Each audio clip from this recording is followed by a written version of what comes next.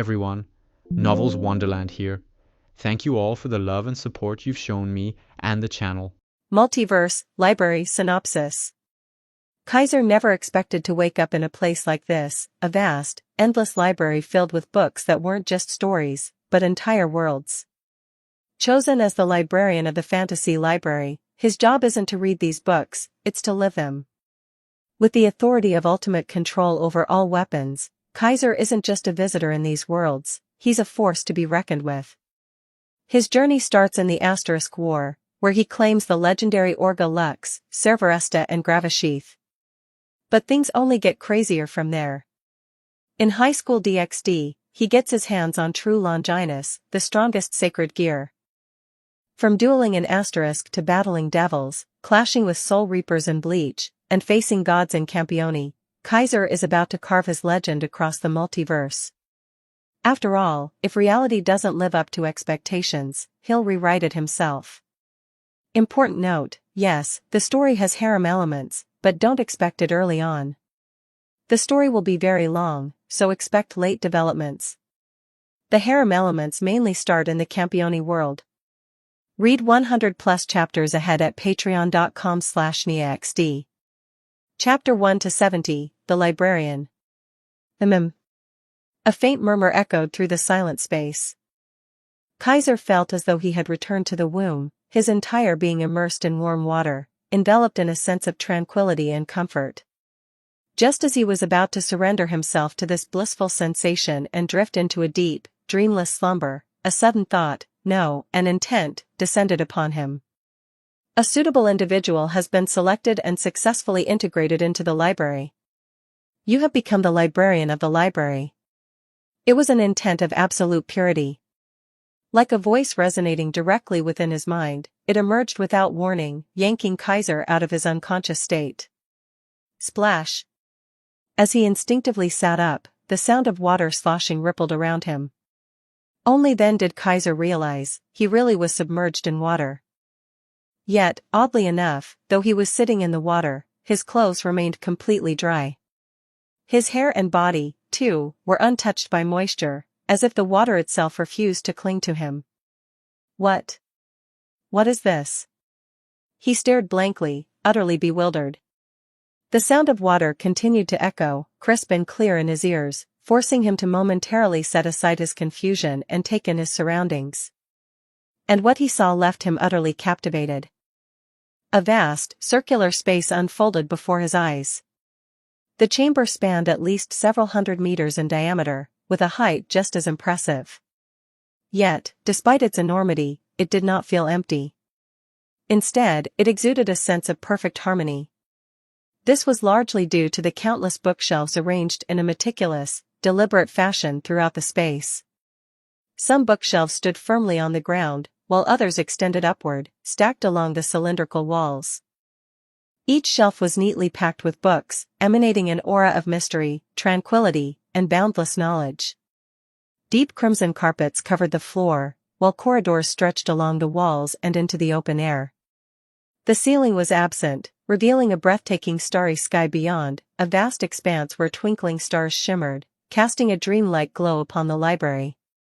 At the very heart of this magnificent space stood Kaiser, within a slightly sunken area encircled by wooden railings. This central space had been designed as a leisure zone, complete with a large fountain, a pavilion, and even a soft grass lawn. A vine-woven hammock swayed gently, reminiscent of something straight out of a fairy tale.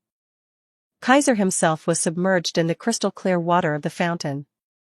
Water continuously spouted from the center, cascading over him, yet still, he remained inexplicably dry, as if everything around him were merely an illusion. Where am I? Mesmerized by the sheer beauty of the scene for what felt like an eternity, Kaiser finally snapped back to reality and voiced the question that had been lingering in his mind. And then? The intent from before descended upon him once more. Kaiser felt himself enveloped in an unseen force, his eyes shutting involuntarily. Minutes passed.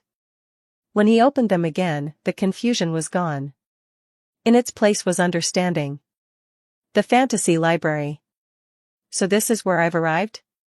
A realm forged from humanity's collective dreams of other worlds, its curiosity, longing, admiration, regrets, and wistfulness, all condensed into an existence beyond reality.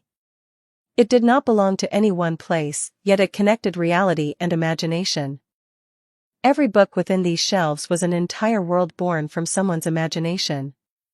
Every page was a fragment of a life envisioned by another.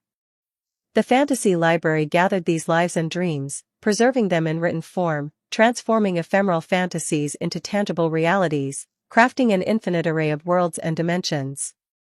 However, there was a problem. If fantasy is to become real, it requires someone to live through it. The lives created by others' imaginations are ultimately hollow. Without real people to experience them, they will remain mere fantasies, forever intangible, never truly existing. And so, from the moment the fantasy library took form, it was destined to require a librarian, someone to step into these imagined lives and traverse these imagined worlds. And thus, Kaiser had been chosen. He was now the first librarian of the fantasy library. Does this count as me finding my true profession? Before coming here, Kaiser had simply been a bookstore clerk. His life had been anything but ideal. His parents divorced when he was young, leaving his grandparents to raise him with great effort. When he finally entered university and gained independence, his grandparents passed away peacefully, having fulfilled their duty. His parents had long since built new families of their own. No matter which side he went to, he never truly belonged, always the unwanted one, the outsider. So he chose to support himself through part-time work, earning a degree that was neither outstanding nor useless, and became one of countless fresh graduates who stepped into the world, only to find themselves unemployed. Eventually, he took a job at a bookstore. It was the first time in a long while that he felt a semblance of stability. Kaiser remembered that just last night, he had been organizing the store's newly arrived books. By the time he finished, it was late, so he had simply curled up in the storeroom and fallen asleep. Who would have thought that upon waking, he would find himself here, chosen as the librarian of the fantasy library? Well, so be it. Stepping out of the fountain, still as dry as before, Kaiser gazed up at the open sky, his eyes reflecting the starlight above. If reality is unsatisfactory, then I'll leave it behind. From today onward, I am the librarian of the fantasy library. Traveling through countless fantasy worlds, living through real experiences. Sounds like it could be interesting. Years of fending for himself had granted Kaiser a decent level of adaptability and acceptance. And so, he quickly adjusted to his new reality, already contemplating his next steps. At that moment, the unseen force descended for the third time.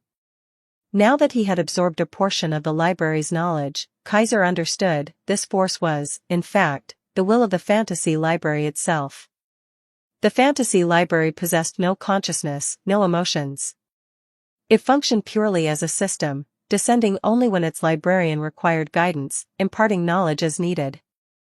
It did not speak in the conventional sense, nor did it transmit words or images. Instead, its essence flowed into Kaiser, translating itself into a form his mind could comprehend. And now, once more, you have become the librarian of the fantasy library. As the librarian, you are entitled to a gift from the library, a power that best aligns with your very being. Upon completing a life experience, the library will reward you based on the depth of that experience and the degree of reality within the world you traverse, in accordance with the power granted to you. Initiating the gift. In an instant, the entire fantasy library began to change. Soft luminescence radiated from the ground, countless books on the shelves glowing in various intensities. Even the vast celestial expanse above sparkled brilliantly, stars blazing with renewed splendor. Bathed in this radiance, Kaiser felt something within him expand. A moment later, that expansion burst forth from his body, manifesting as a single page that floated into the air. This is... Kaiser stared at it, dumbfounded. The page hovered before him, absorbing the luminous energy of the library, then suddenly ignited. As it burned away, intricate golden patterns formed in the air. The gilded lines intertwined, connecting, converging, until they constructed a complex, enigmatic geometric symbol. The symbol then shot toward Kaiser, merging into his very being. And in that instant, he instinctively knew. He understood exactly what power he had just received. Chapter 2, Authority. What had taken root within Kaiser, what had sprouted after absorbing the power of the fantasy library, was, in essence, an authority. This authority was both a symbol and an embodiment of supreme power. Its effect was singularly focused on the concept of armament. Any form of equipment that could affect its wielder fell under its domain, including but not limited to weapons, armor, and artifacts. Whenever Kaiser came into contact with such items, he would have the option to invoke his authority and manipulate them in ways yet to be discovered. Exactly how he could do so was something he would have to figure out on his own. But one thing was certain, he had obtained an ultimate dominion over armament, a power so absolute that it could even surpass the authority of gods. I feel like I've just gained something ridiculously overpowered. Watching the golden markings fully integrate into his body, that was the only thought left in Kaiser's mind. Unfortunately, without possessing a powerful weapon, this ability was little more than a decorative title. In short, for now, Kaiser was still an ordinary person. But that was about to change. Rather than dwelling on his newfound power, Kaiser turned his attention to the towering bookshelves around him. Are these books really manifestations of entire fantasy worlds? Although the fantasy library had already imparted the basic knowledge to him, curiosity still stirred within him. With that thought, he made his way toward a corner of the leisure area, stepping onto a staircase that wound along the walls. After circling a small section of the library, he finally arrived at the archives. Without wandering too far, Kaiser approached the nearest bookshelf and pulled out a book at random. The moment he did, the library's silent intent surfaced once more. By opening a book, you will enter the fantasy world recorded within its pages and undergo a randomly assigned life experience. Please note, until the assigned life experience reaches its designated endpoint, the librarian cannot return to the library. If the librarian dies within the fantasy world and revival is deemed impossible, the library will revoke their status and select a new librarian. Kaiser's fingers froze just before flipping the book open. His brows furrowed. So, if I die, I really die? After a moment of contemplation, his expression eased. That makes sense. The fantasy library exists to transform fantasy into reality. The moment I, a real person, step into those worlds and experience them, that process begins to take shape. If it's becoming real, then of course, death is real too. Perhaps, before he set foot in them, those worlds were merely fantasies. But the moment he entered them, his experiences would give them reality. Which meant, let's just get started. Without further hesitation, Kaiser flipped open the book in his hands. Whoosh. Immediately, the book's pages began to turn on their own. One after another, they lifted from the book, detaching completely, and began to flutter around him as though they had a will of their own. This many? Kaiser was stunned. According to the fantasy library's rules, every single page in these books represented a different imagined life experience. Much like writing a novel, some stories were built around protagonists who were exceptional from the start, blessed with noble bloodlines, powerful backers, or overwhelming abilities.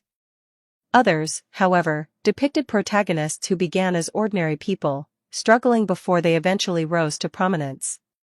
When the fantasy library collected these imagined lives, it automatically filtered out the most illogical or broken settings, only keeping those that could exist within reason. Even so, not all lives were created equal. Some began at the peak, while others started at rock bottom, meaning that the experience could either be a dream come true or an absolute nightmare. And now, as part of his first entry into a fantasy world, Kaiser had to randomly draw one life experience from these pages. Once the selection was made, the remaining pages would vanish. Even if he re-entered this world in the future, he would always follow the same path he was about to choose now. After all, once he completed a life experience in a fantasy world, that world would become real. At this moment, he was undergoing the process of choosing his role in this world. If he was lucky, he would be the protagonist. If he was unlucky, well, then he'd have to struggle to survive. And worst of all, he had no control over this selection process. Even as the pages swirled around him, Kaiser could only stand there and watch. Time passed. The number of pages dwindled, one after another. Until finally, only one remained. Clang! At that moment, the book in his hands emitted a radiant glow. Within that glow, a title appeared on the cover, as if an invisible pen had just written it into existence. The Asterisk War. This world? Kaiser's expression flickered in shock. SHFF. Suddenly, the last remaining page transformed into a streak of light and shot straight into his mind. At the same time, the book in his hands lifted from his grip, opening once more in front of him. Its pages remained intact, but now, they were all blank. Because the one who would write the story had yet to step inside. As if guided by an unseen force, Kaiser reached out and touched the book.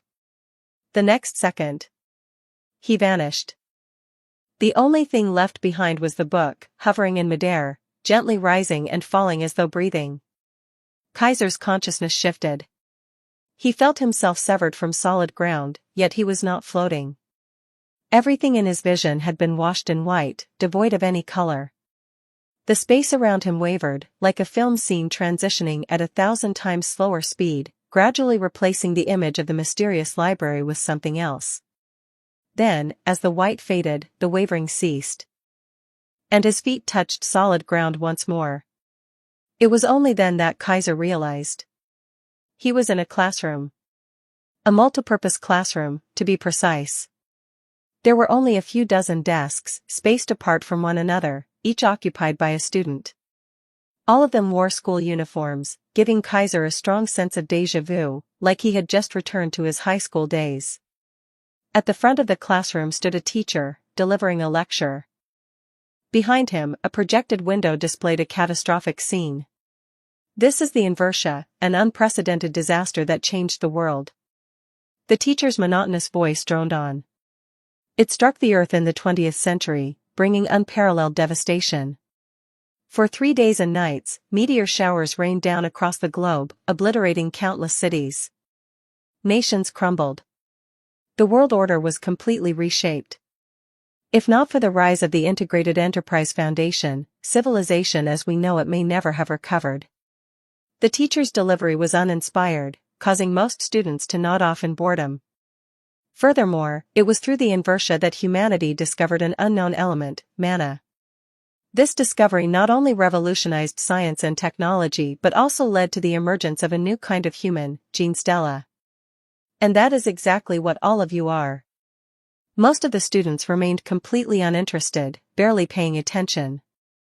But Kaiser, seated near the corner, was gripping his hand tightly. He slowly lowered his gaze and looked at his palm. Within it, stardust flickered. Tiny specks of light, like the cosmos itself, danced across his skin. As he felt an entirely new power coursing through his veins, he understood. At this very moment, he had truly become what the teacher was describing. A Gene Stella. Chapter 3, Gene Stella. Ding dong. The pleasant chime of the school bell echoed through the modern, open-style high-rise buildings, filling the campus with the lively hum of students. One by one, uniform-clad students streamed out of the school buildings. Some chatted and laughed with friends, while others hurried off, their energetic figures weaving through the walkways. Kaiser blended into the crowd seamlessly, indistinguishable from any other student. That was because, at this moment, he truly was a student of this academy, dressed in the same uniform and appearing years younger than before. Now, Kaiser looked like a 17 or 18-year-old high schooler, his youthful body striding through the lush, green pathways with a vigor he hadn't felt in years. Didn't expect to get this kind of perk from entering a fantasy world. Kaiser found it amusing, running a hand over his face. His skin was smooth, full of collagen, completely free of the slightest blemish or oiliness. As he marveled at the changes, he took a moment to sort through his situation. There's no doubt about it, I'm in Asterisk now. Asterisk, more formally known as the hexahedron. A massive artificial floating city, built atop an enormous impact crater lake. Its shape was a perfect hexagon, true to its name. Its official title was Rika, and it had been constructed by the Integrated Enterprise Foundation for one singular purpose: dueling. Of course, dueling here wasn't about playing cards like a certain Duel Monsters world. These were real, weaponized combat tournaments, fought with actual weapons in high-intensity battles. In this world, the ultimate tournament, the Festa, was a globally renowned combat spectacle, with the largest fanbase in the world. It was not just a sport but an event that profoundly influenced the global economy. Asterisk existed as the stage for the Festa, and also as the primary training ground for its competitors. According to the Festa's regulations, only Genestella between the ages of 13 and 22 were eligible to participate. And since all eligible competitors fell within that age range, nearly all of them were students.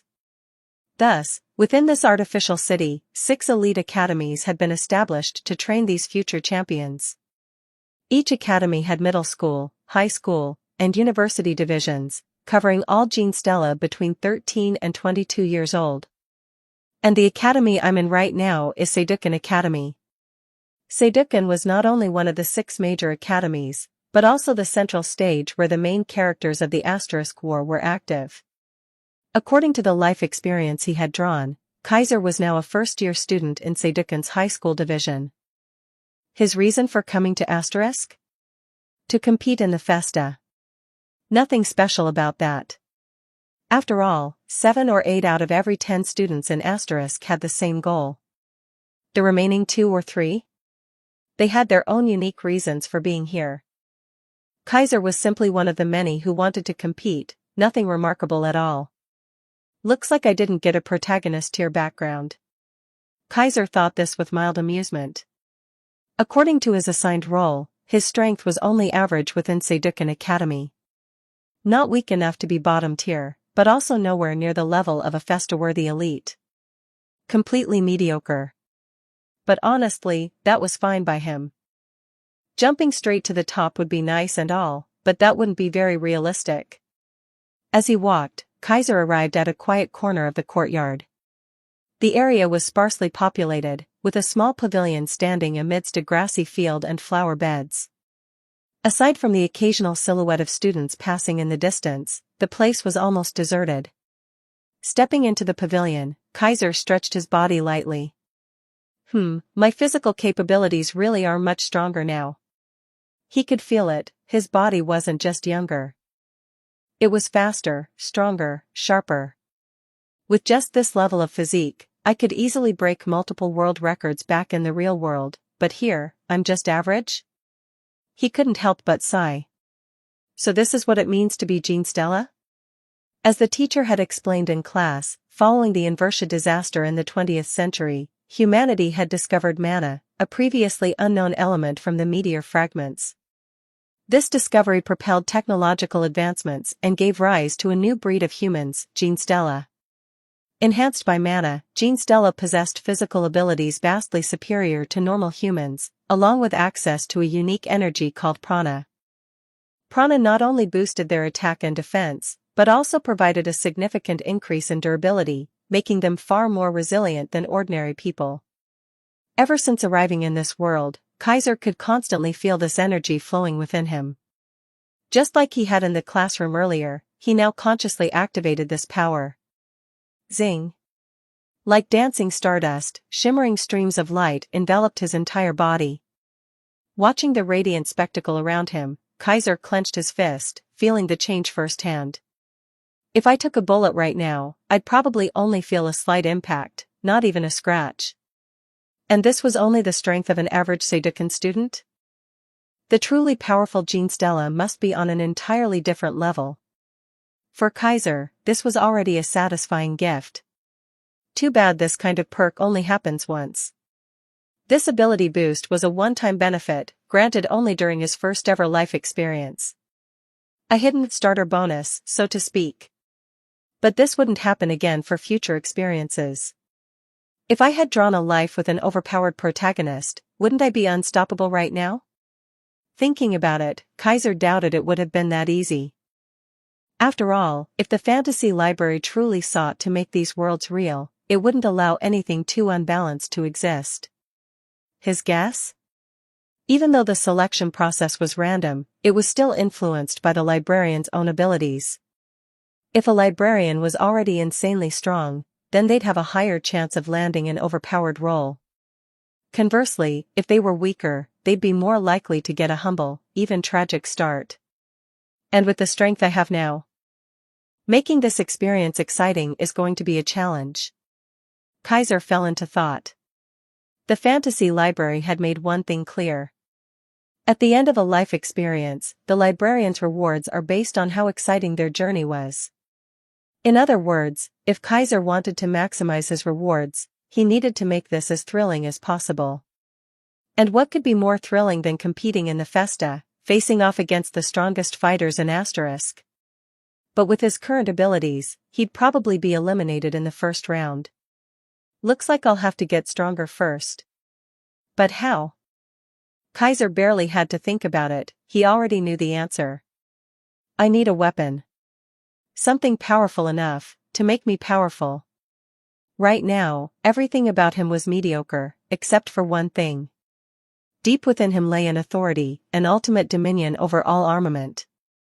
A power that could manipulate weapons, armor, and artifacts. Which meant, if I want to get stronger quickly, my best bet is to find a powerful weapon. And he already had an idea where to start. But first, he needed to test his ability. His gaze shifted to his waist. Attached to his belt was a cloth holster. Reaching down, Kaiser retrieved a small device from it. A metallic hilt, embedded with a green gemstone, shaped almost like a sword handle. So this is an activator? Examining it curiously, Kaiser's thoughts stirred. Zing! In an instant, a long, glowing blade extended from the hilt in his hand. Chapter 4, The True Power of Authority. Orga Lux. Kaiser's gaze trembled slightly as he looked at the glowing blade in his hand. In this world, traditional cold weapons and firearms had long since been rendered obsolete. The meteors from the Inversia had brought with them an unknown element, mana. But beyond transforming humanity and giving birth to Gene Stella, mana had also crystallized naturally into a rare mineral known as manadite. This mineral had revolutionized countless scientific fields, but its most notable breakthrough was the development of mana conversion weapons, with manadite as their core. These weapons were self-sustaining, requiring zero external resources. Once activated, the manadite within them would materialize pre-programmed elemental constructs, transforming mana into tangible weapons, beams, blades, arrows, bullets, and more. These weapons were called Lux. Lux weapons could have their output and properties adjusted, and when inactive, they remained in their compact hilt form, making them highly convenient to carry. Their practicality had made them the dominant form of weaponry, even for civilians. From self-defense tools to children's toys, Lux weapons had become so common that they were now a part of everyday life. Naturally, in Asterisk, a city built for combat tournaments, home to 6 elite academies training Festa competitors, such an essential piece of equipment was standard issue. All students enrolled in Asterisk's 6 academies were entitled to request a Lux from the school's equipment bureau, which would even customize and modify the weapon to suit their needs. Right now, the weapon in Kaiser's hand was one such Lux. And yet, gripping the hilt tightly, an indescribable sensation washed over him. Before this, Kaiser had never wielded a weapon in his life. The most he'd ever held were kitchen knives and fruit-cutting blades, maybe a pair of scissors or nail clippers at most. Under normal circumstances, this should have felt foreign to him. He should have had no clue how to use this weapon properly. Yet, the moment his fingers wrapped around the hilt, he did not feel unfamiliarity.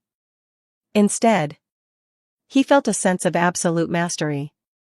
It was as if something within him was whispering, "This weapon is an extension of your body. This weapon is an extension of your senses. You have already mastered it completely, you know exactly how to wield it. It is yours to command.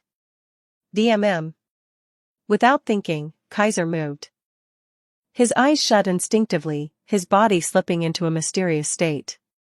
His blade danced. The lux in his hands felt as natural as his own limbs, and his body followed without hesitation.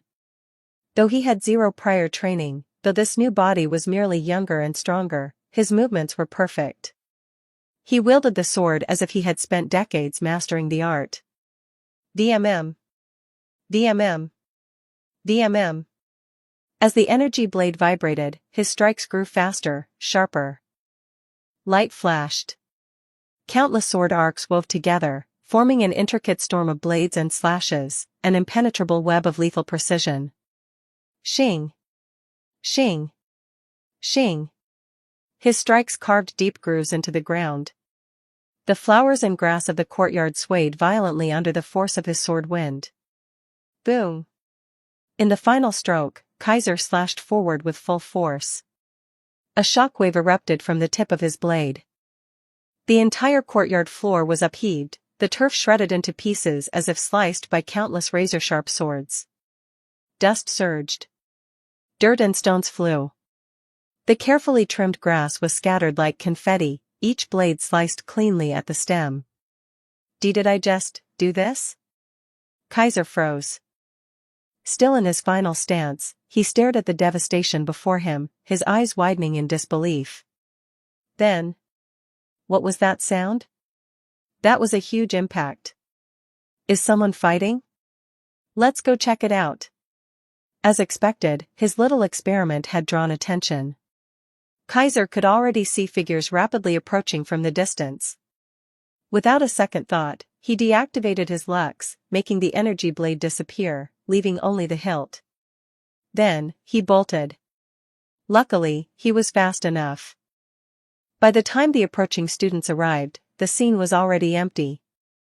All that remained was a shredded courtyard, the aftermath of an unnatural sword wind, leaving the spectators murmuring in confusion. Huh. Elsewhere, Kaiser had escaped to another isolated corner of the campus, finally exhaling in relief. But then... Wait. Why did I run? He smacked his forehead. He had completely forgotten. This was Asterisk. A city where duels were part of daily life. It was completely normal for students to fight each other, whether inside the academy or out in the city. As a result, collateral damage was expected. Not only were students rarely held accountable for property damage, but in most cases, they weren't even required to pay compensation. Of course, this only applied if they had a valid reason for fighting. I was just practicing my swordplay in an open area. That should count, right? Shaking his head, Kaiser let the matter drop. Instead, he focused on what had just happened. Once again, he activated his lux. So, that wasn't a fluke. It wasn't an illusion. It was real. Gripping the hilt, Kaiser could confirm it now. He had absolute mastery over any weapon he wielded. No training required. No effort needed. Just by holding a weapon, his body would instinctively know how to use it in the most optimal way possible, perfectly and flawlessly. So this is what my authority does? Excitement surged within him. No, this isn't all it can do. He could feel it. His authority wasn't limited to just wielding weapons perfectly. There was something more. I can make this weapon recognize me as its rightful owner? Through sheer intuition, Kaiser sensed the truth.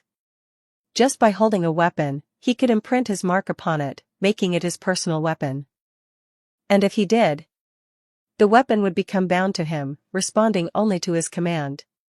It would grow stronger alongside him, increasing in power over time. Even if broken, it could be stored within him, gradually self-repairing over time.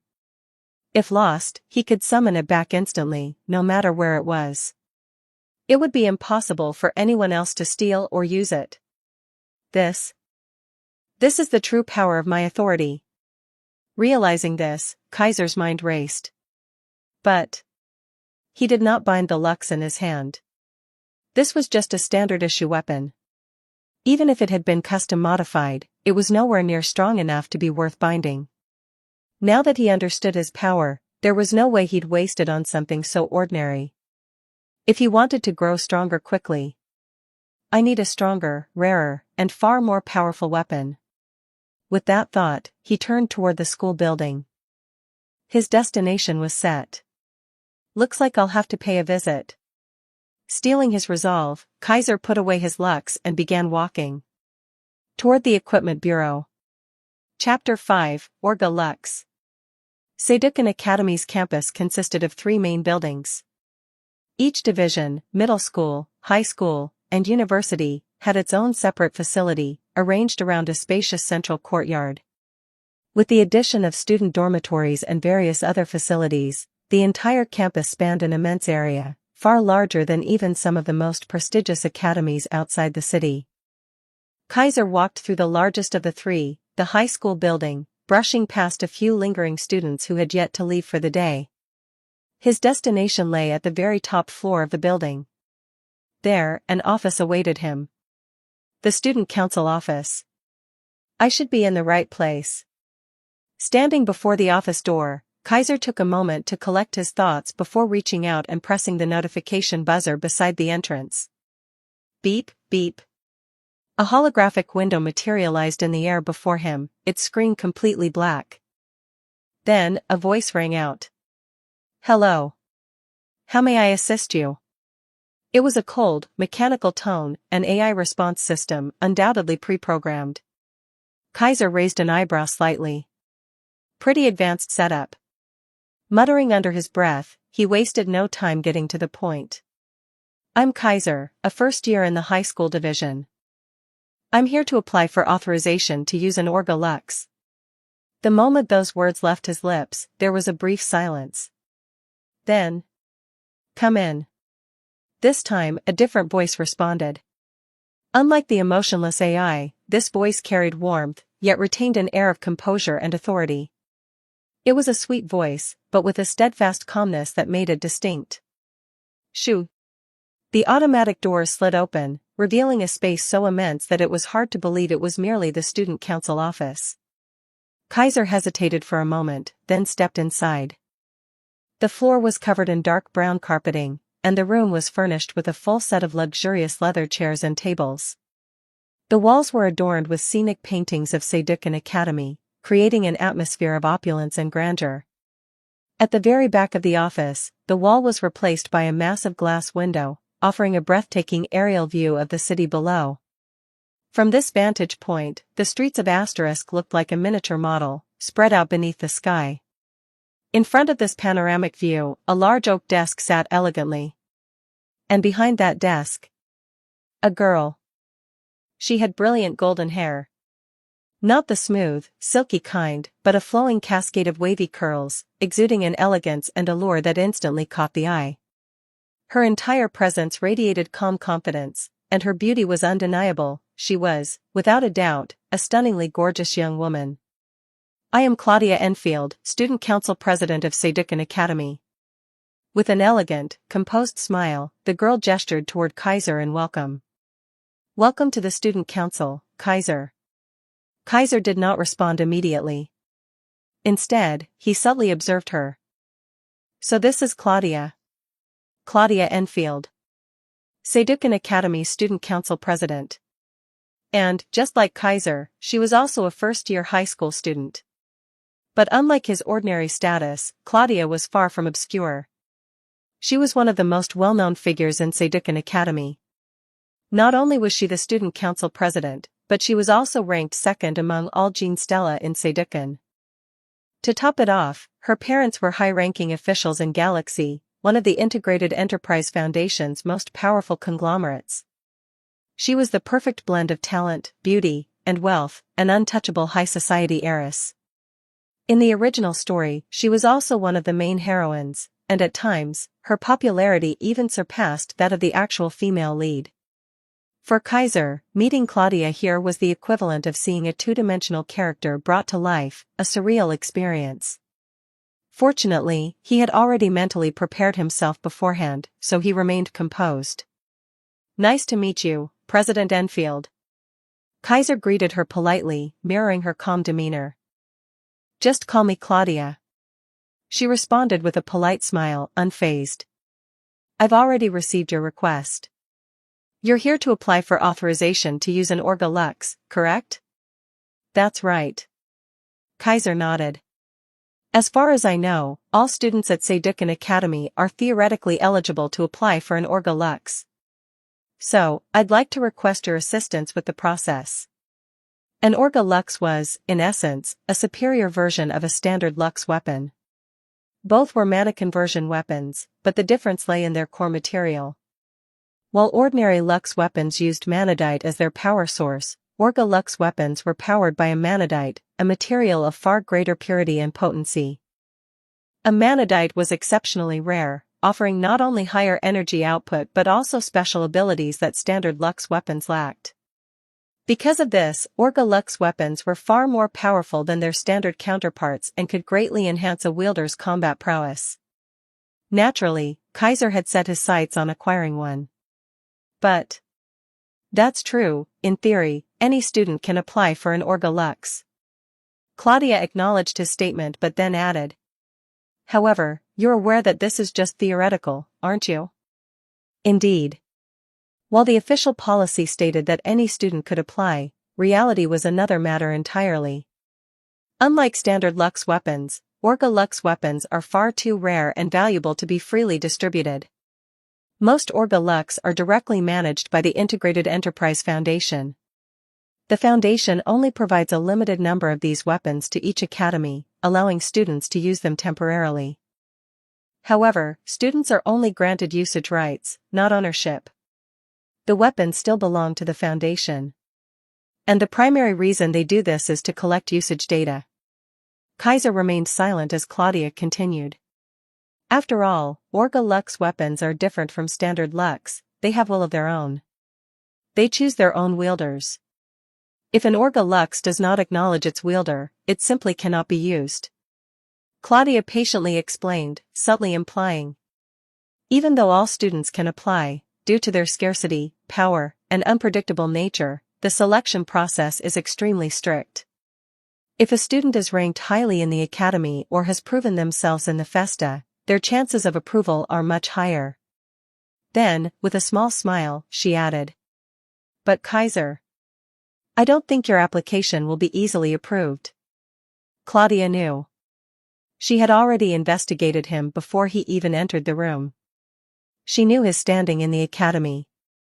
She knew that, based on his ordinary level, his application would likely be outright rejected. But Kaiser had anticipated this. "Please submit my application." His voice remained calm. "All right." Claudia studied him for a moment before nodding. "I'll submit the request on behalf of the student council. You can wait for the results." "Thank you." Kaiser gave a small nod of appreciation. Then, turning away from her, he activated his authority.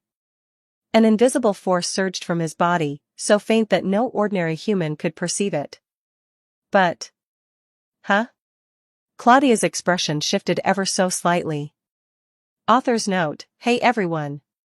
Yep, this is a re-release, you probably already know why.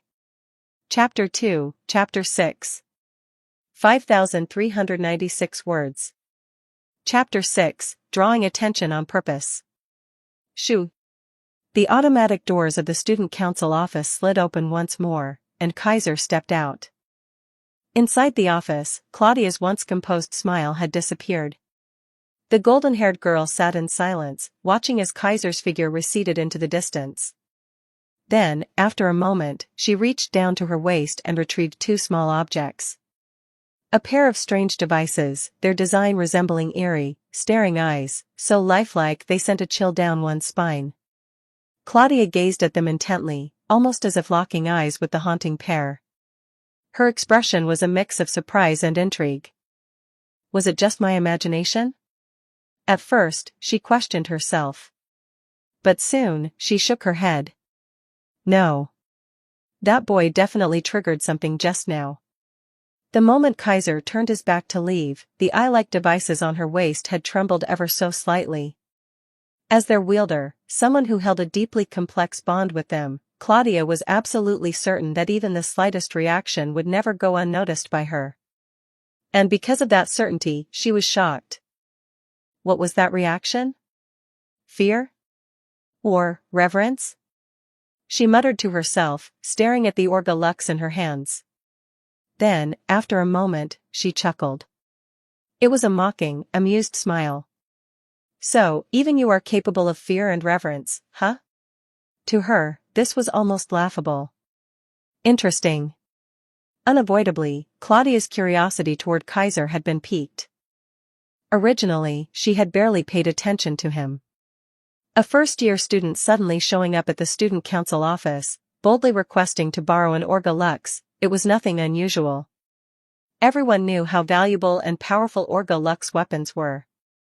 Aside from a small group of skeptics, most students desired them in some way. Any student interested in gaining strength, climbing the academy rankings, or making a name for themselves in the Festa would naturally dream of wielding such a weapon. Especially average students. How many times had history repeated itself? A nameless, mediocre student gets their hands on an Orga Lux, suddenly rising to prominence, dominating the academy, even becoming a legend in the Festa. These stories weren't uncommon. There had been many famous figures throughout history who wielded Orga Lux weapons. It was only natural that students fantasized about obtaining one, seeing it as their ticket to greatness. At first, Claudia thought Kaiser was just another one of them. If it weren't for her duties as student council president, she wouldn't have given him a second thought. If Kaiser had left quietly, she would have submitted his application as a formality, then forgotten about him entirely. After all, with his lack of achievements, his application was doomed to be rejected. There was no way he would have been granted permission to use an Orga Lux so early on. But now, Claudia changed her mind. For Pandora to react like that, yet for him to never appear in my dreams, just what makes him so special? Walking to the floor-to-ceiling window, she gazed down at the academy grounds, a meaningful smile forming on her lips. Let's give him a little push, shall we? Outside the high school building, courtyard. Stepping out into the open air once more, Kaiser instinctively looked up, his eyes drawn to the top floor of the school building. She's noticed me by now, hasn't she? He murmured under his breath. Being familiar with the original story, Kaiser knew. With his current skill level and reputation, there was no way his Orga Lux application would be approved. Normally, the correct path would have been to improve his ranking, gain recognition, and prove his worth to the academy before applying. If he stood out among his peers, if he climbed to the top, the academy would gladly grant him an Orga Lux, so he could bring them prestige in the Festa. But that took too long. And Kaiser wasn't willing to wait. So, he needed Claudia's influence. If the student council president backs me, my approval chances will skyrocket. Claudia wasn't just a student leader. Her parents were high-ranking officials in Galaxy, the corporation that funded Saydukan Academy. The academy would never ignore her opinion. Because the true owner of Saydukan's Orga Lux weapons was Galaxy itself. If Claudia pushed his application forward, the academy would have no choice but to comply. And given her personal relationship with her Orga Lux, if he showed even the slightest influence over it, she would undoubtedly become interested. Once that happened, she might help him willingly. Of course, this was only speculation. Kaiser wasn't certain things would play out this way. His knowledge of the original story gave him insight into Claudia's unconventional personality. That was why he took the risk. But whether it actually worked, that was another matter. The question is, will her Orga Lux react to me? That part, he couldn't predict. My authority is supposed to be the ultimate dominion over weaponry. A weapon with a will of its own shouldn't be able to remain indifferent to it, right? With that thought, Kaiser left the courtyard, letting fate take its course. The next few days. Kaiser spent the following days blending into the academy's daily routine. He attended classes on time. He practiced swordplay in secluded areas. He trained his body whenever he had free time. His new body thrilled him. It was young, full of energy, and incredibly strong. For the first time in years, he actually felt like moving, as if all his previous laziness had been cured. He had no friends in the academy. Even though he recognized many major characters from the original story, he had no intention of seeking them out. At most, he felt mild curiosity about seeing them in real life. But beyond that, he remained neutral. That said, he kept an eye on online news and the Academy's website. Through them, he saw familiar names, faces, and even dual recordings. One thing that fascinated him was the technology of this world. Their smartphones were tiny, barely larger than a laser pointer. And yet, they could be operated hands-free, responding to gestures instead of touch. They projected virtual screens, allowing users to access information midair. Even video calls could be handled with just a wave of the hand. All of this is thanks to nanotechnology, huh? Kaiser often found himself marveling at it. Then, finally, he received the news he had been waiting for. Your application has been approved, Kaiser. That day, Claudia walked straight into his classroom, carrying a stack of documents in her arms.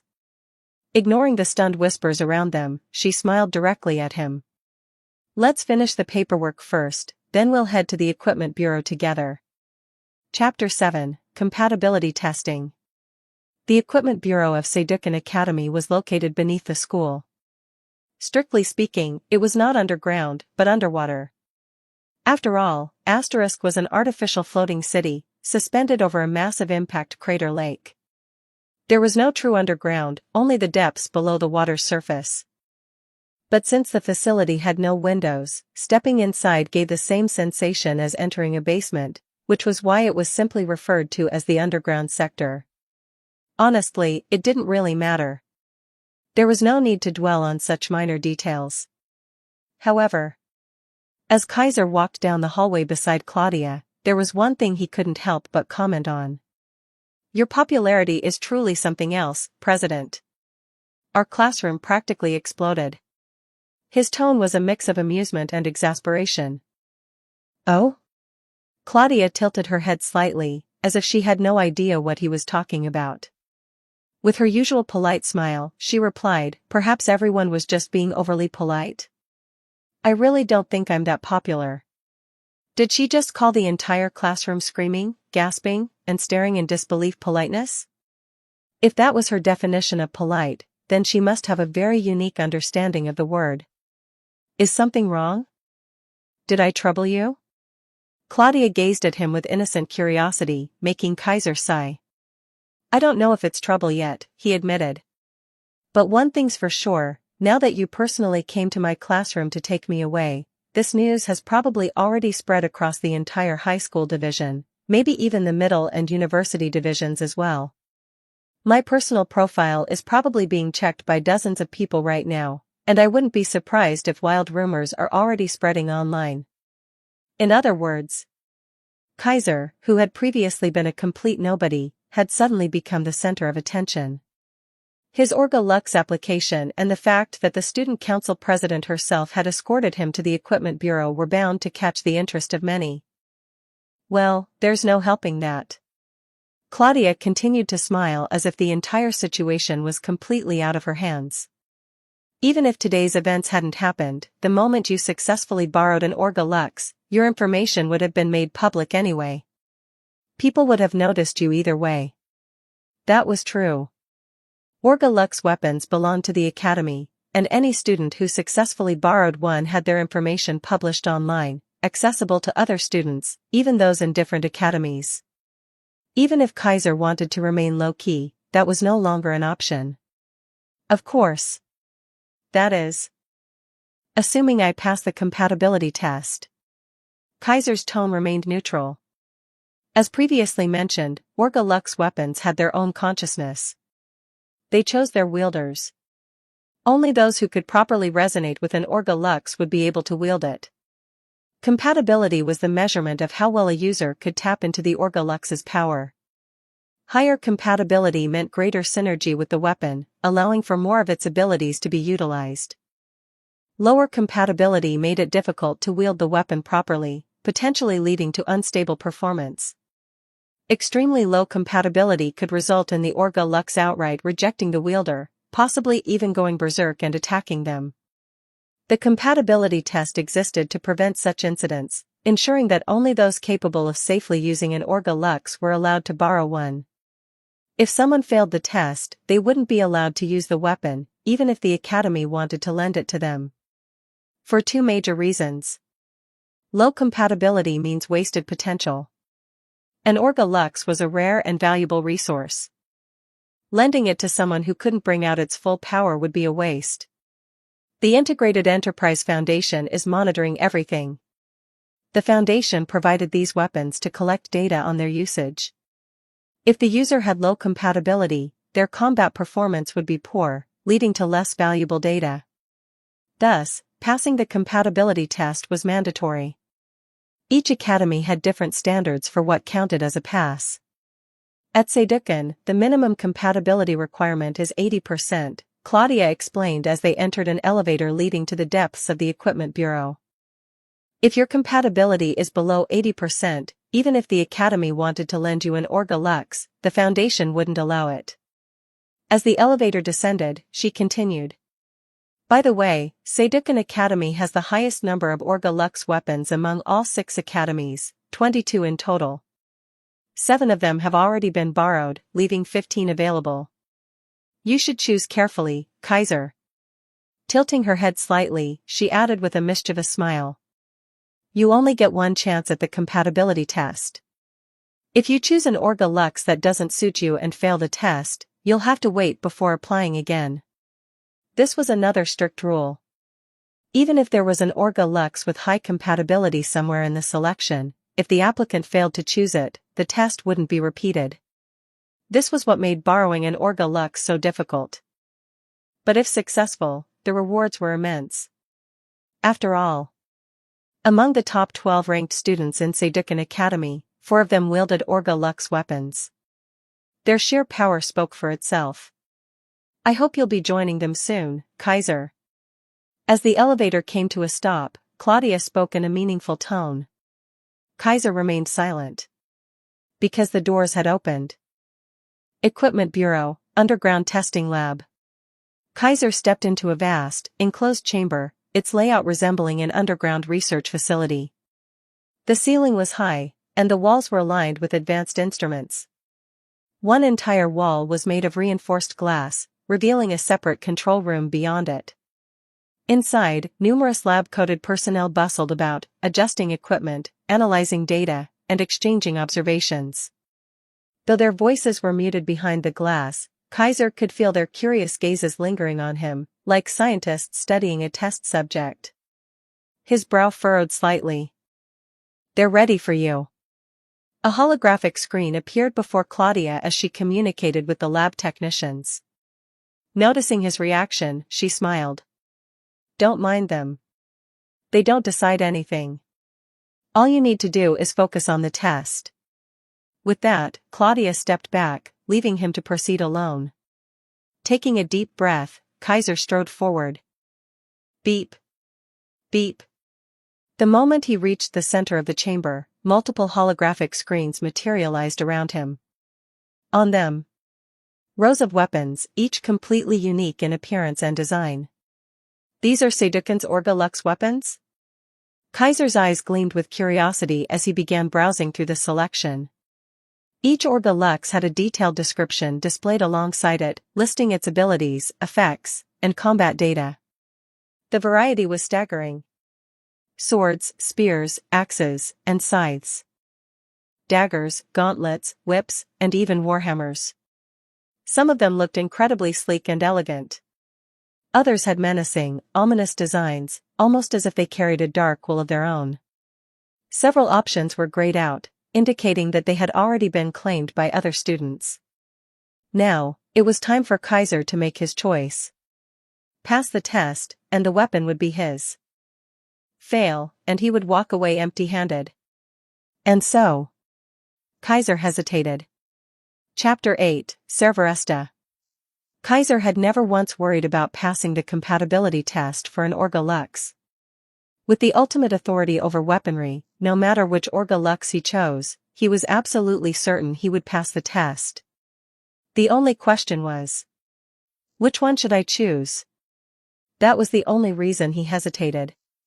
Standing before the holographic display of Saydukin's available Orga Lux weapons, Kaiser still hadn't made his decision. If I'm choosing, I might as well pick the best. Orga Lux weapons were inherently superior to regular Lux weapons. But even among them, some were stronger than others. Leaving aside raw attack power and energy output, the special abilities of each Orga Lux varied greatly. Some abilities were useful but not particularly powerful, such as flight or weight manipulation. Others were overwhelmingly strong, such as the ability to manipulate storms, control gravity, or even invade a target's mind. Among the 15 remaining Orga Lux at Saydukin Academy, some were exceptionally powerful, while others were relatively underwhelming. Since he didn't have to worry about compatibility issues, there was no reason not to pick the strongest one available. However, no matter how I look at it, this one is by far the strongest. His gaze had been fixed on one particular sword for a while now. A massive blade with a black hilt, embedded with a brilliant red amanadite at its core. The blade itself seemed to flicker like flames, shifting in an eerie, molten glow. It was immense, almost as tall as a person. But more importantly, its combat parameters were beyond anything else in the selection. Unrivaled energy output. Devastating attack power. A terrifyingly unique ability. Even among Orga Lux weapons, this one stood in a league of its own. It far outclassed any standard Lux weapon. It even surpassed most Orga Lux weapons. Which made sense. This is one of the four-colored magic swords. One of the strongest Orga Lux ever created. To be honest, Kaiser really wanted to choose it. But this is supposed to be the protagonist's weapon. That was the only reason he hesitated.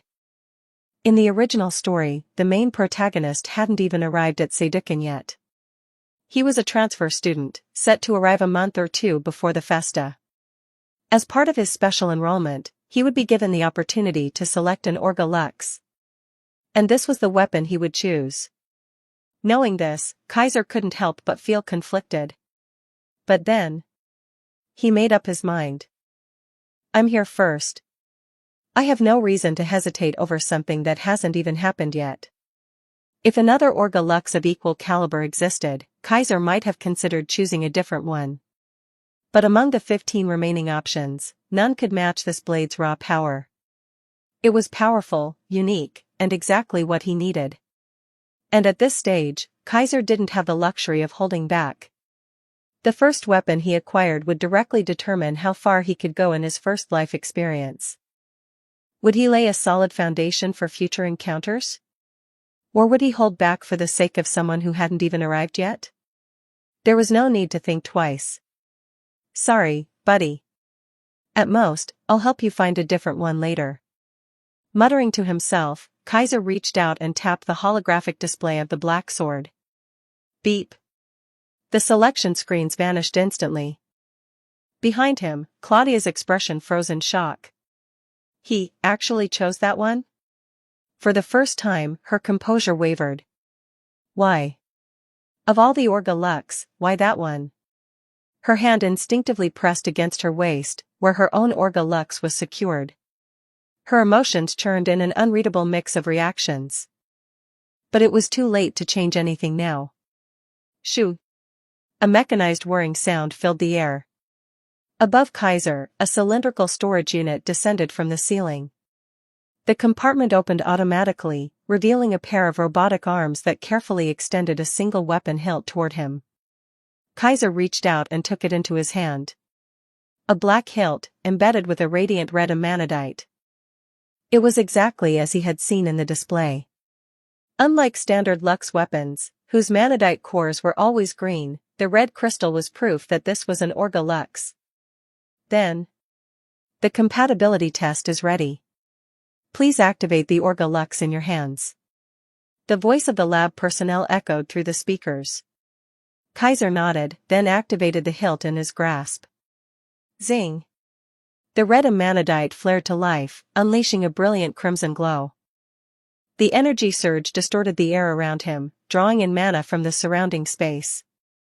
Then, it began to materialize.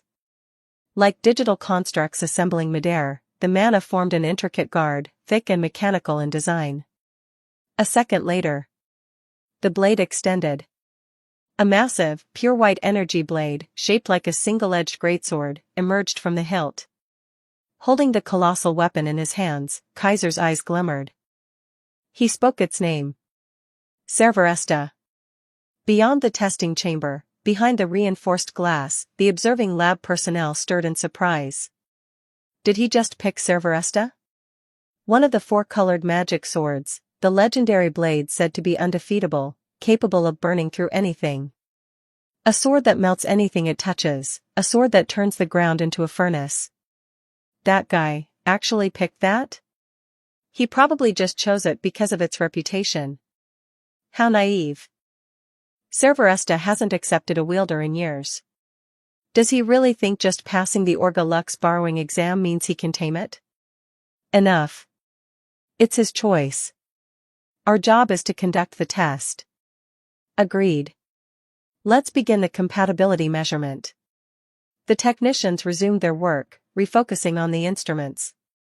Meanwhile, Claudia remained silent, watching from the observation deck. Her eyes stayed fixed on Kaiser, her thoughts unreadable.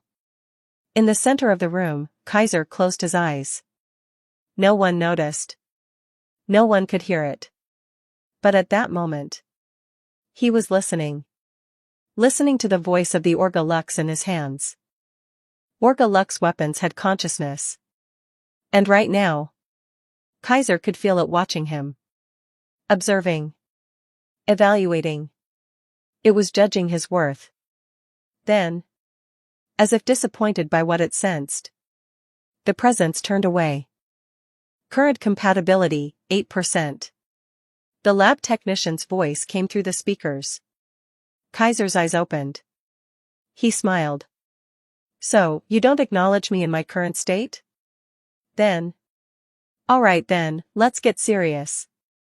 Chapter 9, The First Exclusive Weapon. If someone could peer into Kaiser's body, they would have seen golden inscriptions coursing through him. These intricate markings pulsated rhythmically, at times shining brilliantly, at times dim and subdued, almost as if they were alive, like the steady beating of a pulse. They covered every inch of his flesh, every organ, and had become one with him. No, these markings had always been a part of him.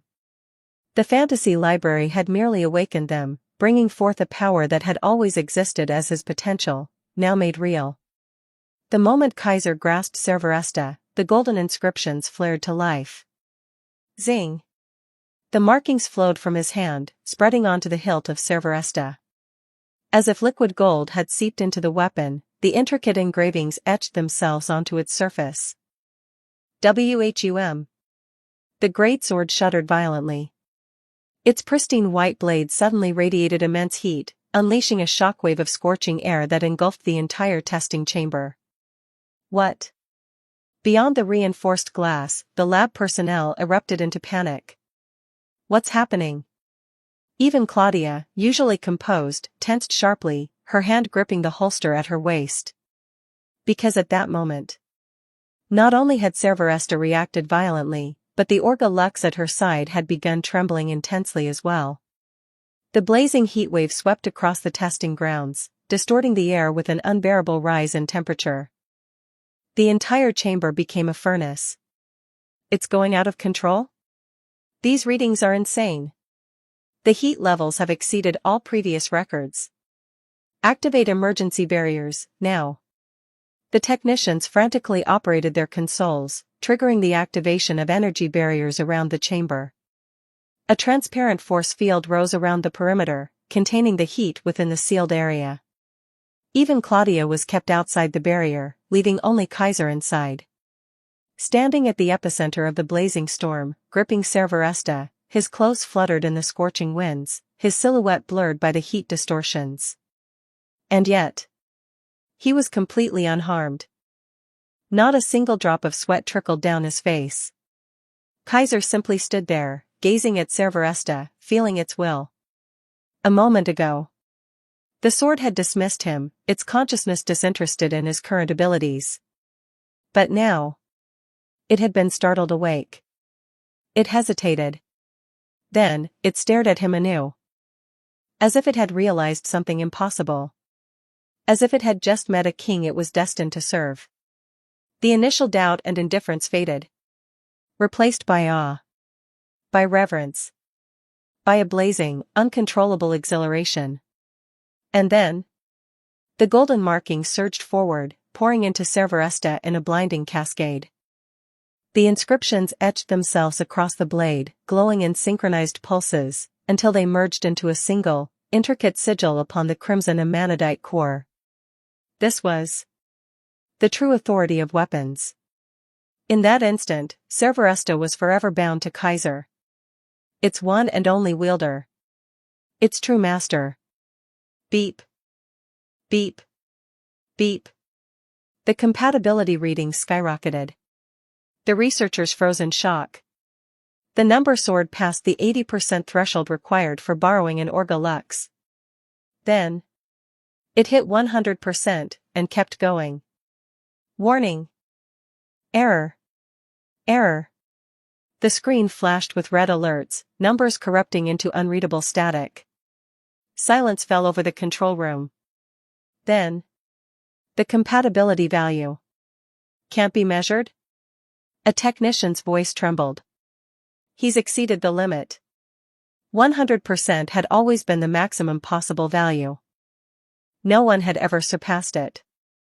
Until now. Cerveresta, one of the strongest Orga Lux ever created. A sword that had rejected wielder after wielder for years. Had now found its master. And that master had broken the known limits of compatibility. WHUM. The burning energy blade hummed violently, its form shimmering with raw power. Kaiser lowered his grip, letting the great sword rest at his side. A silent understanding passed between them. The sword's will had become clear. It recognized him. The scorching heat began to fade. The air cooled. And with a quiet chuckle, Kaiser spoke. From now on, I'll be counting on you, Cerveresta. His words vanished into the dissipating heat. Beyond the barrier, Claudia watched in silence. Her gaze, complex and unreadable. Seducan Academy, Student Council Office. That should be everything, right, President? Kaiser handed over the final signed document to Claudia, seated at her desk. Yes. With this, all procedures are complete. Claudia accepted the files, her gaze lingering on Kaiser. Her expression was calm as always, but her eyes searched for something beneath the surface. When will I receive Cerveresta? Kaiser asked casually.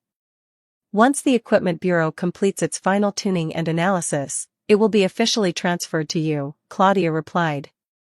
Despite the chaos of earlier, despite shattering compatibility records, the Academy had ultimately approved the loan of Cerveresta. After all, the school and the Integrated Enterprise Foundation were eager to see what would happen next. An Orga Lux that had exceeded compatibility limits. How powerful would its wielder become? That was something they couldn't afford to ignore. Of course. If Kaiser wanted, he could summon Cerveresta right now. The sword was already his. It was no longer a borrowed weapon, it belonged to him alone. The Academy thought he had merely qualified to borrow it. They had no idea, Cerveresta had been permanently claimed. And Kaiser had no intention of letting them find out. Claudia, unaware of this hidden truth, simply regarded him with a complicated expression. Even for her, this turn of events was beyond belief. The future has changed. She murmured under her breath. Kaiser tilted his head. Did you say something? Claudia quickly recovered, shaking her head with a smile. Nothing at all. Then, with her usual calm demeanor, she offered him a final piece of advice. Cerberesta is a powerful Orga Lux. But it's also known for being difficult to control. I hope you'll be able to handle it well, Kaiser. To which he responded, with an unshaken smile, I will. Chapter 10, Cost, Side Effects, and Sacrifice. 2 days later, Kaiser finally received Cerberesta from Claudia. Standing in a secluded corner of Seducan Academy, he turned the black hilt over in his hands. Feeling the excitement radiating from the sword, he smiled. I made you wait, huh, Cerberesta? With that, he activated the Orga Lux. Zing! A brilliant crimson glow burst forth from the red amanadite embedded in the hilt. Mana surged in response, forming the thick mechanical guard, from which the pure white blade extended. Whum! Kaiser raised the sword, channeling prana into it. Immediately, black energy lines coiled around the glowing white blade, spiraling upward and sinking into the manadite core. A surge of immense heat condensed along the sword's form, turning the brilliant white blade pitch black. This time, however, the heat did not radiate outward uncontrollably like before. Instead, it was fully contained within the blade itself.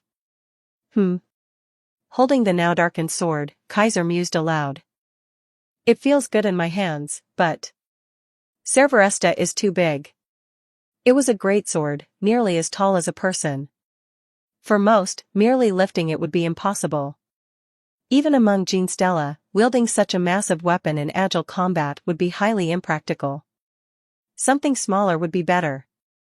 As soon as he spoke, Cerberesta began to shift. Zing! The red manadite pulsed, releasing another wave of energy. The black energy lines coiling around the blade began to spiral inward. And then, the entire sword dismantled and reconstructed itself. The thick guard shrank, the massive blade compressed, the heat condensed even further. Within moments, the once towering greatsword had been resized to a standard-length one-handed longsword. Now, it was sleek, swift, and dangerous. Seeing this, Kaiser grinned knowingly. You really can adjust your size freely, huh, Cerberesta? With his ultimate authority over weapons, the moment he touched a weapon, he fully understood it. And Cerberesta was no exception. From the very first time he held it, he had known. It was an adaptive weapon, capable of altering its form. And now, he had confirmed it himself. This is much better. Kaiser gave the smaller blade a few test swings. Each movement left behind a distorted heat ripple in the air. Whum! Whum! Whum! He gradually increased his speed, blurring into motion, his blade cutting through the air in rapid arcs. The pitch-black blade hummed with intense power, the heat of a furnace compressed into its very form. If anyone were watching, they would have never believed that this was his first time wielding Cerberesta. His fluid movements, his seamless execution, the way his entire body moved in sync with the sword. Even a seasoned master swordsman would have thought he had trained with Cerberesta for years. But in truth, this was the first time he had ever swung it. Even Kaiser himself felt as if he and Cerberesta had been together for a decade. Their harmony, their understanding, their instinctive coordination. It was something far beyond natural compatibility. One with the blade. That phrase echoed in his mind. Unfortunately, the prana consumption is insane. Without warning, Kaiser stopped abruptly. His face paled slightly, and he let out a wry smile. So this is Cerberesta's cost, huh? Every Orga Lux required a price to use. Each had different drawbacks, different tolls that made their overwhelming power come at a cost. For Cerberesta, its cost was absurdly high prana consumption. And when it was said to be high, it wasn't just an exaggeration. For a typical Genstella, even just activating it would completely drain them dry. The original protagonist had an absurd amount of prana, one of the highest in the entire series. That's the only reason he was able to wield Cerberesta in the first place. Compared to him, my prana reserves are nothing. Kaiser's overall capabilities were average by Seidokan standards. His prana capacity was no exception. With his current limits, using Cerberesta at full power would drain him within seconds. If the sword hadn't recognized him, it would have mercilessly consumed all his energy the moment he activated it. Right now, it was only thanks to two things that he could still stand. Cerberesta was deliberately restraining itself. His authority had strengthened the weapon, reducing its drawbacks. Even so, Kaiser could only wield it for a few minutes at most. And that was with the blade holding back. If he ever pushed its full output to the limit, he would only last a few attacks before collapsing. In the end, my prana is just too low. Kaiser sighed in frustration. But then, Cerberesta trembled. And in the next moment, it released a surge of raw mana. Cerberesta? Kaiser frowned. The sword did not respond. Instead, it poured massive amounts of mana into him. The energy surged into his body, infusing his cells, altering his very being. Then, Kaiser realized something shocking. My prana is increasing? No. Not just his prana reserves. His entire body was rapidly getting stronger. His reflexes, speed, and endurance. All of them were evolving. Cerberesta can boost my power? That wasn't supposed to happen. Nowhere in the original story had this ability ever been mentioned. Then, it hit him. Wait. The gene Stella species was created due to exposure to mana, right? And a manadite is essentially the most concentrated form of mana. So if a weapon infused with a manadite were to transfer its energy directly into a person, it could forcibly enhance them.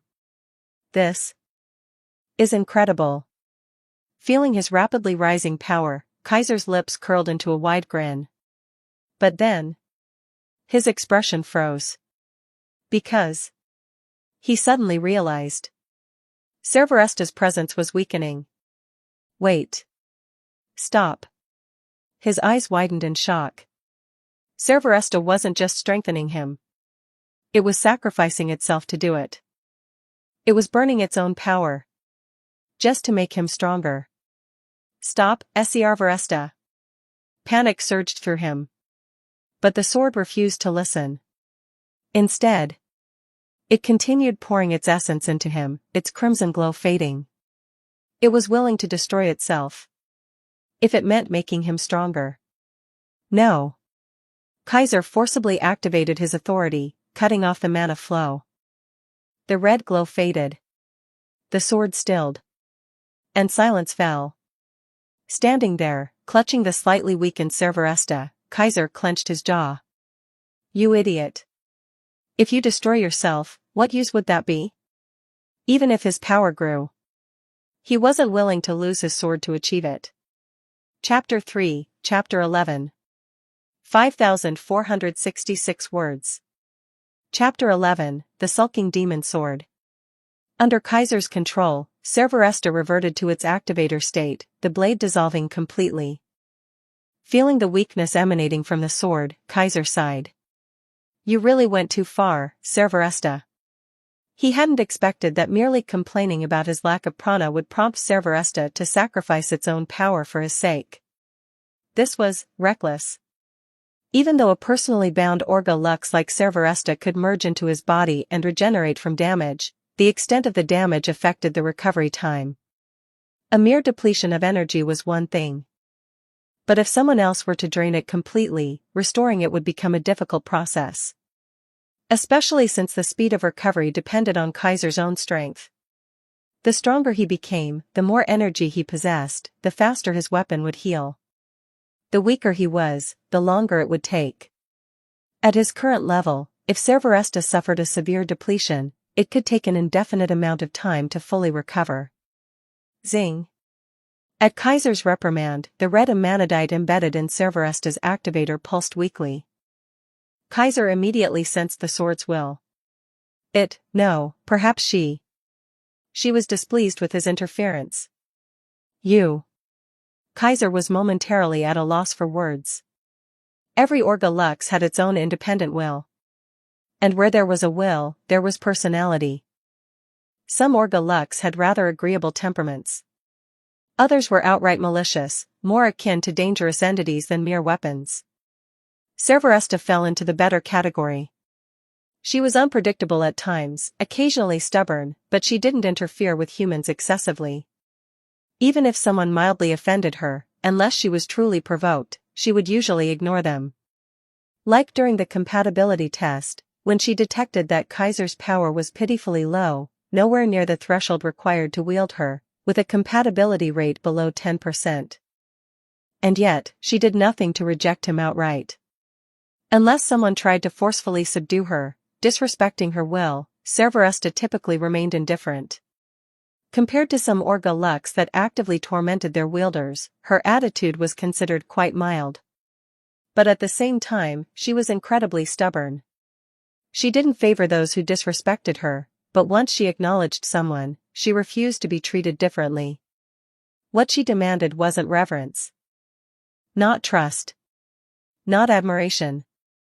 She only wanted to be treated as a sword. In her view, she was merely a weapon. A tool. And the purpose of a weapon was to fight. The purpose of a tool was to serve its master.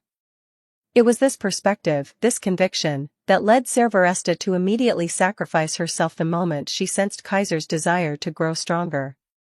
If it had been any other wielder, she wouldn't have gone so far. They were just temporary owners, passing figures in her existence. As a weapon, she could always be given to someone else. But Kaiser was different. Cerberesta knew she had permanently merged with this person. She was no longer just a borrowed weapon. She belonged solely to Kaiser. From now on, she would only fight for him.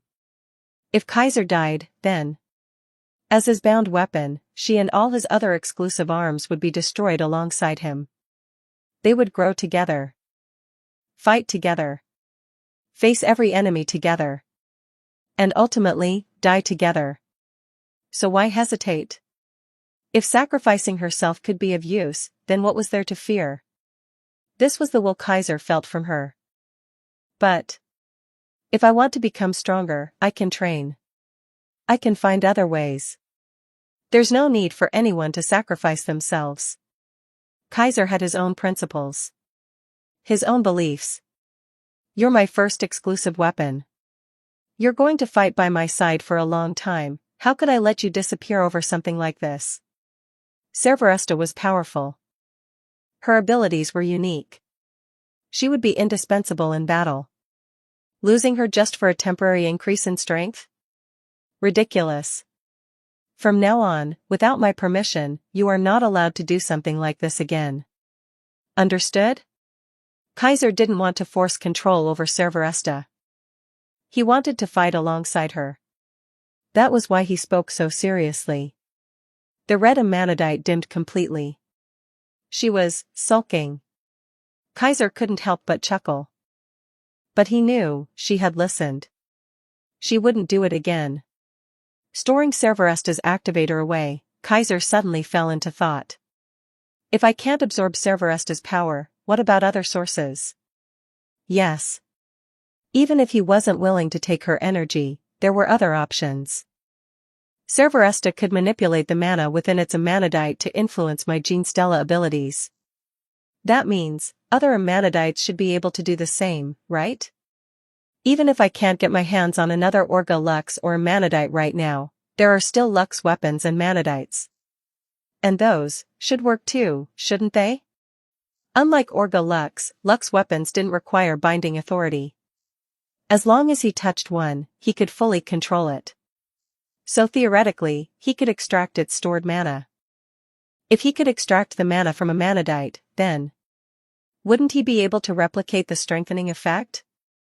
Even if he didn't know how to directly modify his Genestella abilities, Cerberesta could help guide the process. Absorbing her energy was out of the question. But using external Manadites, with her assistance? No problem. Let's test it. Kaiser could barely sit still. He immediately pulled out one of the Lux weapons he had previously used. Serveresta, work with me. One hand gripped the Lux's activator. The other held Serveresta's activator. Focusing his will, he reached into the Lux's manadite core, drawing out its stored energy. Zing!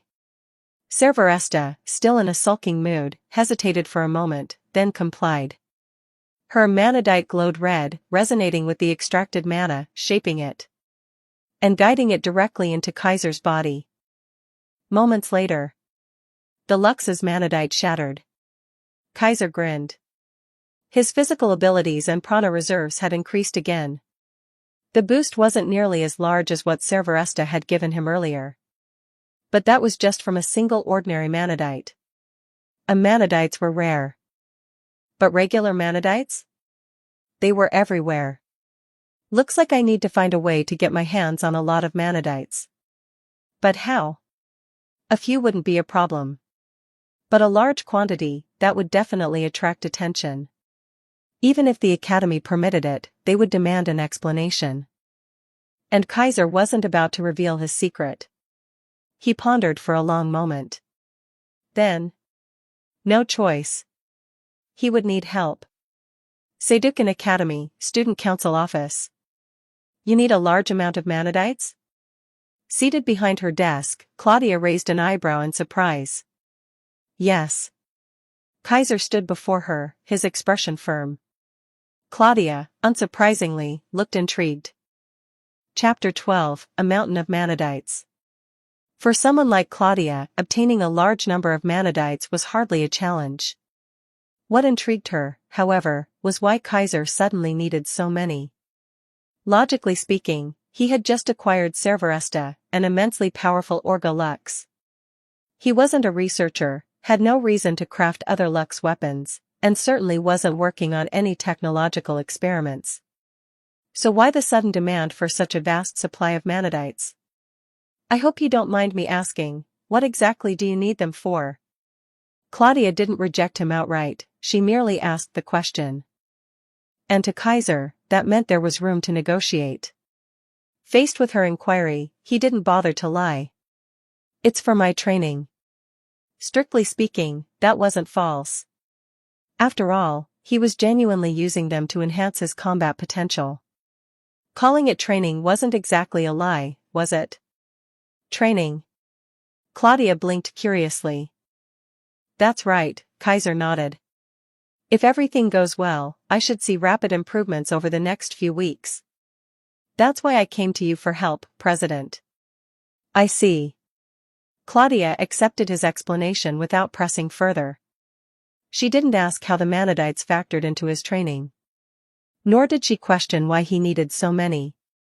After all, personal training methods were considered private information in Asterisk. In a school where every student was a potential rival in battle, asking about someone's training regimen was hardly appropriate, if not outright taboo. So Claudia didn't pry. If this is for your training, then I have no reason to refuse. With that, she agreed without hesitation. Is this really all right? Kaiser hesitated. Even if they're just manadites, collecting them in bulk must still be quite expensive, right? Even the cheapest ore, when acquired in large quantities, could become costly. Seidukan Academy, backed by Galaxy, had no shortage of manadites. But giving such a large sum to a single student? That was no trivial expense. And while Claudia could afford to make it happen, that didn't change the fact that he was essentially asking her to spend money on his behalf.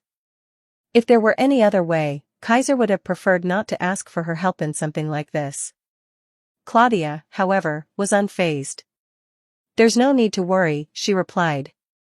The Academy offers various benefits to outstanding students. If your ranking is high enough, you can even receive special privileges. Providing resources for promising talents is nothing unusual. She clearly intended to request the manadites under this justification. And in her mind, there was no reason for the Academy to reject it. It's only natural, isn't it? Claudia suddenly asked. You are planning to participate in the festa, correct? Of course. Kaiser was momentarily surprised, but he saw no reason to hide it. He nodded. In that case, the Academy has every reason to support you, Claudia said, unfazed. I'm sure you're aware, Seducan Academy's performance in the festa hasn't been ideal in recent years. Kaiser nodded again. He didn't remember every detail of the original story, but after browsing the internet for the past few days, he had picked up on plenty of things. Seducan Academy had been struggling in the festa for multiple seasons. The festa, ***'s world-famous combat spectacle, was a student battle tournament, held every 3 years and divided into 3 distinct events. Phoenix Festa, Year 1, summer a 2-person team competition. Gryps Festa, Year 2, autumn a 5-person team competition. Lindworm Festa, Year 3, winter a solo competition. Each festa awarded points to its top-performing students. At the end of the 3rd year, the scores were tallied, determining the overall rankings of the 6 academies. And for several seasons, Seducan Academy had ranked near the bottom. In the last season, our academy placed 5th overall, Claudia explained.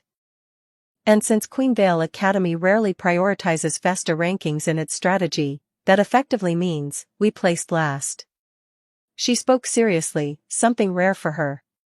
Because of this, Seducan Academy is focusing heavily on student development this year. If they find out that supplying you with manadites will significantly improve your growth, then the upper management will approve it without hesitation. And right now, Kaiser was worth investing in. As the wielder of Cerveresta, a weapon of immense power, he had already caught the attention of the Academy's executives. Especially considering his unprecedented compatibility score. A never-before-seen phenomenon. If Claudia put in the request, the Academy wouldn't hesitate to back him. There's no need to feel guilty, Claudia assured him. If you perform well in the festa, that alone will be enough to repay the Academy. She tilted her head slightly, offering a gentle smile. And you don't need to feel like you're troubling me, either. I'm just submitting a simple request, it's hardly any effort at all. Hearing that, Kaiser could only nod. But in his mind, he was already taking note of something. This, and my Orga Lux application, both were handled by her. She's helped me twice now. Because of his past experiences, Kaiser had learned to be self-reliant.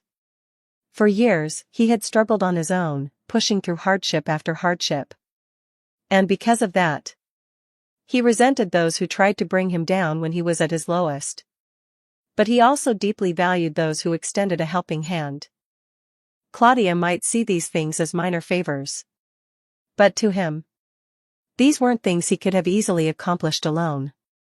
So this favor, he would remember it. At that moment, a thought crossed his mind. Subtly, he shifted his gaze toward Claudia's waist. A new plan was forming. A few hours later. True to expectations, Seducan Academy had no shortage of manadites. Kaiser had only spoken to Claudia about it in the morning. By afternoon, they had already been delivered. This is one of the Academy's underground storage facilities, Claudia had informed him via message. The manadites you requested have been transferred there. Along with her message, she had attached a location marker. The meaning was obvious. Unable to suppress his excitement, Kaiser endured the wait until the final class of the day. Then, the moment the bell rang, he immediately left the classroom. He wasted no time heading straight for the designated location. And soon, he arrived at the underground storage vault. At the entrance, he placed his hand on the scanner. The lock released. Clearly, Claudia had taken care of everything in advance. Feeling a hint of gratitude, Kaiser stepped inside. And was instantly greeted by a mountain of glowing green organ. A vast pile of manadites, stacked like a small hill. Perfect. Kaiser couldn't help but smile. He couldn't help it. Because these were the keys to his rapid growth. And so, without another word, he stepped forward, gripping Cerveresta's activator tightly. With gleaming eyes, he strode toward the mountain of Manadites. And began. Chapter 13, The Name Charts. In the dimly lit underground storage vault, green streams of light, pure mana extracted from Manadites, flowed around the room in a steady current. Kaiser stood at the center, holding Cerberesta's activator. His eyes remained shut as he bathed in the crimson glow emitted from the sword's Amanadite core, his presence taking on an almost otherworldly intensity. The green mana streams drifted around him, drawn in by the red radiance, slowly flowing into his body. And as the energy entered his system, he could feel it. His strength rising. His prana reserves expanding. Power surged through his body, radiating an aura far greater than what he had possessed before. And surrounding him, there were still countless Manadites left. This growth process could continue indefinitely. As long as nothing went wrong. Suddenly, Kaiser frowned. His eyes snapped open. Stop for now, Cerberesta. At his command, the red glow from Cerberesta's Amanadite dimmed. Instantly, the green streams of mana vanished, dispersing into the air like mist. Kaiser raised his hand, flexing his fingers experimentally. The power increase is too fast. If I keep going like this, I'll lose control over my body and prana. That was the issue. His rapid ascent in strength had begun to outpace his ability to manage it. If he continued absorbing mana recklessly, he wouldn't be able to properly control his body, or his prana. I need to adjust first, then continue later. Realizing this, Kaiser made the rational decision. He stopped chasing power blindly. Zing! The activator of Cerberesta flared to life. A pure white blade took form, extending from its hilt. Just like before, Kaiser channeled prana into the weapon. And immediately, black energy markings rose from the pristine blade. These dark patterns coiled around the sword, spiraling into the red Amanadite core. The moment they merged, the transformation completed. The once white blade turned into a deep, jet-black sword of raw destruction. Feeling the energy coursing through the weapon, Kaiser smirked. Right now, I can fully sustain Cerberesta at maximum output for dozens of seconds. Previously, he could only maintain this power for a few attacks. Now, he had extended that limit several times over. A significant improvement. Still, dozens of seconds is too short. There's no need to keep it at full power the whole time. Thinking this through, Kaiser gradually reduced the prana output. Instantly, the pitch-black blade began to fade. Its darkness lightened, shifting to a deep purple hue. Only then did the change stop. This is Cerberesta's normal output, isn't it? Kaiser muttered to himself, observing the blade's new appearance. In the original story, when the protagonist first obtained Cerberesta, this was its standard state. The difference? The protagonist couldn't control the sword's size, meaning he was forced to wield it as a massive greatsword. Kaiser, however, had absolute mastery over its form. Even with the same power output, he wielded a sleek, manageable longsword instead of a hulking blade. Even at this level, Cerberesta's power isn't something just anyone can handle. It was a weapon that could burn through anything. At full power, there were practically no defenses that could withstand a single swing. Even in this normal state, regular Lux weapons would shatter instantly upon contact. Only other Orga Lux weapons could endure a direct hit. This should be enough. Satisfied, Kaiser nodded. At this level, I can sustain Cerberesta for over an hour. That was more than enough for real combat scenarios. And if he truly needed to, he could push it to maximum output for a short burst of devastating power. With my current abilities, I should be strong enough to enter the name charts now, right? The name charts, Sedukan Academy's ranking system. In Asterisk, every academy had its own ranking system. The details varied between schools, but all of them had a structured combat-based hierarchy.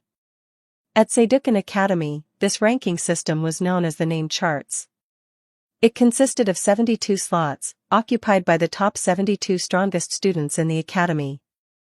And at the very top, the first 12 ranks were recorded on the first page of the name charts. These students were known as the Page 1. How to rank up? Simple. Duel someone with a rank, win, and take their spot. In other words, the only way to enter the name charts was through combat. Previously, Kaiser wasn't even close to the rankings. There were hundreds of students in Seiduken's high school division alone. Including the middle and university divisions, that number skyrocketed. Back then, Kaiser was merely mid-tier among them. Not even in the top 200, let alone the top 72. But now, if he only considered raw stats, he was strong enough. He could make it into the name charts. And if he factored in Cerberesta's power, even Page 1 students weren't out of reach anymore. Kaiser was tempted. He wanted to test his current strength. Come to think of it, the next official ranking battle is coming up, isn't it? Asterisk's duel system allowed students to freely challenge each other. However, under normal circumstances, duels required both parties to agree. This meant that students in the named charts, especially those with high ranks, rarely accepted challenges. After all, if they lost, they would lose their rank. And in Seiduken Academy, having a rank meant having privileges. The Page 1 students, in particular, enjoyed massive benefits, such as the ability to instantly request an Orga Lux. Unlike normal students, who had to go through lengthy application reviews, Page 1 members had priority access to Seiduken's most powerful weapons. So naturally, ranked students were very protective of their positions. However, to prevent students from hoarding their rankings and avoiding battles indefinitely, the Academy enforced a mandatory monthly tournament, the official ranking battle. This event forced lower-ranked students to defend their spots from challengers. And they could not refuse. This was what Kaiser had referred to. He raised his hand, summoning a holographic display in midair. With a few taps, he pulled up the official ranking battle schedule. 3 days from now, huh? And the registration period would open tomorrow. This is perfect. 3 days was plenty of time to adjust to his new strength. He would be fully prepared before stepping into the arena. And as for my first target, Kaiser opened the name charts, scanning through the rankings. The rules allowed him to challenge any student 1 rank tier above him. Since he was currently unranked, he could only challenge students outside of Page 1. But that was fine. Let's go all out, then. Kaiser's eyes locked onto the first name listed on the second page of the name charts. Without hesitation, he reached forward and tapped the challenge button. Chapter 14, The Official Ranking Battle. Seiduken Academy housed a massive multi-purpose arena. A sprawling coliseum, built for high-stakes combat. At its very center was the largest battle stage, a grand, expansive platform, surrounded by luxurious spectator seating, its construction an undeniable display of wealth and prestige. Encircling the battlefield was a high-tech defensive barrier. A dome of energy designed to withstand even the fiercest attacks. Once activated, the barrier completely enclosed the stage, ensuring that even the most explosive battles posed zero risk to spectators. The sheer scale and energy cost of maintaining such a system meant that only 3 battle stages in the entire arena were outfitted with this defense. Most of the time, these stages remained off-limits. But today, the central arena was fully open. A gathering of duelists and spectators. Students, dressed in Seiduken uniforms, streamed into the venue. Their excitement palpable, their conversations lively. One by one, they filled the stands, packing the entire spectator area to capacity. Their sole reason for being here was obvious. They had come to watch. Today marked the second official ranking battle of the year. For many, this was a rare chance to witness the strongest fighters in Seiduken, including the Page 1, the Academy's elite top 12, in live combat. Even beyond the Academy, This event drew significant attention. High-ranking academy officials, external VIPs, and even rival school representatives often attended. And among them, the most relentless were the media.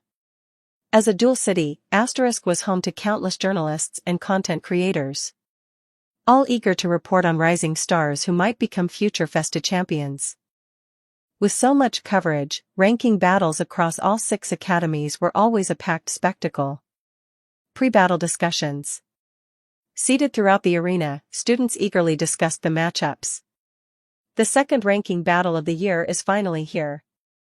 I wonder which duel will be the most exciting. Isn't it obvious? The final match of the day. The rank 1 battle?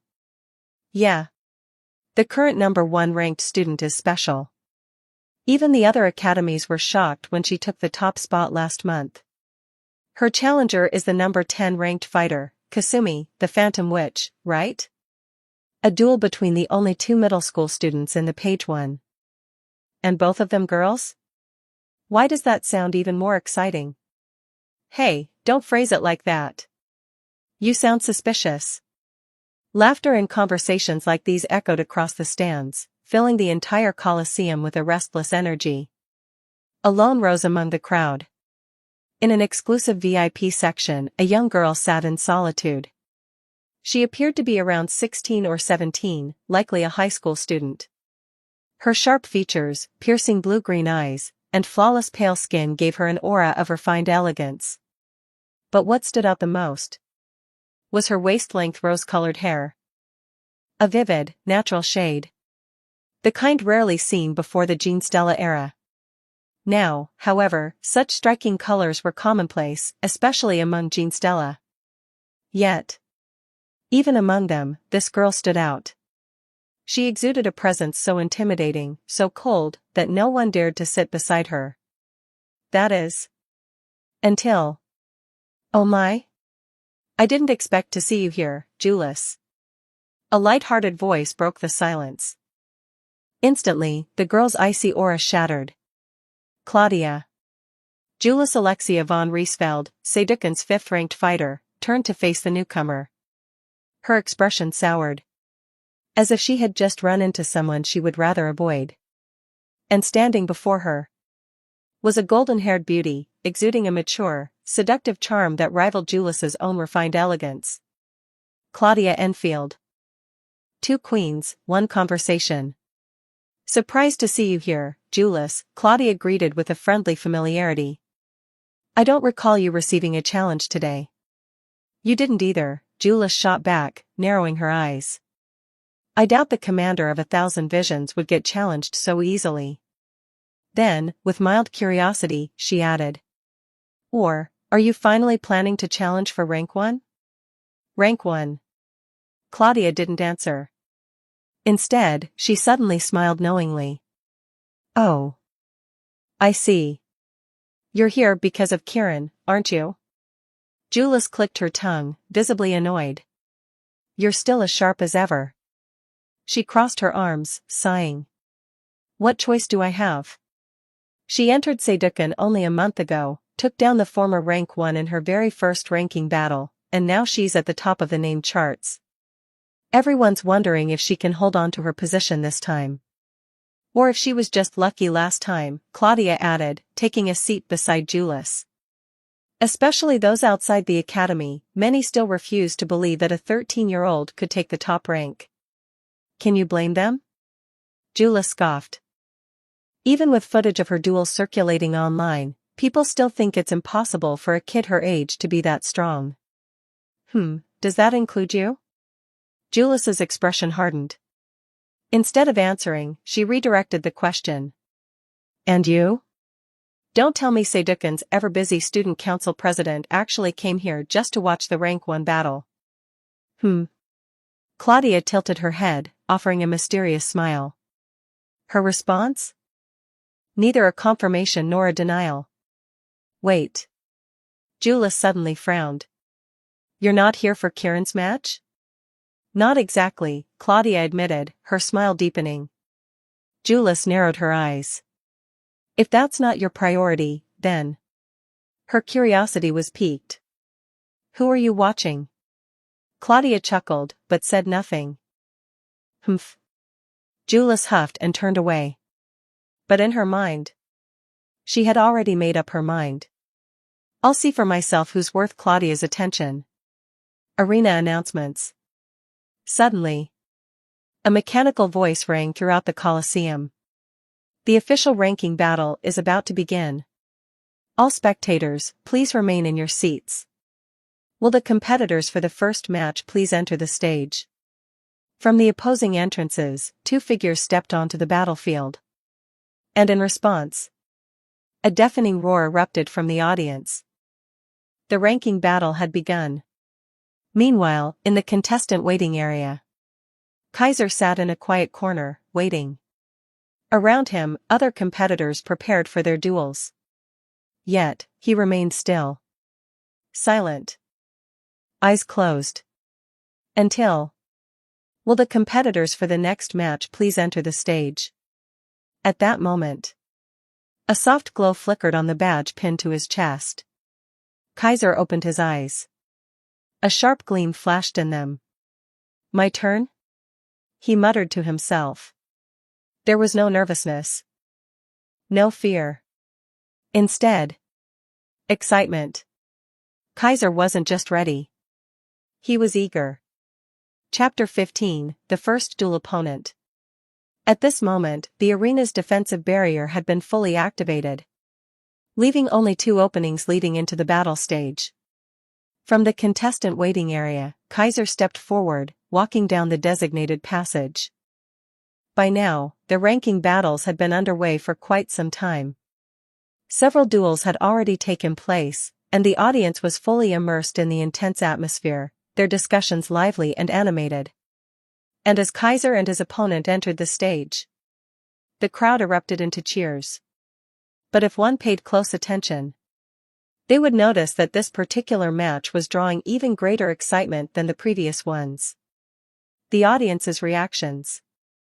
Arkady Fankin is entering the stage. The strongest fighter below page 1. Finally, a real heavyweight. The spectators were buzzing with anticipation. Rank 13. The highest rank beneath page 1.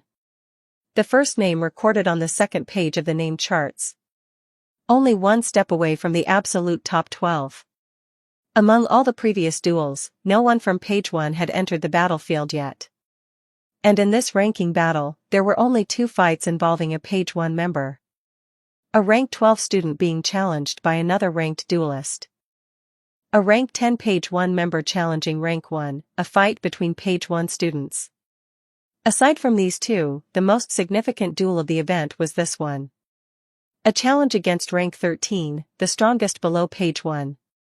So naturally, the audience was thrilled.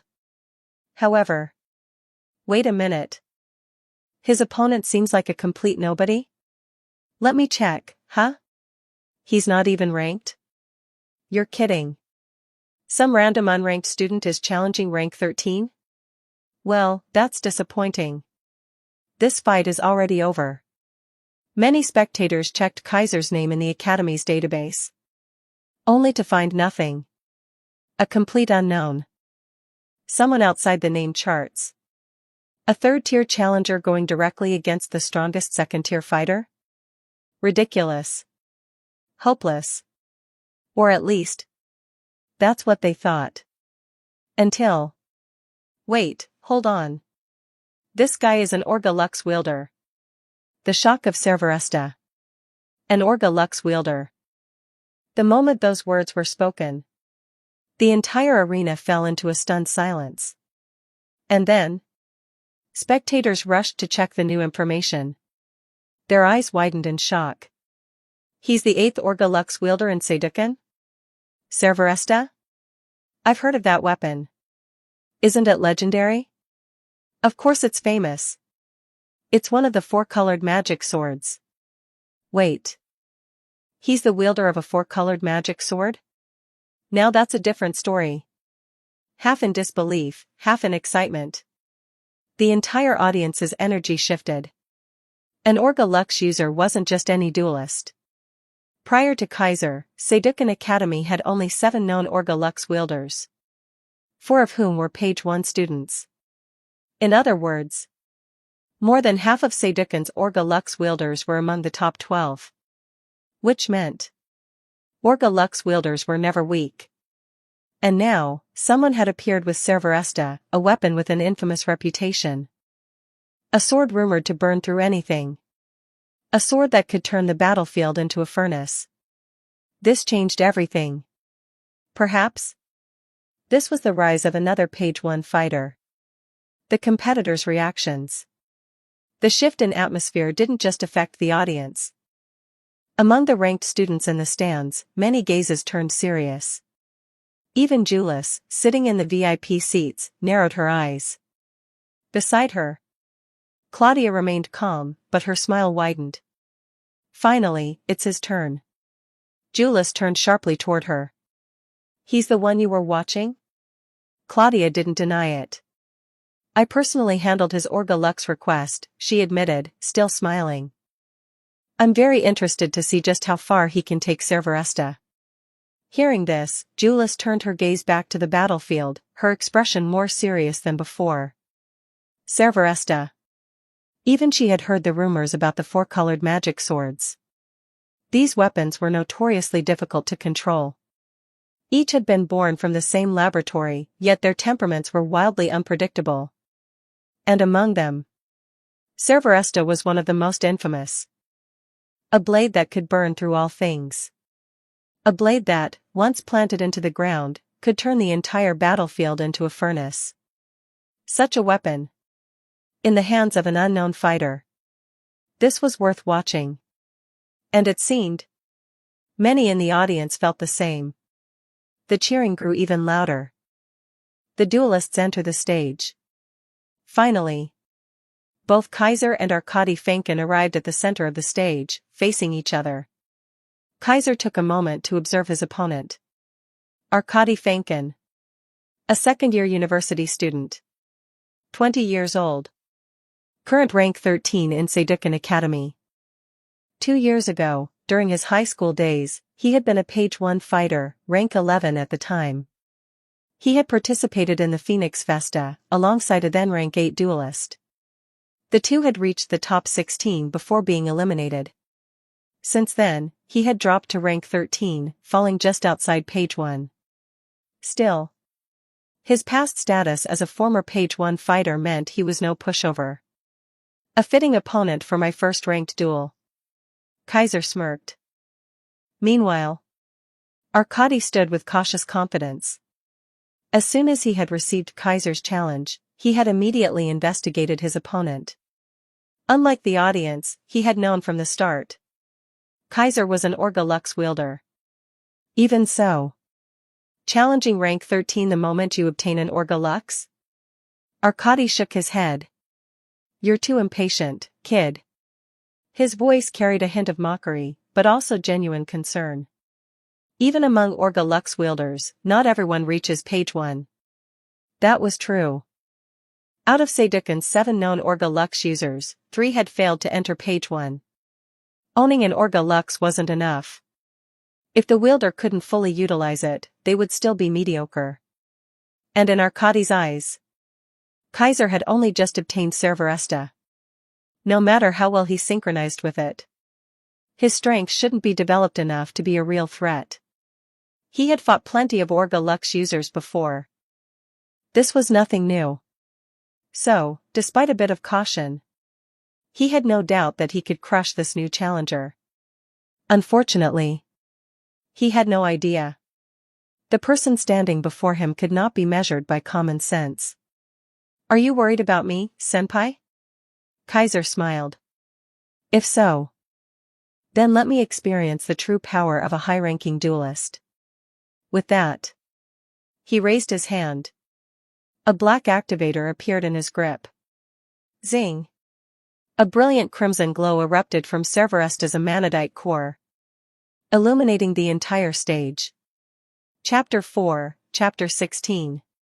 5,895 words. Chapter 16, A surprising display of strength.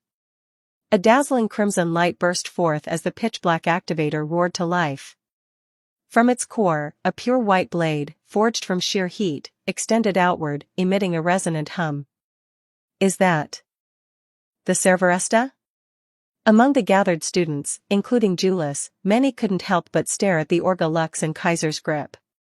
Yet, before they could fully process their awe, their attention was swiftly drawn to Arkady's choice of weapon. A gun?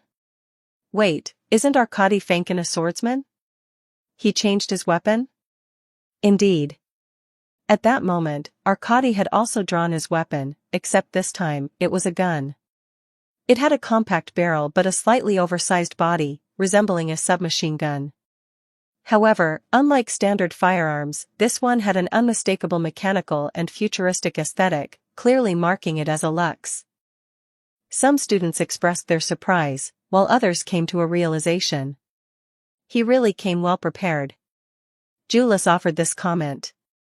Even Kaiser, who had just activated Cerberesta, had to acknowledge it. So you specifically prepared for this duel, huh? Kaiser narrowed his eyes.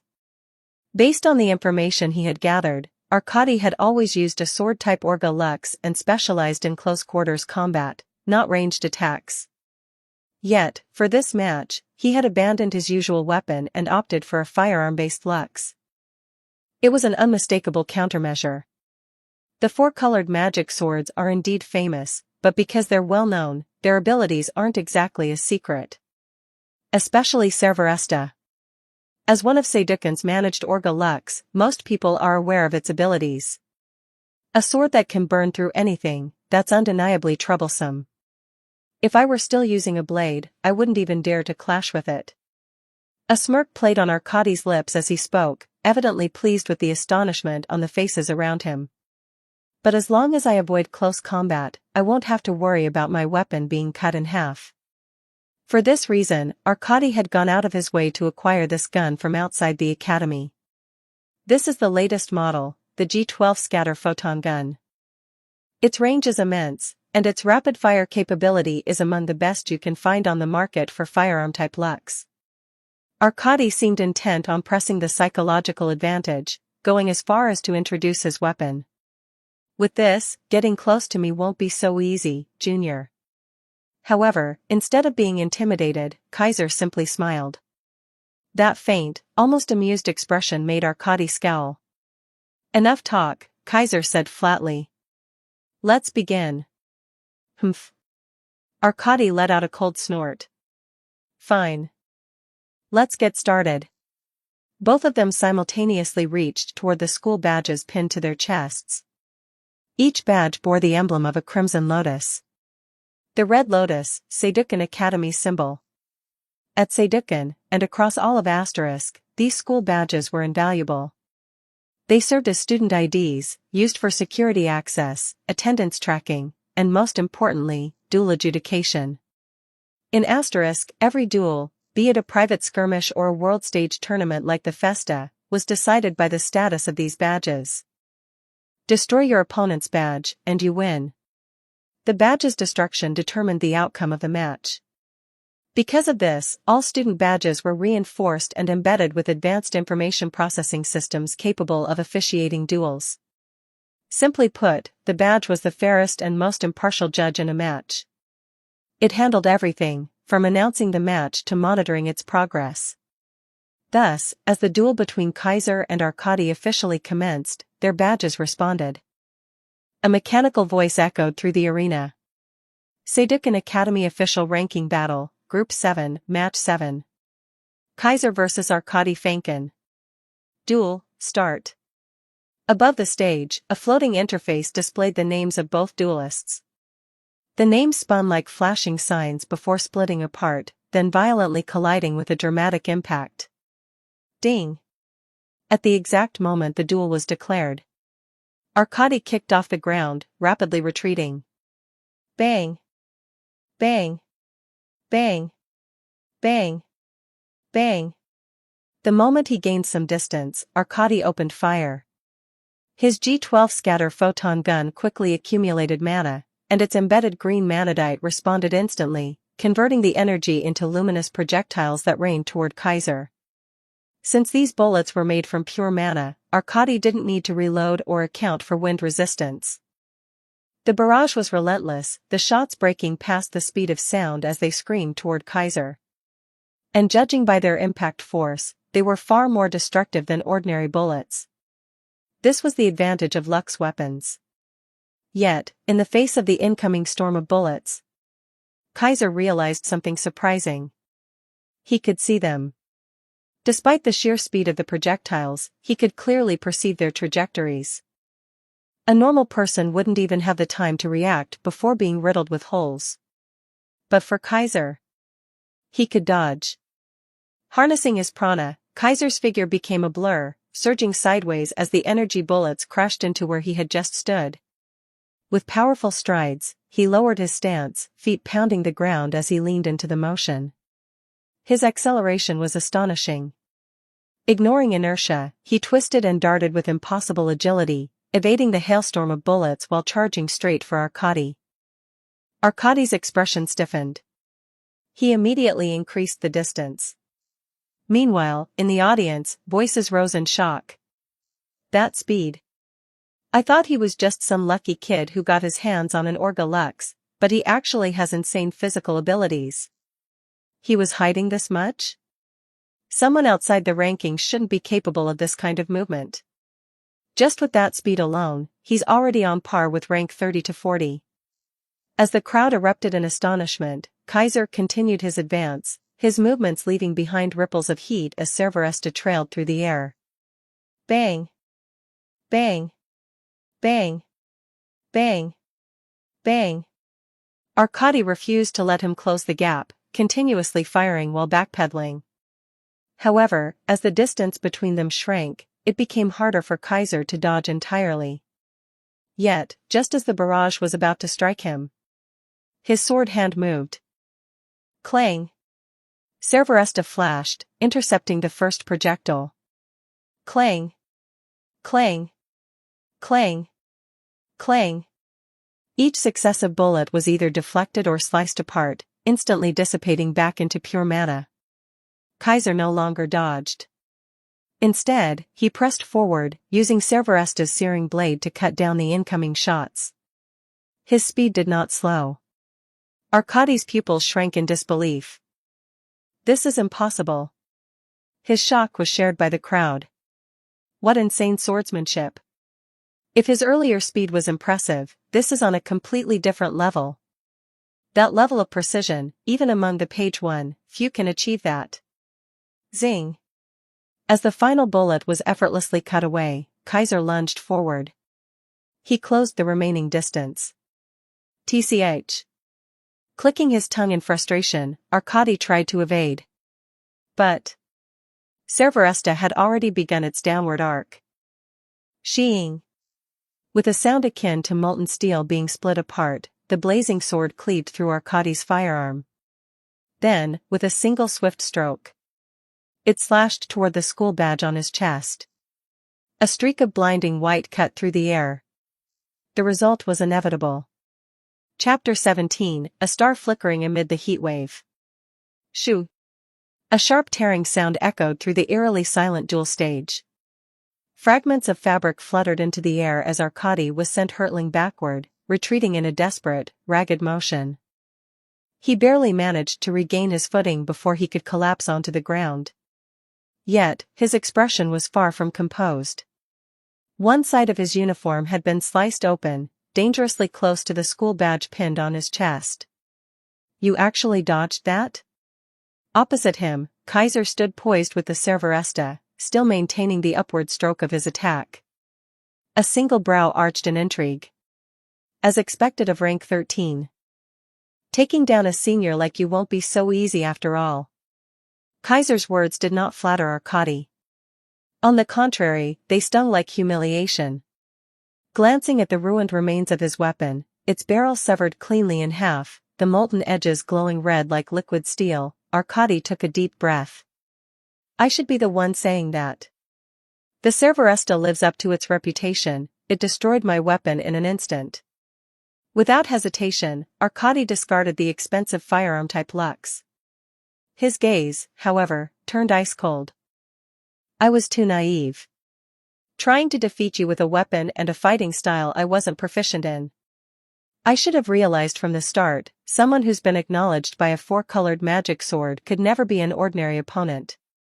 I never expected that our academy was hiding a powerhouse like you. A student from outside the rankings, possessing physical abilities rivaling mid-tier ranked students, was already shocking enough. But to also wield such an awe-inspiring level of swordsmanship? He had been hiding far too much. But I won't give you another chance. Arkady reached for his true weapon and activated it. A katana-shaped Lux. Its blade was exceptionally thin, thinner than most Lux weapons, clearly fine-tuned and customized for precision. This was the weapon that had earned him his reputation. Of course, if he tried to clash against the legendary Cerberesta, his katana would likely shatter in an instant. But if he didn't block and instead focused solely on evasion, then he wouldn't have to worry about his weapon being destroyed. Close-quarters combat was his specialty. Even if Kaiser's swordsmanship was impressive, his raw physical strength and prana reserves were inferior. That was his weakness. As long as I keep dodging, you'll never catch me, Arkady declared. To this. If that's the case, it would be rude of me not to take this seriously. As Arkady drew his true weapon, Kaiser's aura shifted completely. Yet, rather than surprise, a smirk tugged at his lips. What do you mean by that? Arkady's expression darkened. I mean, this is where the real show begins. Kaiser raised the Cerberesta. Zing. A swirl of star-like embers ignited around him, enshrouding his body in radiant celestial light. Summoning every ounce of prana within him, Kaiser poured it all into Cerberesta. Immediately, black markings surfaced along the blade. The dark patterns spiraled and writhed, streaming toward the crimson amanadite embedded in the hilt. In that instant, the once pure white blade of Cerberesta began accumulating an even more terrifying level of heat. Its color deepened. From pure white to searing red to a blazing violet black. Whoosh! At the same time, an immense wave of heat burst forth. A fierce windstorm of scorching air erupted around Kaiser, causing the space around him to distort and shimmer like a mirage. Standing at the epicenter of the heat wave, Kaiser's entire body radiated with dazzling prana. At that moment, he looked like a star flickering amid the inferno. This overwhelming sight sent an involuntary shiver down Arkady's spine. His instincts screamed at him. Yet, before he could react. Boom! The flickering star at the heart of the heatwave exploded. A dazzling burst of light surged forth, carrying a hurricane of blistering wind. And within that instant, Kaiser vanished. In the blink of an eye, he appeared right in front of Arkady. WH? Arkady's eyes widened in horror. Before he could even process what was happening, a mirage-like figure wreathed in flames materialized before his very eyes. Zing! Cerberesta shimmered. A streak of violet-black light carved through the air. Arkady had no time to react. He could only watch helplessly as the blade slashed across his chest. Snap! Time froze. Arkady stood motionless, frozen in place. His mind blanked. Before him, Kaiser remained poised, his form still wreathed in flickering embers and waves of heat. Cerberesta remained suspended in its finishing stroke. Hum.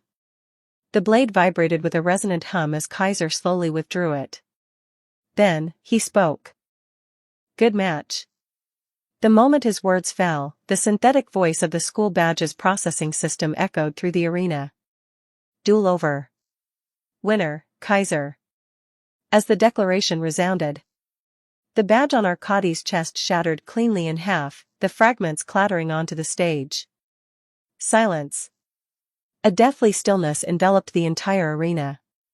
Everyone stared in shock, no one could even find their voices. Then, wah wah.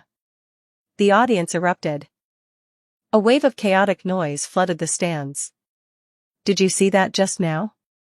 He was so fast. What the hell was that speed? Not just his speed, his slashes were on a completely different level too. How did he do that? He's insane. An uproar surged through the spectators. Jules, watching from the stands, shot to her feet in disbelief. What was that just now? She blurted out. In those last few seconds, how did he suddenly become that strong? The speed Kaiser displayed just moments ago, she couldn't even react to it. That meant, if she had been in Arkadiy's place, she would have ended up exactly the same. How did he do it? She muttered to herself. At that moment, Claudia spoke. It was the heat. Her gaze remained locked on the arena. The heat? Jules frowned. Yes, Claudia nodded, her expression serious. He deliberately released the heat from Cerveresta, creating a surge of hot wind. Then, he channeled that wind against himself in the opposite direction of his movement, propelling himself forward. In simple terms, he used the heat as a thruster to accelerate his movement. Even his final slash, he used the heat wave to push the blade forward, accelerating the strike. That's how he reached such impossible speeds and swung his sword so fast. Hearing this, Jules was utterly stunned. But, he just got Cerveresta a few days ago, didn't he? She muttered in disbelief. I heard the four-colored magic swords are notoriously difficult to control. How could he possibly master it so quickly? I've never heard of anyone utilizing the Cerveresta like this before, Claudia admitted with a wry smile. This application is unheard of. He might just be the first person to ever do it. Could this be the result of exceeding the compatibility threshold? Claudia's hand subconsciously brushed against the weapon at her waist. Elsewhere in the stands, the other high-ranking students had grim expressions. In their eyes, wariness had surfaced. They all understood. Starting today, Sedukan Academy had gained a new powerhouse. A warrior capable of standing among the page one. A warrior who might even claim a place at the forefront of that elite group. Kaiser had arrived. Chapter 18, Tempest Edge. Comprehensive Arena, Rest Area. As the duel concluded, Kaiser was escorted to the designated resting area. He exhaled slowly, letting his tense body relax. So this is what battle feels like? Only now did he have the presence of mind to truly process his first real combat experience. His pulse still raced, adrenaline coursing through his veins in a thrilling high. I felt this way even before the match. Could it be that deep down, I'm actually a battle junkie? Kaiser found himself questioning his own nature. But he couldn't deny it, this sensation was exhilarating. Especially the feeling of victory. It was intoxicating. I owe you one, Cerveresta. Kaiser grasped the hilt of the Cerveresta's activator, speaking with a grin. That went well. This proves that our combat method is completely viable. Releasing the heat from Cerveresta to generate hot wind, using it to propel himself, increasing both his movement and slashing speed. As Claudia had pointed out, this was an unprecedented way to wield the magic sword. The four-colored magic swords were notoriously difficult to master. Most wielders considered themselves lucky just to use them properly. Developing an entirely new combat technique to further exploit their abilities? That was practically unheard of. But Kaiser could do it. He could exert absolute control over Cerveresta, wielding it as an extension of himself. Only with such synergy could this technique be possible. This was a method Kaiser had devised specifically to compensate for his current shortcomings. Even after absorbing a considerable amount of manadite, his overall strength had grown significantly, enough to secure a spot on the named charts. But compared to the page one, he still had a ways to go. Without Cerveresta, even with his innate mastery over weapons, an instinctual understanding of how to wield them in battle, Kaiser would only be on par with Arkadiy's level at best. In other words, he still wasn't a threat to the page one. There was no helping it. In terms of raw physical ability and prana reserves, Kaiser was still somewhere in the middle of the named charts, around rank 30 to 50. Even if his weapon proficiency was exceptional, without the necessary base stats, he couldn't challenge Seydoukin's very best. Even possessing Cerberesta, if he couldn't land a hit, it wouldn't matter. That was why Arkady had confidently stated that he wouldn't let Kaiser close the distance. Arkady specialized in close-range combat. His physical abilities and prana reserves surpassed Kaiser's. If he focused entirely on evasion, Kaiser might not have been able to land a single blow. But if Arkady could think of this weakness, then naturally, so could Kaiser. That was why he had developed the heat-assisted acceleration technique, to eliminate that flaw. And the results proved it. With this method, he had nearly instantly taken down a rank 13 opponent. He had forced even higher-ranked students to acknowledge his threat level. But using this technique comes at a cost. Kaiser sighed, shaking his head. Releasing Cerberesta's heat was simple. The sword itself could do it, it had already demonstrated this back in the underground testing chamber. But controlling that heat, compressing it into focused gusts of wind, directing them to propel himself, was a different story. Kaiser had managed it only because of his deep connection with Cerberesta. The sword had responded to him completely. But that level of manipulation put a severe strain on his prana reserves. Under normal conditions, Kaiser could wield Cerberesta at average output for over an hour. But using heat propulsion to enhance his combat speed? At best, he could sustain it for 20 minutes before burning through all his energy. Well, at least this is only temporary.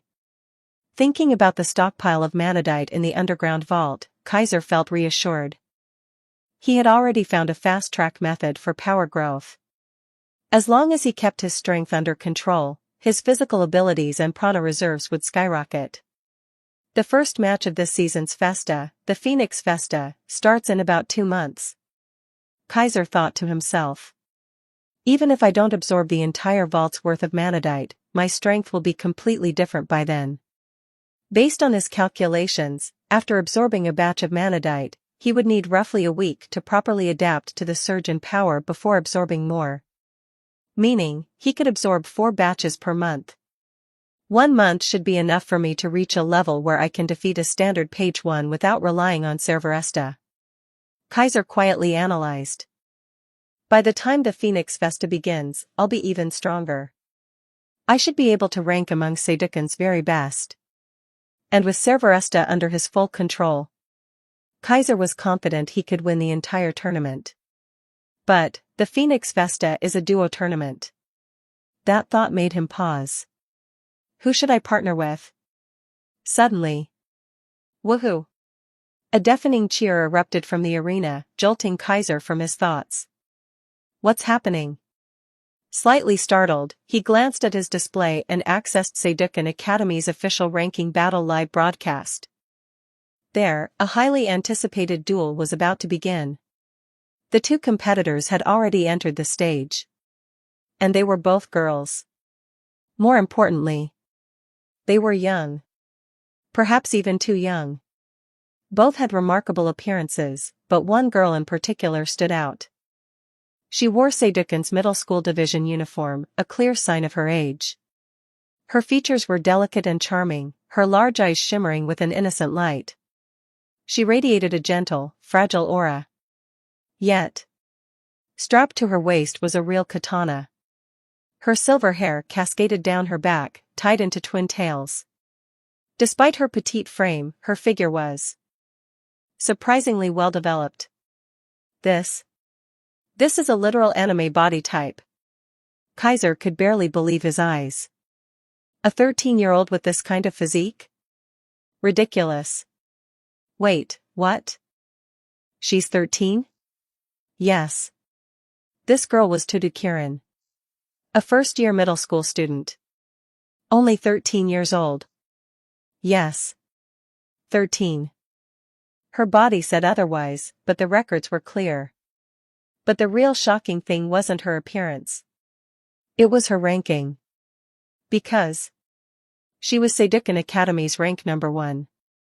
She had only been at the academy for 2 months. Yet, upon entering, she had defeated rank number 11 in a duel, securing a spot in the page 1. Then, 1 month ago, during her first official ranking battle, she had challenged rank number 1. And won. Since then, she had reigned as Seiduken's strongest student. And today, she wasn't the challenger. She was the defender. The one challenging her was rank number 10, another page 1 student who was also from the middle school division. These two were the only middle schoolers in the page 1. Everyone else was from high school or university. So when the two youngest page 1 duelists stepped onto the stage, the audience erupted. Even Kaiser, from inside the rest area, could feel the sheer excitement. And yet, before the duel had even lasted 1 minute, it was over. On screen, under the spectators' stunned gasps, a silver-haired girl unleashed an unbelievable sword technique, instantly cornering her opponent. With one slash, she severed their school badge. Victory. Watching this, Kaiser's eyes gleamed. Keen-edged Tempest, huh? He fell into deep thought once more. Chapter 19, I Will Challenge You. As the rank number 1 challenge match concluded, this round of official ranking battles came to an official end. One by one, spectators filed out of the comprehensive arena, still engaged in heated discussions about the battles that had taken place. While the results showed some shifts in rankings, some students rising, others successfully defending their spots, there were only two truly noteworthy events that dominated the conversation. The first was the successful defense of rank number 1. Her duel had made it clear to everyone that, despite being a 13-year-old middle schooler who had only been enrolled for 2 months, her strength was undeniable. She deserved her place as Seiduken Academy's strongest student. This was no fleeting miracle. It was certain that her name would soon spread across all 6 academies. Before long, the entire world of Asterisk would know that Seiduken had produced a prodigy. The second major topic was Kaiser's victory over rank number 13, Arkady Fankin. A previously unknown student, someone completely unranked, had not only displayed extraordinary skill but had also fully controlled a 4-colored magic sword with ease, decisively defeating the strongest non-page 1 duelist. This, too, sent a message. Kaiser wasn't stopping here. Many students were already anticipating next month's official ranking battle. Would Kaiser challenge a member of the page 1? Now that he had taken the rank number 13 spot, he was officially eligible to challenge the Elite 12, the page 1. The question was, who would he challenge? And how far would he climb? It was an exciting prospect. At this moment, Kaiser's name had become one of the most frequently spoken words in Seiduken Academy. Second only to the rank number 1, Tudu Kirin. Seiduken Academy, Arena Corridor. Of course, Tudu Kirin herself was completely unaware of this. The silver-haired girl who had already ascended to the Academy's peak was currently hurrying through one of the arena's corridors. Despite having successfully defended her rank number 1 title, proving her strength once again, her expression lacked any hint of joy. In fact, there wasn't even a smile. Instead, she carried a heavy, burdened look, her head lowered as she walked briskly, her footsteps oddly heavy. Suddenly, "Be careful." A voice appeared in front of her. "Walking with your head down like that, you might end up crashing into someone." The unexpected voice startled Tudu Kirin. She flinched in surprise, immediately halting in place. Thanks to that, she narrowly avoided colliding headfirst into the person standing before her, stopping just a few centimeters away. I'm so sorry." Due to their close distance, Kirin could only see up to the person's upper torso, prompting her to instinctively step back and bow an apology. Then, she heard a chuckle. "No need to apologize. You didn't bump into me, did you?" The voice was light-hearted. "Though, I guess suddenly appearing in your way is my fault too. But seriously, you should watch where you're going. If you're not careful, you might end up crashing into some recently transferred special student, leading to the start of a harem-building romance." What kind of light novel protagonist nonsense was that? And why did it sound so specific? Kirin blinked in confusion before finally looking up and recognizing the person before her. Her expression shifted to surprise. Why you're Kaiser-senpai? The one who just defeated rank number 13. Kaiser raised an eyebrow. You know me? There was genuine surprise in his tone. Why yes. Kieran nodded rapidly, a little nervous, her voice softer than before. I wasn't in the audience, but I watched the live broadcast from the players' lounge. I see. Kaiser nodded in understanding before offering a smile. To think that Seidoukan's number 1 actually remembers my name. I should be honored. And no, it's nothing like that. Kieran waved her hands frantically, visibly flustered. You were amazing, senpai. Especially your swordsmanship, it was truly incredible. As she said this, her timid gaze brightened ever so slightly. It was clear, this had left a strong impression on her. My swordsmanship, huh? Kaiser, on the other hand, didn't quite feel the same way. Yes. Kieran nodded enthusiastically, her eyes sparkling like an excited child seeing a new toy. I've never seen anything like it before. It doesn't seem to belong to any sword style I know, it was so unique and eye-catching. But then... She hesitated. Her excitement dimmed slightly. But... She seemed unsure if she should continue. But what? Noticing her hesitation, Kaiser grew curious. Kieran hesitated for a moment longer before gathering her courage. It's just, it felt less like swordsmanship meant to bring out your full potential, and more like techniques meant to fully optimize your weapon's abilities. For a brief moment, Kaiser's eyes flashed with intrigue. This girl, she had remarkable insight. She had immediately identified his true nature. Kaiser had never trained in a specific sword school or martial art. His techniques, his combat instincts, came directly from his authority. He never needed to learn fighting techniques. He never needed to train his reflexes or decision-making. The moment he touched a weapon, his authority told him exactly how to use it to its full potential. So Kieran's observation was completely correct. I'm impressed. Kaiser chuckled. You saw through me right away. Then, he tilted his head slightly. But if we're talking about true swordsmanship, you're the stronger one, aren't you? Kaiser recalled what he had just witnessed during her match.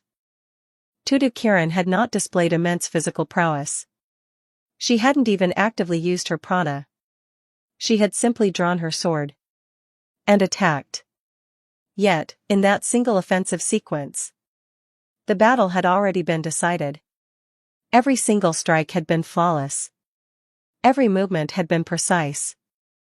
Every motion had seamlessly connected, forming an endless chain of attacks. The rank number 10 opponent, a fellow Page 1 student, had barely been able to react before they were completely overwhelmed. One slash, then another, and another, and another. It was an infinite cascade of sword strikes. Razor sharp. Fluid. Relentless. This was Kieran's blade. And no, I'm not that strong. Kieran was clearly not used to praise. Her entire face turned red, making her seem even younger than she already was.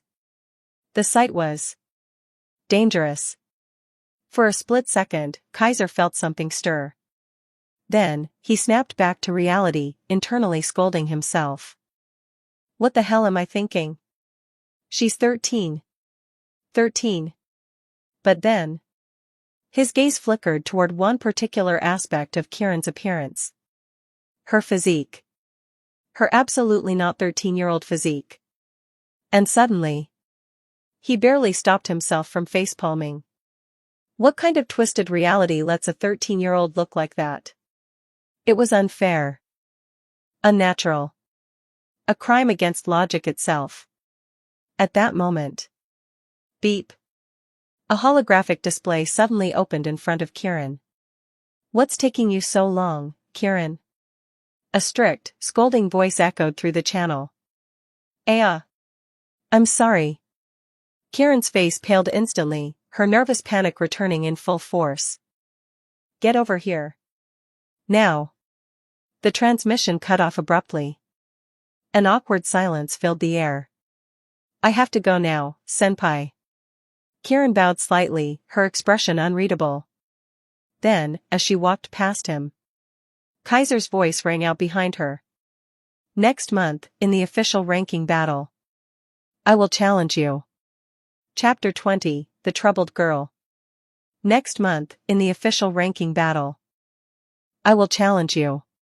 The moment those words left Kaiser's lips and reached to Kieran's ears, the silver-haired girl froze. I came to talk to you, but more importantly, I wanted to tell you this. Kaiser's voice remained calm, unwavering.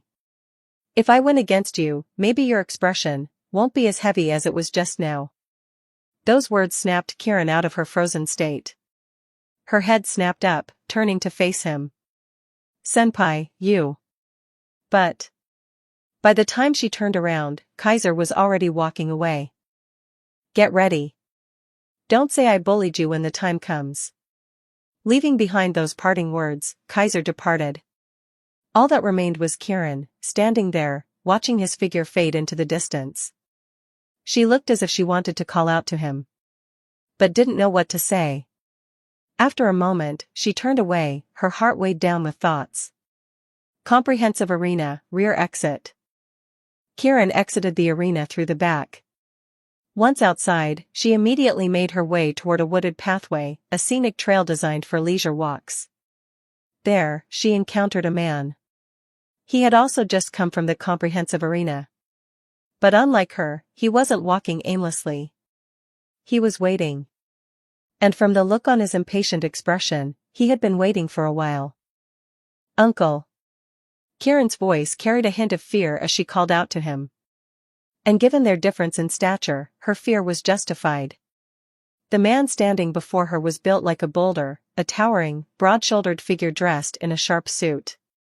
However, his face was anything but refined. Rugged and intimidating, he had the air of a gangster, not a businessman. Most importantly, unlike Kieran, this man was not a Gene Stella. There was no trace of prana emanating from his body. No matter how physically strong he might appear, he wouldn't last a second against someone like her. And yet, standing before him, Kieran looked small. Timid. As if he had crushed her will before she even had a chance to fight. The man stared down at Kieran, his expression harsh and unyielding. Why did you take so long? His tone was cold. Commanding. Didn't I tell you to come straight here after the match? This wasn't just strictness. This was bullying. I am sorry. Kieran's head sank lower, her voice barely above a whisper. I just spoke with a senior for a moment. A senior? The man's brows furrowed, his voice growing sharper. From the high school division? Yes. Kieran nodded honestly. The one who just defeated rank 13. Oh? The man's eyes narrowed. The one wielding Cerveresta? Kieran instinctively studied her uncle's face, searching for any reaction, before giving a small, hesitant nod. What did he say to you? The man demanded answers. Kieran hesitated. She looked as if she wasn't sure whether she should tell him. Speak. The man's voice rose, tinged with irritation. Or do you intend to defy me again? Think of your father. A visible shudder ran through Kieran's body. It was as if an invisible knife had stabbed straight into her heart. She curled in on herself, her posture shrinking. He said that next month, he will challenge me. Kieran's voice was barely audible. What? For the first time, the man's expression changed. This wasn't good. He had been watching the official ranking battle earlier, from the VIP section. Which meant he had seen Kaiser's match with his own eyes. And he hadn't forgotten what happened at the end. Recalling the overwhelming force Kaiser had unleashed, the man clicked his tongue in displeasure. He just reached rank 13, and now he's already aiming for rank 1? This is why I despise these Gene Stella brats. He spat the words with undisguised disdain. He didn't even stop to consider that the girl standing before him, his own niece, was also a Gene Stella. But Kieran didn't react. She had heard this kind of talk before. she had already grown used to it. The man exhaled sharply, regaining his composure. Well, at the very least, we now know your opponent for next month. That kid might have some skill, and the Cerberesta is troublesome, but 1 month is more than enough time to prepare. A rank 13 is still just a rank 13. Even with that sword, he's no match for you. The man sounded confident, almost arrogant. Dispose of him swiftly when the time comes. Understand? But this time, Kieran spoke up. Senpai isn't just some nobody. She corrected him. His swordsmanship, it's strange. It doesn't follow any structured style, yet every move is perfectly suited to the battle. It's flawless, without any openings. It's difficult too. She never finished her sentence. I don't care how impressive he is. The man cut her off sharply. No matter how strong he is, he's just a rank 13. If you lose to someone like that, your reputation will be ruined. That is unacceptable. His voice left no room for argument. I will gather all the information we have on him. For the next month, your focus will be on studying his weaknesses. When the official ranking battle comes, you will defeat him quickly. You will not waste time. Do you understand? His words were harsh. Unyielding. Kieran lowered her gaze. Yes. A long, heavy pause. Only then did the man relax his expression. Good. But he wasn't done. Kieran, you must remain number 1. Not just Seiduken's number 1. I want you to become a legend. A true, undisputed, unchallenged number 1. The kind that will never be dethroned, the strongest in history. His eyes darkened, his voice turning low. Only then will my ambitions be realized. Only then can you achieve your goal. His next words struck like poison. If you want to save your father, then you have no choice but to obey me. At that moment, Kieran shook. Trembled. Yes, uncle. Her voice was small. Weak. Let's go. The man turned away, walking off without sparing her another glance. Kieran followed. Her steps heavy. Her head low. Her heart suffocated. Then, as they passed by a fountain, her eyes caught a reflection in the water. A delicate, childlike face. One that should have been full of innocence. But in that reflection, she looked like she was about to cry. For some reason, Kaiser's words from earlier echoed in her mind. If I win against you, maybe your expression won't be as heavy as it was just now. That thought would not leave her. Later that night, Seiduken Academy. Under the cover of darkness, most students had already retired to their dormitories. The academy had strict curfews. Most buildings would be automatically locked. But for Jean Stella, such locks were meaningless. Especially for someone like him. So this is the place. Standing before a classical-style dormitory, a lone figure observed silently. Kaiser. After studying the building for a moment, he sighed. Let's hope this goes well. With quiet, calculated steps, he advanced toward the girls' dormitory. Chapter 5, Chapter 21. 5,349 words. Chapter 21, Clairvoyance. Sneaking into the girls' dormitory. Without a doubt, this was an incredibly reckless act. The Seiduken Academy girls' dormitory was one of the most heavily guarded locations on campus. Why?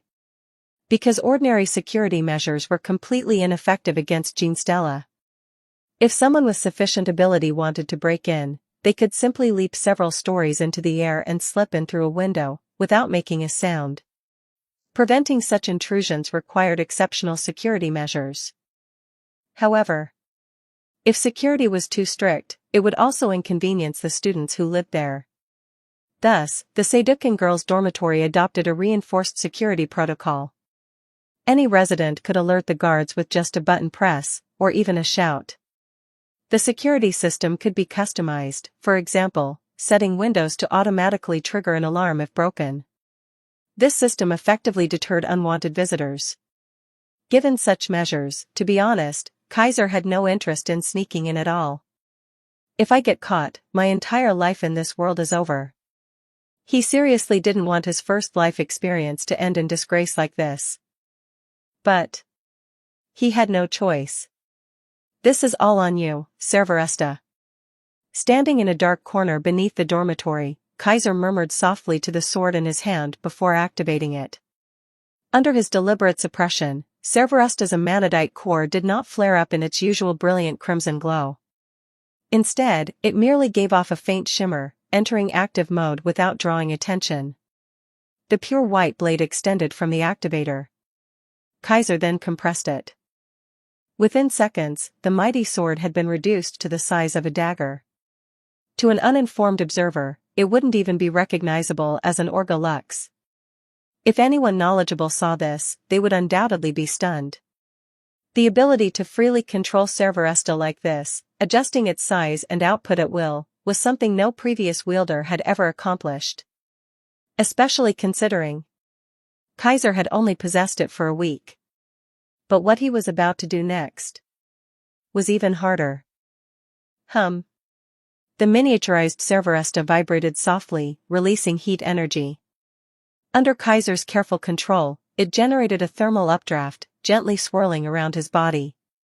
Then his feet left the ground. Good. Confirming that the technique was working, Kaiser ascended. His destination: the top floor of the dormitory. According to his intel, the person he sought lived there. With aerial mobility, his approach was seamless. Had he not been forced to avoid detection, he would have reached his target in mere seconds. She should be asleep by now. Kaiser cautiously peeked through the window. After confirming that no one was in sight, he raised his dagger-sized sword and gently slashed at the frame. SSSHSH. A faint, burning hiss filled the air. The heat from Cerveresta had severed something invisible. That something was the mana flow in the surrounding area. After the Inversia event, the technology in this world had evolved rapidly. But all of it relied heavily on mana. In other words, if mana itself could be interfered with, then security systems could be temporarily disabled. And Cerveresta had the ability to burn through anything. For Kaiser, disrupting mana-based security was almost too easy. Thus, he slipped through the dormitory's top floor window. Riding the thermal wind, he entered the room. Inside the room, it was a luxurious, expansive suite, far more extravagant than an ordinary dormitory. The high-end decor and opulent furnishings resembled something from a five-star hotel. This was no ordinary student's room. This is an absurd level of luxury for a dorm. Kaiser couldn't help but comment internally. Of course, not all students at Sedukan had access to such accommodations. It had already been stated before. The higher a student's rank, the greater their privileges. And for the page one, those privileges were so extreme that they often seemed unfair. This suite-style dormitory was one such privilege. Only the highest-ranked members of the page one were allowed to live here. Not just the owner of this room. Every page one student had access to far superior dorms than the average student. Which made Kaiser realize something. Wait a minute, now that I'm rank 13, I should be eligible for a dorm upgrade, right? At present, he was staying in a standard dorm. Not even a private one, but a shared room. While it wasn't too inconvenient, it often left him feeling restricted. Especially considering his roommate was problematic. At first, his roommate had been cold and distant, barely acknowledging him. But after Claudia visited his class, causing a stir, that same roommate had suddenly taken an interest in his affairs, frequently trying to pry information out of him. And ever since he acquired Cerveresta, the guy had been staring at it with blazing intensity. Now that Kaiser had defeated rank 13, securing his own rank, his roommate had completely changed his attitude, becoming excessively friendly. It was too suspicious. Sedukan Academy was a battlefield. Every student was a potential rival. Even those who didn't participate in the festa had their own agendas. In the original story, the protagonist had even been tricked by a so-called fan, who had asked for his autograph, only to sell it online for a huge profit. In Asterisk, famous students were essentially celebrities. Their names, their rankings, their personal belongings, everything had value. And Kaiser's roommate felt like the type to sell his secrets to the highest bidder. Yeah. I'm applying for a dorm transfer first thing tomorrow. As rank 13, he couldn't get a suite like this. But at the very least, he was eligible for a private room. No more dealing with sketchy roommates. Making up his mind, Kaiser turned his attention to the adjacent room. That was most likely the bedroom. Moving carefully, he approached the door. Due to the mana disruption from Cerberesta, the automatic locks were disabled, allowing him to slip through without issue. Inside the bedroom, bathed in the glow of the moonlight, a large, elegant bed lay in the center of the room. And upon it, a golden-haired girl lay asleep, her figure delicate and beautiful, as if she were a fairy tale princess. Claudia Enfield. But MNN. Even in sleep, she was not at peace. Her brows were furrowed. Her face pale. Her body was curled in on itself, as if she were trapped in a nightmare. She looked distressed. Tormented. Kaiser remained silent. He did not wake her. Instead, he moved closer to the bed. His gaze swept across her form. Then, he reached beneath her blanket and pulled out two objects. A pair of activators, each engraved with an eerie, eye-like pattern. Orga Lux, Pandora. He whispered its name. Pandora. And Orga Lux as infamous as Cerberesta, if not more feared. For unlike Cerberesta, its power was not destruction. It was clairvoyance. It granted its wielder a vision of the future. Chapter 22, I hope you find redemption. An Orga Lux that allows its wielder to see the future. There was no need for excessive explanation, just hearing those words alone was enough to understand how powerful and unfair this ability was. It was because of this Orga Lux that Claudia Enfield held the rank number 2 position at Seducan Academy. It was also why she was known by the moniker, Commander of 1,000 Visions. Among all the students at Seducan Academy, she was the one opponent no one wanted to face. How do you fight someone who can see the future? Even Tudu Kirin, the rank number 1, would likely prefer not to fight her. But, this power came with a cost. All Orga Lux have a price. Holding Pandora's activator, Kaiser spoke aloud, as if conversing with the weapon itself. Some costs are tolerable, some are unbearable. My Cerberesta is the former. Cerberesta's cost was simple, excessive prana consumption. A weak Gene Stella couldn't even activate it. Kaiser was the only exception.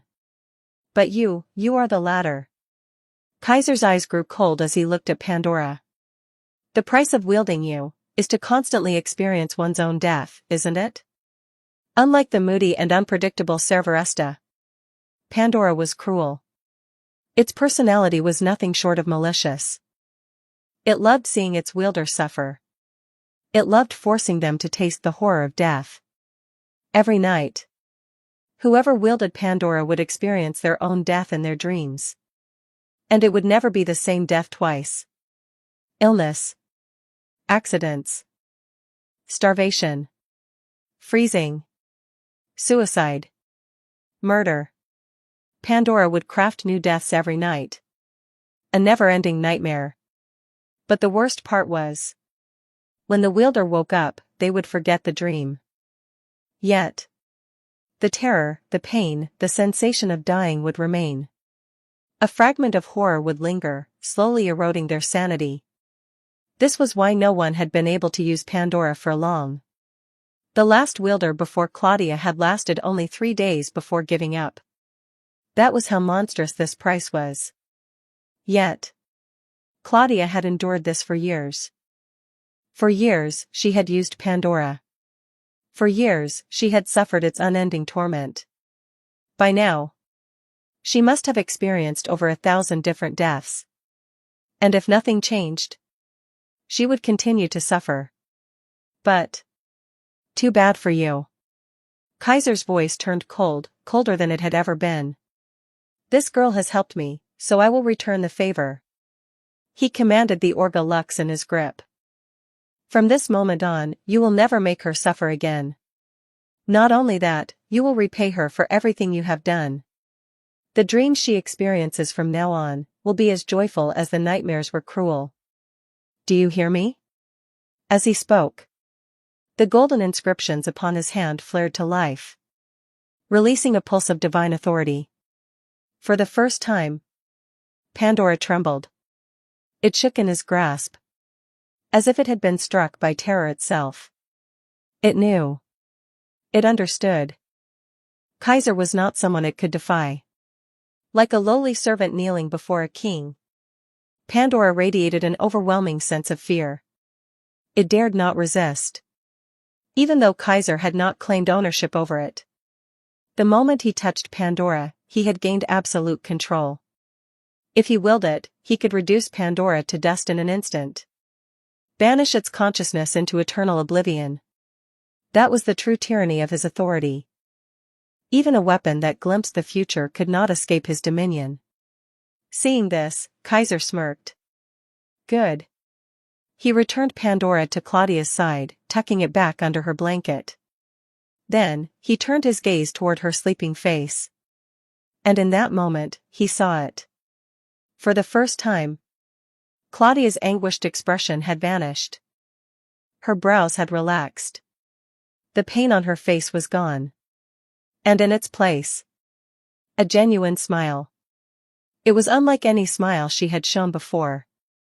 Because Claudia always smiled. But her smiles were never real. They were masks. A polite facade. A calculated deception. Perhaps only Kaiser, who knew her original story, understood just how much sorrow this girl truly carried. And how tragic her dream really was. He stared at her for a long moment. Then whispered, "I hope you find redemption." Leaving behind those words, Kaiser silently left the room. Following the same path he came, he departed. Time moved forward. Unknowingly. More than a week had passed since Kaiser obtained Cerveresta and gained access to a stable growth method. During this time, he successfully applied for a new dorm, upgrading to a spacious private room. And with that, he settled into a regular routine. Every morning, he would wake before dawn, head outside, and train. Be it running or sword practice, he needed to adapt to his growing strength. Ever since he gained power, he felt more energetic than ever. His old laziness had vanished. He wanted to move. He wanted to grow. His training lasted until class began. Then, he would attend lectures. Normally, Kaiser hated schoolwork. But this world was different. The Inversia had changed everything. From technology to history to science. And Kaiser found himself curious about it all. Of course, he wasn't worried about wasting time. His growth required no effort. His physical stats increased simply by absorbing manadite.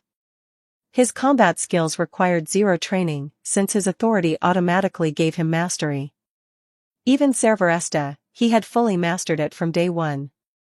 He had no need to train or refine his abilities. Yet, his power continued to rise. If anyone else saw this, they'd call it cheating. A week later, the waiting period ended. Finally able to absorb more manadite, Kaiser wasted no time. Rushing straight to the underground storage. And when he emerged, his prana surged. His aura intensified. Progress feels amazing. Walking back to his dorm, his mood was exceptionally good. But then, boom! A loud explosion echoed through the air. Kaiser froze. An explosion. He turned his gaze toward the source. And then, he realized. It was coming from the direction of the girls' dormitory. What the hell is happening over there? Chapter 23, Blazing Star Swordsman. What's going on? That explosion was massive. Was it a duel? Who the hell is fighting to cause such destruction? No clue, but if it's this intense, it has to be a page 1 battle. Let's check it out. If a page 1 is fighting, missing it would be a crime. Conversations like these rippled through Sedukan Academy as students flocked toward the girls' dormitory, drawn by the deafening explosion. Kaiser, too, watched the billowing flames in the distance, observing the ongoing destruction. Then, as if realizing something, he chuckled. So, it's finally happening. Muttering under his breath, Kaiser turned and followed the crowds heading toward the site of the battle. As he walked, many students recognized him. Isn't that Blazing Star Swordsman? The one who's been gaining all the hype lately? Yeah, it's him. The whisper spread. Blazing Star Swordsman. This was the title that had been bestowed upon Kaiser after his rise to rank number 13. In Asterisk, prominent duelists all had titles. It was commonplace. Tutu Kiran was known as Keen-Edged Tempest. Claudia Enfield was called Commander of 1,000 Visions. Often, these titles became more famous than their real names. Now, Kaiser had been granted the same honor. The reason? It was simple. A swordsman whose blade flickers like a star in the heat wave. That was the most memorable image from his official ranking battle. Thus, Blazing Star Swordsman was born. Ignoring the murmurs, Kaiser approached the scene. The duel. A large crowd had already gathered near the girls' dormitory. Because a duel was underway. And the two combatants were 1. A girl with long, flowing rose-colored hair, radiating a powerful, noble aura. Kaiser immediately recalled her profile. Julis Alexia von Riesfeld. High School Division, Year 1. Member of the Page 1, rank number 5. Title, Gluhen Rose, Witch of Resplendent Flames. At that moment, she stood in the battlefield, her expression flustered yet furious. Her entire body engulfed in swirling prana, forming countless embers that danced around her. As she unleashed her power, the mana in the air reacted violently, igniting into flames that coalesced into spear-like projectiles. Then, with a flick of her wrist, she launched them toward her opponent. Kaiser watched with genuine interest. This is my first time seeing a Striga in action, huh? In the world of Asterisk, some Gene Stella were born with the ability to directly manipulate mana, producing phenomena that defied logic. Males were called Dante. Females were called Striga. These individuals possessed abilities akin to Orga Lux users. And Julis was one such Striga. A blazing witch who commanded flames. The explosions earlier had all been caused by her attacks. But, who was her opponent? Kaiser turned his gaze. 2. A boy with messy black-purple hair and a relaxed, lazy demeanor. He looked unremarkable. The kind of person no one would remember at first glance. However, right now, he was being relentlessly bombarded by Julis' flaming spears. His usual loose expression was replaced with visible distress. Scrambling across the battlefield, he desperately dodged, barely avoiding the blazing projectiles that detonated all around him. Each explosion erupted like blossoming flames, scorching the air in a violent inferno. The boy was forced to evade constantly, unable to counterattack, looking exceptionally helpless. Who was that guy? No clue. Never seen him before. He's not in the name charts. So, he's unranked? Damn, I thought the one fighting Julis would be a Page 1 member or at least a high-ranked student. An unranked guy, fighting the Witch of Resplendent Flames? That takes guts. Still, even if he looks pathetic, he's dodging all her attacks. Could he be another, Blazing Star Swordsman? Doubt it. The spectators chattered excitedly, some even comparing the boy to Kaiser. Kaiser merely shrugged. That guy and I are nothing alike. I was actually weak when I fought. He's just playing dumb. Even though this was Kaiser's first time seeing him, he immediately identified him. This boy was not a Seidukan student. At least, not before today. He was a transfer student, a special admission. Someone destined to attract attention. Because he was none other than Amajiri Ayato. Kaiser muttered his name softly. Then, he smirked. The original protagonist has finally arrived. The reason for the duel. If Kaiser remembered correctly, this entire fight started because Ayato accidentally trespassed into the girls' dormitory. More specifically, he had somehow ended up in Julis' room. Thus, she immediately labeled him a pervert and attacked him on sight. And that was how the battle began. As the battle escalated, Julis grew frustrated. Ayato's constant dodging was irritating her. Her attacks became stronger, faster, more destructive. Kaiser considered intervening. But something caught his attention. In the corner of the crowd, a familiar figure stood hidden in the shadows. A girl with silver hair, attempting to blend in. Tudu Kirin? Kaiser blinked in surprise. What is she doing here? She was obviously trying to avoid attention. Considering how rank 13 had drawn so many eyes. If rank 1 was spotted, it would cause a riot. Kaiser didn't expect to see her here. But before he could decide whether to approach her, Kirin suddenly moved. Her gaze sharpened. She whipped her head toward a specific direction. Following her line of sight, Kaiser turned. And saw it. A streak of light. A projectile.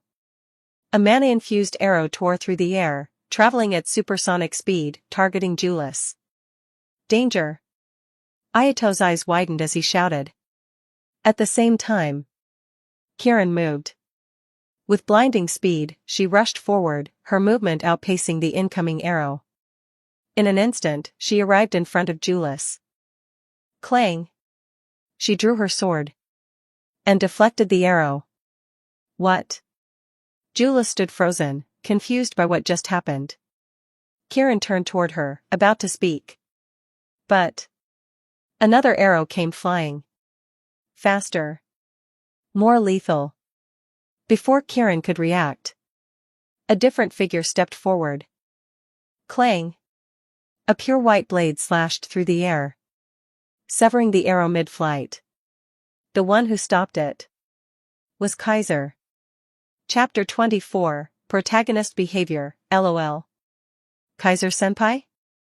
Tudu Kirin froze in surprise as she saw Kaiser standing before her. It's you? Julis Alexia von Riesfeld also noticed him, blinking in astonishment. The gathered spectators exchanged glances before murmuring among themselves. It's Keen-Edged Tempest and Blazing Star Swordsman. They're here too? Wait. Was that just now an ambush? The discussions grew louder. Are you both all right? At that moment, Amajiri Ayato rushed over, his face full of concern. As if those two arrows had anything to do with him. Kaiser gave him a brief glance before turning to Kirin. You okay? I am fine. Kirin nodded quickly, bowing in gratitude. Thank you, senpai, for saving me just now. However, Kaiser didn't accept the thanks. Even if I hadn't stepped in, you would have reacted in time. He retracted Cerveresta. I probably just overreacted. In retrospect, an arrow wasn't enough to threaten the rank number 1 of Seidukan Academy. Yet, before he had time to think, his body had moved on its own. Realizing this, Kaiser could only shrug in self-mockery. And no, that's not true. Ah. Right. Kirin quickly waved her hands, then turned to Julis, her voice timid. Senpai, are you all right? Julis finally snapped back to reality. I'm fine. She looked at Kirin, then at Kaiser. After a brief pause, she sighed and spoke seriously. Looks like I owe you both a debt of gratitude. With unexpected sincerity, Julius slightly bowed to them as thanks. And no need. Kieran, clearly shy, quickly shook her head. You should be thanking Kieran. I didn't do much. Kaiser also had no intention of taking credit. He casually stepped aside, avoiding her bow. In truth, Kaiser hadn't expected things to unfold this way. In the original story, this never happened. Kieran wasn't here. Kaiser wasn't here. The one who saved Julius was actually Amajiri Ayato. This was his scene. Yet, now that Kieran had stepped in, the timeline had changed. Kaiser found himself thinking. Looks like the butterfly effect is finally taking shape. As Kaiser pondered, Kieran shuffled in place, clearly uneasy. Julius, however, remained serious.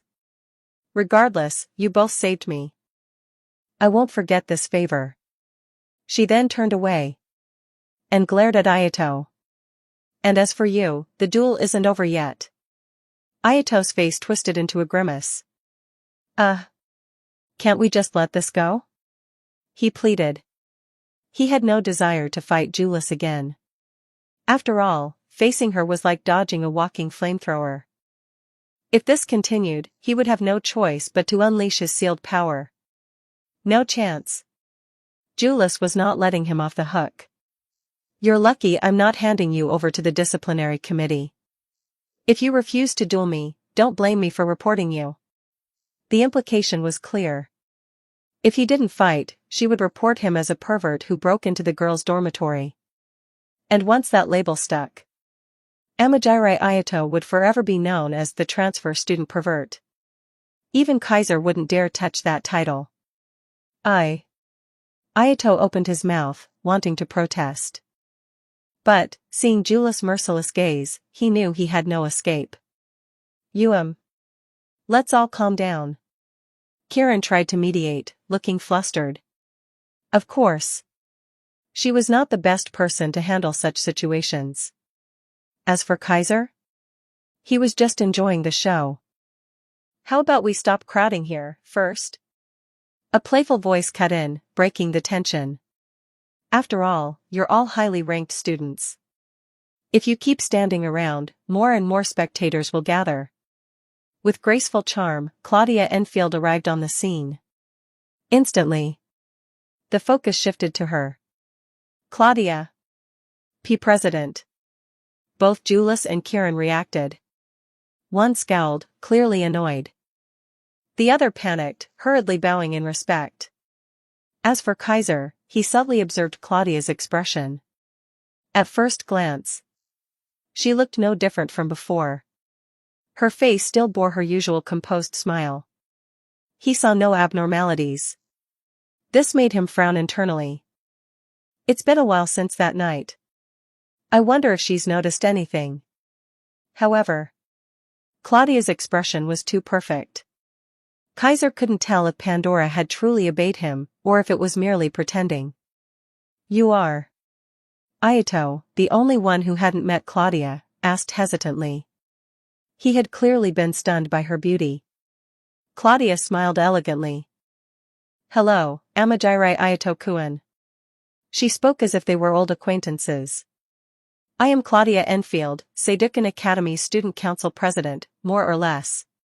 Claudia. Julius cut in, her tone unfriendly. What are you doing here? Trying to stop my duel? By the Academy's rules, as long as both parties consent, no one can interfere with a duel. Claudia remained smiling. But since things seem to have gotten out of hand, with both Kieran and Kaiser stepping in, perhaps it's best to call it off? Julius deeply frowned, but did not object. Seeing this, Ayato breathed a sigh of relief. That said, Ayato's face turned serious. That was an ambush, wasn't it? Shouldn't we do something about it?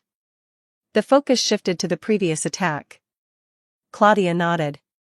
Of course. I'll have the disciplinary committee investigate immediately. She then turned to Kaiser and Kieran. You two were the first to notice. Did you see the attacker? Kaiser spoke first. I didn't see them. I only reacted because I noticed Kieran's unusual movement. Immediately, all eyes turned to Kieran. Kieran froze. Surrounded by high-ranking seniors, she shrank back, voice small and nervous. I just saw someone by that building's window, aiming a crossbow-style lux. They were wearing a black robe, so I couldn't see their face. The window was far away, no one else had noticed anything. Hearing this, Claudia blinked in surprise. Kieran, you have sharp eyes. I've always had good eyesight. Kieran stammered. My family even says I see weird things sometimes. Her flustered innocence made her look adorable. The tension lightened, several people even smiled at her reaction. At that moment, Ayato twitched. For a split second, he lifted his hand. Then quickly lowered it. Kaiser's face twitched. Wait. Did this guy just try to pull a head pat on Kieran? Ayato, stop your harem protagonist behavior. Chapter 25, An Interesting Little Girl. In the end, the ambush incident faded into nothingness. The culprit's identity remained unknown, and their methods were nothing special. Even with Claudia calling in the disciplinary committee to investigate, there was little hope of uncovering any evidence. Besides, in Asterisk, such incidents weren't uncommon. Any Festa competitor with a reputation was bound to attract rivals or ill-intentioned schemers looking for an advantage. Even Julius herself wasn't particularly bothered, she simply acknowledged Kaiser and Kieran Tudu for their help before letting the matter drop. As a result, Ayato Amajirai barging into her room was also temporarily brushed aside, leaving him with a sense of relief. With the drama concluded and no further entertainment to witness, the gathering crowd began to disperse. Of course, many had wanted to stay longer. After all, Kieran Tudu, the first-ranked Keen-Edged Tempest, the second-ranked Commander of 1,000 Visions, Julius, the fifth-ranked Gluhen Rose, and Kaiser, the 13th-ranked Blazing Star Swordsman, who was rumored to possess the strength of a Page 1, were all present. If they lingered a little longer, they might witness something truly interesting. However, Kaiser and the others had no interest in entertaining spectators. Under Claudia's direction, they promptly disbanded. Well then, I'll take my leave. Kieran was the first to excuse herself, practically fleeing as if unable to stand another moment there. Julius shot Ayato one last glare before storming back to the girls' dormitory, still fuming. Thanks for helping me out back there, student council president, Ayato said with a wry smile, offering his gratitude to Claudia. It was nothing, really. No need to thank me. Claudia chuckled, covering her mouth gracefully. I've already contacted your roommate, he'll be here soon to take you back, so you won't accidentally wander into any strange places again. Thanks. Ayato let out a dry laugh, clearly embarrassed. Meanwhile, seeing that there was nothing left to watch, Kaiser prepared to leave. I'm heading off. See you around. With a casual wave, Kaiser turned to go. At that moment, however, he felt a strong gaze pressing against his back. He immediately turned around. Is something wrong, Kaiser? The sight that greeted him was Claudia, looking as composed as ever, her expression filled with mild curiosity. No, it's nothing. Kaiser scratched his face, confirming that Claudia seemed the same as always, no hint of anything unusual. Yet, for some reason, a strange feeling lingered as he walked away. Unbeknownst to him, the moment he left, Claudia's usual gentle smile faded into something far more complicated. Student council president? Ayato noticed her shift in expression and hesitated before calling out. Forgive me. Claudia snapped out of her thoughts, returning to her usual self. With a calm smile, she looked at Ayato. You had something you wanted to talk to me about, didn't you? Yes. After a brief silence, Ayato nodded. It's about my sister. I see. Claudia, unsurprised, simply nodded in understanding. This isn't the best place to discuss such matters. Let's continue this at the student council office. Ayato agreed without hesitation. Elsewhere. After leaving the girls' dormitory, Kaiser walked along the path for a while before noticing someone waiting ahead. Kaiser-senpai. Standing in the middle of the road was Kirin Tudu. Seeing him approach, she let out a visible sigh of relief. "Were you waiting for me?" Kaiser found her expressions almost too transparent, her emotions were written all over her face. It was amusing in its own way. "Why, yes." Kirin, completely unaware of his thoughts, suddenly looked a little fidgety. Lowering her voice, she said softly, "You helped me earlier. I wanted to thank you in person. I didn't expect you to be so serious about this sort of thing." Kaiser chuckled. "But didn't I already say it? That level of an attack was nothing to you.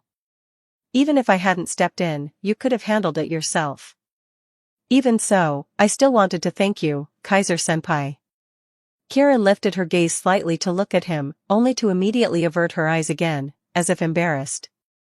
In a hesitant tone, she murmured, "Back then, choosing to ignore the situation would have been more beneficial for you, right?"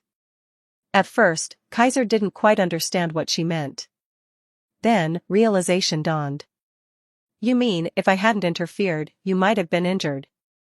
And if you were injured, it would put you at a disadvantage the next time I challenged you." He saw right through Kirin's thoughts. I am sorry." Kirin hurriedly apologized, lowering her head in shame. "I know it was a terrible thought to have. It's not that bad." Kaiser wasn't offended in the slightest. Shaking his head, he replied lightly, "In the end, I am a challenger looking to take your spot. It's only natural for you to think things through carefully. In this city, isn't that just how things work? Almost everyone here is a competitor. There's no shortage of people willing to do whatever it takes to climb the ranks. The fact that someone just tried to ambush Julius proves that point. You're still young. Being cautious is the right mindset. If you were too naive, that would be the real danger." As he spoke, his gaze naturally drifted downward. Despite wearing a standard Seidukan Academy uniform, Kirin's figure was, well, impressive. It almost seemed like the fabric was struggling to hold things in place. Seriously, how was that even possible? Oblivious to the questionable thoughts that had flashed through Kaiser's mind, Kirin finally smiled for the first time. "Kaiser-senpai, you're really a good person." And just like that, she handed him a good guy card. Kaiser wanted to object. Whether he was a good person or not was debatable, but one thing was certain, Kirin was a genuinely kind-hearted girl. He wasn't just basing this on his knowledge of the original story. It was her actions that proved it. As he had said before, in this city, almost everyone was a competitor. The logic Kirin had applied to Kaiser also applied to herself. Julius was the 5th-ranked student at Seidukan Academy, meaning she was only a few ranks away from first place. She was a potential threat to Kirin's ranking at any moment. Under such circumstances, the most advantageous move for Kirin would have been to do nothing. Yet the moment she saw someone trying to ambush Julius, she stepped in without hesitation. Despite being timid, despite disliking the spotlight, despite having no obligation to get involved. Despite having an uncle who treated her as nothing more than a tool, someone who would certainly disapprove of unnecessary risks. She still made the choice to help. That alone proved just how kind-hearted she was. Compared to Kirin, Kaiser certainly didn't consider himself a good person. But, seeing Kirin's timid smile, Kaiser suddenly felt like it didn't matter. "You have a really cute smile." Kaiser spoke sincerely. "You should smile more often." Kirin clearly wasn't expecting that. For a moment, she froze. Then, her face turned bright red. "See cute? There's no such thing." Now completely flustered, she began stammering uncontrollably. Moments later, unable to handle the embarrassment, she bowed deeply, so forcefully that even her uniform shifted slightly. Before Kaiser could respond, Kirin ran off in a panic. Watching her retreating figure, Kaiser chuckled. She really is an interesting little girl. Chapter 6, Chapter 26. 5,733 words. Chapter 26, An Unexpected Invitation. Seidukin Academy, Underground Vault. The dimly lit space was illuminated only by the faint green glow of manadite crystals, scattered across the room. Bang! A shattering sound echoed as one of the manadite crystals crumbled into dust. The mana within leaked out, flowing like a stream of green light, slowly drawn toward a single direction, toward Kaiser. With his eyes closed, Kaiser firmly gripped Cerberesta's activator. The red amanadite embedded in the hilt pulsed with a radiant glow, guiding the mana toward him. Under its influence, Kaiser's Genestella abilities surged, his strength rising with every second. Huh. After a while, Kaiser let out a slow breath and opened his eyes. That's enough, Cerberesta. At his command, the brilliant crimson glow faded. The surrounding mana stopped converging toward him, instead dispersing into the air. Stretching out his free hand, Kaiser clenched his fingers into a fist before relaxing them again. A pleased smile crossed his lips. Not bad. Another perfect enhancement. This was the third time he had used Cerberesta's ability to absorb manadite energy. Despite only doing it 3 times, the effects were already remarkably apparent.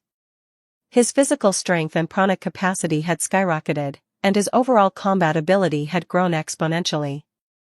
Compared to when he had first arrived in this world, Kaiser had become immeasurably stronger. At this point, I could probably defeat Arkady Fankin even without using Cerberesta. A surge of confidence welled within him. Back when he had challenged Arkady Fankin, Kaiser had only absorbed manadite once. At that time, in terms of raw physical ability and prana, he was still inferior to the former Page 1. Had it not been for his ultimate authority over weapons, allowing him to fight with sheer combat instinct, he wouldn't have even been able to stand on equal footing. But now, with 2 additional absorptions, his physical capabilities and prana reserves had far surpassed what they had been back then.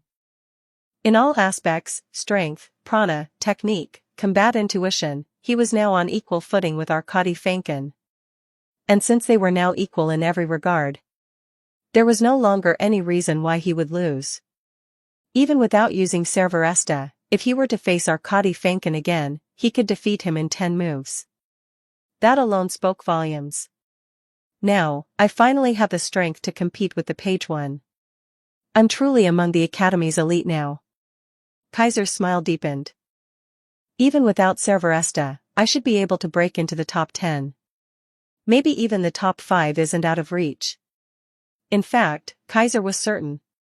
If he were to face Julius right now, the way she had fought outside the girls' dormitory, he wouldn't lose, even without Cerberesta. Unless she had hidden power she had yet to reveal, Julius, ranked 5th, would likely fall to him. And if he did use Cerberesta, I don't even need to wait for the next official ranking battle. I already have the strength to challenge that little girl. Thinking of Kirin Tudu, Kaiser muttered to himself. I wonder how she's doing. Ever since the incident outside the dorms, news of Kirin Tudu saving Julius had spread like wildfire across the Academy's forums. Naturally, Kaiser's involvement had also been mentioned. Specifically, it had been noted that after Kirin saved Julius, Kaiser had stepped in to protect Kirin from an attempted ambush. Because of this, Kirin had reportedly gone into hiding. She was still attending classes, but people had noted that she seemed unwell, as if she had suffered repercussions for her actions. Did her uncle scold her again? Over the past few days, Kaiser had found himself thinking about Kirin more often than he expected. Unfortunately, he hadn't run into her since. Beep. Just as Kaiser was adjusting to his new strength, a holographic screen suddenly appeared before him. Someone had sent him a message. Glancing at the sender's name, Kaiser raised an eyebrow. Julius Alexia von Riesfeld? Indeed, the message was from Julius herself. Its contents were simple.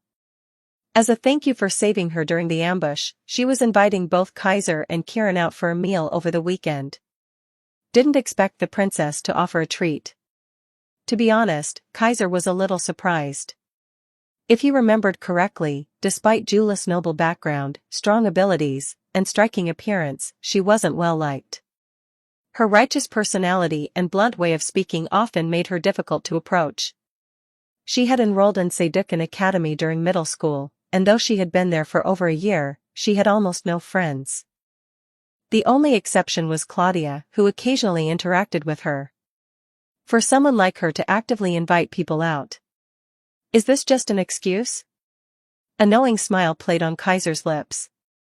Outside, huh? Now that he thought about it, he had been in this world for some time, but had never left Seducan Academy's campus. Asterisk was a dual city, but aside from its 6 academies and the festive venues, it also had residential districts, shopping centers, and entertainment areas. This might be a good opportunity to take a look around. At the same time, he could check in on Kieran and see how she was doing.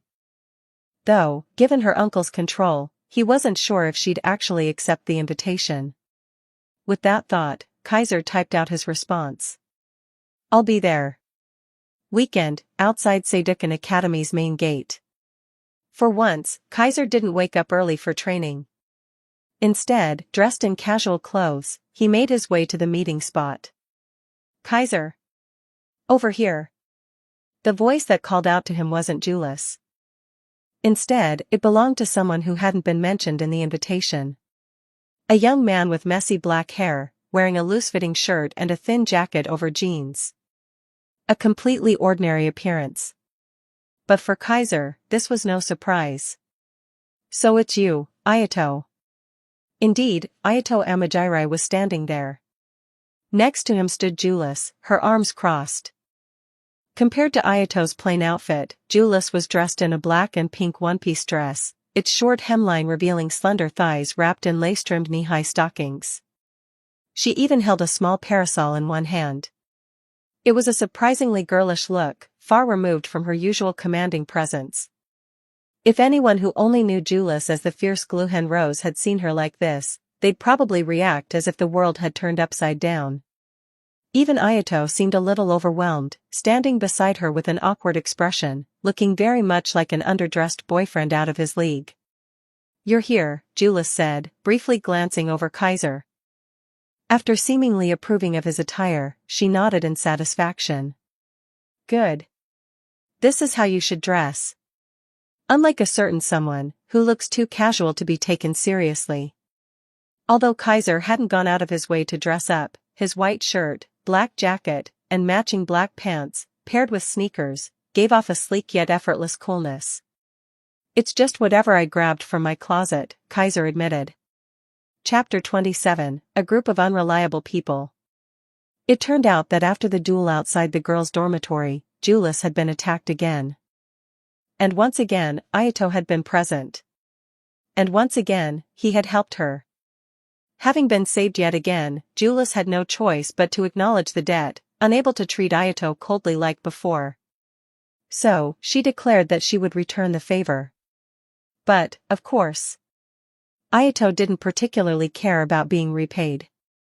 Seeing how stubborn Julius was about it, however, he eventually came up with an idea. Since she insisted on repaying him, why not have her show him around Asterisk?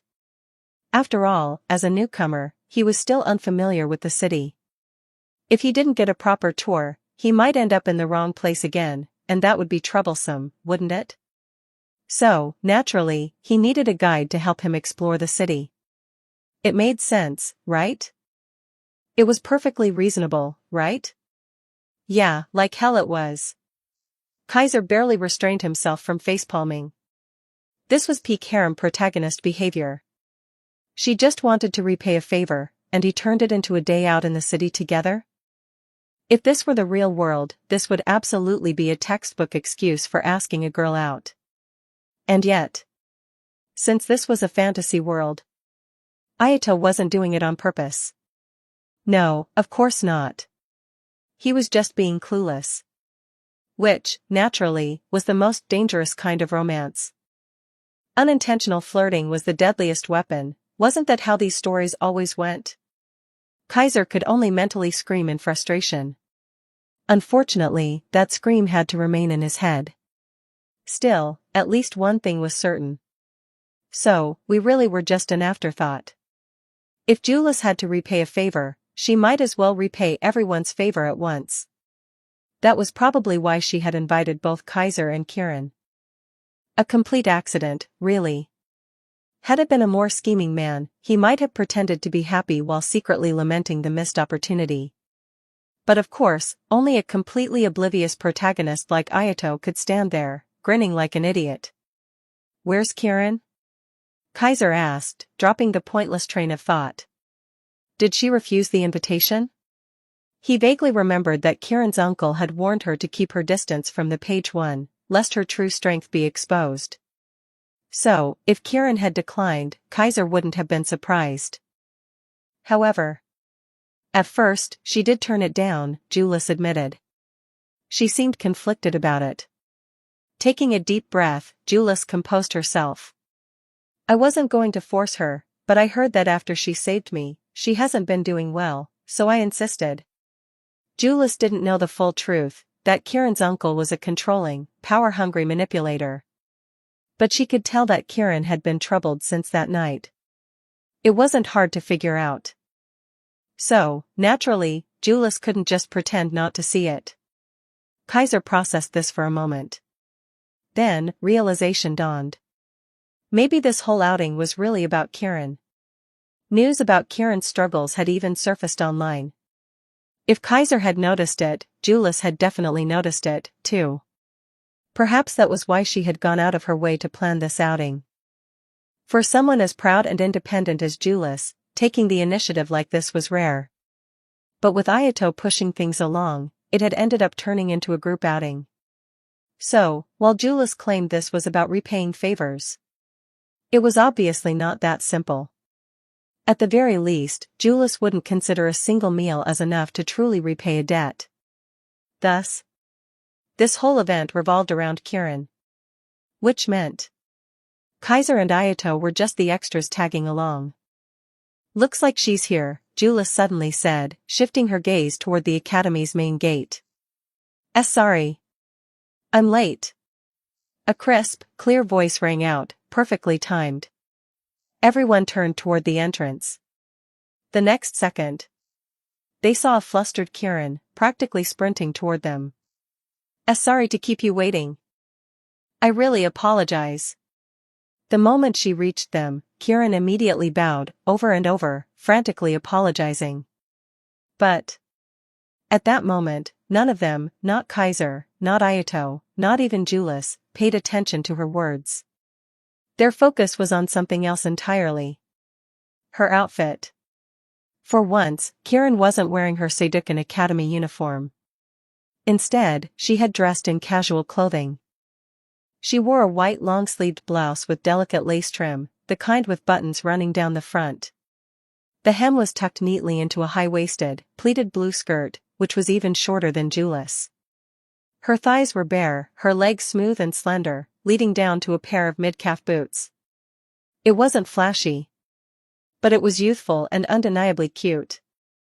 It suited Kieran's age perfectly. Except, everyone's eyes naturally drifted downward to a certain part of her blouse where the buttons looked like they were barely holding on for dear life. What's wrong? Noticing the subtle yet strange reactions around her, Kieran grew even more anxious. Was there something wrong with her outfit? Had she messed up? But this was the only thing that still fit. It had only been 2 months since she had enrolled at Seidukan Academy. And yet, her old clothes no longer fit properly. Nothing else would even button up. Oh. I am sorry. I'm really sorry. In a panic, Kieran bowed even deeper, her voice trembling. Entirely unaware that her apologetic movements were only making things worse. Even Ayato, a staunch protector of pure romance, had turned red and averted his gaze. It's fine. You didn't do anything wrong." Julius finally recovered, trying her best to calm Kieran down. Though her voice sounded unnaturally stiff, and her smile looked just a bit forced. There were even tears forming at the corners of her eyes. What kind of unfairness was this? Yeah, you're not late at all. Kaiser coughed, internally chanting a silent prayer for self-control before speaking as normally as possible. There's still a few minutes before the agreed time. No need to apologize. Oh really? Kieran hesitantly looked around. Seeing that no one objected, she let out a deep sigh of relief and patted her chest. Which only made things worse. Kaiser immediately turned away. All right, he quickly said, shifting focus to Julius. Where are we eating, Your Highness? Surely, the isolated princess of Sedukan Academy knew a good restaurant, right? Right? Kaiser had serious doubts. What's with that look? Julius frowned, clearly reading his mind. Of course I know a place. It was just one she had found online, based on Claudia's recommendations. But still. Claudia had good taste, right? Right? Let's go. Spinning on her heel, Julius led the way. Ayato and Kieran hurried to follow. Only Kaiser, expression blank, muttered. According to the map, the commercial district is that way. He pointed in the opposite direction. A long silence fell. A group of clueless students, none of whom had ever properly explored Asterisk, stood frozen in place. Sigh. With the tired sigh of an exasperated parent, Kaiser opened his holographic map. Forget it. I'll lead the way. Sometimes, technology was far more reliable than people. Chapter 28, You Have Issues. Asterisk was shaped like a six-pointed star, with each of the 6 academies, including Sedukan Academy, occupying one of its 6 outer points. Leaving the academy grounds and following the main street, one would soon enter the urban district. The urban district was divided into 2 main sections. Outer residential zone, connected by a light rail system that ran in a circular route, linking the harbor area, residential districts, and the 6 academies. Students frequently used this line to travel around. Central zone, primarily serviced by an underground metro and divided into the commercial and administrative districts. Whenever the festa was held, tourists from around the world flocked to Asterisk, which was why the commercial and administrative districts occupied massive amounts of space. Even dueling stages were scattered throughout these areas. As a dual city, the most common infrastructure in Asterisk was, unsurprisingly, combat arenas. There were 3 large-scale arenas, 7 mid-sized arenas, countless small-scale arenas, and, of course, the largest and most famous of them all, Sirius Dome. By the final stages of every festa, all remaining matches were held exclusively at Sirius Dome, making it Asterisk's de facto center. After all, during the festa, almost every visitor came to Asterisk for this reason. Thanks to this, Sirius Dome remained one of the busiest places in the city year-round, even outside of festa season. It had become Asterisk's top tourist attraction. To accommodate both the festa's demands and the influx of tourists, the commercial district had been developed into a thriving metropolis of its own. Being the weekend, the commercial district was significantly more crowded than usual. Neatly paved stone streets were filled with students, all dressed in casual clothes, though they still wore their school badges, the only indication that they were academy students. In Asterisk, wearing a school badge was mandatory even on holidays. The reason was simple: this was a dual city. Even on days off, hot-blooded students often challenged each other to duels for various reasons. If they didn't wear their school badges, an official duel couldn't be properly registered. Thus, this rule existed to facilitate proper dueling procedures. Fortunately, today seemed peaceful. The streets were bustling with endless streams of people, but no one had challenged anyone to a fight, yet. By the time Kaiser's group arrived, it was already almost noon. As so many stores. Kieran Tudu, who had finally relaxed a little, looked around in awe, her large eyes filled with curiosity. There really are a lot, and so many people too, Ayato added, his gaze darting around in fascination. For someone new to Asterisk, he was behaving exactly like a country bumpkin visiting the big city. This district is mainly restaurants. Every store has a menu with prices posted outside, so no one walks in only to be surprised by expensive meals, Jules suddenly interjected. She had been quiet for a while, probably out of embarrassment over their earlier conversation, but now, she had finally found a way to regain some dignity.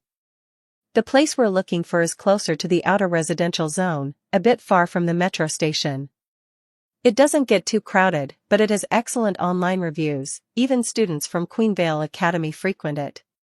Hearing this, Kieran looked toward Jules with curiosity. Queenvale Academy for girls? That's right. So, it should be worth trying. The moment Queenvale Academy was mentioned, both Jules and Kieran reacted with a somewhat strange expression. Seeing this, Ayato tilted his head in confusion. Is there something special about Queenvale? Of course, Ayato knew of Queenvale Academy. As one of Asterisk's 6 academies, it was famous worldwide, even children recognized its name. The 6 academies, Seducan Academy, St. Gallardworth Academy, Jialong 7th Institute, Le Wolf Black Institute, Alicant Academy, and Queenvale Academy for Girls, were all funded by the Integrated Enterprise Foundation, and each had its own unique culture. For example, Seducan Academy's symbol was the red lotus, representing an unyielding spirit. The academy promoted freedom and independence, resulting in lenient regulations. Because of this, many Striga and Dante students chose Seducan, as they wouldn't have to worry about being treated as experimental subjects. As for Queenvale Academy, its symbol was the nameless goddess, and its school culture emphasized brightness and elegance. However, in order to enroll, students needed not just combat ability and academic achievements, but also beauty. That's right. Queenvale Academy didn't accept ugly people. Why? Because its backing corporation practically controlled the global entertainment industry. Unlike the other academies, which focused on training Festa competitors, Queenvale Academy prioritized producing idols. Their strategy completely disregarded Festa rankings. Instead, their students were encouraged to pursue careers in entertainment. Because of this, Queenvale Academy was the only all-girls school in Asterisk. It was the smallest of the 6 academies. Its Festa rankings were often at the bottom. Its students took pride in their top-tier, idol-level looks. And they weren't wrong.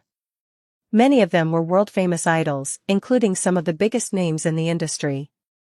For most girls, it was a place full of dreams and aspirations.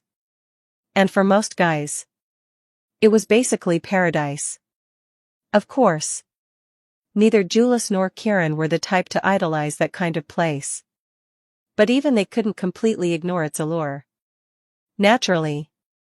You wouldn't get it, Kaiser said, patting Ayato on the shoulder. Huh? Ayato blinked in confusion. Expecting a dense harem protagonist to understand such things was asking too much. Knowing this, Kaiser had no intention of explaining.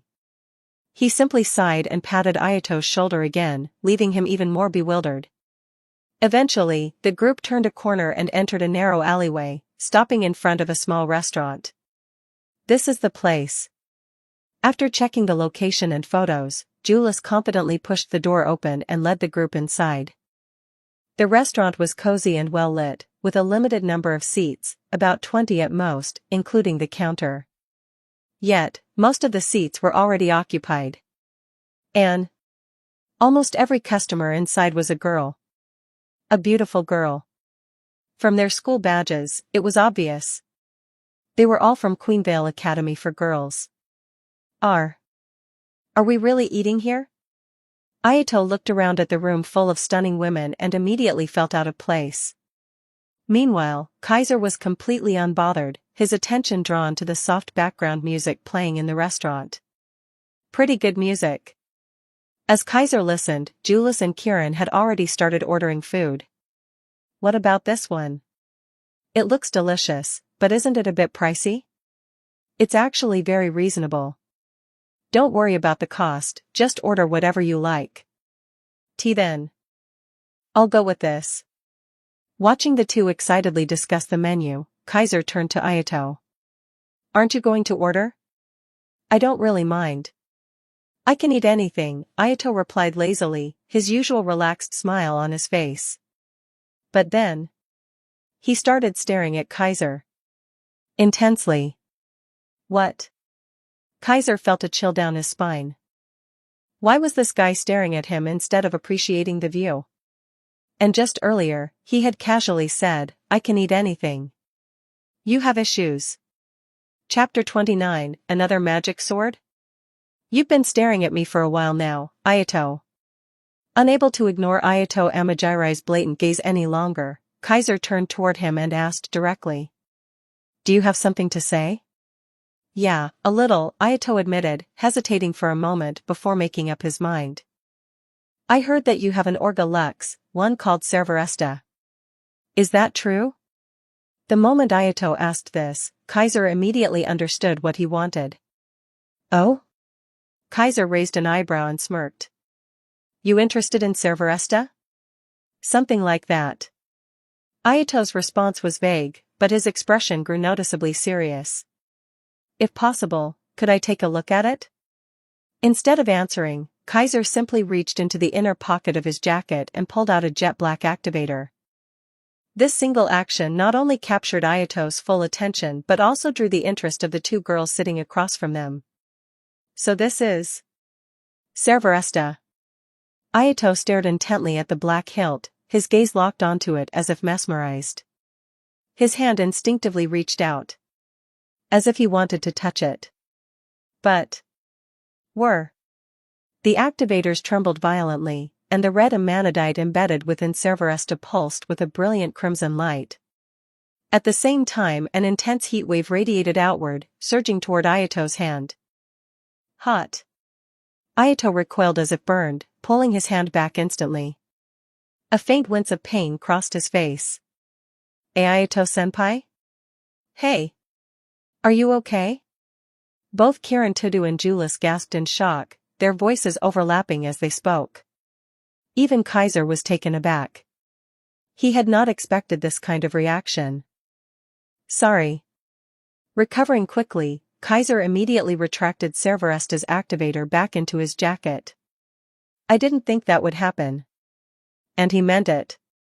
It's fine, it's fine. Despite the minor injury, Ayato waved off their concerns with a carefree smile. I guess I'm just not welcome, huh? Ahaha. You. Julius sighed, clearly exasperated. Do you ever stop being so oblivious? Then, in a scolding tone, she continued. This is basic knowledge. Orga Lux are highly temperamental and generally won't allow anyone but their recognized wielder to touch them. Isn't that obvious? Is it? Ayato tilted his head, looking genuinely clueless. Scratching his cheek, he added. I actually didn't know that. It's true, Kaiser confirmed, though he also pointed something out. But normally, when an Orga Lux is in its inactive state, it doesn't react that strongly, even if it's an unpredictable one. Then why did yours react so aggressively? Kirin asked hesitantly, looking slightly concerned. Well. For the first time, Kaiser felt a bit awkward. Scratching his head, he replied. Probably because Cerveresta is too possessive and doesn't want anyone else touching it? Though he hadn't directly communicated with Cerveresta, as its wielder, he could vaguely sense its thoughts. And just now, when it had rejected Ayato, he had felt something similar to annoyance. A clear, almost childish sense of displeasure. Cerveresta had already fully acknowledged him as its one and only master. It didn't want anyone else laying a hand on it. That was most likely why it had reacted so strongly. Huh. Guess your Orga Lux really likes you, Julius mused. She wasn't sure if she was teasing him or testing him. No wonder you can use Cerveresta's abilities in such an unbelievable way. By the way, Kaiser-senpai. Kirin, still curious, hesitantly asked. What's your compatibility rate with Cerveresta? But the moment the words left her mouth, she realized her mistake and quickly panicked. I am sorry. That's a personal question. Please don't feel like you have to answer. While Orga Lux borrowing records were public, compatibility rates were not. Some people chose to keep them hidden to prevent opponents from gathering intel. So when Kieran realized her blunder, she immediately apologized. "It's fine. It's not a big deal." Kaiser shook his head, completely unbothered. "My compatibility rate with Cerberesta? The final recorded value was 100%. Well, technically, the last recorded value was 100%. After that, the system failed to register a number, and the screen glitched into unreadable data." But Kaiser wasn't about to say that out loud. Some things were better left unsaid. Still, even just 100% was enough to shock the others. "Complete compatibility?" Julius murmured under her breath, her gaze toward Kaiser growing more serious. "That's incredible." Unlike Julius, Kieran simply expressed pure admiration. Only Ayato seemed unfazed. Not because he wasn't impressed, but because he still didn't fully understand the significance of an Orga Lux compatibility rate. Instead, his face showed disappointment. The truth was, Ayato had transferred to Seidukkan Academy for a very specific reason. To search for his missing sister.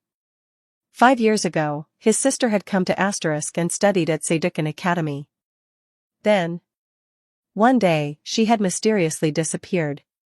Her records were erased. No matter how he searched, there was no trace of her existence. As if she had never been here at all. His interest in Cerberesta wasn't random. Because Cerberesta's previous wielder had been his sister. Of course. All official records of this had been wiped clean. The world only knew of an older wielder from over a decade ago. They didn't know that a Seidukkan student had wielded it 5 years ago. In the original story, Ayato had used his special scholarship rights to apply for Cerberesta. He had passed the compatibility test, obtaining a 97% rate, an incredibly high score.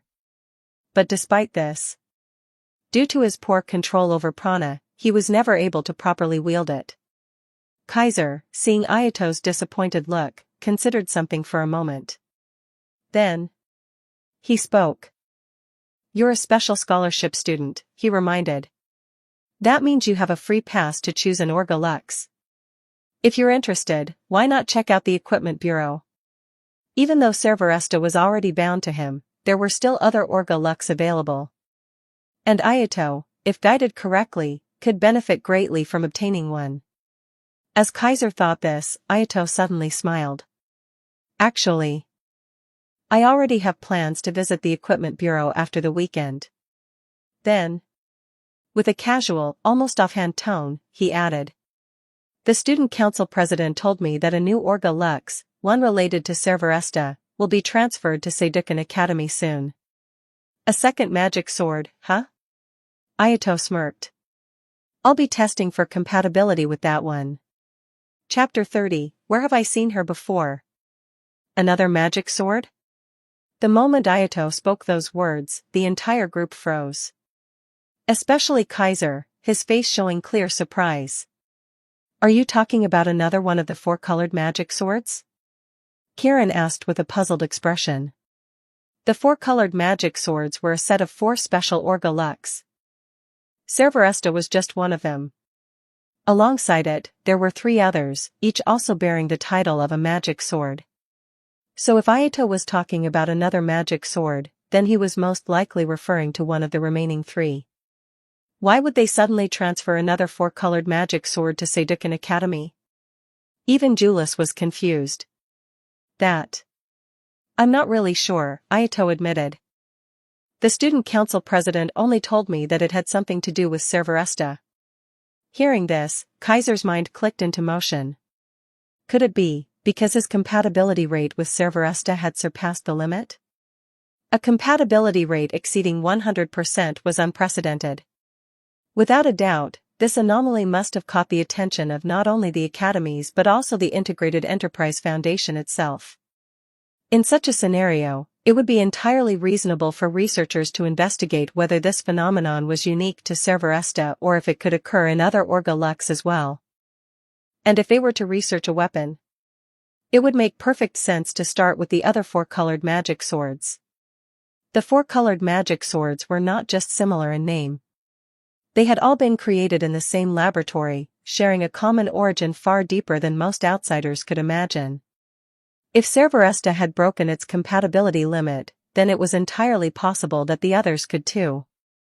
Thus, Seidukan Academy likely arranged for another four-colored magic sword to be transferred in. And, naturally, to test whether its compatibility rate could also surpass the limit, they needed someone to wield it. That was where Ayato came in. Even if Ayato couldn't break compatibility limits like Kaiser, as long as his rate was high enough, it would allow Seidukan to collect valuable data. By comparing his performance with Kaiser's, they could analyze the potential of the four-colored magic swords in greater depth. Unbelievable. Kaiser exhaled sharply, looking at Ayato with an amused expression. He lost Cerberesta, and immediately, another high-tier Orga Lux is being sent straight to him? The harem protagonist buff was insane. Meanwhile, Julius, who had no idea about all these underlying connections, simply stared at Ayato before scoffing. If you really become the wielder of another four-colored magic sword. Her arms crossed as she humphed. Then I'd like to fight you again. Something about Ayato bothered her. During their duel, he had been clumsy and unimpressive. His fighting style had seemed off, as if something was missing. And yet, she couldn't shake the suspicion that he was hiding something. After all, he was a special scholarship student. That alone meant that he wasn't ordinary. The 6 academies constantly scouted top talents from all over the world, offering them special scholarship student status. Those selected were given numerous privileges. Full tuition exemption. Living expense stipends. Priority access to equipment. The right to borrow an Orga Lux. To be granted this status, one had to be exceptional. And if Ayato, a special scholarship student, got his hands on a four-colored magic sword, then, without a doubt, he would become a dark horse in the academy rankings. As this thought crossed Julia's mind, she cast a side glance at Kaiser. Another dark horse who had recently risen to prominence. At the same time, Kirin also looked at Ayato, her gaze turning serious. Ayato-senpai really does seem deeper than he appears, Kirin murmured softly. Kaiser, meanwhile, couldn't help but smirk. Oh? Feeling pressured? Ahaha. Now fully in the spotlight, Ayato could only offer a sheepish laugh. Well, shall we order? In an attempt to change the subject, Ayato quickly stood up, looking for a waiter. However, at that exact moment, someone was already walking past him. A customer had just finished their meal and was heading out, coincidentally crossing paths with Ayato. Watch out. Both Julius and Kirin noticed at the same time, calling out a warning. But before their voices even reached Ayato. Oh my!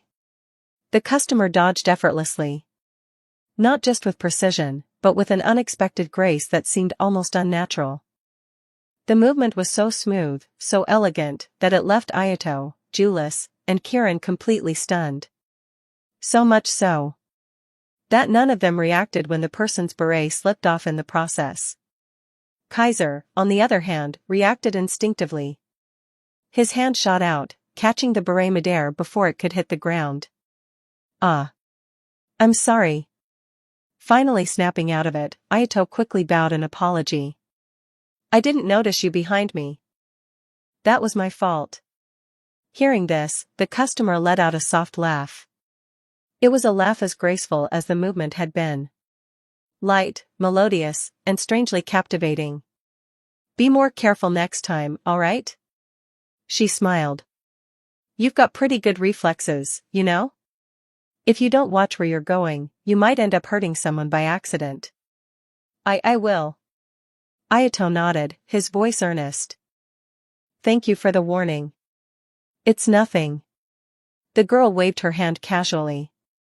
Even this small gesture carried a sense of refined elegance. Here. Standing up, Kaiser handed the beret back to her. Only then did he finally get a good look at her. She was a young girl, around their age. She had long, chestnut brown hair and wore a casual outfit, jeans and a loose-fitting blouse. Her appearance was simple, yet her posture, her movement, and the way she carried herself gave off a uniquely graceful charm. She looked light, effortless, almost like an untethered spirit. However, because her bangs were long, partially covering her face, Kaiser couldn't see her features clearly. But, judging by her smooth skin, her delicate jawline, and the hints of her facial structure, she was undoubtedly beautiful. Perhaps even rivaling Claudia. "Thank you." The girl stepped closer, reaching out to take back her beret. At that moment, a strange feeling stirred within Kaiser. "Have we met before?" The words left his mouth before he could even think about them. The girl paused. Then, she let out another gentle laugh. "Perhaps." She neither confirmed nor denied it. Instead, she lightly patted Kaiser's shoulder and whispered something intriguing. "If we get the chance," she said softly, "let's talk more about your Cerveresta, shall we?" Kaiser of Seducan Academy. Before Kaiser could even react, the girl turned and walked away, her steps as light as a drifting feather, leaving behind a lingering mystery. Who was that? Kaiser frowned, staring after her. The feeling in his chest, the sense of familiarity, didn't fade. Instead, it only grew stronger. Inside the restaurant, the background music continued playing. A soft, soothing melody. One that sounded strangely similar to the girl's voice. Chapter 7, Chapter 31. 5,733 words. Chapter 31, You Can Be More Confident. Half an hour later, the meal that Julius had invited them to was over. Throughout the meal, the princess had been chatting with Tudu-Kirin the entire time, completely different from the notoriously difficult to get along with Gluhan Rose that the rumors described. Seeing this, Amajiri Ayato was left utterly bewildered, having personally witnessed the fiercer side of Julius before. Kaiser, on the other hand, was almost certain now, Julius had set up this meal specifically for Tudu-Kirin. One had to admit, the way girls bond and the speed at which they do so had always been perplexing. Even someone like Julius, who was said to be difficult to approach, could make Kirin gradually let go of her nervousness after chatting for a while. By the time the meal was nearly finished, Kirin was already laughing and conversing freely with Julius. Their relationship had progressed so quickly that they had even reached the point of feeding each other, leaving Kaiser momentarily stunned. That being said, Julius's guidance had indeed helped Kirin lighten up significantly. "It's about time." As they stepped out of the restaurant, Julius glanced at the sky and turned to the group. "I still have to take this guy for a walk. Do you two want to come along?" She pointed at Ayato and directed the question at Kaiser and Kirin. It seemed the princess still remembered her agreement with Ayato. Kaiser, however, declined without a second thought. "I'll pass. You two go ahead." Why would he go? To be a third wheel? Kaiser had no interest in that and was perceptive enough not to impose. I won't go either," Kirin said softly. "I still have schoolwork to do." That was, of course, an excuse. The little girl hadn't thought too deeply about it, she simply felt that she had been out for too long, and if she didn't return soon, her uncle would scold her again. "Neither of you?" Julius muttered in mild discontent. It wasn't like she usually had the chance to hang out with friends like this. Though she didn't want to relax or indulge too much, the opportunity was rare, and she wanted to spend a little more time outside with them. Of course, she quickly suppressed this thought. Julius was not someone who would act unreasonably. If not for Kirin, she wouldn't have gone so far out of her way today in the first place. "Well then, we'll be off. You two take care." Julius gave a brief reminder before turning to Kaiser. "As a senior, you'd better take responsibility and make sure Kirin gets back to Seducan Academy safe and sound." "Understood?" Kaiser rolled his eyes. "Tudu is ranked first in our academy, you know." In other words, even if he weren't around, it would be pretty hard for anything to happen to her. That's beside the point, Julius retorted, as serious as ever. Responsibility is responsibility. Yeah. Kaiser spread his hands in resignation. I'll take her back. Before long, the two left, with Julius complaining the entire way and Ayato just standing there with a wry smile, enduring it. Watching them go, Kaiser finally turned to Kieran. Shall we head back? Why yes. Kieran answered nervously, as if with Julius gone, her timid nature had resurfaced. Relax a little. Kaiser sighed. It's not like I'm going to eat you. Sorry. Kieran tried to ease up, but no matter how much she attempted, she simply couldn't. Forget it. Kaiser didn't press the issue. He started walking ahead and said, let's just go back. Yes. Kieran quickly followed, occasionally sneaking glances at Kaiser's face, her expression slightly downcast. Are you mad at me, senpai? She hesitantly asked.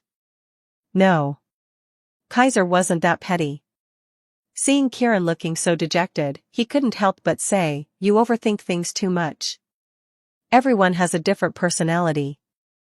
He coughed. You're still young. Being a bit shy is perfectly normal. There's no need to feel bad about it. There were plenty of people who adored this type of shy, soft-spoken girl. He didn't want to accidentally make her lose confidence, that'd be a real shame. Unfortunately, Kieran didn't see it that way. I know I'm useless. My uncle tells me that all the time, she said self-deprecatingly. Senpai doesn't have to comfort me. You think I'm just comforting you? Kaiser stopped in his tracks and looked at her. I think you're underestimating yourself. Leaving aside the fact that you're ranked first in our academy, just consider yourself alone. At your age, how many people in the world can achieve what you have? Kaiser often found Kieran's physique suspiciously unscientific for her age, but there was no denying that she was only 13. 13 years old. A first year in middle school. In his past life, she'd be a kid who had just graduated from elementary school. Even the Festas had an entry age requirement of 13 to 22, meaning Kieran had only just reached the minimum age to compete. She still had a full 10 years ahead of her to shine on this stage. Yet, at this age, she had already reached the pinnacle of Seidukan Academy. Ranked first. That was an incredible feat in this dueling metropolis. Many students spent their entire academic careers, even a full 10 years, without ever making it to the top. But Kieran? She started there. That was why, when she appeared in her official ranking match, the entire academy had paid attention. She might not be the strongest in all 6 academies, but she was undoubtedly one of the most promising. If given 10 years to grow, who knew what heights she could reach? It was unfathomable. Most astonishing of all was that Kieran had achieved this entirely through her own efforts. She wasn't a Striga, nor did she wield an Orga Lux. Even her physical abilities and prana weren't the most outstanding, not compared to Ayato after unlocking his full power, at least. Yet, with nothing but sheer swordsmanship, she had conquered Seidukan Academy. In the original story, Kieran had even defeated Ayato, handing him his first loss since arriving at the academy. That was after Ayato had unsealed his power and obtained Servaresta. At that point, he was undeniably one of the strongest in Seidukan Academy, so much so that Julius herself admitted she wouldn't stand a chance against him, not even once in 10 duels. Even Kaiser, as he was now, wouldn't stand a chance against Ayato at full strength without Servaresta. And yet, Kieran had taken him down in 5 minutes. What if she had an Orga Lux, a weapon like Servaresta that suited her? What kind of monster would she become? That kind of potential was why so many people had their eyes on her. If that wasn't enough to make her confident, what would be? Did she need to ascend to godhood? You should be more confident, Kaiser told her, meeting her gaze. You're incredibly talented, there's no doubt about that. Kieran lifted her head to look at him. And this time, she didn't avert her gaze out of nervousness or embarrassment. Staring at the boy in front of her, The one who had always faced her directly, Kiran remained silent for a moment. Then, summoning her courage, she asked. Senpai, why did you challenge me specifically? She had finally asked the question. Chapter 32, I will bring you down from the throne. Why did he challenge Kiran specifically? That question was almost unnecessary. You're ranked first, Kaiser replied matter-of-factly, smiling. Who wouldn't want to challenge the number one and take their place? It wasn't just about reputation and status, it was about tangible benefits. In the short term, high-ranked students enjoyed privileges at the academy. The Page 1 members had especially outrageous perks, and the benefits of being ranked first were even more extreme. Just the special stipend awarded each month was enough to live comfortably without worries. Who wouldn't be tempted? In the long run, students with top rankings also gained advantages in world-class competitions like the Festas, enjoying certain favorable conditions and increased exposure. The potential benefits were beyond what ordinary people could imagine, especially for a school's number one. So, it was only natural for anyone to want to challenge the top. Excuses for doing so were easy to find. As the one actually sitting at the top, Kiran obviously understood this better than anyone. And yet, Senpai doesn't care about those things, does he? Kiran spoke with unusual seriousness. Oh? Kaiser raised an eyebrow, intrigued. What makes you think that? Because you're not that kind of person. Her tone was filled with rare certainty. You're quite confident about that, Kaiser said, half-jokingly. His teasing made Kiran a little embarrassed. It's because of what you said before. She mumbled. What did I say? Kaiser pressed. Kiran hesitated for a moment before whispering almost inaudibly, Senpai said, that if you won against me, my expression wouldn't be so heavy anymore. Clearly, she had remembered those words all this time. In truth, what Kiran really wanted to ask wasn't why Kaiser challenged her, but why he said that. It had created an illusion. An illusion that he had challenged her for her sake. Kaiser didn't deny it. He simply smiled faintly and continued walking. Kiran quickly followed, walking beside him while constantly sneaking glances at his expression. The little girl had patience, or perhaps she had already used up all her courage and didn't dare ask again. Kaiser, meanwhile, kept walking forward, eyes fixed ahead. I know a little about your situation. He spoke as if to himself. The moment those words left his mouth, Kiran stiffened. Kaiser, as if not noticing, continued. Your uncle, Kuichiro, works for Galaxy, the corporate conglomerate backing Seidukan Academy. He's the head of the 7th Guidance and Investigation Bureau in the Integrated Performing Arts Division, responsible for overseeing human resources in the Far East region. The Guidance and Investigation Bureau is the unit that effectively manages Seidukan's scouting personnel and is closely linked to Festa performances. Because of that, his authority is quite significant. But he's not satisfied with that. He wants to climb even higher. So, he's trying to use you to get there. Ignoring Kiran's increasingly shaken expression, Kaiser continued speaking. The Integrated Performing Arts Division is highly valued by Galaxy's highest executive board. If someone in its upper ranks could personally cultivate a Festa champion of historic proportions, it could secure them a position in the company's headquarters. To achieve that, he used you. He arranged your duels from the moment you enrolled, ensuring you became one of the Page 1 members. Then, during your first official ranking match, he had you challenge the former number 1, so that by defeating them, you would immediately ascend to the top.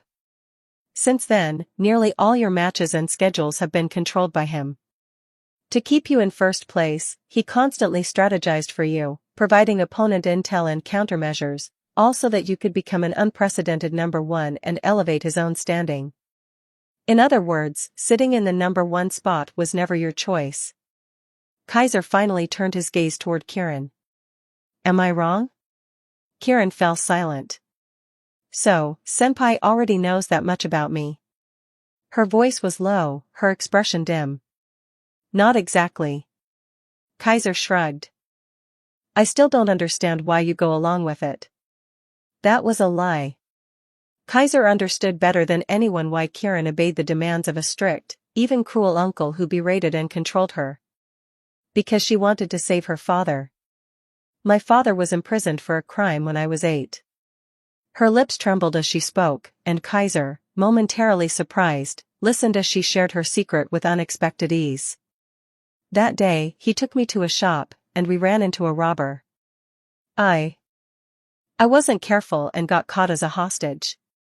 To save me, my father. Kieran's voice grew quieter and quieter.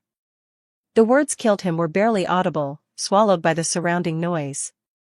I want to save my father. But this sentence, she spoke with remarkable clarity and determination. That's why I came here, to this city. This was the place closest to her wish. My uncle is influential. He managed to suppress my father's case all on his own. If his status rises and he gains more authority, then he can help free my father from prison. This wasn't wishful thinking.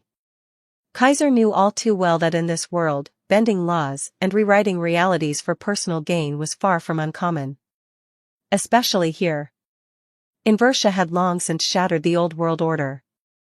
In its place stood the Integrated Enterprise Foundation, a new economic system that had become the true rulers of society. This system was what allowed the world to recover so rapidly. But at the same time, to fuel that economic growth, these conglomerates would stop at nothing. The festas themselves existed to stimulate the economy, a massive, lucrative spectacle orchestrated by the corporate powers. To make it work, they built this city, drawing Gene Stella from all over the world to fight on this stage. And to attract Gene Stella, they made a promise. Anyone who wins a festa can make a wish.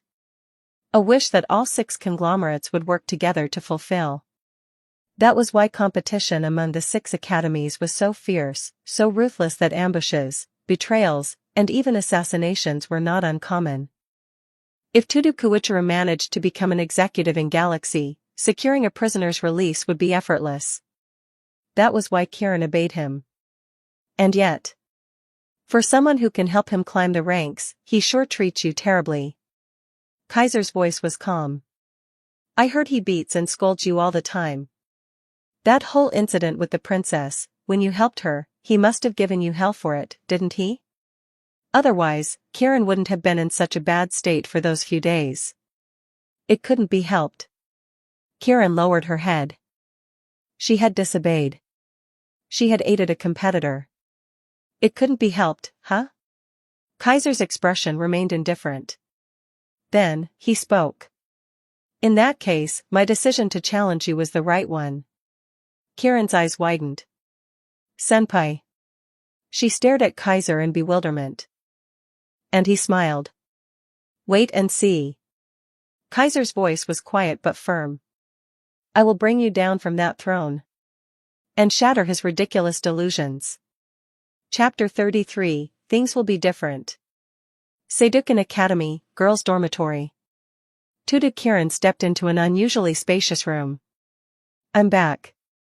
Though the room was empty, she spoke the words out of habit, perhaps as a way to dispel the lingering loneliness in her heart. At just 13 years old, Kieran still hadn't grown out of her old mannerisms.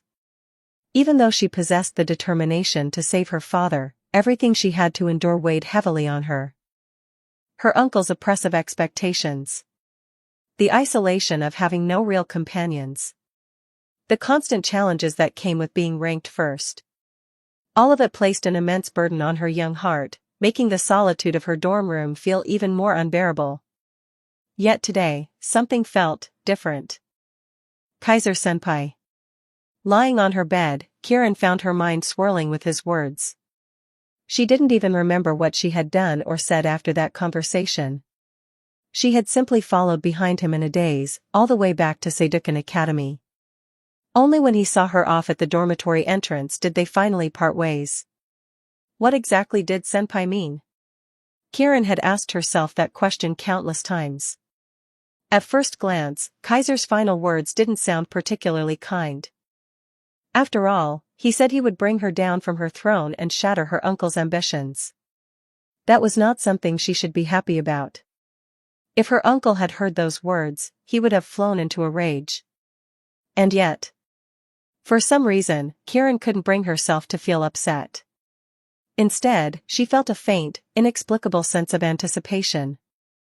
As if, after being trapped in a swamp for so long, someone had finally reached out a hand toward her. What was he planning to do? What was he thinking?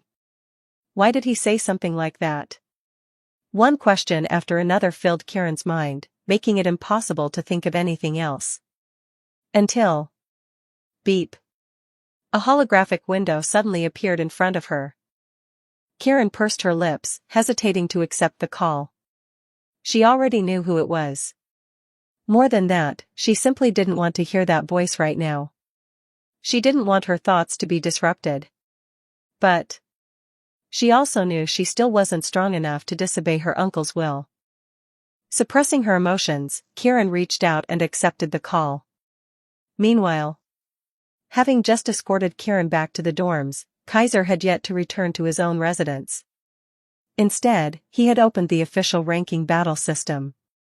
Challenge request, rank number 1. He quickly located Kieran's name and selected it without hesitation. Though there were still more than 2 weeks before the next ranking battle, now that he had made his decision, there was no need for any further hesitation. With that done, Kaiser closed the holographic screen and headed toward the underground storage facility. However, before he could reach his destination, a call came in. President? Seeing the familiar face on the screen, Kaiser was a bit surprised. Good afternoon, Kaiser Kuhn.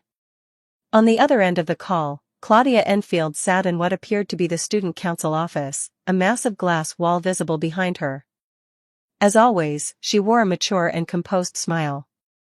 I heard Julius invited you all out today. Did you have fun? She chuckled softly as she asked the question. It was fine. Just a simple meal. Kaiser answered truthfully, then added with a playful smirk, too bad you weren't there, President. Unfortunately, with the Festa season approaching, my workload has only increased, Claudia sighed, feigning regret.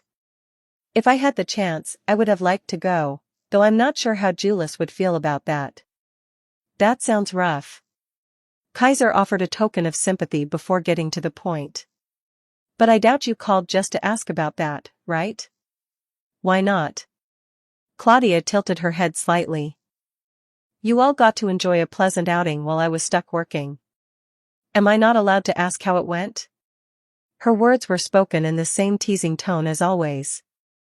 Yet, for some reason, Kaiser felt that her smile seemed somewhat forced, and maybe even a little resentful. No way. If the president is interested, I could invite you next time? Kaiser tested the waters with a casual suggestion. To his surprise, Claudia blinked, momentarily taken aback. Then, her smile grew more genuine. Are you inviting me, Kaiser Kuhn? She asked, her tone laced with amusement. Just me? Or would you invite others as well? Kaiser let out a dry laugh, unsure how to respond. Something felt off. Had her attitude toward him changed? Alright, I won't tease you anymore. Sensing his unease, Claudia reined in her playful demeanor and adopted a more serious expression. Kaiser Kuhn, are you really planning to challenge Kieran in the next ranking battle? So, she had already found out. But Kaiser wasn't surprised. As Sedukan's student council president, it was only natural for Claudia to be immediately informed of any major challenges. And soon enough, word would spread. Before long, the entire academy would know that Kaiser had issued a direct challenge to Kieran. It was bound to cause a huge stir. Kaiser had already anticipated that. I am, he answered without hesitation. President, do you think I'm being reckless? After all, just a short while ago, he had been an unknown student ranked outside the listings. Even though his victory over the former number 13 had proven he was at least page 1 material, challenging the number 1 so soon after his rise would make many people think he was getting ahead of himself. Given those circumstances, it was only natural for Claudia to be concerned. Tudu-san is very strong, Claudia stated outright. Even though she's only a first year in the middle division, her skills are unquestionably at the top of the academy. Even with Cerveresta, the level of power you displayed in your last ranking battle wouldn't be enough to defeat her. Even knowing that, do you still plan to go through with the challenge? Her voice was calm but firm, showing her genuine concern. But Kaiser's expression didn't change. He had watched Kieran's battles before. Even if he hadn't seen them live, it was enough to grasp her strength. So he knew, Claudia wasn't exaggerating. With the abilities he had demonstrated in his previous battle, he might be able to handle some Page 1 members. Even against Julius, who was ranked 5th, he would be confident in his chances.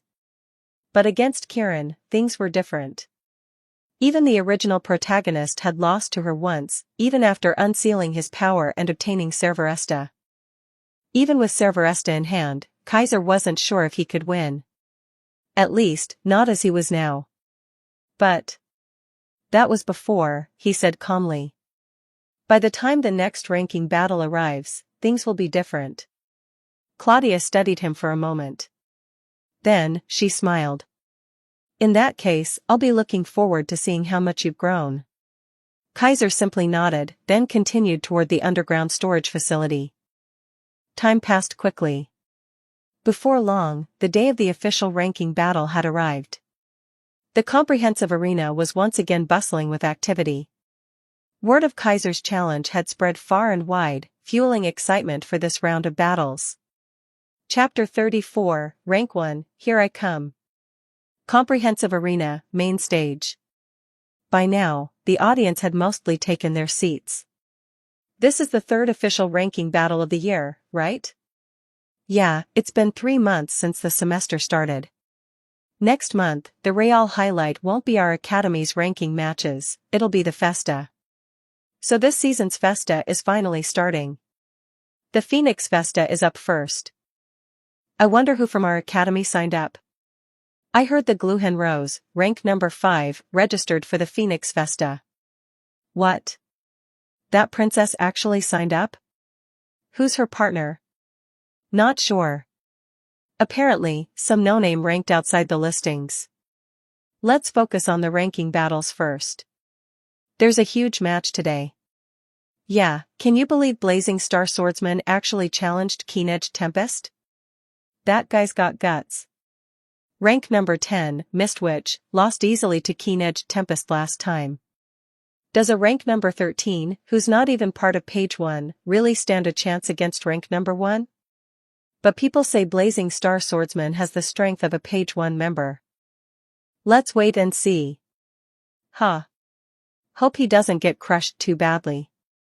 The audience buzzed with chatter, and the center of attention was undoubtedly the upcoming duel between Kaiser and Tudu Kiran. Just like the previous ranking battle, only 2 matches featured Page 1 members. But unlike before, both were challenges issued by lower-ranked contenders. One match was between rank number 15 and rank number 12. The other, Kaiser challenging rank number 1. There was no comparison. A rank number 15 challenging rank number 12 was standard. But a rank number 13, who had only recently entered the rankings, challenging the strongest in Sedukan Academy? It was the undisputed main event. Naturally, their match was scheduled as the final battle of the day, only after all the other fights had concluded. VIP spectator box. Seriously, those two could have given us some warning.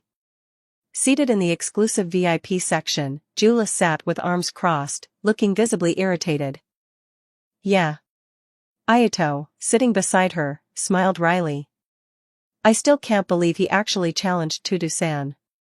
Just a short while ago, the 4 of them had gone out together for a peaceful meal. The atmosphere had been light-hearted and pleasant. For Kaiser to suddenly challenge Kiran, it was shocking, to say the least. There's probably more to this than we know, Claudia remarked from Julius's other side, smiling. But regardless, their duel is happening. All we can do is watch. Then, as if casually shifting the topic, she added. Speaking of surprises, I heard the 2 of you decided to partner up for the Phoenix Festa. Now that was unexpected. At this, Ayato gave a sheepish chuckle. Julius, on the other hand, looked distinctly uncomfortable. A lot happened on our end too. Before we knew it, it just turned out this way. Over the past 2 weeks, Julius had been continuously targeted by the same person who had ambushed her before. The attacks had escalated, causing her real trouble. Ayato had somehow gotten involved in the conflict and, after a series of events, helped Julius drive off her pursuer. Through this ordeal, the two had resolved their previous conflicts and even opened up to each other. Thus, they had decided to team up for the upcoming Phoenix Festa. That's great news. Claudia, as the student council president, was well aware of the incidents Julius had been dealing with. She smiled knowingly. I was a little worried you wouldn't find a partner. Your social skills aren't exactly the best, you know? Mind your own business. Julius huffed, turning away. Besides, shouldn't we be focusing on today's match? True. Ayato scratched his head. I honestly don't know who to root for. This is complicated. Haha. Claudia, ever unbothered, maintained her usual smile. Like I said, all we can do is watch. Let's just see how it all unfolds. Hearing this, Julius and Ayato exchanged glances, momentarily setting aside their conflicting thoughts. Who do you think will win? Julius asked. I'm not sure. Claudia shook her head. Logically, Tudu-san has the higher chance of victory. Yeah. Ayato nodded. I've seen her fights. Honestly, her swordsmanship is unbelievable, it's overwhelmingly strong. Ayato himself was a swordsman. And his strength spoke for itself, he had only lacked the opportunity to fully demonstrate it. Yet, when he watched Kirin's duels, even he had to admit. He was outmatched. At least in terms of pure sword technique, he couldn't compare. Realizing that someone so skilled was only 13 years old had sent a chill down his spine. However, Kaiser doesn't seem like the type to challenge someone without a reason. If he issued this challenge, he must believe he has a real shot at winning. That was Ayato's take on the situation. That guy is definitely unpredictable. Julius frowned.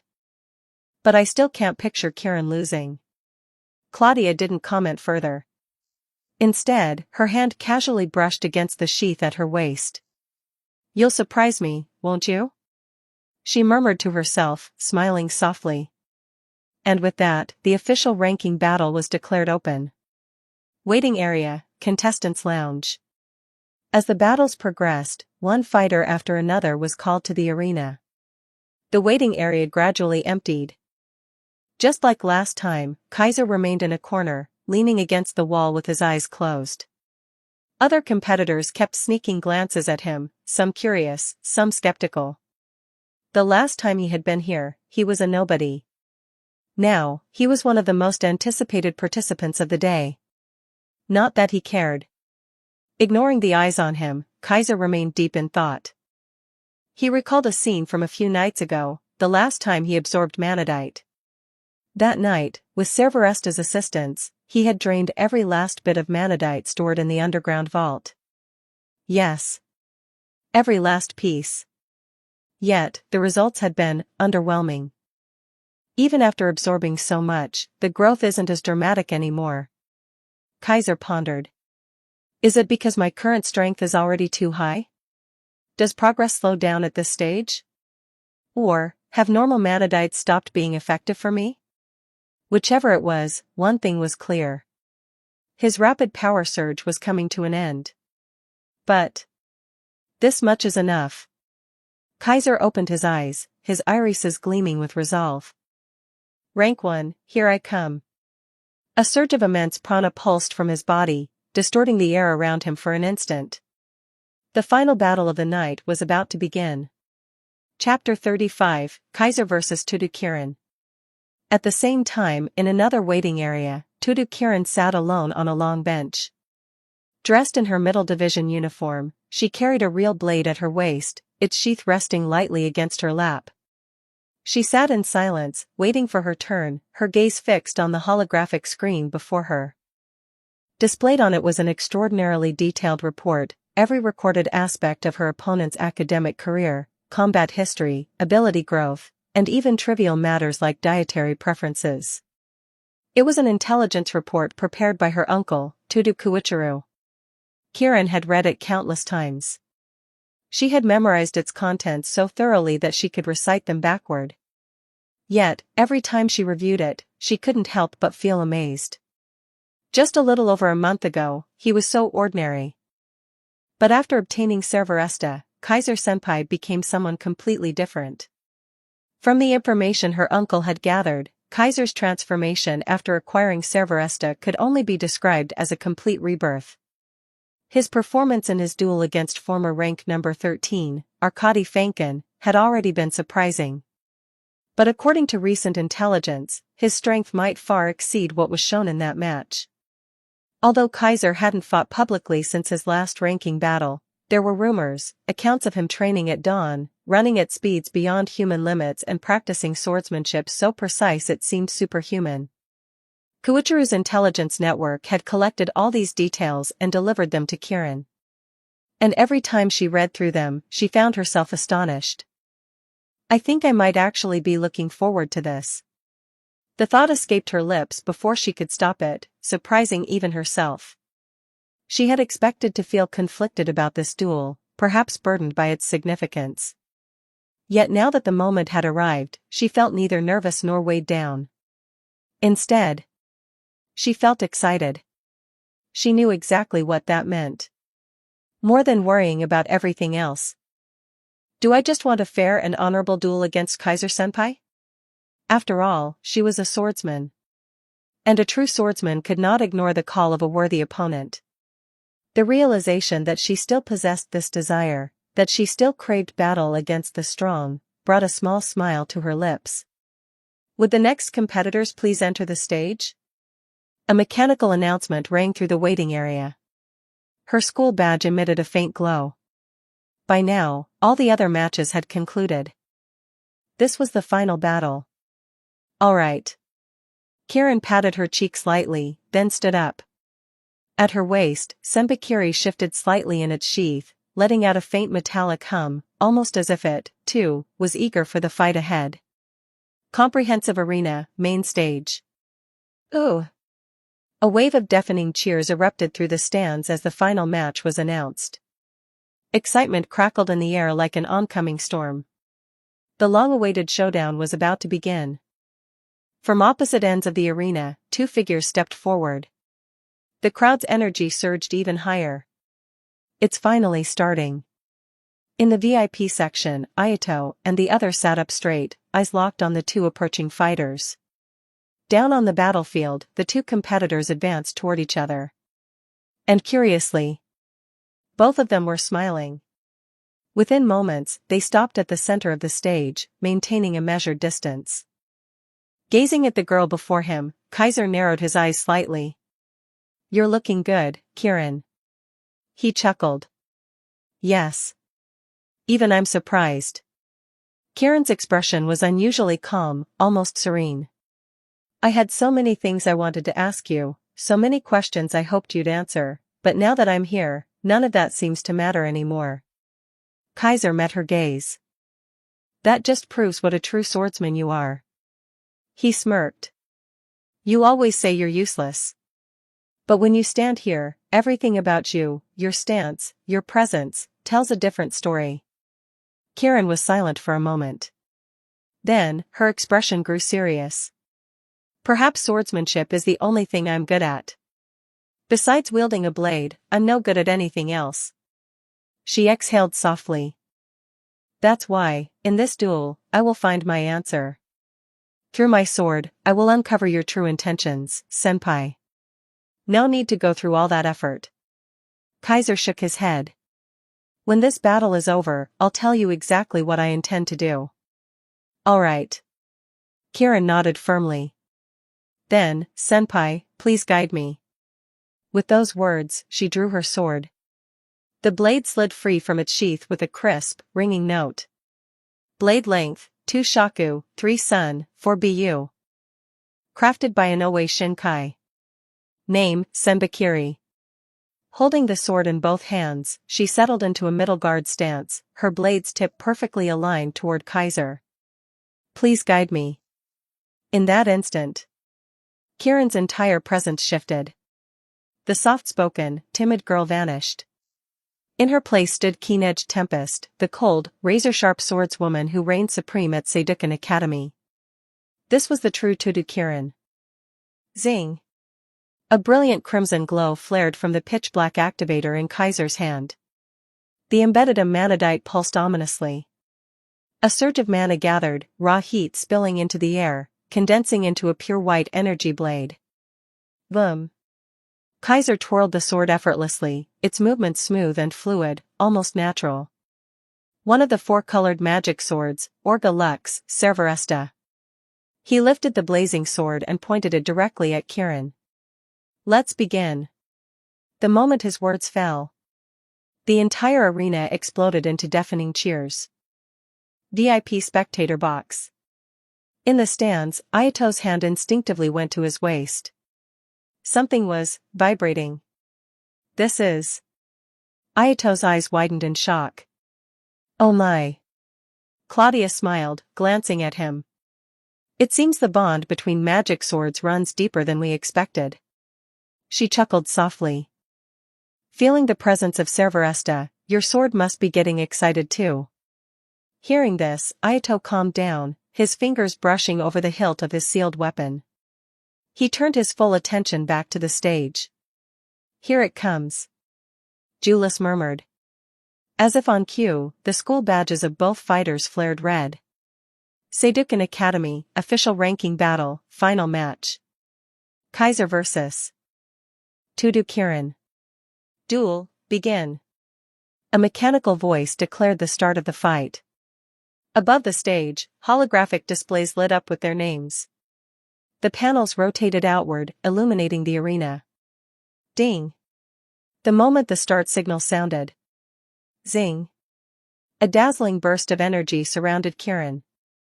Her prana surged. I'm coming, senpai. She called out. And in the blink of an eye, she moved. Like a storm. Like a flash of lightning. Like pure speed itself. Chapter 8, Chapter 36. 6,047 words. Chapter 36, Renzuru. Swish.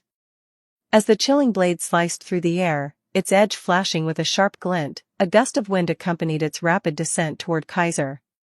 It was an incredibly swift strike, unleashed the very instant Kieran Tudu closed the distance. The sheer speed was almost inconceivable. Coming straight at me from the start?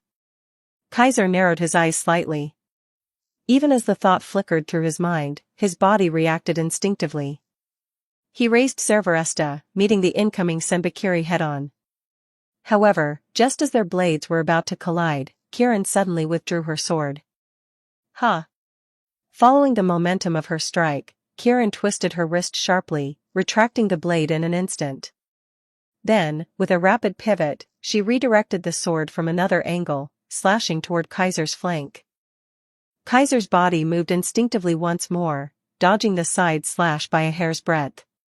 Yet, even as her previous strike missed, Kieran seamlessly adjusted her footwork, spinning with fluid grace. Her sword traced a perfect arc through the air, maintaining both its speed and force as it swung toward Kaiser once again. Swish! Swish! Swish! The sound of Senbakiri cutting through the air rang out in rapid succession, silver arcs of light relentlessly pursuing Kaiser with unbroken rhythm. It was a seamless barrage of attacks, each strike flowing into the next with terrifying precision, leaving no room to counter.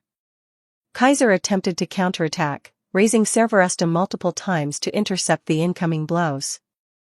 But every time his blade was about to clash with Senbakiri, Kieran would swiftly withdraw her sword, avoiding direct contact, only to immediately strike again from a different angle, forcing Kaiser into constant evasive maneuvers.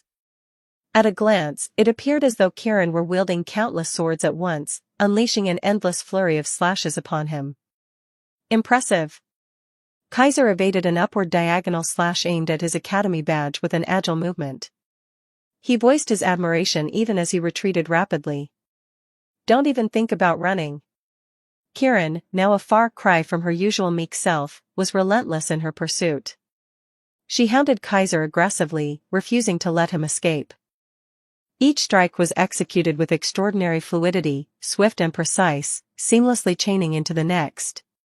Slash after slash, each faster, sharper, and more unyielding than the last. Her relentless attacks gave Kaiser the sensation of being ensnared in an ever-tightening web of swordplay, as though he were being swallowed by an endless storm of gleaming silver. It felt as if he had been completely surrounded, trapped in a dance of flashing blades with no avenue of escape. The only outcome would be his exhaustion, leading to his inevitable demise at the edge of Sembakiri's blade. Here. Kieran's petite frame leaped into the air, her body spinning in a blur as Sembakiri's edge whirled like a deadly top, slicing toward Kaiser with fierce momentum. Not that easy. Kaiser had no intention of remaining on the defensive forever. Seeing Kieran's relentless onslaught showing no signs of stopping, he finally unleashed his full strength. Countless star-like motes of light erupted around him as an astonishing surge of prana ignited within his body. From the VIP seating, Julia's eyes widened in shock. What an incredible amount of prana! Beside her, Ayato Amajiri's expression turned solemn. As a Gene Stella, Ayato prided himself on possessing an exceptional reserve of prana, one of the highest in the academy. To his knowledge, he had never encountered anyone who could rival his capacity for prana. Not even his sister, nor any of the page 1 ranked students in Seidukan Academy, could match him in sheer energy. Yet today, he had found someone whose reserves might be comparable to his own. Did he always have this much prana? Even Claudia Enfield, who had always seemed composed, couldn't hide her surprise at the scene unfolding before her. Kaiser focused his immense prana into his arm. Then, in an astonishing move, he lifted his hand, meeting Kieran's blade not with steel, but with his bare arm. Clang! The next instant, the sound of metal striking metal echoed across the battlefield as Kaiser's arm intercepted Sembakiri's blade. What? Kieran's expression changed. Prana was known to enhance a Genistella's offensive and defensive capabilities, particularly the latter, where its effects were most pronounced. But to block her attack directly with his body? She had never encountered anyone who could do such a thing. Just how much prana had he used to achieve this? After all, she was also a Gene Stella, and Sembakiri was a legendary sword with a storied history. Its sharpness rivaled even that of most Lux weapons, surpassing ordinary Orga Lux in sheer cutting power. Her strikes were sharp enough to cleave through steel. Yet Kaiser had stopped it barehanded. This isn't the time to be distracted. Kaiser's voice reached Kieran's ears just as a searing slash from Cerberesta followed. Kieran quickly flipped backward, twisting through the air to avoid the blazing arc. She somersaulted multiple times before landing, narrowly evading the strike. However, she felt no sense of relief. Renzuru was broken.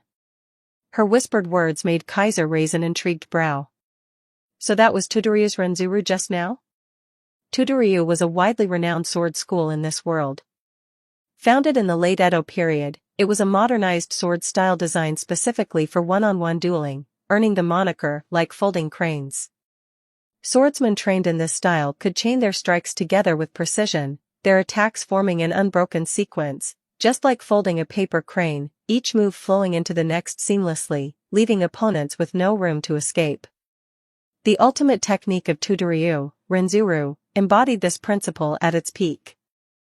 It consisted of a combination of 49 different attack patterns, forming an infinite chain of relentless slashes, claiming to have neither an end nor a limit. No matter how one defended or evaded, Renzuru ensured that the assault continued without pause, overwhelming the target until they were utterly defeated. Because of Todoryu's global reach, many in Asterisk had learned its techniques. However, among all practitioners, only one swordsman had ever truly mastered Renzuru. The heiress of Todoryu herself, Kieran Todo. Todoryu has 49 interconnected techniques. When combined into a flawless continuous assault, it forms Renzuru. Kieran's clear voice echoed as she steadied her breathing. By freely linking these techniques together, a swordsman of Todoryu can attack ceaselessly, using subtle cues such as breathing patterns, spacing, and gaze control to prevent their opponent from counterattacking, completely suppressing them until they are defeated. During her last official ranking battle, the 10th-ranked Mist Deep Witch had fallen to this very technique, overwhelmed by the relentless barrage, unable to counter even once before succumbing to defeat. Renzuru is inescapable. Once caught within its flow, breaking free is impossible, not even the previous rank one could withstand it. Kirin's expression mixed admiration with wonder. But you, senpai, you're the first person I've ever met who could break free from Renzuru, and in such an unexpected way. She looked at Kaiser with pure respect. You really are strong. Her genuine words of praise made Kaiser shrug. Well, that's thanks to who I am now. If it were the old me, I wouldn't have been able to pull that off. And that was the truth. Over the past month, Kaiser had completely absorbed all the manadite from the underground vault Claudia had provided him. While his growth had now reached a bottleneck, where ordinary manadite could no longer enhance him, the immense reserves he had obtained had utterly transformed him. He was no longer just another middling student who couldn't even make it into the name charts. Now, in terms of physical ability, there was no one in Seidukan Academy who could surpass him. And in prana, while he might not yet rival Ayato, he wasn't far behind. In all of Seidukan, only Ayato could claim a greater reserve of energy. That was why Kaiser had dared to block Kirin's blade with his bare hand. Had it been the old him, he wouldn't have even considered it. But now? Now, he could stand among the strongest. Chapter 37, The Place of True Strength. The moment Kaiser stepped onto the stage, his performance had already rendered the audience completely silent. Did you see that? No. I couldn't see a thing. Their battle rhythm is way too fast. My eyes can't keep up at all. I'm not surprised that Keen-Edge Tempest is this strong, but what's going on with Blazing Star Swordsman? Isn't he way stronger than he was in the last official ranking battle? Many who had seen Kaiser's previous duel now wore expressions of astonishment, clearly taken aback by his display. He's keeping up with Kirin's speed? Julius was just as shocked. That guy, was he holding back in the last official ranking battle? No. He wasn't. Claudia, standing nearby, silently refuted Julius' assumption. She didn't know the full extent of Kaiser's true strength, but she was certain that he hadn't possessed this level of power before. Even Tudu Kuichiro had managed to gather detailed data on Kaiser, and Claudia, who had been quietly keeping an eye on him for some time, naturally had access to the same information. From everything she had gathered, one thing was clear: Kaiser had not been this strong before. He had grown at an astonishing pace in a short period of time. As for how, Claudia immediately thought of the manadite. After all, when Kaiser had first sought her help, he had openly stated that with enough manadite, he could rapidly improve his abilities. And now, it seemed that everything he had claimed back then had come true. What an unexpected surprise. Claudia muttered softly, not sure whether to be delighted or exasperated. Kaiser, oblivious to the murmurs in the audience, remained locked in a standoff with Kirin. Todoryu's Renzuru is truly impressive. It was an eye-opening experience. He smiled faintly. But if you think that alone will be enough to defeat me, it won't be that easy. Is that so? Kirin gazed at him with a slight smile. Then perhaps it's time you show me your swordsmanship, senpai? Hearing this, Kaiser shook his head. I don't have the kind of masterful swordsmanship you do, nor am I some rigorously trained swordsman. The only reason I use a sword at all is because my first true weapon happened to be one. As he spoke, he gathered more prana, his aura surging. You've said it before, haven't you? My swordplay doesn't seem like a style meant to fully unleash my own strength, but rather a technique focused on maximizing the potential of my weapon. You were right. And so, I'll show you where my true strengths lie. A massive surge of prana flooded into Cerveresta, causing the amanadite embedded within the sword to glow brilliantly. VMM. Black patterns emerged along the sword's body, writhing like living veins as they spiraled downward, merging into the amanadite. The pristine white blade began to tremble. The heat radiating from Cerberesta abruptly spiked, its once white surface gradually darkening into a deep purple-black. Boom! In the next instant, Kaiser's entire body seemed to ignite, his form wavering like a mirage within the searing heat. Scorching winds erupted from him in every direction, rippling outward with terrifying intensity. "He's coming." Kieran tensed. What an incredible heat. In the VIP seating, Ayato and the others felt the scorching wind rush toward them. "It's the same as last time. The move that instantly defeated Arkady Fankin. He's finally using it." The audience collectively held their breath, their focus sharpening in anticipation of the battle's climax. The heat radiating from Kaiser intensified further, turning the entire stage a deep crimson, as though it were being baked in an inferno. Even the defensive barriers automatically activated, preventing the sweltering air from reaching the audience. At that moment, countless spectators recalled the rumors surrounding Cerberesta. Anything it touches melts. If it pierces the earth, it turns the ground into a furnace. Now, that legend had become reality before their very eyes.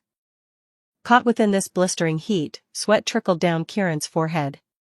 She stared at Kaiser, momentarily dazed by the sight before her. At the heart of the roaring heat waves, Kaiser burned with overwhelming prana, his entire body radiating like a miniature star. This was Blazing Star Swordsman. Kieran whispered in awe. And the next instant, the blazing swordsman moved. Boom! Like an explosion of fire, Kaiser vanished from sight. A surge of instinctive danger flared in Kieran's mind. Without thinking, she leapt away. VMM.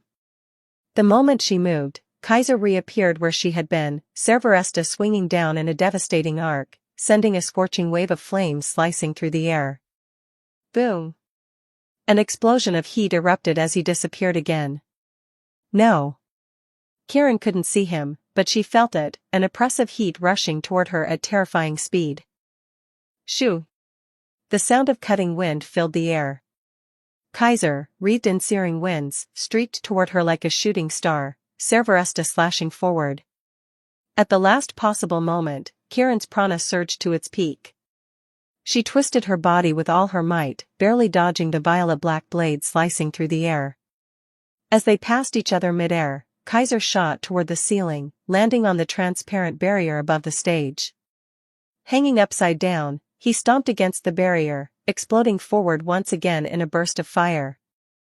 Again and again, Kaiser lunged at Kieran, his speed reaching an almost supernatural level. The audience could only see a streak of flames flashing across the stage, leaving them gaping in disbelief. "I can't see him at all." Kieran narrowly evaded blow after blow, nearly having her school badge struck multiple times by Kaiser's seemingly omnipresent blade. If not for the intense heat preceding each of his attacks, alerting her just in time, she would have already lost. Realizing this, Kieran gripped her sword tightly. "Stay calm." She took a deep breath, focusing her senses. "The speed he's moving at is terrifying, but it's not completely untraceable." She lifted her gaze, scanning her surroundings intently. "I have to focus. I have to see through him." A faint light flickered in her eyes as she steeled herself. But too late. A voice suddenly reached her ears. Before she could react, Kaiser's figure appeared in her vision. This time, there was no heat, no warning. Kieran's face paled. VMM. The violet-black edge of Cerberesta slashed through the air. The high-energy blade vibrated, leaving behind an afterimage as its sound reverberated throughout the stage. For a moment, the entire audience stood as one, their movements synchronized by sheer instinct. Even Ayato, Julius, and Claudia in the VIP seats shot to their feet. On stage, Kaiser and Kieran had both stopped moving, standing opposite each other. Kieran's body was leaning backward, as if about to retreat. Kaiser stood motionless, Cerberesta humming in his grasp, the sword already in a completed strike. The world seemed to freeze. Then, crack. a crisp sound echoed. A single, glowing red fissure appeared on Kieran's school badge. The badge slowly split apart. Clatter. The two halves hit the ground, ringing with finality. Duel concluded. Victor, Kaiser. The mechanical voice announcing the result rang through the silent battlefield. Chapter 38, Be My Partner. Duel concluded. Victor, Kaiser. As the mechanical voice announcing the result echoed loudly across the stage, not a single person in the audience reacted immediately. Huh? Kieran Tudu stood frozen, her expression blank with confusion. It took her a long moment before she could even process what had just happened. I lost? Keen-edged Tempest, lost? No way. Many spectators exchanged stunned glances, struggling to accept such a sudden outcome. Amidst the disbelief, Kaiser sheathed Cerberesta, returning it to its activator state, and spoke up. With this, I'd say I fulfilled my promise. His words finally pulled Kieran out of her daze. I see. Looking at the young man before her, Kieran let out a bitter smile. In the final moment, you stopped using the heat wind to accelerate yourself, didn't you? That was why she hadn't sensed his approach. I had no choice. Kaiser shrugged. If my heat wind always alerts my opponent the moment I get close, then keeping it active would just be a waste of prana. Against someone like Arkady Fankin, it wouldn't have mattered. But against someone as sharp and quick-reacting as you, that flaw became too obvious to ignore. So really, I should be thanking you, for making me realize the weakness in my technique. Had it not been for Kieran, Kaiser might never have noticed this critical flaw in his heat-assisted acceleration. His gratitude was genuine. Seeing this, Kieran could only smile wryly. But soon enough, she felt a strange sense of relief washing over her. Congratulations, Senpai. You're now Seiduken's rank 1. Even though she had lost, even though everything she had fought for was now meaningless, Kieran was surprised to find that she didn't feel any sadness at all. Instead, it was as if she had been freed from some unseen burden. For the first time in a long while, her expression felt lighter. Then. Yes. That's the expression I wanted to see. Kaiser suddenly spoke up. What? Kieran blinked in surprise. Kaiser smiled. The way you look now is so much better than when I first met you. Hearing that, Kieran's mind flashed back to their first encounter. Back then, her expression must have been heavy, so heavy that it had prompted him to say something like this. A face weighed down by burdens doesn't suit you, Kaiser said, his gaze steady. Especially since I know exactly what you've been carrying all this time. As someone who understood this world's story from the beginning, Kaiser had always known what Kieran was shouldering. That was why, when he saw this small girl carrying such an oppressive weight on her shoulders, pretending he hadn't noticed was never an option. She had won countless duels, yet never felt any joy in victory. She had been rank 1, yet had never been truly proud of it. Thinking about that, Kaiser had spoken those words before they parted ways that day. Was it sympathy? Or pity? Kaiser didn't know, nor did he want to dwell on it. All he knew was that he had wanted to test the strength of Seiduken's strongest, to stand on the grandest stage this world had to offer, to carve out an unforgettable life story. Challenging Kieran had always been inevitable, regardless of the circumstances. So he had never hesitated to say those words to her. Seeing your face now, I feel relieved too. Kaiser smiled. So, congratulations, Kieran. At his words, Kieran's eyes glistened faintly. She couldn't quite put her emotions into words. Senpai, Just as she was about to say something, Kaiser cut her off. And now, I have a formal invitation to make. Under the gaze of everyone present, on the grandest stage of Seiduken Academy, Kaiser looked straight at the girl before him. Be my partner, Kieran Tudu. Silence. For a brief moment, the entire audience fell into stunned silence. Then, as realization set in, almost everyone's eyes widened in shock. Partner. Kieran's voice trembled slightly, her expression a mix of anxiety and disbelief. If she wasn't misunderstanding, then what Kaiser was doing right now was. That's right. Kaiser, as if reading her thoughts, nodded with certainty. The Festa season is about to begin. In just about a month, the Phoenix Festa, held every summer of the first year, will commence. I'm planning to enter the Phoenix Festa. And for that, I need a partner. The Phoenix Festa was a duo tournament. To participate, to even register, the first condition was to form a two-person team. For Kaiser, who wanted to experience the most exciting moments this world had to offer, there was no way he could pass up the Phoenix Festa. His initial reason for approaching Kieran had, in fact, been to invite her to form a team. You want to save your father, don't you? Kaiser spoke seriously, his gaze unwavering. Then forming a team with me and winning the Phoenix Festa would be the fastest way to make that happen. Winning any Festa granted the victors a single wish, which the Integrated Enterprise Foundation would fulfill. Given their authority, practically rulers of the world, having them help free Kieran's father would be as easy as lifting a finger. Of course, that required winning. I know, it won't be easy. Though his words acknowledged the challenge, his expression showed not the slightest trace of fear. But I believe that if the two of us team up, we have what it takes.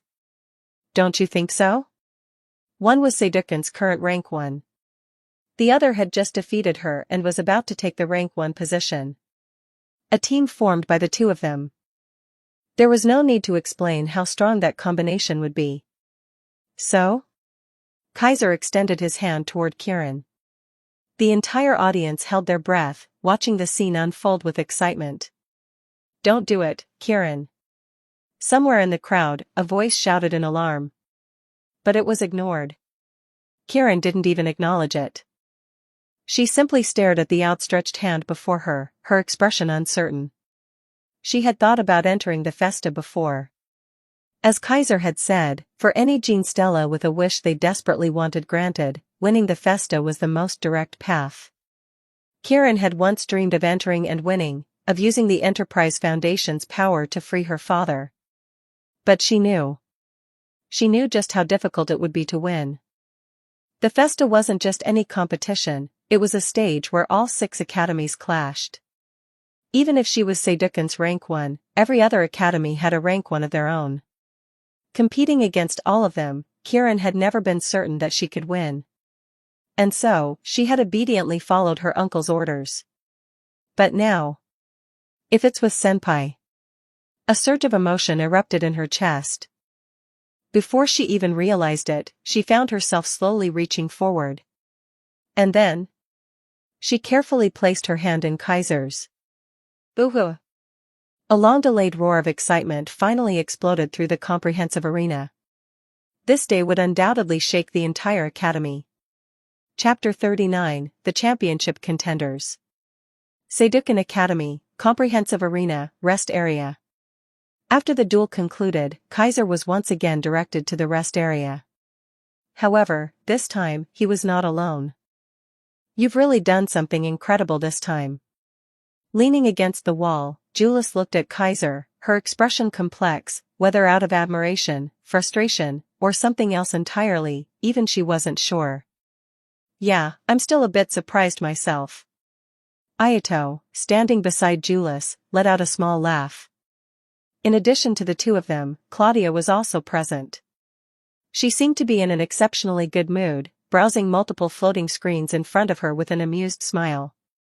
As expected, the news of Kaiser inviting Kieran to be his partner for the Phoenix Festa has already spread all over the internet. With a wave of her hand, Claudia shifted the screens to display the latest reports, allowing everyone to see the contents.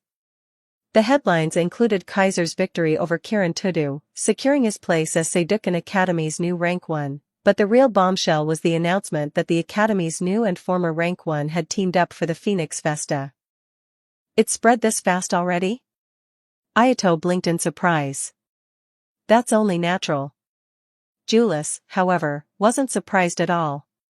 The new and former rank 1 of Sedukan teaming up for the Phoenix Festa, there's no way this wouldn't be the hottest topic right now. The Festa was a world-class tournament, beloved across the globe. Any news related to it would automatically gain traction. And within each academy, the rank 1 student was always one of the most closely watched figures. Now, with Seidukin's top 2 forming a duo for the Phoenix Festa, it was inevitable that the internet would explode with discussions. In fact, if Kaiser and the others hadn't left the stage immediately after the duel, he would have already been mobbed by Seidukin's student-run media clubs, making it impossible for him to even leave the arena. The other participants in the Phoenix Festa must be feeling the pressure now. Claudia maintained her usual cheerful tone, clearly enjoying the spectacle. After all, a rank 1 is already considered the strongest in their respective academy. Even among the 6 academies competing in the Festa, a rank 1 is an undeniable top seed, one of the strongest contenders for the championship. In past tournaments, whether it was the Phoenix Festa, Duo, the GRYPS Festa, 5-person team, or the Lindworm Festa, Solo, the rank 1s of each academy have always been the most popular, highest supported, and most feared participants. And now, our academy's new and former rank 1 have joined forces for this Phoenix Festa. It's easy to imagine the kind of impact this will have, the level of support you'll receive, and the fear you'll instill in your competition. Claudia then turned to Julius and Ayato, covering her mouth with a playful smile. As actual competitors in the Phoenix Festa, what do you two think? Julius shot Claudia a glare. But Kaiser, ever perceptive, noticed something hidden beneath Julius' irritation, a faint but undeniable sense of tension. Ayato, on the other hand, was far more candid. Kirin is already incredibly strong, not just as the former rank 1, but as the heiress of Tudoryu. She's mastered Renzuru, one of the most advanced techniques of her style. Honestly, if I had to fight someone like her, I'd feel a lot of pressure too. He wasn't admitting defeat, but he also wasn't arrogant enough to assume victory. When it came to pure swordsmanship, Ayato knew he couldn't match Kirin. Even if he unleashed his full strength, his chances against her were probably 50-50 at best. And that was optimistic. Ayato understood his own limitations. His power was unstable. If he couldn't secure victory within a short timeframe, he would lose. Even with his newly obtained Orga Lux, his chances against Kirin weren't great. Without that Orga Lux, his odds would probably drop to less than 30%. And now, her partner just defeated her in a direct duel. The new rank 1 of Seidukin Academy. This is a nightmare for every other Phoenix Festa contestant. Julius, despite her reluctance, had to admit it. The fact that Seidukin's strongest duo was entering the tournament had sent shockwaves across the academy. No doubt, the news agencies would be milking this story for all it was worth. Even the betting markets would likely adjust their odds, shifting the favor toward Kaiser and Kirin's team. With the two of you forming a team, this Phoenix Festa already has its strongest championship contender. Claudia smiled knowingly. As student council president, I'm thrilled. If you two can win, it'll do wonders for Seidukin's overall ranking this year. At the very least, our academy's performance won't look so embarrassing anymore. Hearing Claudia's words, Kaiser finished skimming through the news articles and closed the floating screens. A faint smile crossed his lips. Well, let's hope things go that smoothly. His casual response made Julius pout in frustration. It won't go smoothly. We're not just going to roll over and let you win. She turned to Ayato, annoyed. Say something, will you? You always act like you don't care about winning. If people didn't know better, they'd think you had no interest in the championship at all. Well. Ayato scratched his head with an easygoing smile. I don't personally care all that much. But since I've already promised to help you win, I won't be giving up so easily. As he spoke, Ayato placed a hand on the sheath at his waist, glancing at Kaiser. Besides, this guy seems pretty eager to fight against you and Cerveresta. If I don't give it my all, I think it might get upset. The moment Ayato finished speaking. VMM. A low hum emanated from his sheath, as if responding to his words. And at the same time, Kaiser Cerveresta, resting in his own sheath, vibrated in response. A surge of mana gathered around both of them, causing a momentary shift in the air. The tension was palpable. Everyone in the room tensed instinctively. But before anyone could react. "Calm down, Cerberesta." At Kaiser's command, Cerberesta immediately ceased its vibration. The energy in the air dissipated in an instant. Ayato, who had been holding down his own sheath, blinked in surprise. "You and your sword really get along well." He sounded almost jealous.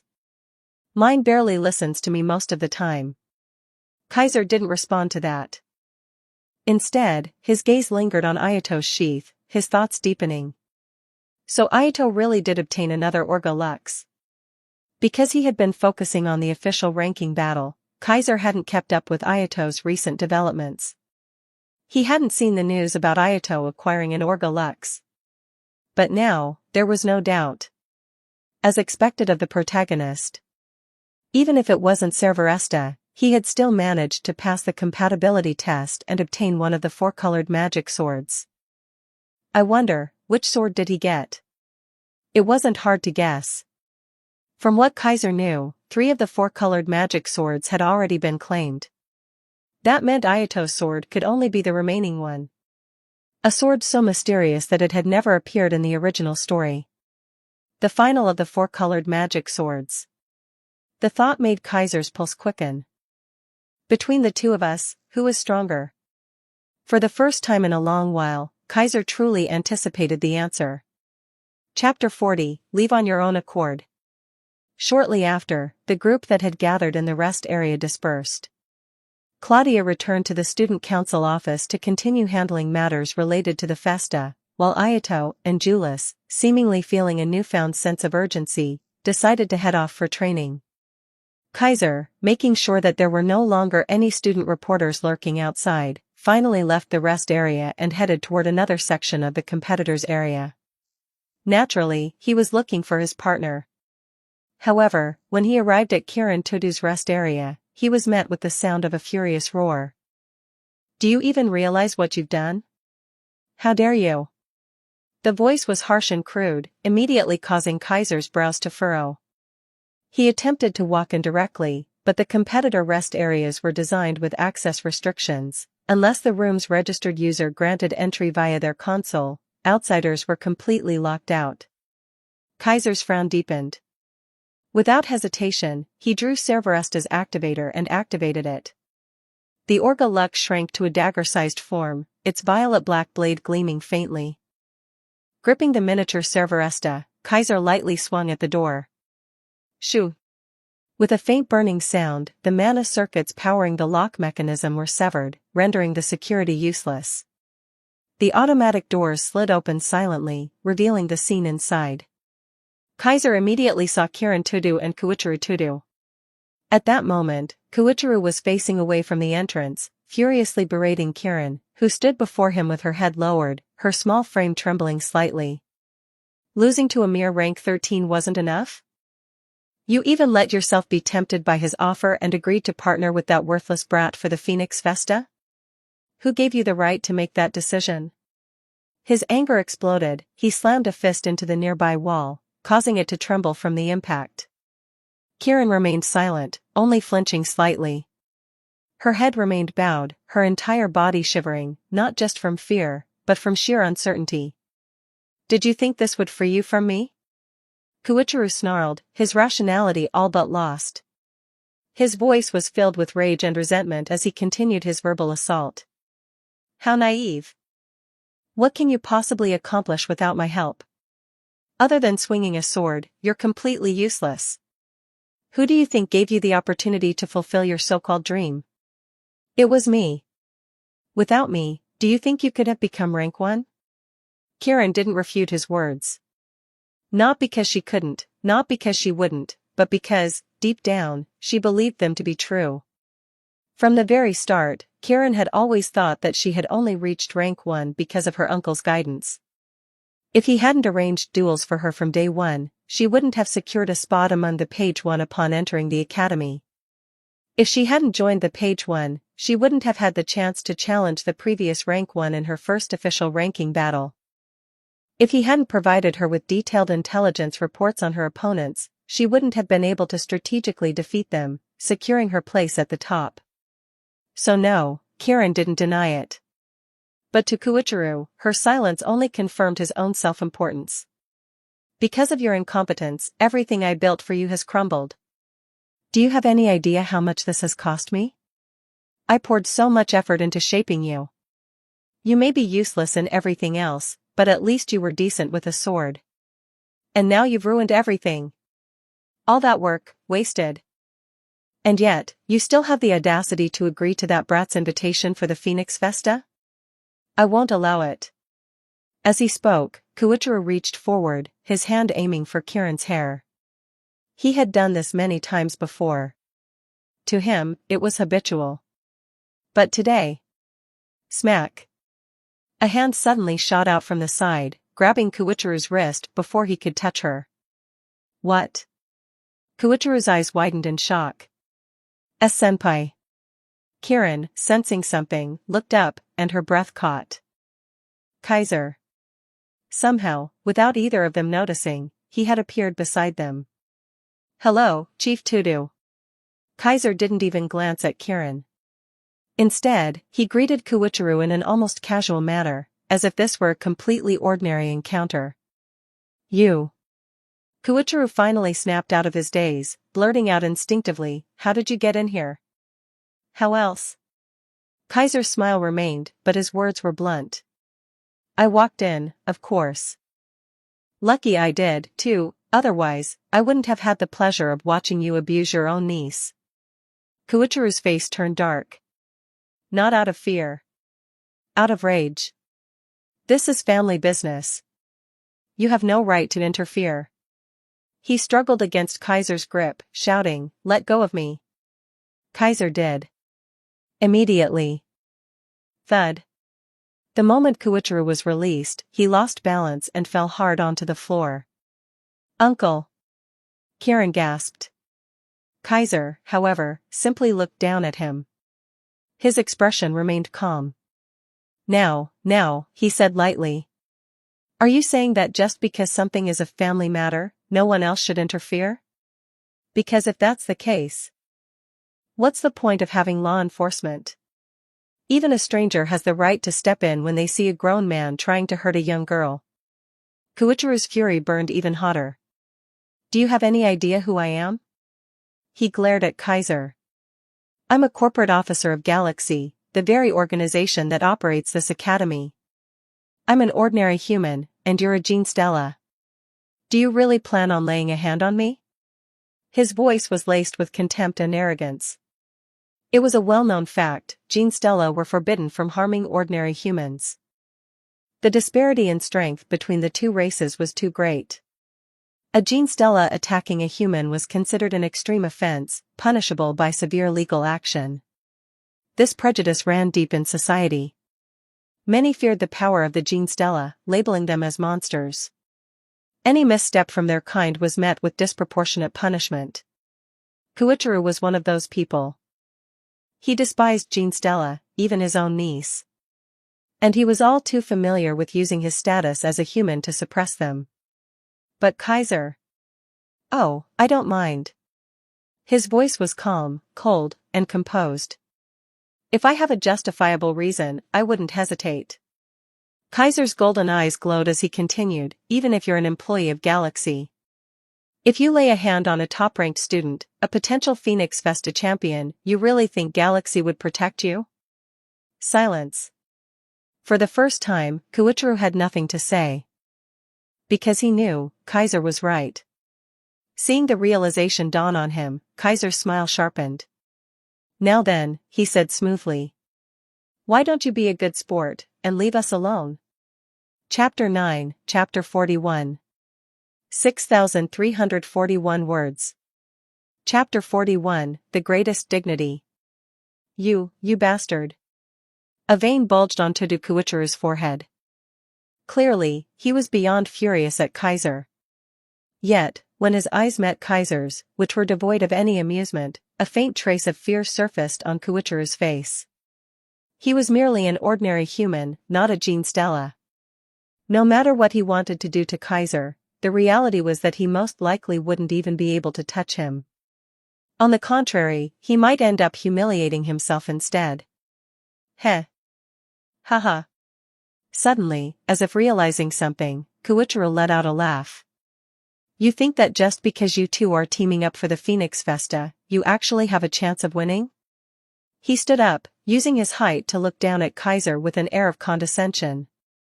Don't think that just because you're ranked number 1, you can defeat the other academies.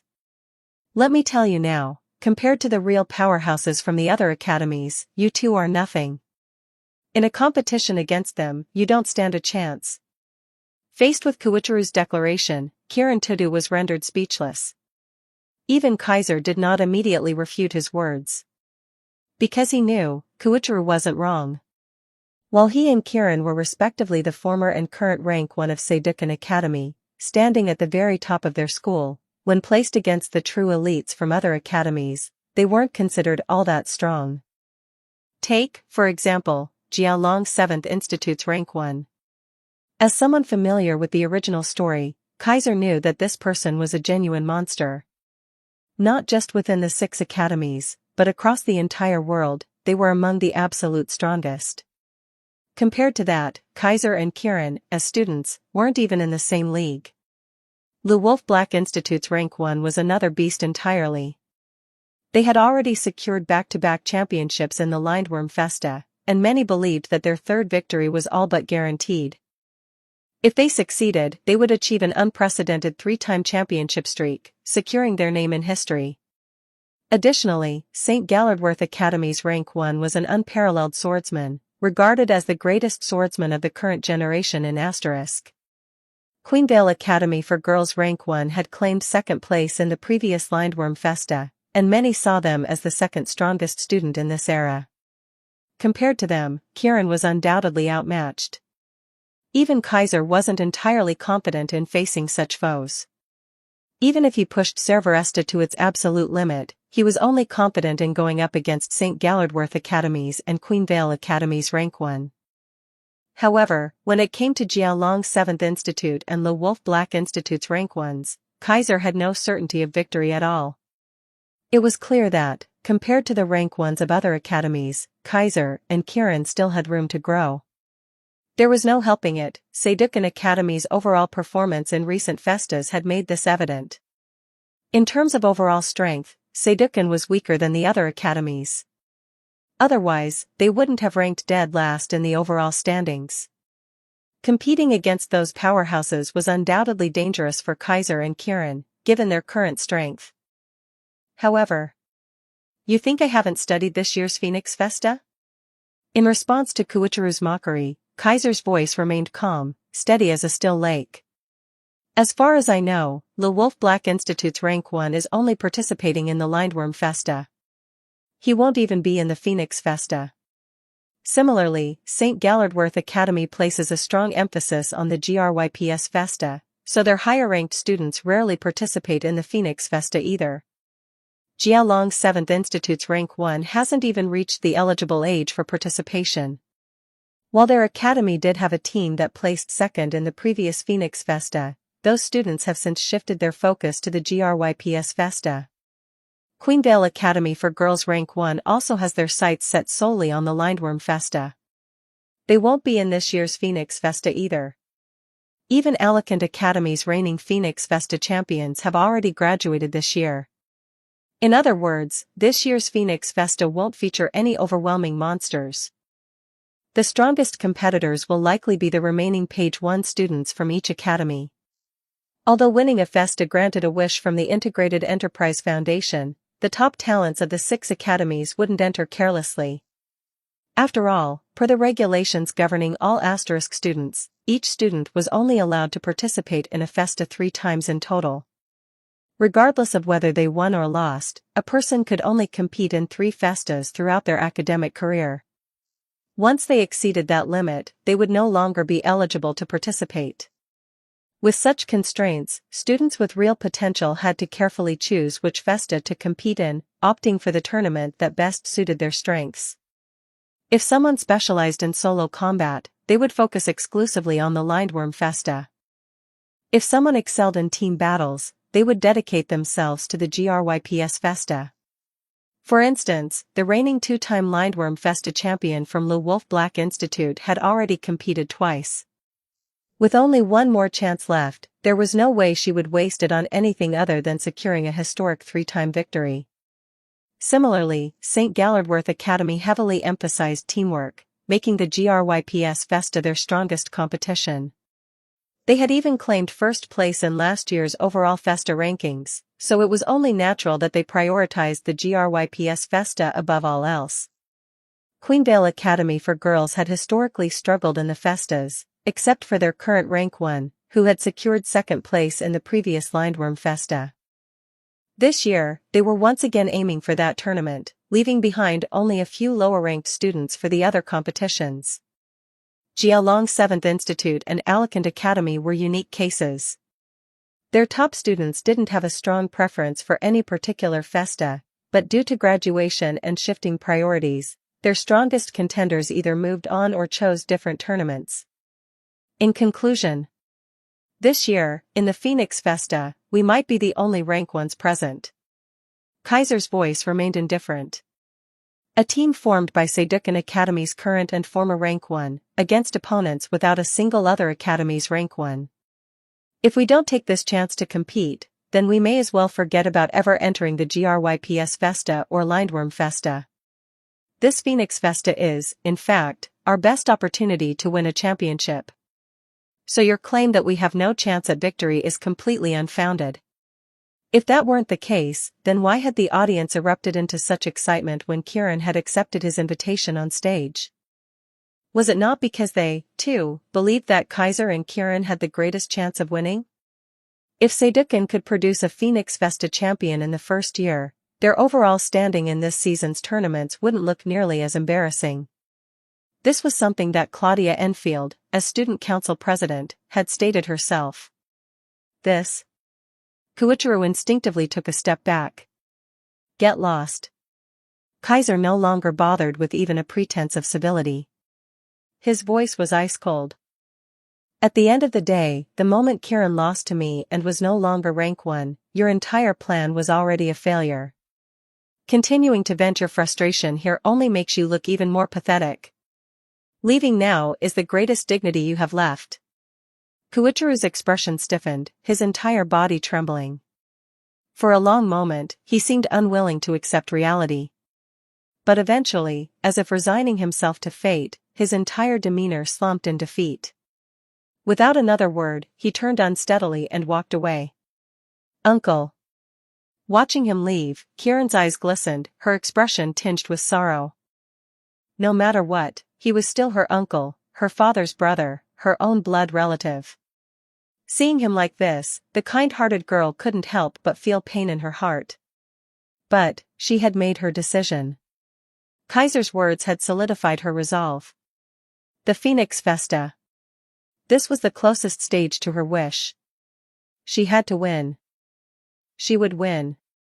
And she would save her father. No matter what.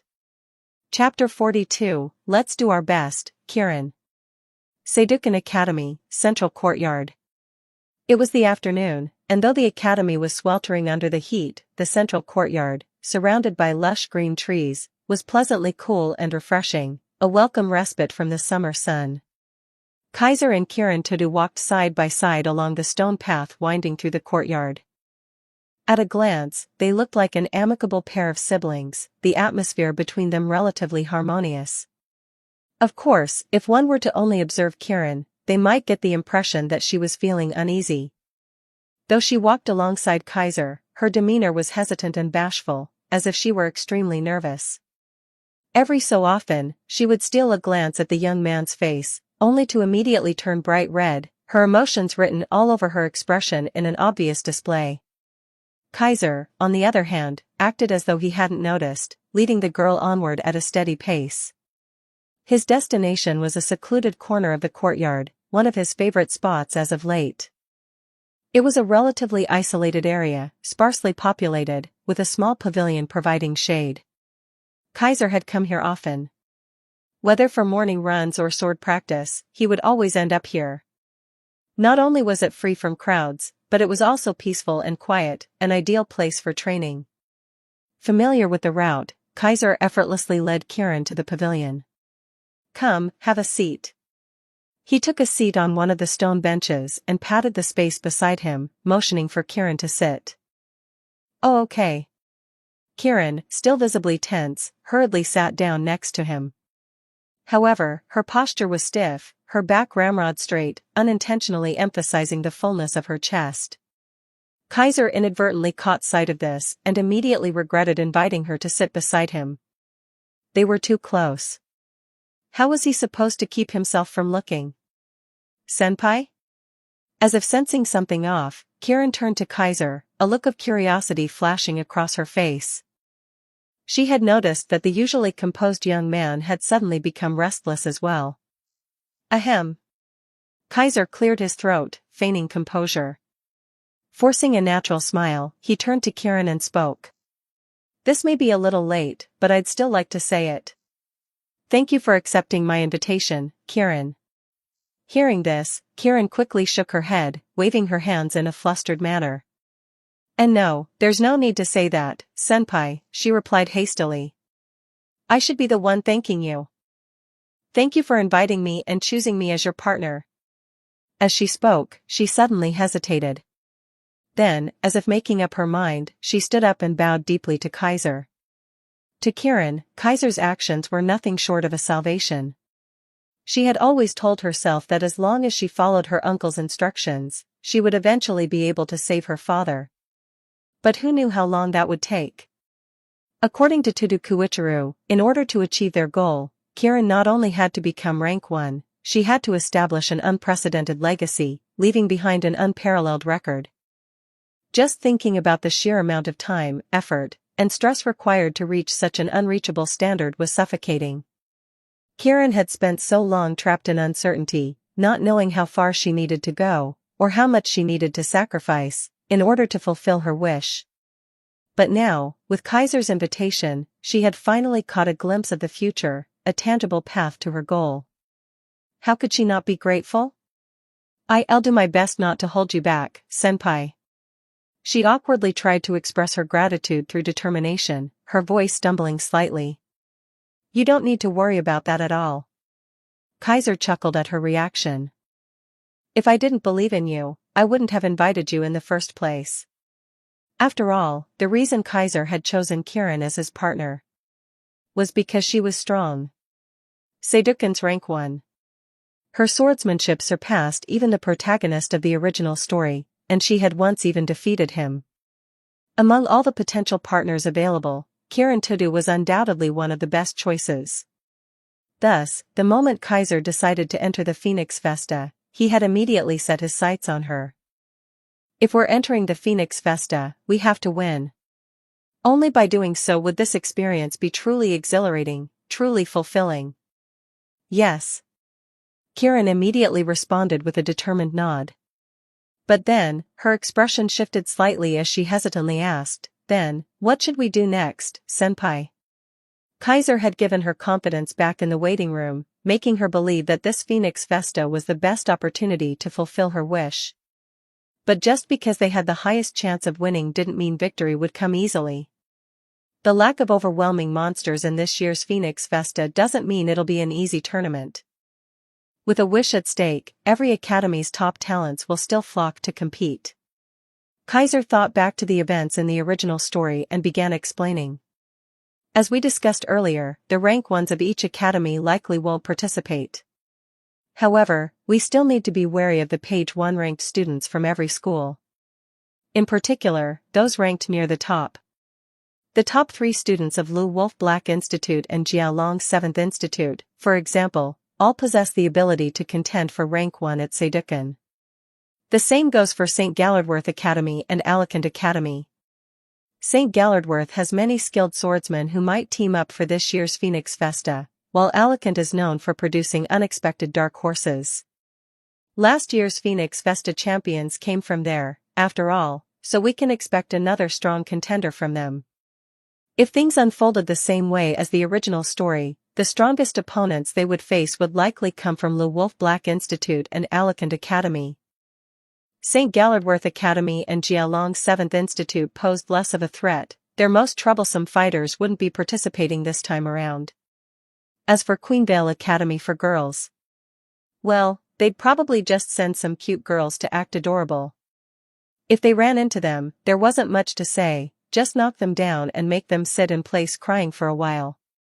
And then, while the competitors from other academies will be troublesome, our biggest obstacle will definitely be them. Kaiser's tone became slightly more serious, making Kieran tense up. Them? She cautiously asked. Then, she received an unexpected answer.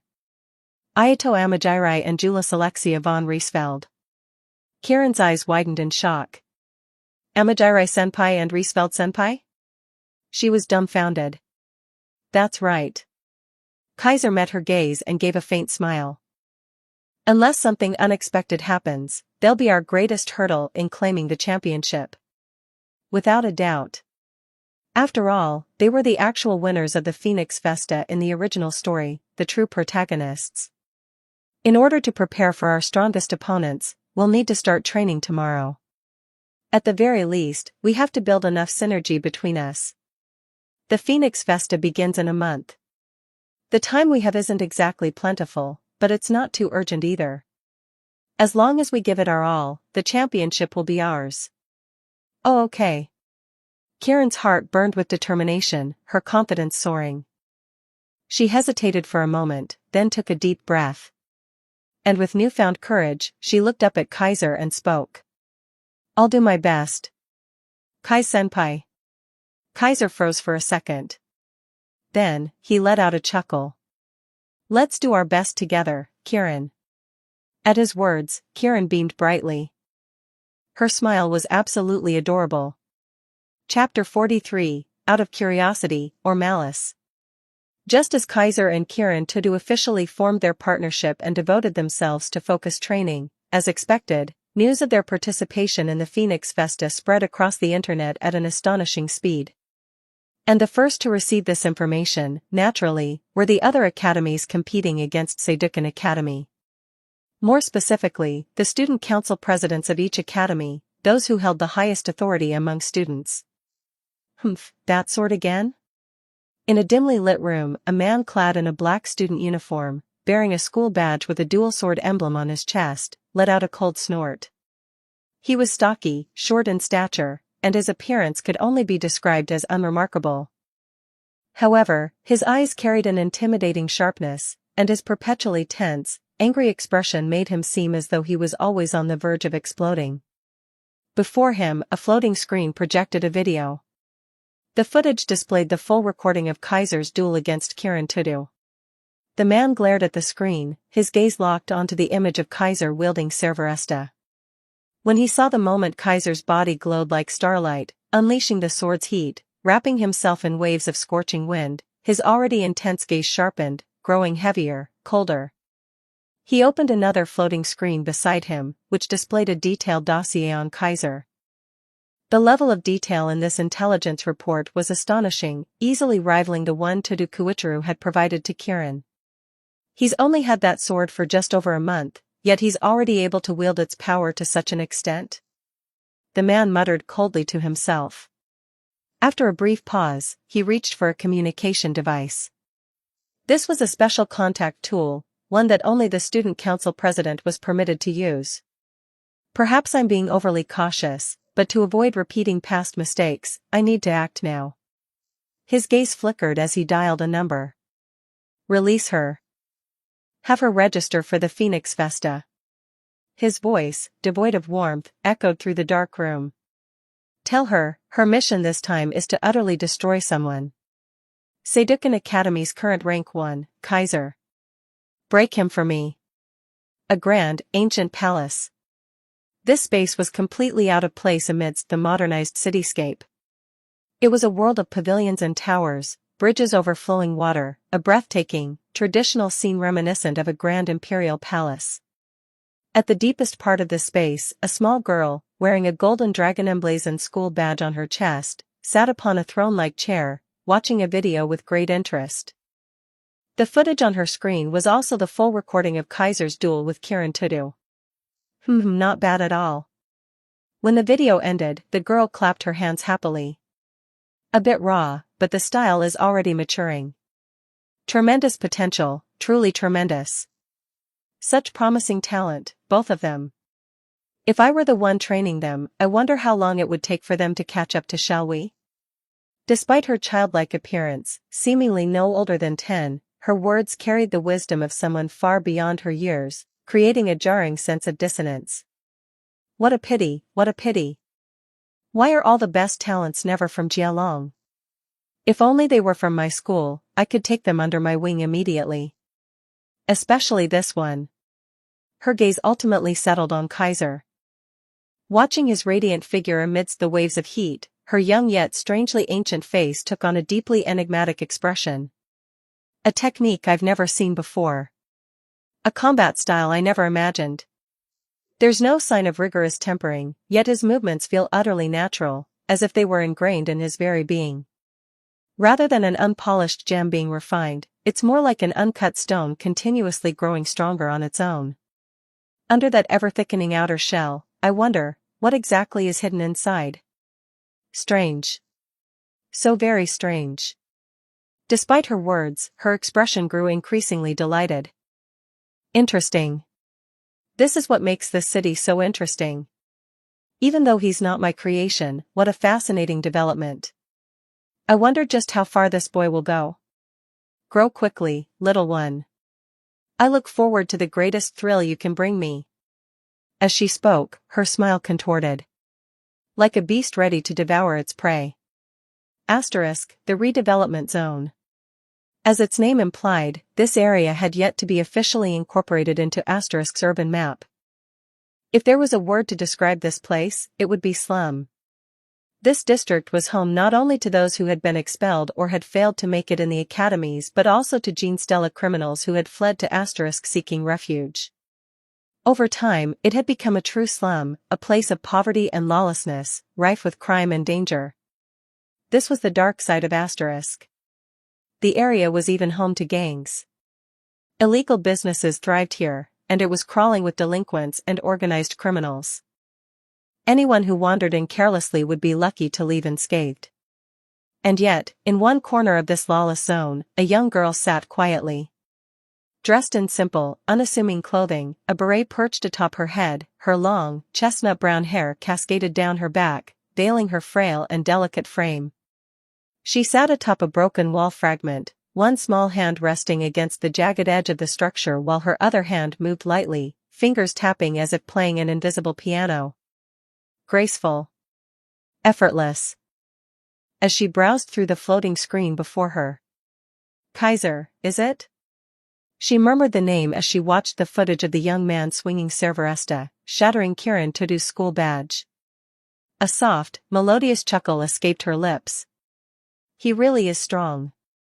Recalling an incident from a certain cafe frequented by her academy students, she let out another light laugh.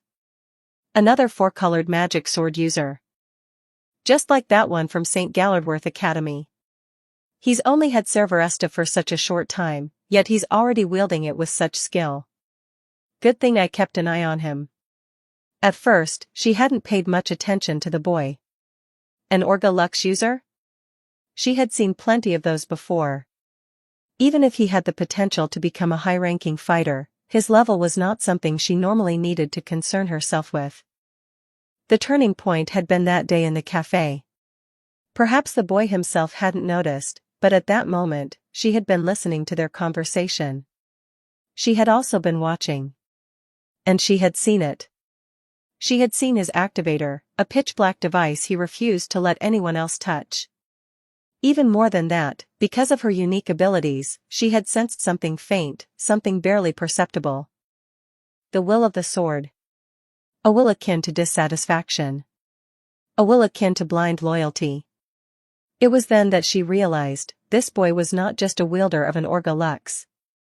He was recognized by it. He was the true king of the magic sword. After digging into his background, using her own channels and resources, she had discovered something even more shocking. His compatibility with Cerveresta exceeded the known limit. That was when she truly became curious. And since then, she had been watching him closely. I wonder. Will he enter the Lindworm Festa? She mused softly to herself. If we meet in the Lindworm Festa, it'll be fun. Waving a hand, she closed the screen and lightly hopped down from the ruins. I look forward to seeing you again, Kaiser. She sang the words like a melody as she turned and walked away. Behind her, countless delinquents and gang members lay sprawled across the ground, motionless for an unsettlingly long time. Chapter 44, A Month of Training. Seidukan Academy, Comprehensive Arena. In addition to the designated dueling stages, the comprehensive arena housed numerous training rooms and practice grounds. These facilities weren't freely available to just anyone. Students had to meet certain conditions to apply for their use, making them some of the academy's more valuable resources. However, within the comprehensive arena, there were 12 training rooms that no student could apply for, no matter how much they wanted to use them. These 12 rooms were reserved exclusively for the Page One. Among the many privileges granted to the 12 highest-ranked students of Seidukan Academy, one of the most significant was the right to their own private training facilities. The quality and scale of these training rooms were allocated based on ranking. The higher the rank, the better the facility assigned to them. In other words, the training room assigned to the rank 1 student was the finest of them all. Its ceiling was extraordinarily high, and the space itself was vast, large enough to house an entire sports stadium. Even if one were to go all out in battle, there was no risk of causing excessive damage to the surroundings. At this moment, within this top-ranked private training room, 2 figures were locked in an intense duel. Clang! The sharp clash of steel rang through the room as Cerberesta's pristine white blade met the cold glint of a real sword, Sembakiri. A burst of sparks exploded outward from the impact. Ha! Kiran Tudu, clad in a red sports uniform tailored for female students, let out a sharp cry as she twisted her slender wrist.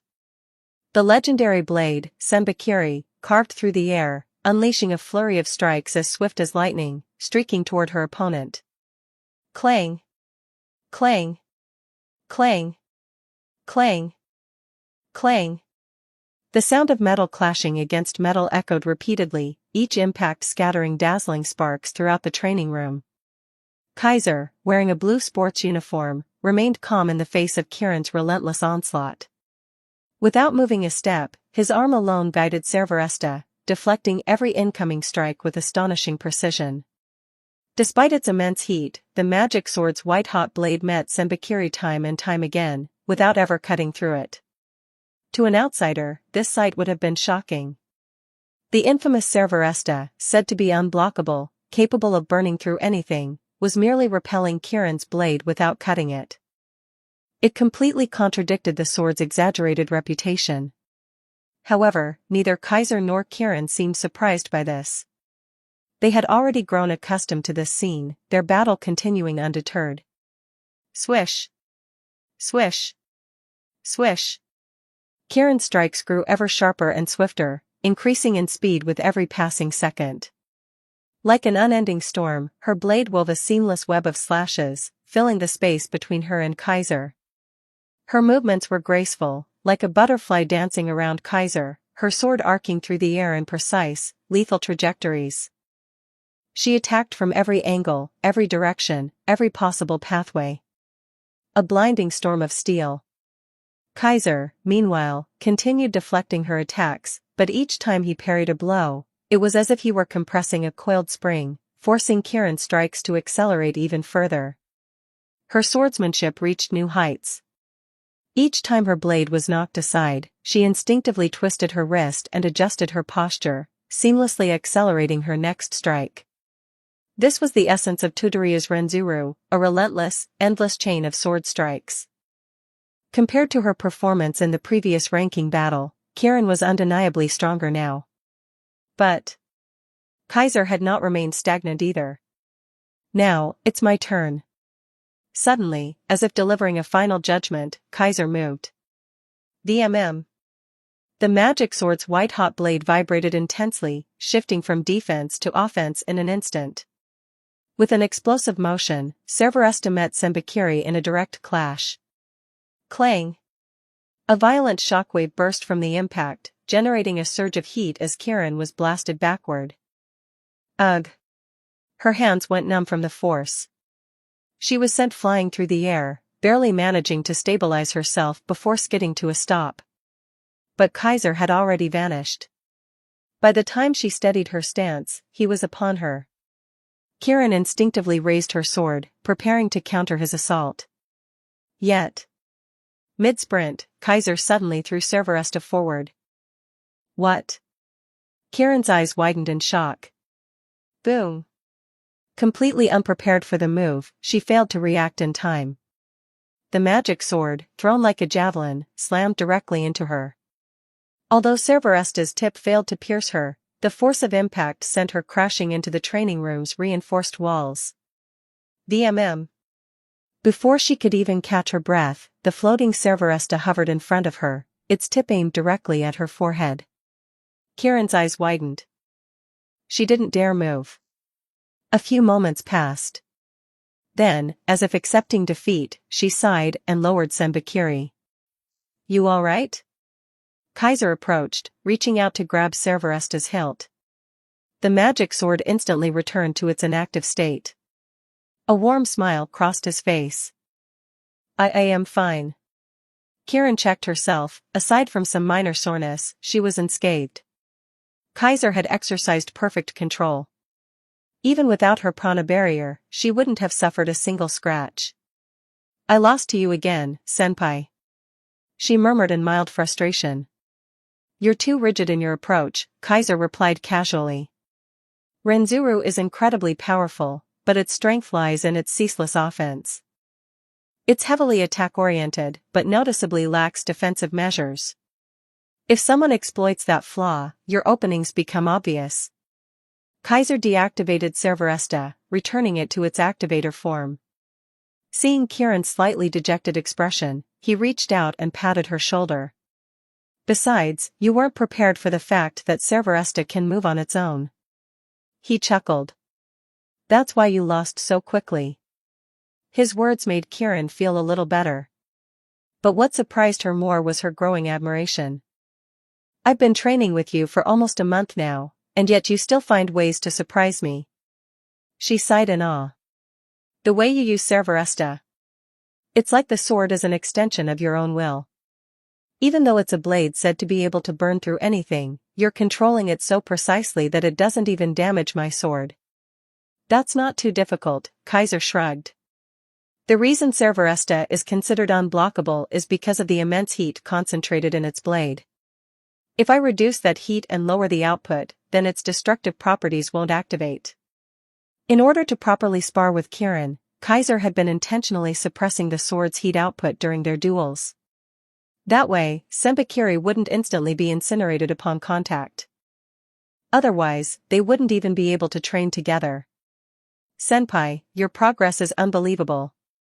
Kieran muttered. A month ago, I could still pressure you with swordsmanship alone. But now, even without using Cerberesta's power, you could probably beat me with technique alone. To this, Kaiser simply offered a single response. Depends on the situation. Chapter 45, the opening arrives as scheduled. It had been nearly 3 months since Kaiser had obtained the ultimate authority over weapons. During this time, he had steadily increased his strength while repeatedly testing and confirming the specific characteristics of his ability. Take Kieran Tudu's comments about his swordsmanship, for example.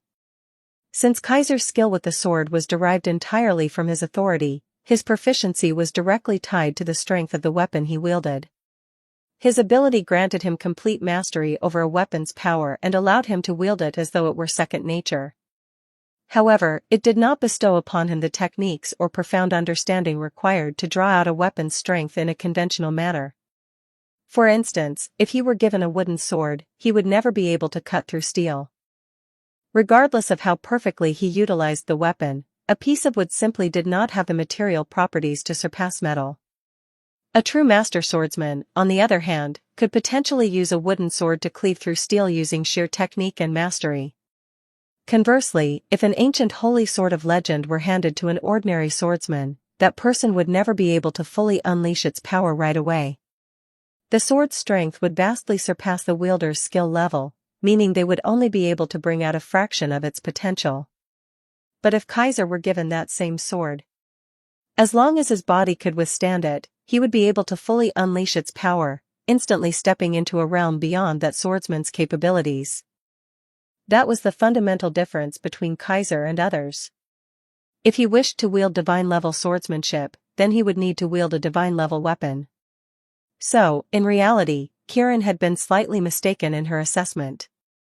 The reason Kaiser could best her with pure swordsmanship wasn't because of his own innate skill, it was because he wielded Cerveresta, an Orga Lux. As a magic sword, Cerveresta could withstand the full output of his authority, allowing him to unleash a level of swordsmanship beyond normal limits. If he were using an ordinary Lux, he would never have been able to reach this level, let alone defeat Kieran with technique alone. Of course, that only applied to swordsmanship. Over the past month, Kaiser had also requested Claudia Enfield to provide him with a fresh supply of manadite. Through absorbing these resources, his power had grown significantly once more. His physical abilities and prana reserves had now completely surpassed Kieran's. At this point, it was entirely possible that he could defeat her even with an ordinary Lux. Unfortunately, at this point, normal manadite has completely lost its effectiveness for me. It provides no further growth. As Kaiser discussed training insights with Kieran, this thought occupied his mind. To progress any further, I'll need to absorb a manadite instead. Regular manadite had too low a purity level. Its mana concentration was insufficient to offer any benefit to his current self, no matter how much of it he absorbed. A manadite, however, was entirely different. With its extremely high purity and vastly superior energy concentration, absorbing a manadite should allow me to continue growing stronger. But that was far easier said than done. Unlike ordinary manadite, a manadite was a precious and highly restricted resource. Almost all of it was controlled by the Integrated Enterprise Foundation. It was nearly impossible for outsiders to obtain it through conventional means. Even within the IEF, strict regulations were in place. For example, Alicant Academy, true to its name as a research institution, housed numerous students with exceptional scientific prowess. If any of them produced significant research results, they could submit formal applications for a manadite as an experimental material. Kaiser wasn't sure if Seducan Academy had a similar system. But even if it did, he had no way of acquiring a manadite through scientific research. Claudia probably wouldn't be able to help me either, or if she could, it would come at a steep price. He thought to himself. Good thing the Phoenix Festa is about to start. If he could win the tournament, he could make a request to the Integrated Enterprise Foundation and have them provide him with as much manadite as he needed. Looks like my reasons for competing in the Phoenix Festa just increased again. As Kaiser pondered this, Kieran suddenly spoke up. Come to think of it, the Academy's about to go on break, isn't it? Her words pulled Kaiser from his thoughts. Yeah, he nodded. Summer vacation is coming up. Our homeroom teacher even mentioned it in class yesterday. That's right, Kaiser was still attending class. Though at this point, he was starting to get bored. He had already learned everything he needed to. His curiosity about this world's history and events had been satisfied. At this point, continuing to attend school was just routine. He had even been considering skipping classes entirely to focus on training.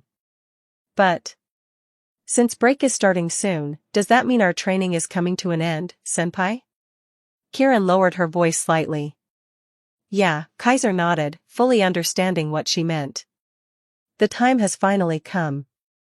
The Phoenix Festa was scheduled to take place during the summer break.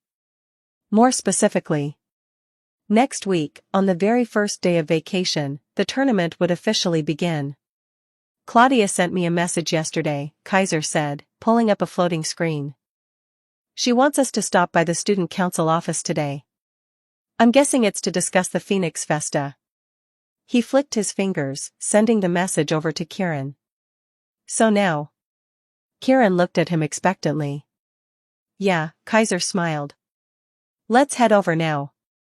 Seducan Academy, Student Council Office. The office was located on the top floor of the high school division's main building. As Kaiser and Kieran stepped inside, chatting casually, they quickly noticed that they weren't the only ones who had been summoned. Huh? Amajiri-senpai? And Riesfeld-senpai? Kieran's voice carried a trace of surprise. Standing before Claudia's desk were a young man and a young woman, both engaged in conversation with her. They turned around at the sound of their names. It was Ayato Amajiri and Julius Alexia von Riesfeld. "You're here," Ayato greeted them with his usual lazy smile. "Kaiser, Kieran. Judging by the looks of you two, you just finished training, didn't you?" Julius crossed her arms, scrutinizing them as if she were trying to gauge their progress. "So? How's your training coming along?" Her tone was challenging. As if to say, if your training wasn't up to par, then we'll be the ones taking the championship. Kaiser wasn't about to play along.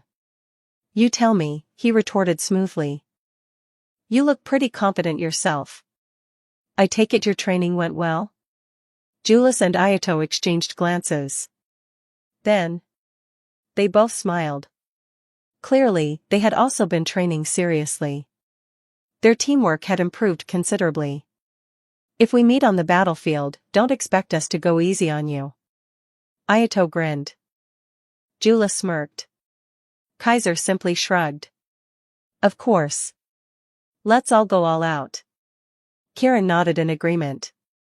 Their synchronization was so seamless that it was on par with Ayato and Julius. Hee. From her seat, Claudia had been watching the entire exchange. Seeing this, she let out a small laugh. "Watching the four of you now, I feel even more confident about Seiduken's chances of winning." These two teams weren't the only representatives of Seiduken Academy in the Phoenix Festa.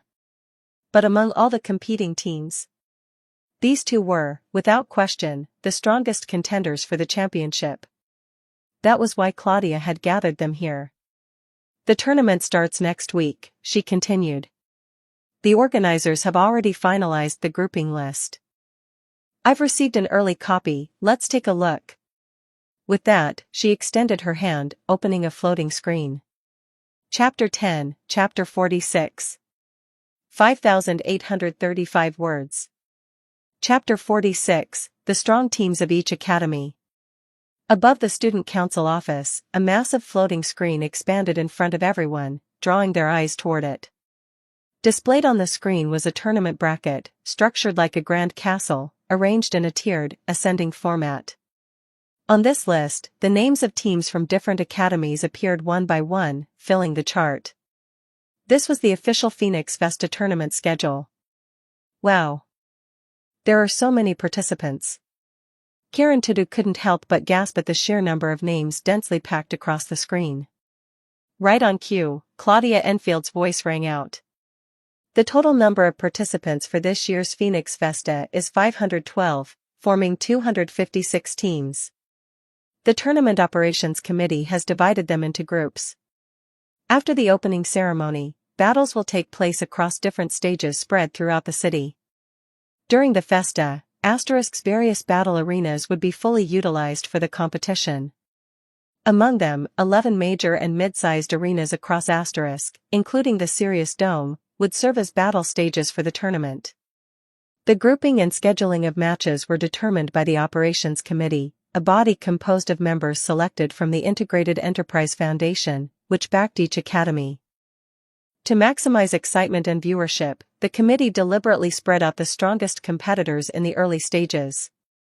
This prevented high-profile battles from occurring too soon, ensuring that potential climactic showdowns in the later rounds wouldn't be lost due to strong contenders eliminating each other too early. Thus, when Kaiser and the others located their names on the tournament bracket, they weren't surprised to see that their first-round opponents were all relatively unknown figures. Of course, unknown was only in their eyes. The Phoenix Festa was a world-class event featuring competitors from all 6 academies. Anyone who dared to enter was already confident in their strength. At the very least, most were officially ranked students within their respective academies. To ordinary students, these contenders were not weak at all. But to Kaiser, Ayato, Julius, and Kieran, these names were insignificant. As a result, everyone looked at the bracket with ease, their expressions completely relaxed. Judging from these matchups, it looks like we won't be running into each other early on. Ayato Amajirai commented with a light-hearted smile. Well, obviously. Julius Alexia von Riesfeld responded, unsurprised. Even students from the same academy were intentionally separated in the early rounds. While it wasn't impossible for teammates to meet, the chances were extremely low. Besides, their team in particular was a special case. Julius herself was rank 5, and while Ayato wasn't in the rankings, the operations committee was well aware that he was a 4-colored magic sword user. That alone ensured that their team would be classified as a high-ranking threat. There was no way they would be matched early on against another team consisting of 2 rank 1s, Kaiser and Kieran, who were top championship contenders. Claudia continued her explanation. The Phoenix Festa lasts for approximately 2 weeks. The first week consists of the preliminary rounds, which will determine the top 32 teams. As you can see, the matchups have already been arranged. All you need to do is follow the bracket and win your matches.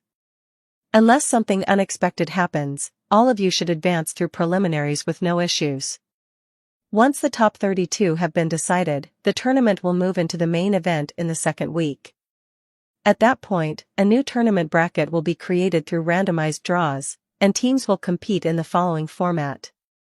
Top 32 Top 16. Top 16 Top 8. Top 8 Semifinals. Semifinals Championship Match. For our academy to earn ranking points, we need at least one team to make it past the preliminary rounds and reach the top 32. The ranking points Claudia referred to were part of the overall score calculation for the Asterisk Academies. Only competitors who made it to the official rounds contributed points to their academy's total score. The higher the final placement, the more points they earned for their academy. Essentially, the better Kaiser and the others performed, the higher Seidukken's overall ranking would be. Our academy's poor performance in the past few festas has been less than ideal. Claudia sighed. Honestly, this Phoenix Festa is the most critical event for our academy's overall standing this season. It wouldn't be an exaggeration to say that our success, or failure, rests entirely on your performance. As I'm sure you all know, different academies excel in specific festas. St. Gallardworth Academy dominates the GRYPS Festa, team battles.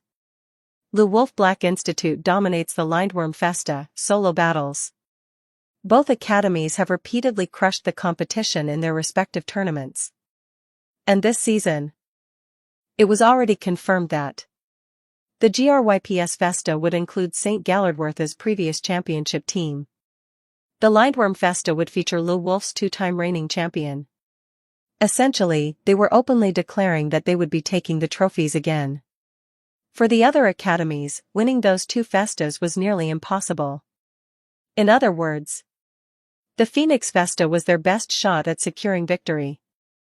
And coincidentally, Seidukken Academy had historically been the most successful in the Phoenix Festa. However, their recent struggles in the Festa had contributed to their declining performance in the overall rankings. For Seidukken to redeem itself, winning this Phoenix Festa was absolutely essential. Claudia then expanded multiple floating screens displaying the most dangerous teams in the tournament. And here are the strongest teams from the other academies, the ones most likely to pose a challenge to you. She swiped her hand, sending the data to everyone's screens. Fortunately, this Phoenix Festa doesn't feature any other rank 1s. In fact, there are very few competitors ranked in the top 5. But even so, these teams will still be major threats. Kaiser and the others began scanning the lists. Kaiser was the first to finish. He nodded internally. The names were exactly as he remembered from the original story. Strongest teams of the Phoenix Festa. St. Gallardworth Academy. Rank 11, Doroteo Lemus. Rank 12, Elliot Forster. Jiaolong 7th Institute. Rank 9, Li Shenyun. Rank 10, Li Shenhua. Queenvale Academy for Girls. Rank 7, Sandra Seger. Rank 47, Nina Ockenval. Their rankings aren't as high, but they're still powerful. As Claudia continued listing the strongest teams from Lewolf Black Institute and Alicant Academy, Kaiser, Ayato, and Julius all narrowed their eyes. Chapter 47, Gravasheath. What's wrong? Claudia Enfield immediately noticed the subtle changes in Kaiser, Julius, and Ayato's expressions and asked. Kaiser remained silent. Instead, it was Julius who spoke first. What's the situation with Alicant? Her voice carried clear displeasure. Beside her, Ayato was just as serious, his brows furrowed deeply. Claudia immediately understood. As Seidukan Academy's student council president, she was far from a mere figurehead. She had long since investigated the incidents involving Ayato and Julius before they became partners, how they had been ambushed multiple times and dragged into a conspiracy. And the truth behind those incidents. It all traced back to Alicant Academy. In other words, Ayato and Julius had a personal grudge against Alicant. Thus, Claudia provided the information she had gathered. From what I know, Alicant does not have any particularly strong or noteworthy participants in this Phoenix Festa. Forget page 1 ranked competitors, even their ranked students are few and far between. Claudia paused slightly before continuing. However, this year's Phoenix Festa may include some special adjustments. That statement instantly caught everyone's attention. Special adjustments? Kieran tilted her head, puzzled. This isn't unusual, Claudia explained. Since the Festa is a global event, its primary purpose is to attract worldwide attention. As such, the Tournament Operations Committee frequently implements new measures to increase the event's appeal. Because of this, every Festa often features changes in rules or special adjustments. If these changes improve the event, they become permanent regulations. If they prove problematic, they are simply discarded. Clearly, Claudia had received insider information but wasn't at liberty to fully disclose it. This year, Alicant is expected to be the biggest beneficiary of such adjustments. Even if they don't have many high-ranking participants, you shouldn't take them lightly. Upon hearing this, Ayato and Julius fell into contemplative silence. What about Lewolf? Kieran hesitantly asked. Are there any notable participants from their side? Of course. Claudia nodded. In fact, aside from Alicant, the biggest threat in this year's Phoenix Festa will be from Lewolf Black Institute. She enlarged one of the floating screens. The next moment, a profile appeared before everyone's eyes. The image displayed a fierce-looking woman with an intimidating, almost gangster-like presence, resembling a Yakuza boss more than a student. Irene Urzias. Rank 3 of Lewolf Black Institute. Known as the Vampire Princess of Carnage. In this Phoenix Festa, she is the highest-ranked competitor, aside from Kaiser. Claudia's voice echoed through the room. She is the wielder of the Orga Lux. Gravasheath. While her ranking is lower than Kaiser's, if she were in Seidukan, she would easily be a contender for rank 1. Her words made everyone's expressions turn serious. At this point, even Ayato, despite being relatively new to Asterisk, had developed a decent understanding of the 6 academies and their power structures. Thus, everyone present understood. Among the 6 schools, Seidukan Academy's overall strength was the weakest. Comparing the 6 academies, Seidukan Academy was still stronger than Queenvale Academy for girls, as Queenvale's structure and philosophy inherently limited the number of strong fighters. Seidukan was comparable to Alicant, since Alicant focused more on research and technology, producing students with superior equipment but less natural combat talent. However, against St. Gallardworth, Jialong's 7th Institute, or Lewolf Black Institute, Seidukan was simply outmatched. And the reason for that was the nature of those 3 academies themselves. St. Gallardworth Academy, the only noble academy among the 6, operated under strict knightly codes and discipline. Strongly emphasized swordsmanship as the true path to strength. Produced some of the greatest swordsmen in Asterisk. Jialong's 7th Institute. the largest of the 6 academies. The only academy that had an elementary division, believing that combat training must start from childhood.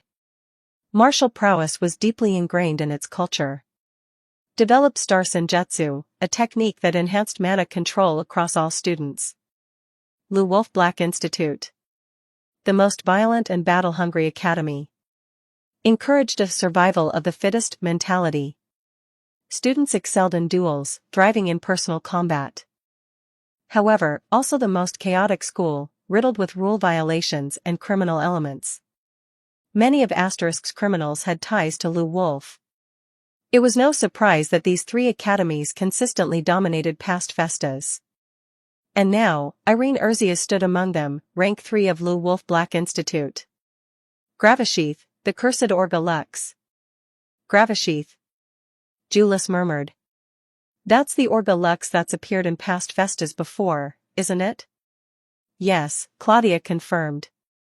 It's one of the more infamous Orga Luxes. What makes it special is its extremely high compatibility with almost any user. Because of this, many different fighters have wielded it over the years. And thanks to its overwhelming power, it has become one of the most well-known Orga Luxes in Festa history. However, Claudia's gaze drifted toward Kaiser. For a brief moment, a subtle smile formed on her lips. As powerful as it is, Gravasheath comes with a heavy price. Few people have ever been able to fully control it. If the Vampire Princess of Carnage can wield its power to its fullest extent, she will undoubtedly be one of the greatest threats in this tournament. The screen also displayed Irene Urzias' partner, a non-ranked student. Her younger sister, Priscilla Urzias. A girl described as gentle and harmless. Despite having such a weak partner, Claudia still considered Irene the biggest threat from Lu Wolf. That alone was proof of how dangerous she truly was. Everyone's faces grew tense. Everyone except Kaiser. From start to finish, he remained silent. Staring at the screen, his golden eyes flickered. If I remember correctly, this woman was sent by that fat bastard from Lu Wolf specifically to counter Cerberesta's user. In the original story, Irene Urzias was deliberately placed in the Phoenix Festa for one reason: to defeat Ayato Amajiri. So now, who was her target this time? I should find out soon. As Kaiser contemplated this, Claudia finally finished briefing them on the strongest competitors from the other academies. I'll send you all the detailed information later. This is all I can do for you now. The rest is up to your own efforts. Everyone nodded in acknowledgement. A few days later, Seidukan Academy's summer vacation began. But in Asterisk, the city grew livelier than ever. Tourists flooded the streets. The atmosphere burned with excitement. And quietly, unnoticed, the Phoenix Festa began. Chapter 48, Phoenix Festa.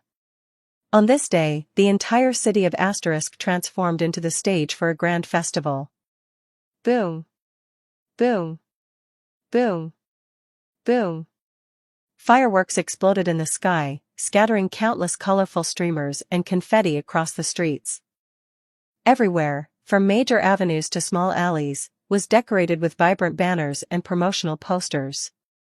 With the excited cheers of the crowd ringing in the air, the entire city was caught up in the festive atmosphere. Tourists flocked to Asterisk from all over the world. Some came to watch the battles of the Phoenix Festa, while others took advantage of the event to sightsee and celebrate.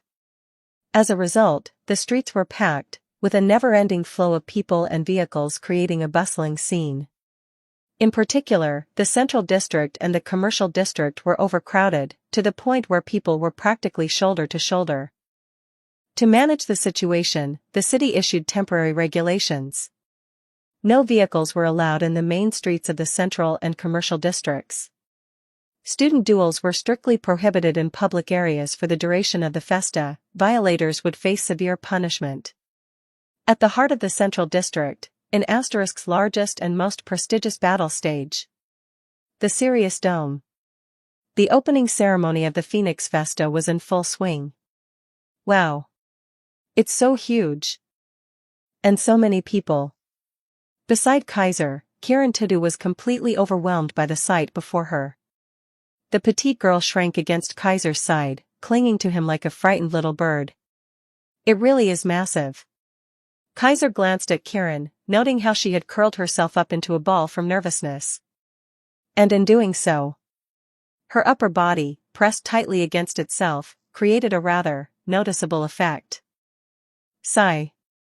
The corners of Kaiser's lips twitched slightly, and he quickly averted his gaze, turning to observe his surroundings instead. The Sirius Dome was enormous. Not only could it easily accommodate all 512 competitors, allowing them to stand in perfect formation for the ceremony, but it also had a spectator capacity of nearly 100,000 people. In fact, Kaiser had to tilt his head back just to catch a glimpse of the spectators in the upper levels. And if someone were to look down from the top row of the arena, they probably wouldn't even be able to see him. At this moment, the stands were completely packed, with no empty seats in sight. Yet, despite the massive crowd, there was no deafening noise. Because at the very front of the stage, standing behind a podium, was a man delivering a speech. "I am Madiath Mesa, chairman of the Tournament Operations Committee." The voice was clear and steady, echoing throughout the arena. The speaker was a man in his mid-30s with a sharp, rugged appearance and a relaxed demeanor. His tone carried an air of confidence and authority, yet at the same time, he gave off an easygoing aura, almost as if he were too carefree for his position. But no one dared to underestimate him. The Tournament Operations Committee was responsible for managing all aspects of the festa. As its chairman, Madiath Mesa was the highest-ranking official of the Phoenix Festa. And anyone who could hold this position was undoubtedly a high-ranking executive within the Integrated Enterprise Foundation. In terms of authority and influence, he ranked far above Tudu Kuichiru. So that's Madiath Mesa? Kaiser studied him carefully. From the moment Madiath began speaking, Kaiser could feel a faint but undeniable sense of pressure radiating from the man. For the briefest moment, he had even detected a powerful surge of prana. This confirmed one thing. Madiath Mesa was not just another bureaucrat. Unlike Tudu Kuichiru, who was merely a political figure, this man was a genuine warrior, one who could rival active festa competitors. Of course, that wasn't what caught Kaiser's attention the most. Suddenly, Kaiser narrowed his eyes. For a fleeting moment, Madiath Mesa's gaze flickered toward him. It lasted for barely a second, so brief that most would dismiss it as a coincidence or imagination. But Kaiser had been watching closely. He knew he wasn't mistaken. "So, I've caught his attention too?" he muttered to himself, so softly that even Kirin didn't hear him. After Madiath finished his speech, several other figures took the stage. Among them were various high-ranking officials, including the mayor of Asterisk. Their speeches were long-winded and tedious, so much so that even Kirin began nodding off, nearly falling asleep on Kaiser. The endless, dull formalities continued all the way until noon before finally concluding. And then, a broadcast echoed across the dome. "All competitors scheduled for matches today, please proceed to your designated battlefields within the allotted time." Upon hearing this, many competitors immediately left the stage. Since the Phoenix Festa preliminaries would be held across 11 different arenas, only those competing at the Sirius Dome remained. "Our match is being held here, huh?" Walking down one of the corridors within the venue, Kirin Tudu stayed close to Kaiser, clutching her tournament schedule as she double-checked their assignment. Seeing the confirmation, she let out a small sigh of relief. It wasn't surprising. During the festa, the entire city was overcrowded, and traveling to another arena meant getting caught in the chaos of the festival crowds. For someone as shy as Kirin, that was not ideal. Not to mention, every time she stepped onto the streets, there were always some people who couldn't resist trying to approach her. If not for the strict no-fighting rule during the festa, Kaiser would have done more than just stop them. He would have broken their hands. Given all this, it was understandable that Kirin preferred to avoid the streets. Luckily, their match had been classified as a main event, meaning they had been assigned to the Sirius Dome, the central stage of the tournament. Having our match on day 1. Should we consider that good luck or bad luck? Kaiser chuckled as he looked at his relieved partner. The first week of the Phoenix Festa consisted of preliminary rounds, with a total of 3 rounds. Round 1 lasted 4 days, eliminating half of the 256 teams. Round 2 lasted 2 days, reducing the count to 64 teams. Round 3 took 1 day, cutting it down to the top 32. Since their first match was on the very first day, they would have at least 3 days of rest before their next battle. Once today's match is over, we'll have plenty of time to recover. Kaiser smiled. If you don't want to go out, we can just train at the academy. Ah. Thank you, Kai-senpai. Kieran bowed her head shyly. Seeing her adorable reaction, Kaiser felt an impulse. And before he could stop himself, he reached out and patted her head. Ah. Kieran let out a tiny gasp, her cheeks turning bright red. But she didn't resist. At that moment, Kaiser had only one thought. What's the big deal about head pats? Is this really why all the protagonists do it? I get it now. L block, first round, match 2, please proceed to the waiting area. The announcement snapped them out of the moment. That's us, senpai. Kieran confirmed. That was fast.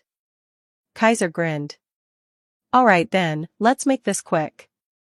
Yes, senpai. Kieran's eyes sparkled with determination. Chapter 49, Be glad this is just a match. Ooh. As Kaiser and Kieran Tudu stepped through the contestant tunnel onto the largest dueling stage in all of Asterisk, they were immediately greeted by an overwhelming roar of applause. This was unlike any official ranking battle.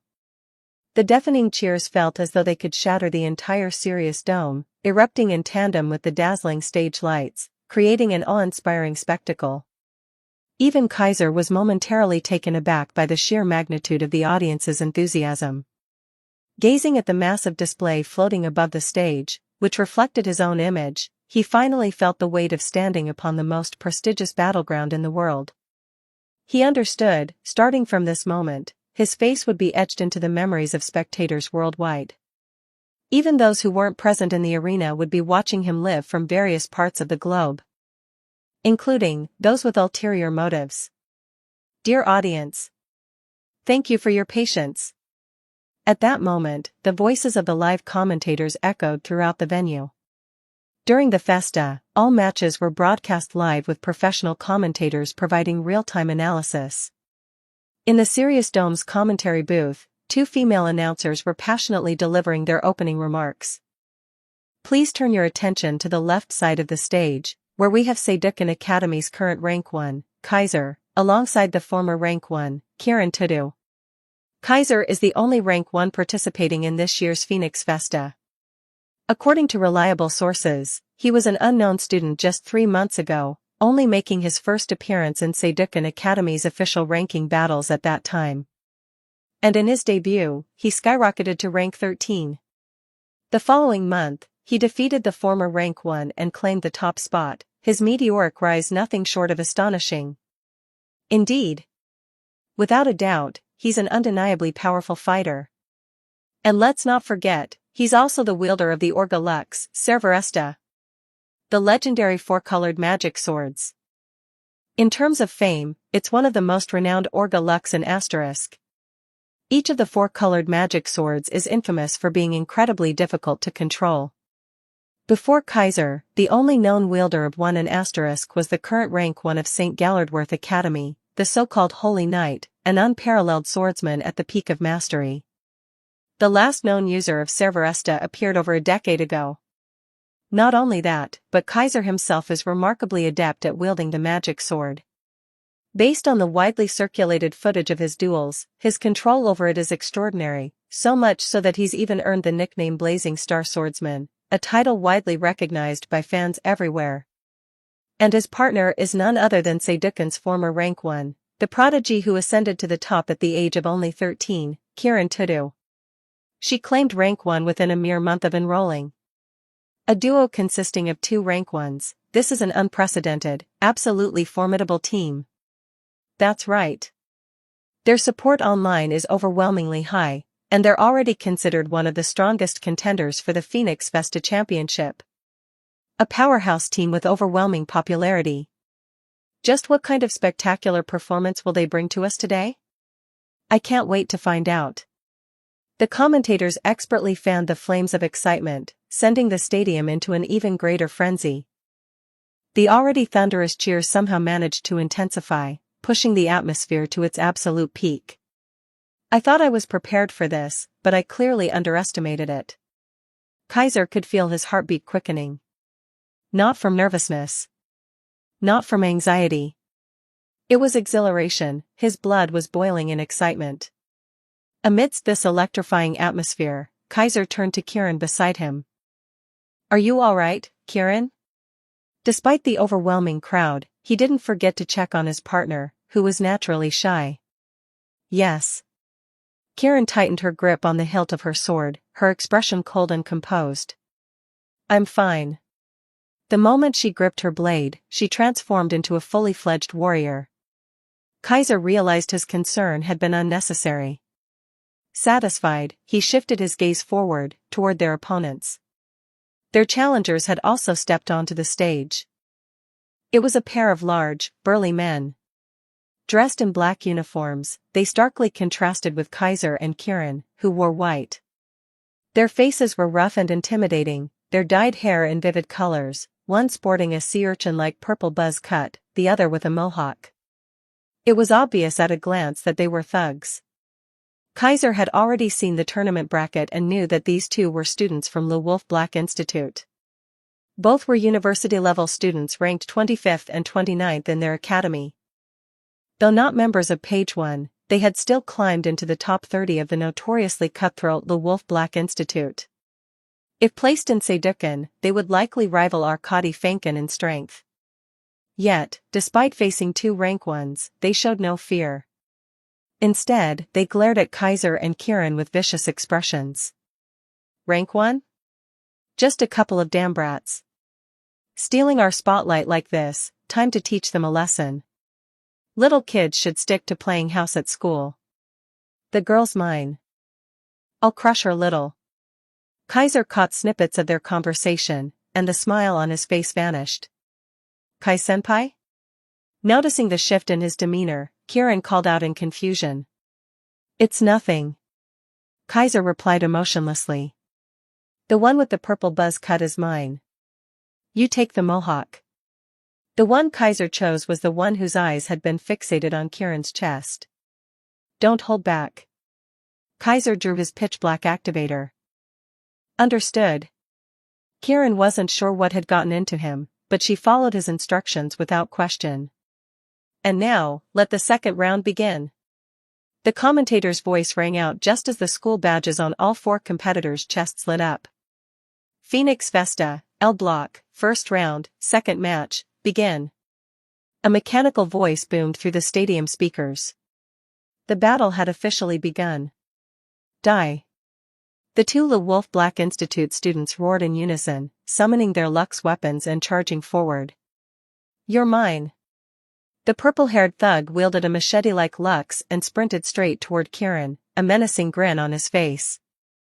But just as he reached her, Kaiser suddenly stepped in. VMM. His black activator came to life, its pristine white blade forming amidst a crimson glow, emitting a deep, resonant hum. There it is. The Orga Lux, Serveresta. The commentator's exclamation was lost to Kaiser, who had already tuned everything else out. He gazed at his opponent indifferently. Then, before the purple-haired thug could react. Boom! A wave of searing heat erupted from Serveresta, slamming into him like a sudden inferno. Afha! With a blood-curdling scream, the thug was sent flying. His body tumbled through the air like a rag doll, thick smoke rising from his scorched skin. You bastard! Charred and twitching, the thug struggled to rise. Boom! Another blast of heat struck him. Aga! He was sent sprawling once more, his clothes reduced to tattered rags by the intense flames. My hair. The thug scrambled to his feet, clutching his head in horror. His once purple buzz cut had been completely burned off, leaving behind a scorched, blackened mess. Expressionless, Kaiser approached him, Cerberesta humming ominously in his hand. "Be glad this is just a match." His voice was calm. "Otherwise, I wouldn't have just burned the hair on top." The thug froze. A chilling sensation shot through his lower body. For the first time in his life, he felt truly terrified. Chapter 50, Wole Zane. Shoo. With the terrified, knee-clenching reaction of black charcoal head, Kaiser casually swung his sword, slashing across the school badge on the thug's chest. A scorching, crimson fissure instantly formed on the badge. "It's over." At the same time, Kiran Tudu also concluded her battle. While Kaiser intercepted the purple-haired thug, Kiran had already drawn her sword against the mohawked one. She hadn't needed to use Renzuru, in fact, she didn't even need to. A few effortless slashes from her blade were enough to overwhelm her opponent, easily driving him into a corner. Recalling Kaiser's instructions, Kiran struck him across the face with the back of her blade. Blood spurted from his mouth as several teeth went flying. Crack. A moment later, Kiran's sword traced across his badge, shattering it completely. Ding. A loud chime immediately rang throughout the stage. Match over. Winners, Kaiser and Kiran Tudu. The mechanical voice announced the results clearly. Boo-boo-boo. The entire Sirius Dome erupted, sending forth an earth-shaking wave of cheers. They won.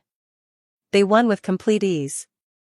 The match didn't even last 10 seconds, and Kaiser and Kiran Tudu have already secured victory.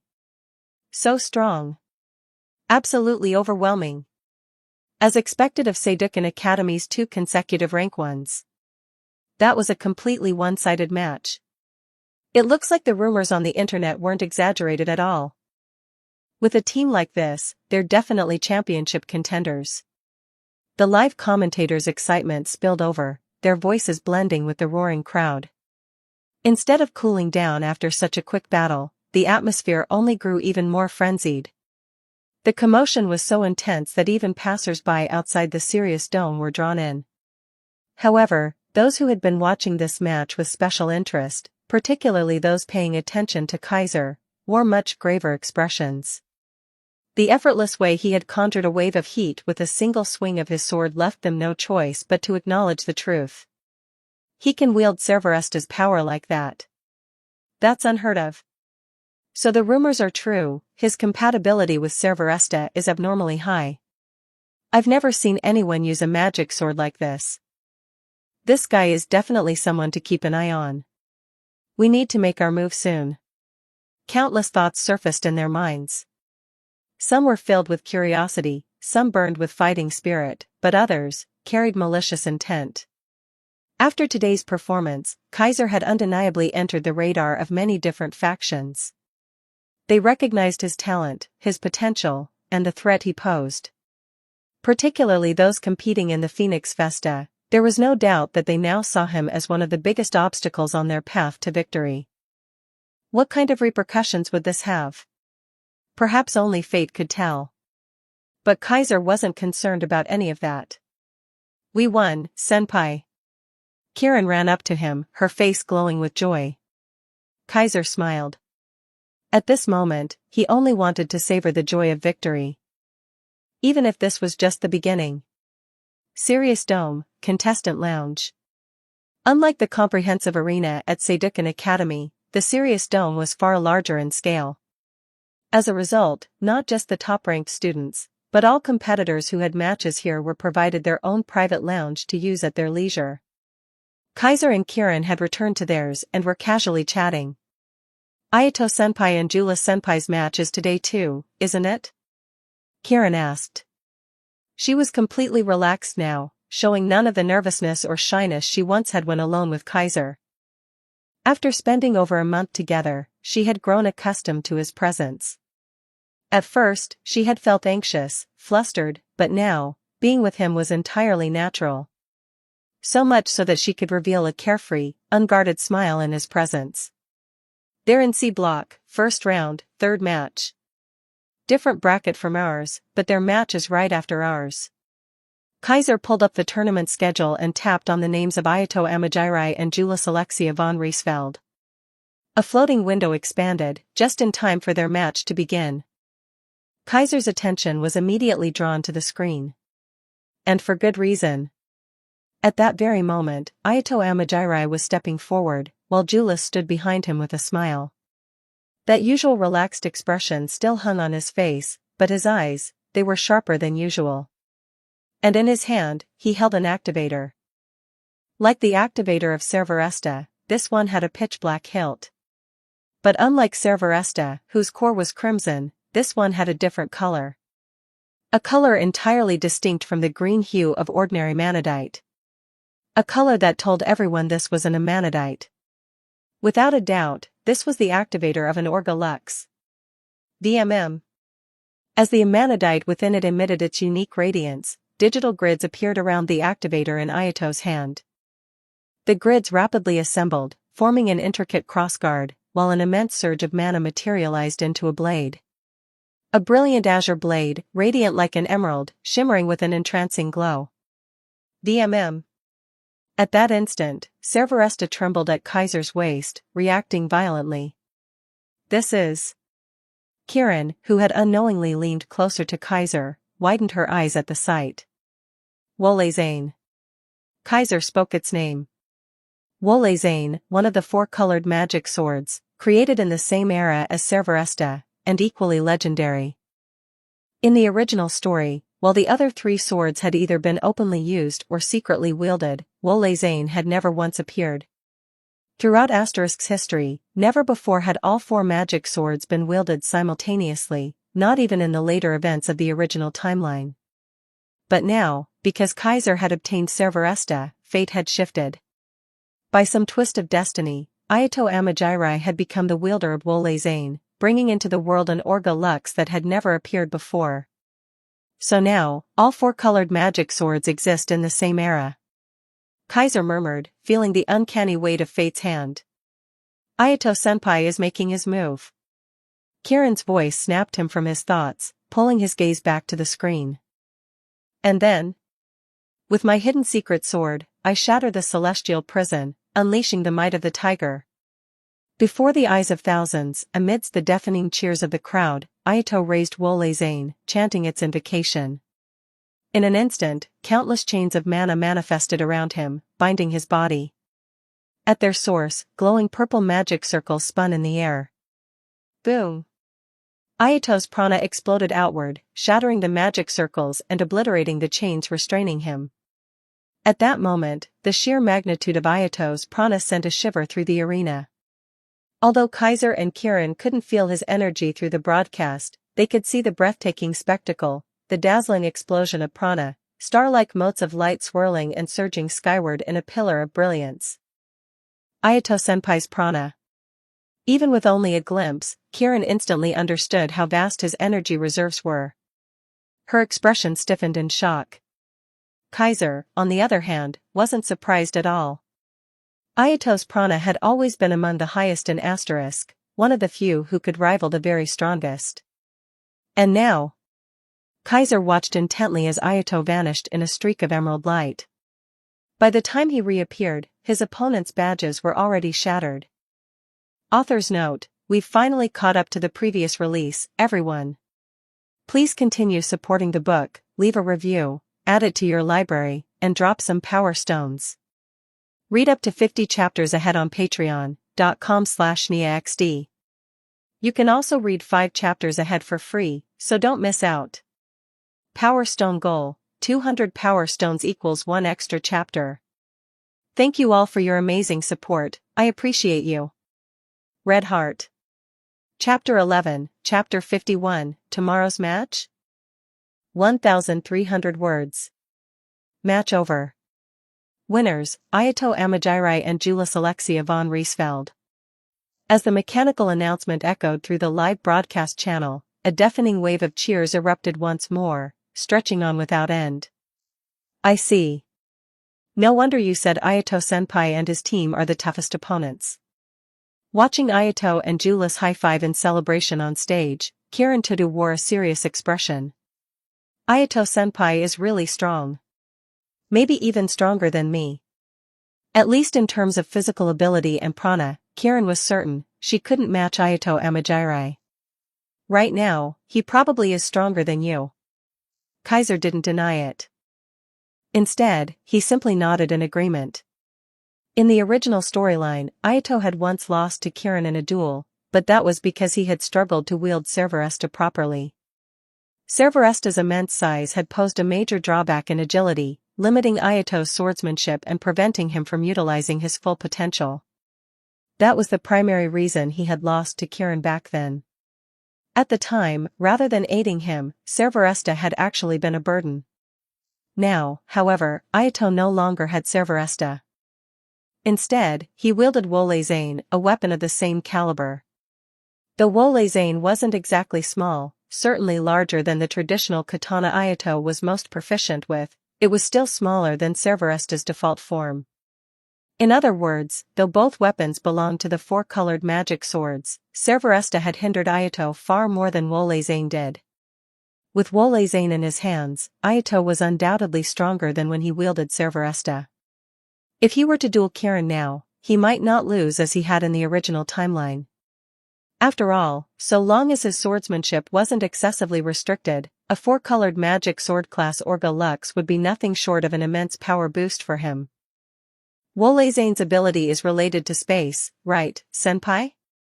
Kirin turned to Kaiser, asking while her cheeks subtly reddened.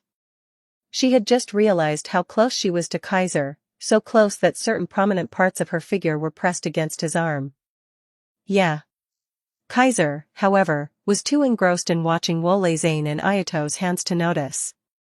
While replaying the moment Ayato activated the weapon, he absent-mindedly answered Kirin's question.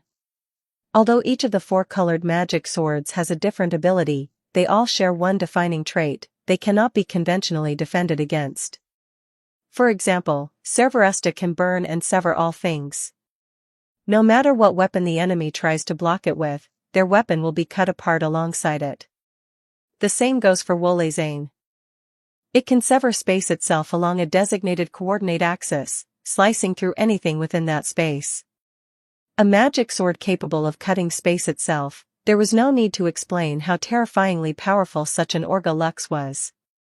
Ayato has only recently obtained Wolezane, so he probably can't fully unleash its potential yet.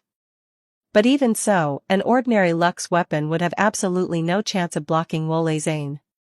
Unless the opposing weapon is an Orga Lux of the same caliber, Wolezane, just like my Servaresta, is an attack that cannot be defended against.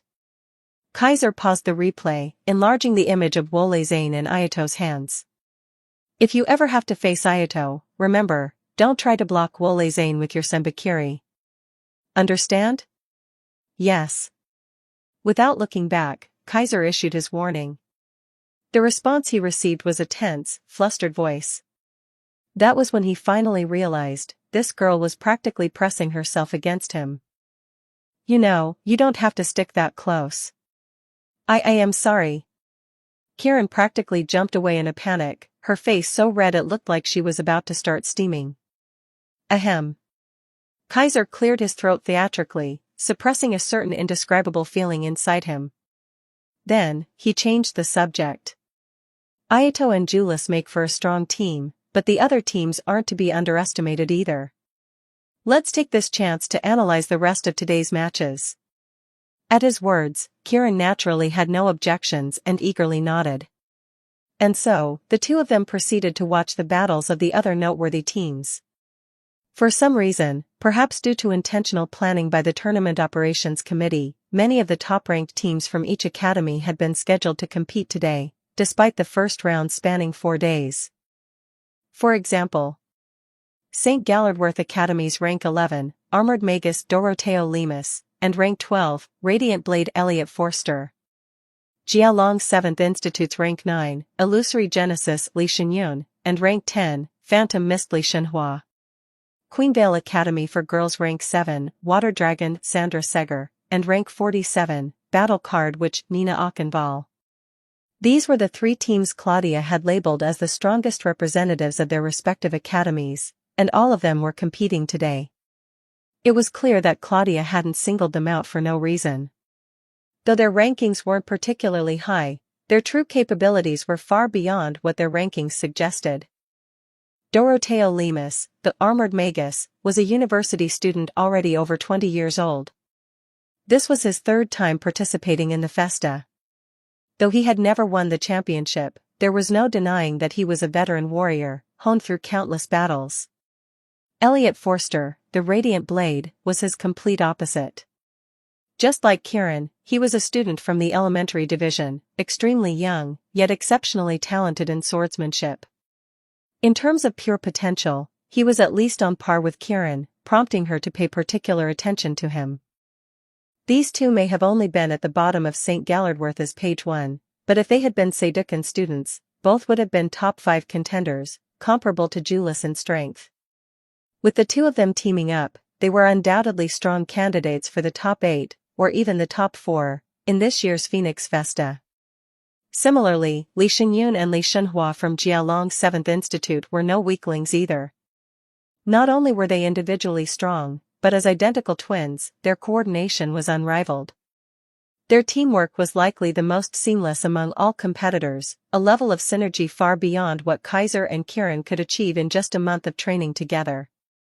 As for Sandra Seger, the water dragon, she had delivered an equally outstanding performance. Because, she, too, was an Orga Lux wielder. Just from her title alone, Water Dragon, it was clear, her Orga Lux granted her control over water, and she had demonstrated this ability impressively in battle. If she were to face Julius one-on-one, then in a pure duel, Julius would be guaranteed to lose. There was no helping it. The elemental counter was simply too severe. For a Striga who wielded fire, Sandra Seger was the ultimate natural enemy. These three teams are almost certainly advancing to the main bracket. After watching their matches, Kaiser made his assessment. Each of these teams had won their first-round matches cleanly and effortlessly, completely overwhelming their opponents. Their performances were just as dazzling as Kaiser and Kieran's, and Ayato and Julius. Their online popularity and support were just as high. Too bad none of Lu Wolf or Alicant's strongest teams competed today. Kieran flipped through multiple live channels but couldn't find any other noteworthy matches. Neither Lu Wolf Black Institute nor Alicant Academy had fielded their top contenders yet. Kaiser pondered for a moment before pulling up the match schedule. Tomorrow, huh? After checking a certain team's match time, he made a decision. Kieran. He looked at her and spoke. Tomorrow, let's go watch The Vampire Princess. Author's note, it's disheartening to see the book's reach drop after its deletion. If you're enjoying the story, please consider voting with Power Stones and leaving a review, it really helps a lot. Your support keeps me motivated, and without it, well, let's just say updates might become very inconsistent. The choice is yours. Join our Discord. discord.gg/niaxd. Read 50+ chapters ahead. patreon.com/niaxd. Chapter 12, Chapter 52, Just One of the Reasons. 1,199 words. The second day of the Phoenix Festa. Today, the city of duels, was still packed to the brim with people attending the tournament. The streets were densely packed, forming an endless sea of people. Cafes, restaurants, ice cream parlors, and street vendors were all filled to capacity. Many visitors had stopped in their tracks, opening holographic screens on the spot to watch the live broadcasts, causing the entire city center to become completely gridlocked. Walking through the crowd was almost impossible. I can't take it anymore, senpai. Walking beside Kaiser, Kieran Tuda looked as if she were about to collapse. Her entire body swayed unsteadily, as though she might faint at any moment. There was no helping it, the streets were simply too crowded. And with it being summer vacation, was in the peak of summer. The artificial crater lake at the city's center reflected the blazing sun, sending scorching heat cascading over the 6-star metropolis. The heat was comparable to the waves released by Cerveresta. Kieran was drenched in sweat, her face flushed red from the heat. And to make matters worse, neither of them were nobodies.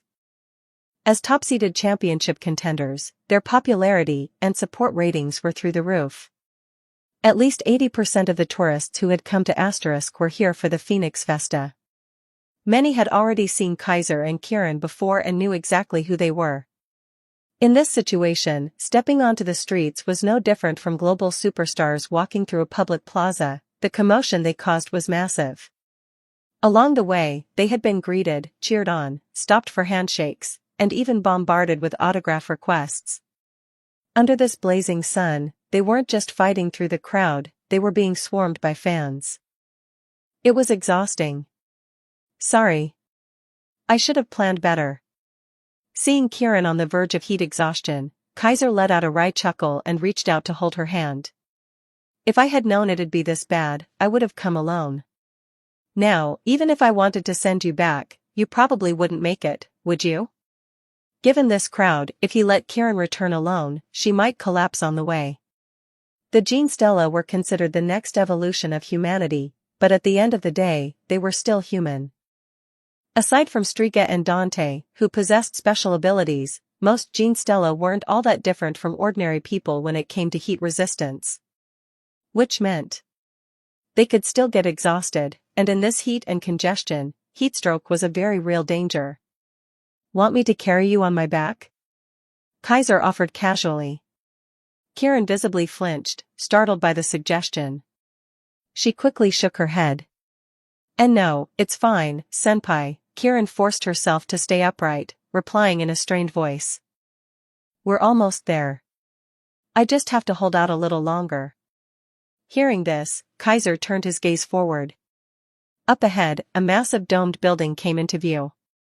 It was one of Asterisk's 3 largest battle arenas, second only to Sirius Dome in terms of usage during the Phoenix Festa. The first week of preliminary matches took place across one main stage, 3 large-scale arenas, and 7 mid-sized arenas.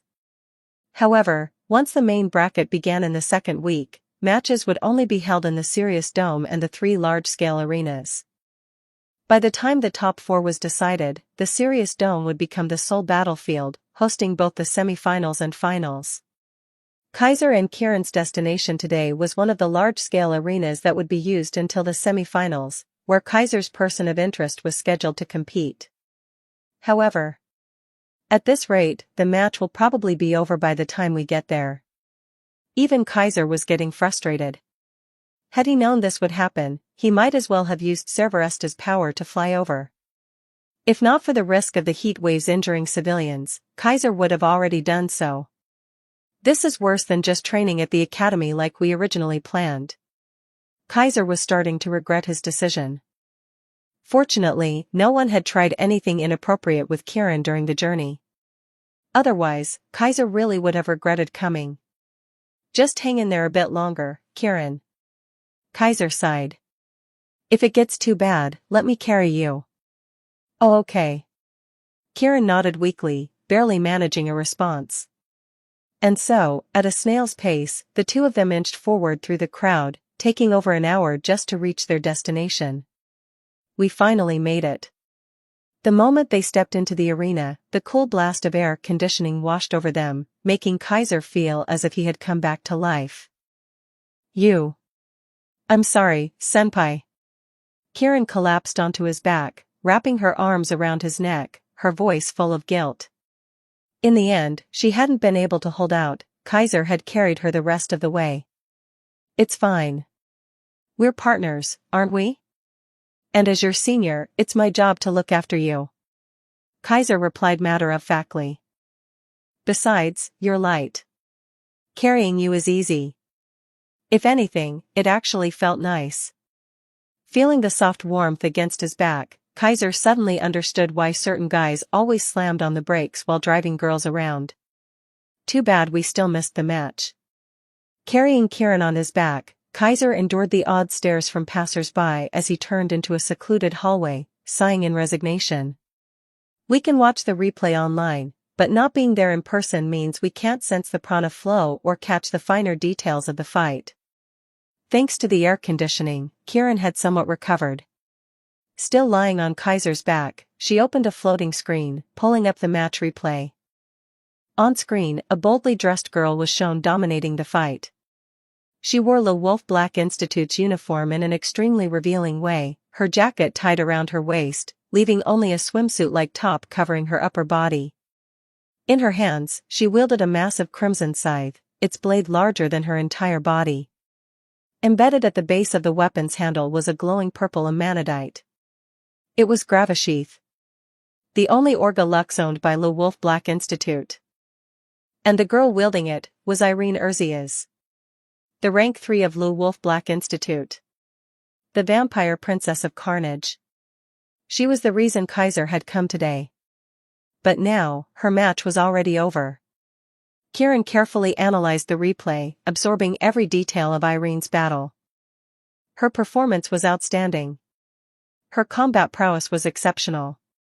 Despite Gravasheath's immense size, Irene wielded it with effortless control, swinging its massive blood-red blade with astonishing agility. Each sweep carved crimson arcs through the air. Watching this, Kieran reached a conclusion. Defeating her won't be easy. Senpai, is that why you were so interested in her? Because of Gravasheath? Kieran assumed this was the case. But Kaiser shook his head. Gravasheath is only part of the reason. He didn't elaborate. Instead, he suddenly stopped walking. Senpai? Kieran blinked in confusion, until she heard footsteps.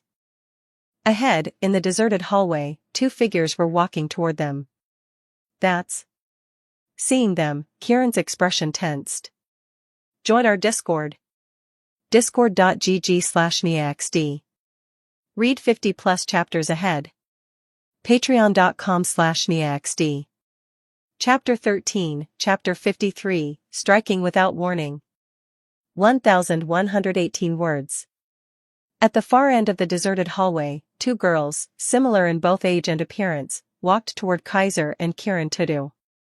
Though they looked alike, the atmosphere surrounding each of them was entirely different. The girl on the left wore the proper uniform of Le Wolf Black Institute, her long hair neatly braided into twin plaits. She had a gentle expression, her entire presence soft and delicate, completely unlike the kind of student one would expect from Le Wolf Black Institute. The girl on the right, however, was the complete opposite. She wore her uniform sloppily, leaving her top boldly unbuttoned. Despite the scorching heat, she had a scarf wrapped around her neck, her entire demeanor fierce and unruly. Irene Urzias. Lying on Kaiser's back, Kieran softly murmured the name. It was exactly the person they had come to see.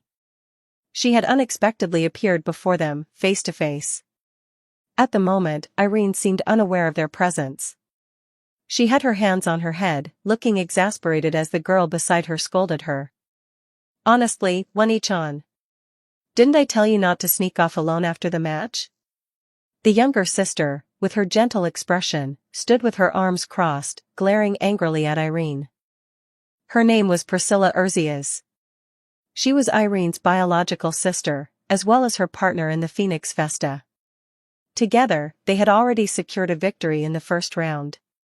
I wasn't sneaking off. Irene, clearly guilty, hesitated before making a clumsy excuse. I was just going for a walk. Yeah. A walk. Liar. Priscilla exposed her immediately. You were totally trying to sneak off to Pleasure Street again to gamble.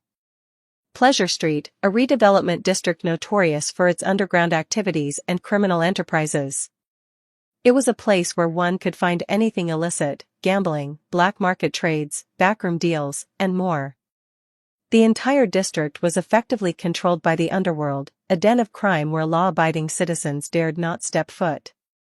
However, for Le Wolf Black Institute students, going there wasn't unusual.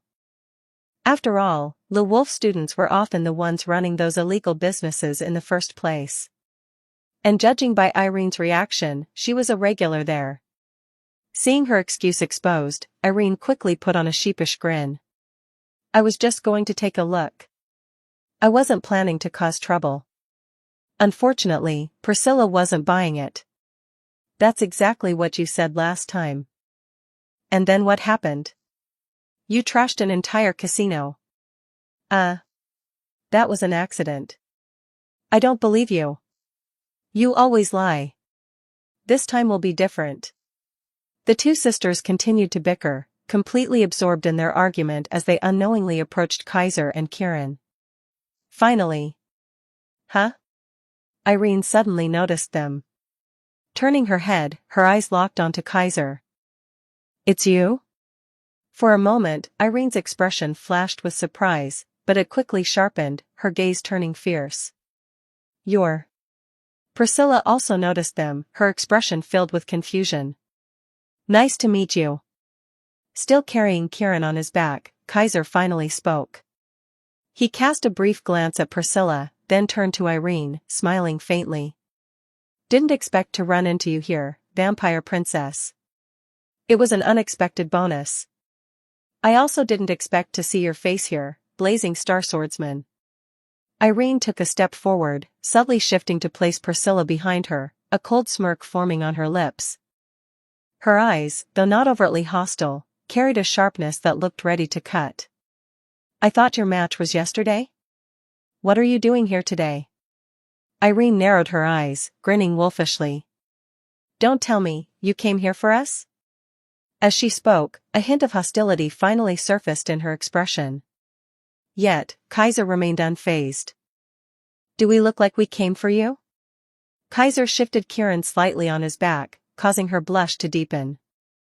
Irene, though still suspicious, glanced at Kieran's completely flustered face and found it hard to believe they would come after her in this state.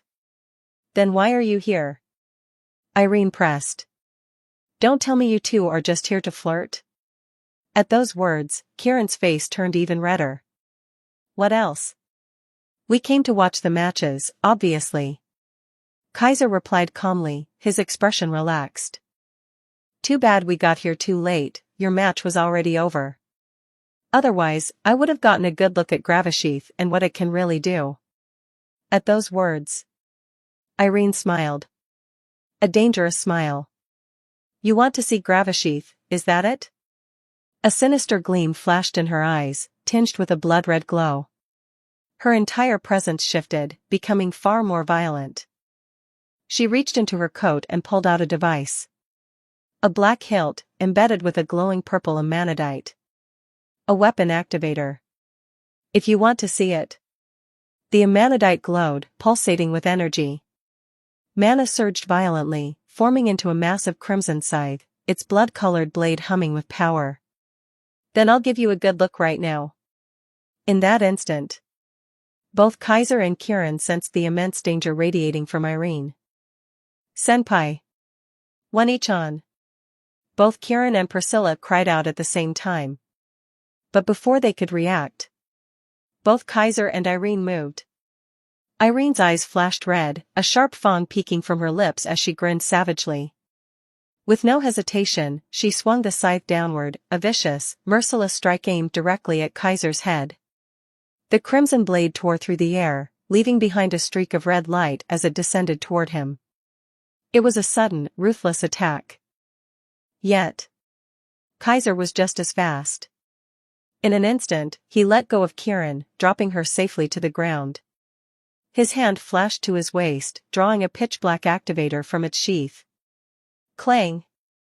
A brilliant white-hot blade erupted from the hilt, materializing at blazing speed. In a single motion, Kaiser swung upward, meeting Gravasheath's crimson arc head-on. Clang! The sound of metal colliding rang through the empty hallway, sending sparks flying as the two weapons clashed. Kaiser had blocked the strike. His expression remained calm and composed. Senpai. Now freed, Kieran immediately reached for her sword, gripping Senbakiri, ready to draw at a moment's notice. One each on. Meanwhile, Priscilla stood frozen, stunned by her sister's sudden aggression. How? Irene raised an eyebrow, still grinning. You blocked that so easily? Not bad at all, rank 1 of Seidukan. And you're as reckless as the rumors say. Kaiser's golden eyes remained locked onto hers, unmoved by the crackling sparks between their blades. Striking without warning. You do realize you're violating the tournament committee's rules? If a Festa participant was caught engaging in unauthorized combat, the penalty was immediate disqualification. And yet, I don't care about the rules. Irene's smirk widened. If I finish the job here and now, then my work is done. Hearing those words, Kaiser's gaze sharpened. Chapter 14, Chapter 54, Prepare for Heavy Losses. 1,116 words. Why was Kaiser so interested in Irene Urzias? It was simple. He knew that the reason she was participating in this year's Phoenix Festa was very likely because of him. In the original story, this woman had been sent to deal with Ayato Amajiri because of Cerveresta. Now, Cerveresta was in his hands. And yet, Irene was still here, still competing in this year's Phoenix Festa. Which meant she had likely been sent to take him out. Kaiser had wanted to verify this suspicion. That was why he had been closely observing Irene, why he had come all this way to watch her match in person. And now, with just a single sentence, Irene had essentially confirmed his theory. So it's true, she entered the Phoenix Festa specifically to deal with me.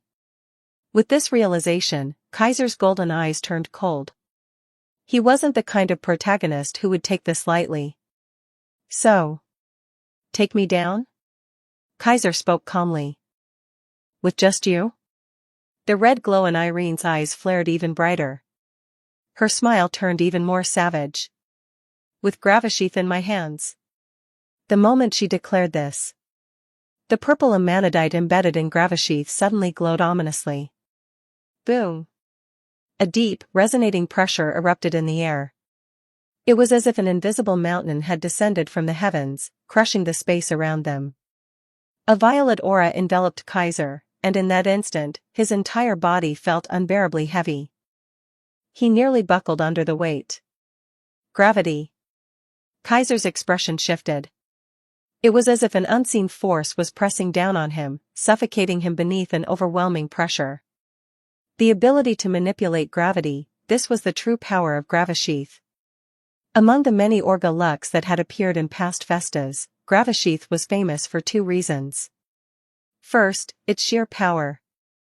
It allowed its wielder to freely manipulate gravity within a designated area, adjusting its direction and magnitude at will. If gravity was drastically increased, even the superhuman Jean Stella would find it difficult to move. Right now, Kaiser was experiencing this power firsthand. Die.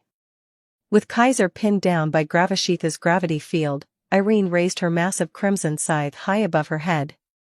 Her voice, low and deep, carried the chilling finality of a death sentence. She was about to bring the blade down. One each on. Priscilla's panicked scream filled the corridor. Kieran had already drawn her sword, rushing toward Irene in an instant. And at that exact moment, boom! A blinding explosion of prana erupted. Kaiser's entire body ignited with a torrent of surging star energy. The force was overwhelming, filling the entire hallway with a cascade of glowing stardust. All of his prana channeled into Cerveresta. The black engravings on its blade lit up like flowing lava, spiraling toward the red amanadite at its core. Cerveresta shuddered violently. The heat radiating from its blade escalated to an extreme, its pure white glow darkening into a deep violet, then shifting entirely to black. At that moment, Cerveresta was unleashed at its fullest. Its output surged to maximum capacity. Hawa! With a furious roar, Kaiser swung his sword. Slash! The violet aura trapping him shattered instantly, as if ripped apart like paper. What? The glow in Irene's eyes flared even brighter in shock. But Kaiser didn't stop. The moment he felt the pressure vanish, he gripped his sword with both hands and swung again, this time, directly at Irene. TCH. The bloodlust vanished from Irene's expression. As if snapping out of a trance, she clicked her tongue in annoyance and raised Gravasheath to block. Clang! The blackened blade of Cerberesta met the crimson scythe of Gravasheath. No metallic clash rang out. No sparks flew. Instead, it was like cutting through flesh. Shying. Cerberesta cut straight through the blade of Gravasheath.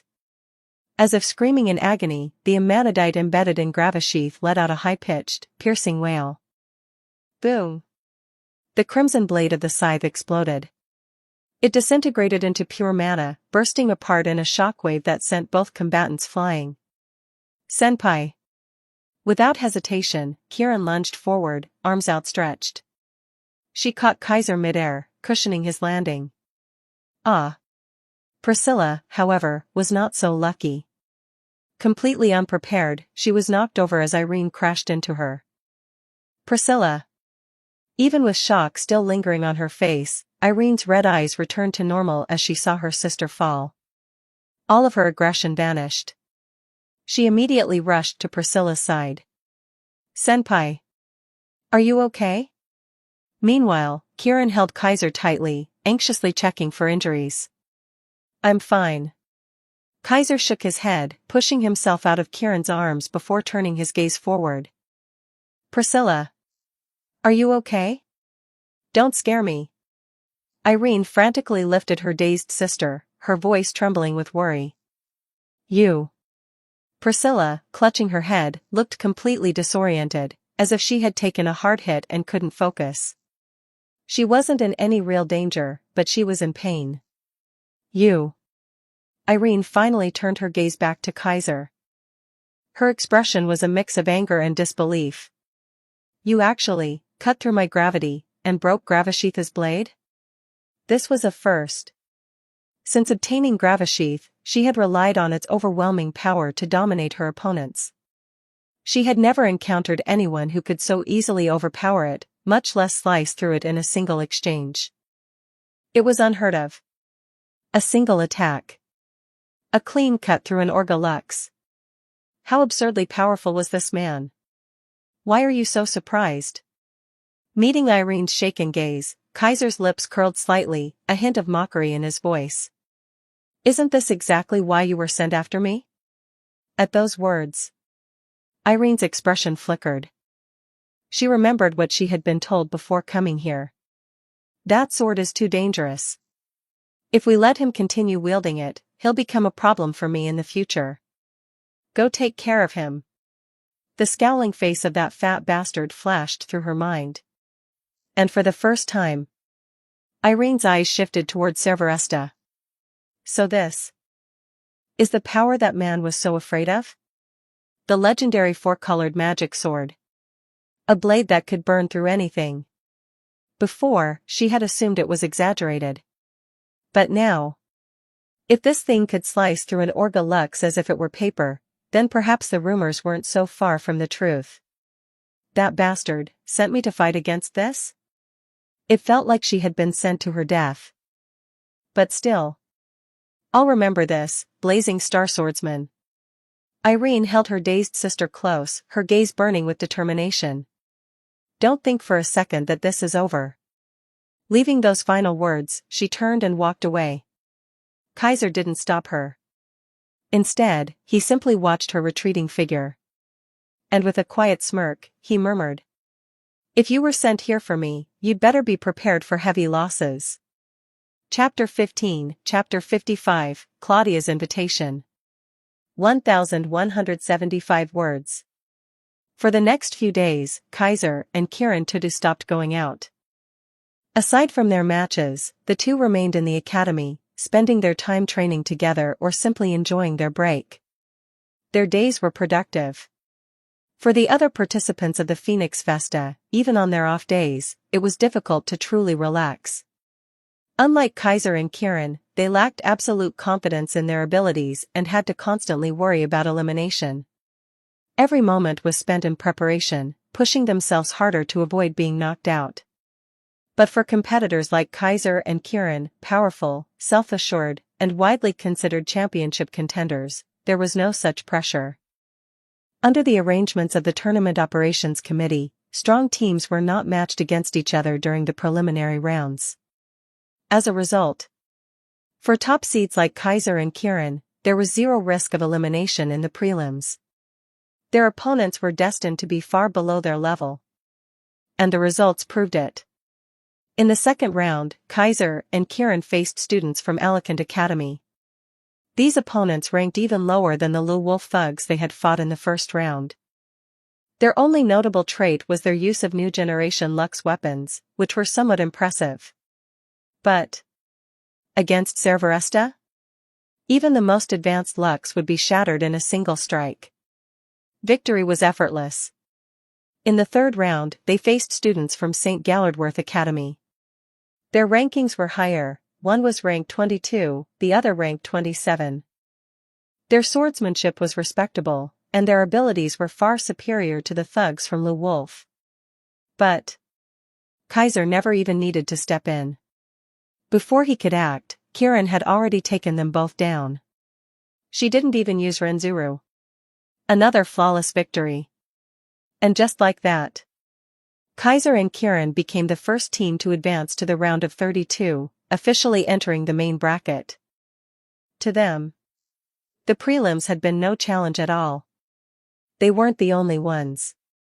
Ayato Amajirai and Julis Alexia von Riesfeld also progressed without a hitch, securing their spot in the top 32. All of the strongest teams that had been under close watch also advanced without incident, making it into the main event. On the sixth day of the Phoenix Festa, the round of 32 was finalized. With this, the preliminary stage came to an end. The weekend was designated as a rest period, with no matches scheduled. But come Monday, the true battle for the Phoenix Festa Championship would begin. Everyone was looking forward to the upcoming battles. Especially those eager to face strong opponents. Those who had made it this far were all elite warriors of their respective academies. There was no chance of anyone backing down. Perhaps some were nervous. Perhaps some were uneasy. But fear? Not a single one of them felt that. And Kaiser was already prepared. However, just as he was ready to quietly wait for the main bracket to begin, an unexpected invitation arrived via text message. Phoenix Festa, Day 7, Weekend. Today, Kaiser was not with Kieran, the partner he had spent almost every moment with lately. Instead, he left the academy alone, heading towards Sirius Dome. He had taken precautions this time. Wearing a mask and a baseball cap, he had disguised himself slightly. There was no choice. At this point, he was too well known.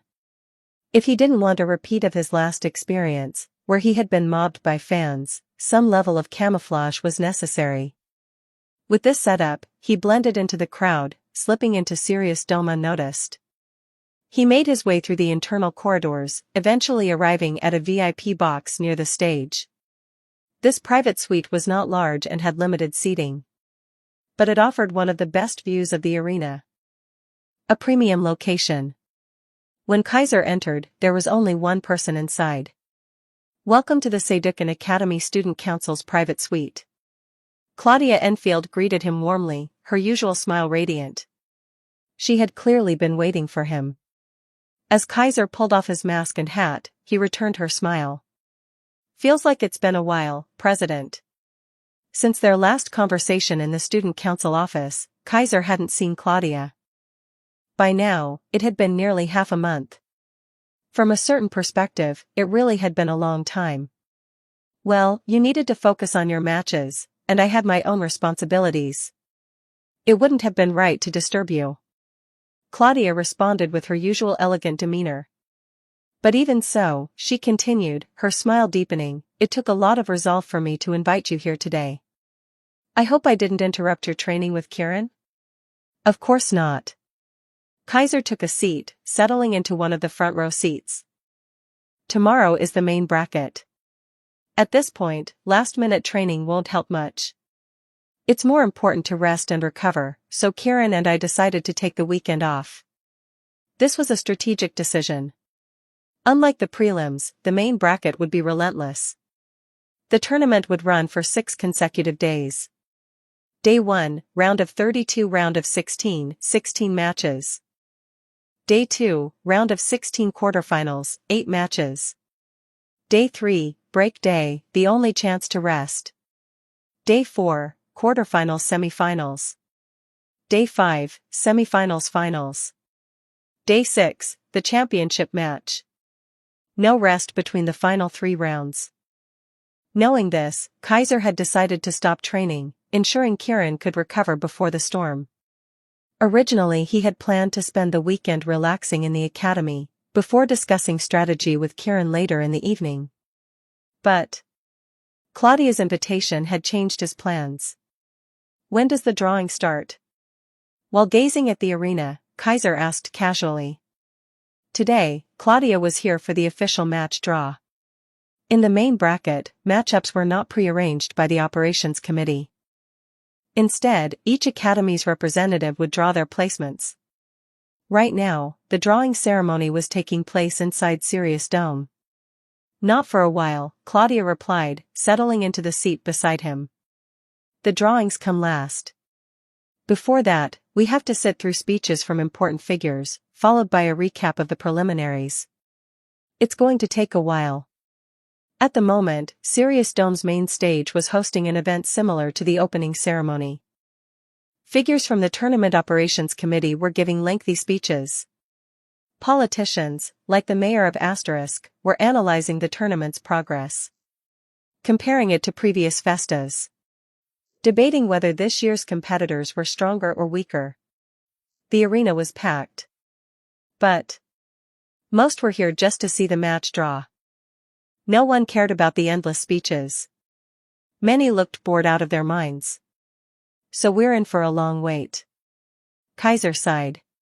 I agree. It's tedious. Claudia chuckled, her tone light. But since you accepted my invitation, I'm actually quite happy. At least I won't have to endure this alone. As she said this, Kaiser turned his head. Their eyes met. Claudia, with her usual grace, simply held his gaze. She had no intention of looking away. A strange feeling stirred within Kaiser. Something's off. Chapter 16, Chapter 56. 6,214 words. Chapter 56, The Discovered Truth. This wasn't the first time Kaiser had sensed something off about Claudia. At some point, the way the Seducan Academy Student Council president interacted with him had changed. On the surface, Claudia remained the same, mature, graceful, poised, and undeniably beautiful. Yet, Kaiser couldn't shake the feeling that her attitude toward him had undergone subtle yet undeniable shifts. Sometimes, he would catch Claudia's gaze lingering on him, only for her to look away the moment he turned to meet her eyes. Sometimes, it felt like she had something she wanted to say to him, only to hold back at the last moment, as if nothing had happened. And then there were the times when she would actively seek closeness with him, only to suddenly pull away, maintaining a deliberate distance. One moment, she seemed warm and familiar, the next, she felt distant and estranged, as if constantly oscillating between attachment and detachment. Even though she hid it well, Kaiser was no fool. Over time, he had grown acutely aware of the inconsistencies in Claudia's behavior. Yet, in front of others and for most of the time, she acted no differently than before, arousing no suspicion from anyone. It was, frankly, baffling. So, Kaiser decided to be a little bolder and probe for answers. President, why did you invite me? He posed the question directly to Claudia. This invitation had been rather sudden. At least in Kaiser's view, if Claudia had simply wanted company, he was hardly the most logical choice. Their relationship wasn't particularly close. It wasn't bad, but it wasn't intimate either. In total, they had known each other for just over 3 months, and their interactions were largely limited to business-related matters. Unless there was a compelling reason, there was no reason for Claudia to specifically seek him out for private company. In other words, there was no apparent spark between them. That was why Kaiser asked. If the president needed someone to accompany her, wouldn't inviting Riesfeld be more reasonable? Though Julius often treated Claudia with visible displeasure, the two had known each other for a long time.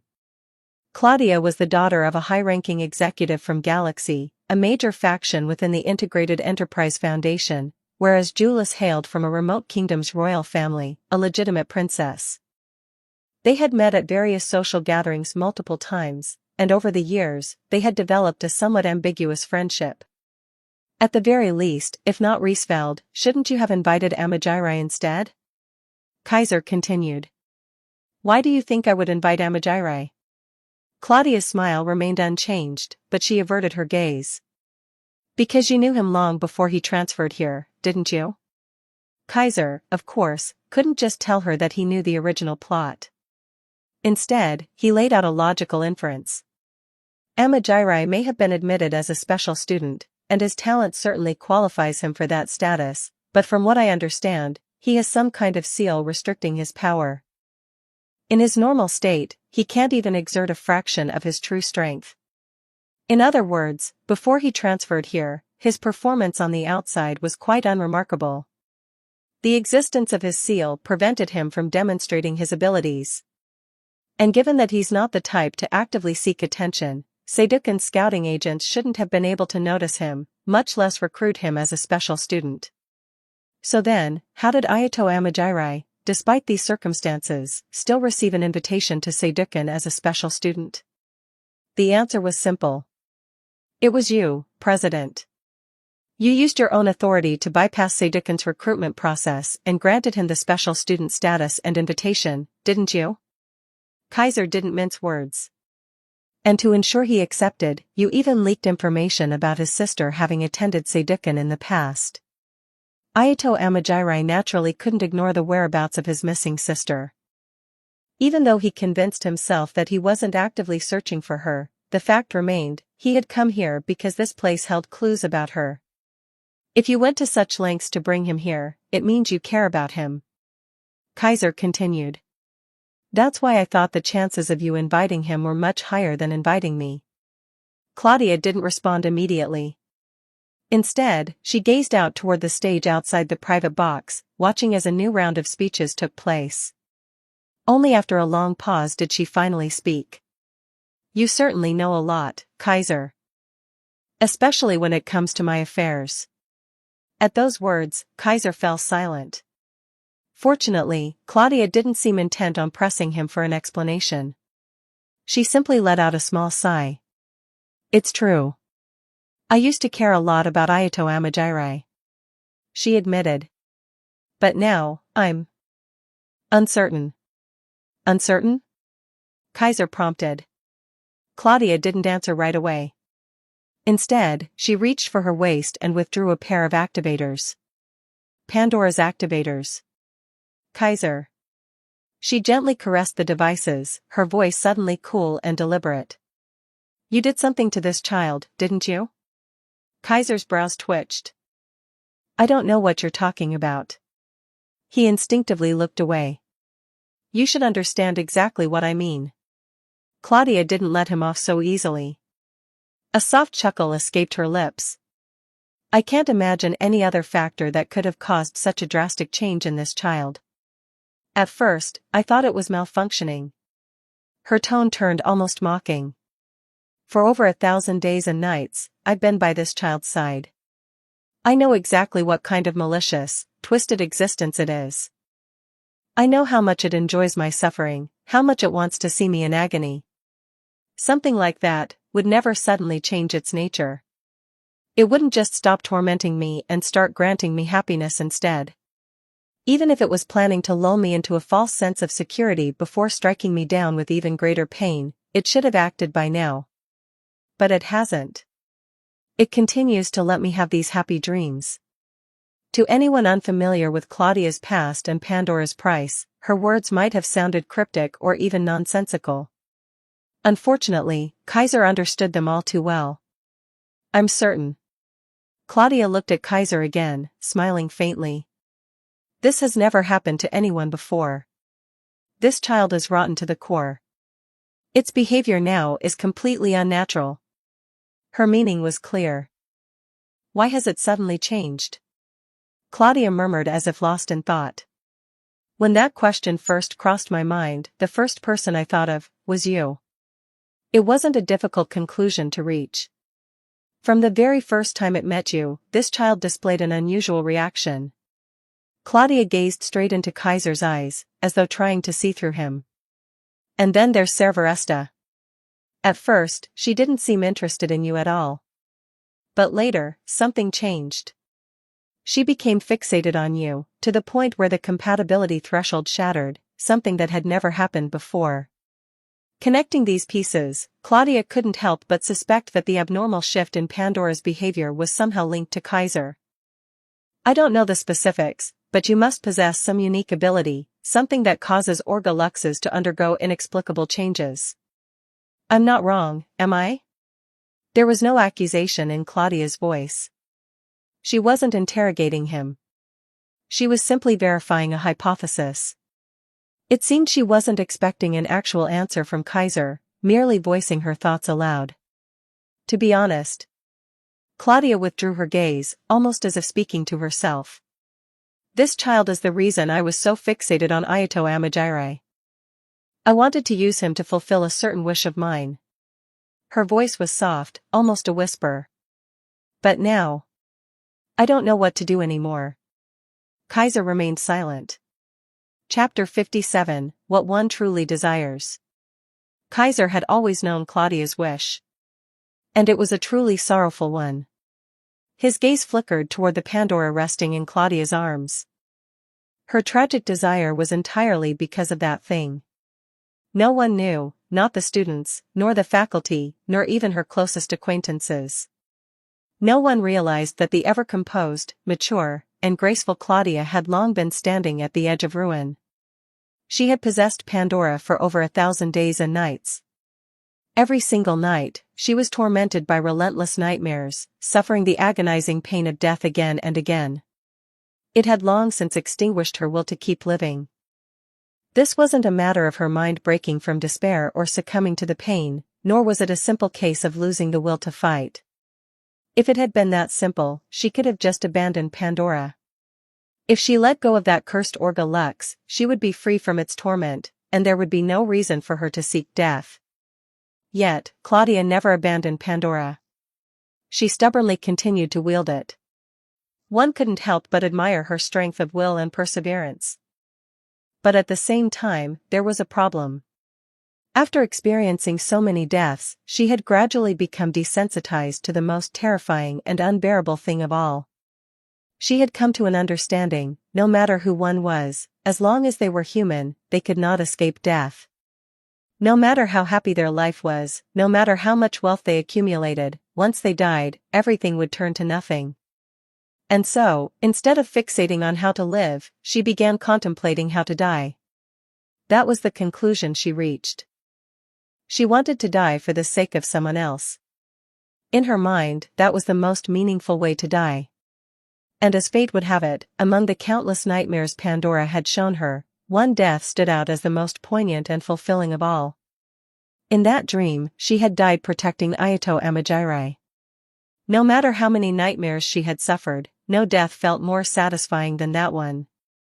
Thus, she developed a dangerous idea. She wanted to make that dream a reality.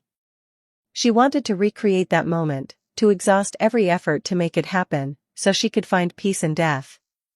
That was Claudia's wish. That was why she had gone to such lengths to recruit Ayato into Seidukan Academy. Everything was for the sake of staging a grand death. Utterly foolish. Kaiser couldn't help but voice his most honest opinion of that wish. Eh? Claudia was stunned. She saw an expression she had never seen before on Kaiser's face, one of sheer seriousness, completely devoid of warmth. Isn't it? Kaiser said coldly. If I'm being generous, I'd call your perspective enlightenment. But to be blunt, you're just running away from reality. At that moment, he thought back to his own life. Divorced parents. Deceased grandparents. Living alone, enduring hardships and struggles. There were times when he felt like his life was difficult, frustrating, and unfair. But never, not even once, had he thought about giving up on living. Giving up survival is easy. Fighting to live is the hard part. Maybe when a person dies, they take nothing with them. But that doesn't mean what they leave behind is meaningless. Just because you'll die one day, does that mean you can't experience happiness while you're alive? Just because you'll eventually lose everything, does that mean you should never seek to have anything at all? If you ignore the journey and only care about the ending, what's the point of life? Kaiser looked directly into Claudia's eyes, speaking each word with unwavering conviction. Listen to me, Claudia. The reason people strive to live isn't just because of survival instinct or fear of death. It's because they want to leave something behind. They have something they want to obtain. Maybe there is such a thing as a meaningful death. But living with purpose will always hold more value. A valuable death is admirable, but a valuable life is far more worthy of respect.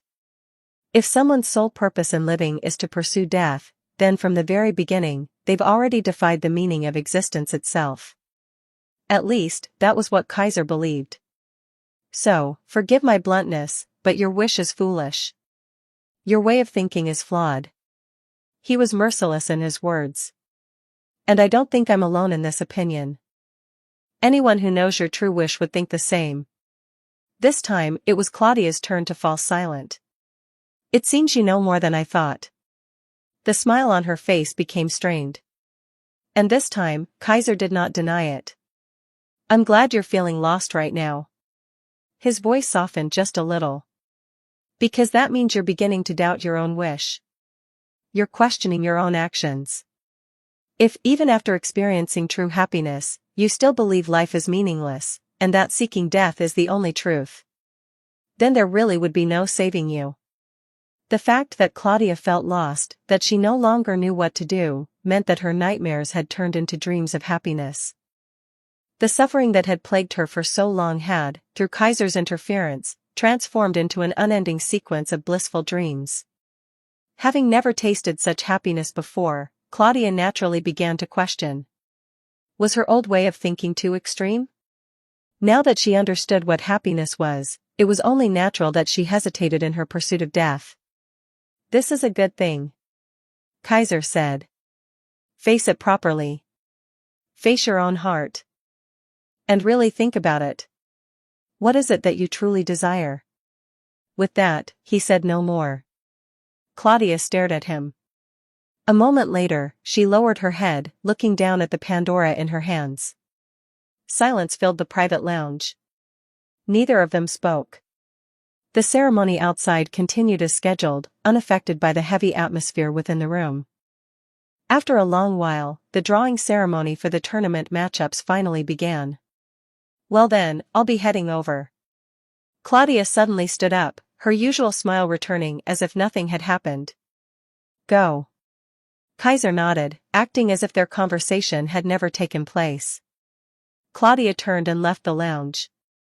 As she walked toward the stage, her expression gradually faded, replaced by contemplation. A valuable death is admirable, but a valuable life is far more worthy of respect. Huh? She let out a self-mocking sigh. That's the first time anyone's ever said that to me. Her tragic wish was not a secret. As Kaiser had said, those who knew about it all thought it was foolish and pitiful. But never had anyone told her why seeking death was foolish. Never had anyone told her why it was pitiful. Only Kaiser had told her. Because living had more value. Because living had more meaning. What I truly desire. Claudia stopped in her tracks, glancing back toward the lounge. Truthfully, she wanted to tell Kaiser. She wanted to tell him that what she truly desired was him. Yes. That was her greatest desire now. And the reason was simple. Lately, every time she dreamed, he was always there. Pandora had once made her experience all kinds of deaths. Now, it was showing her all kinds of happiness. Among them, falling in love, getting married, having children, growing old together, without a single regret. And the one who was with her through all of it. The one who loved her, married her, and spent a lifetime by her side. Had always been the same person. Kaiser. This was your doing too, wasn't it? Claudia touched Pandora's activator. She knew. This was all its work. Perhaps it had been scared of Kaiser. Or perhaps it had simply decided that being with him was the greatest fortune or happiness of all. Because in every beautiful dream it had woven, Kaiser was always at the center. She didn't know what he had done to make Pandora hold him in such awe. But she did know one thing. Everything had changed because of him. Heh. For some reason, a genuine smile formed on Claudia's lips. Then, with a strangely light step, she continued forward. Chapter 58, This feels a bit illegal. Evening. Twilight. As the sky was bathed in the hues of sunset, the bustling streets of Asterisk finally saw a decline in traffic. A gentle evening breeze swept through the city, carrying away the lingering heat of the day and bringing with it a refreshing coolness. Kai-senpai. Kaiser had already returned to Seidukan Academy and was strolling along a familiar pathway he often took for evening walks. Just then, a voice he had become increasingly familiar with in recent days called out to him. Turning around toward the source, he saw a petite girl jogging in his direction. Kiran? Kaiser blinked in surprise. What are you doing here? Kiran Tada ran up to him, tilting her head upward to meet his gaze. Her expression carried a hint of shyness. I was waiting for Senpai to return. Clearly, Kiran had already figured out Kaiser's usual routines. Knowing that he often passed through this area, she had deliberately waited for him here. How long have you been waiting? Kaiser was momentarily stunned before instinctively asking. Not too long. Kiran's eyes darted away, unable to meet his gaze. However, beads of sweat trickled down her forehead, silently betraying her words. Kaiser sighed helplessly, then reached out and gently wiped away the sweat from her forehead. Senpai. Feeling the warmth of his touch, Kiran's face turned slightly red. Yet, rather than embarrassment, her expression was filled with contentment. You saw the official tournament bracket, right? As Kaiser wiped her forehead, he casually brought up the topic. Yes. Kiran immediately nodded. One of the reasons she had waited for him was to discuss the tournament matchups. As for whether that was her main reason, only she herself would know. Let's go. After finishing, Kaiser smiled and said, We'll talk in my room. At those words, Kiran instantly stiffened. Why your room? Her voice trembled with nervousness. Understandable. Although they had become practically inseparable in recent weeks, Kiran had never been to Kaiser's room before. What? You don't want to? Kaiser chuckled. Then how about we go to your room instead? And my room? Kiran panicked, frantically waving her hands. No. That won't do. My room is a mess right now. More accurately, it wasn't that her room was messy, it was that it wasn't suitable for visitors. After all, she had just taken a bath before leaving, and her freshly discarded clothes were still lying on her bed, including her inner garments. The mere thought of that made Kiran's face burn as red as a tomato. We'll go to Senpai's room. Her tone was the firmest it had ever been. All right. Kaiser didn't think too much about it and readily agreed. Stay close to me. Don't wander off. It was summer vacation, so many students had returned home for the break. However, there were still plenty of students who remained in the dorms. If Kiran got lost and accidentally walked into some other guy's room, she would probably die of embarrassment on the spot. Then again, thinking about it now. Bringing a girl to his room during the holidays, when she was only 13 years old. This, kinda seemed like a crime. Especially considering Kiran's expression.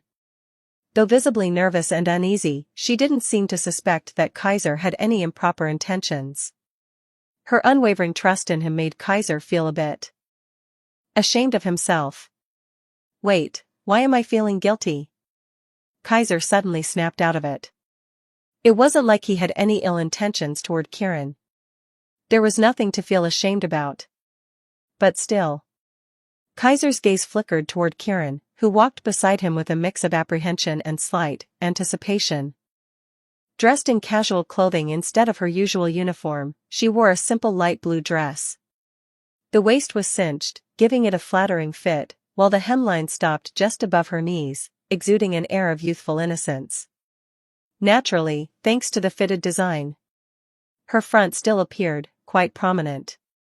As for Sembakiri, she carried it in a long, sheath-like bag slung over her shoulder, resembling a single-strap backpack.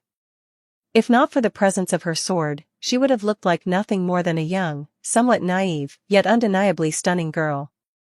Taking someone like her back to his room, Kaiser had a feeling his self-control was about to be tested. Not long after, the two arrived at the male dormitory.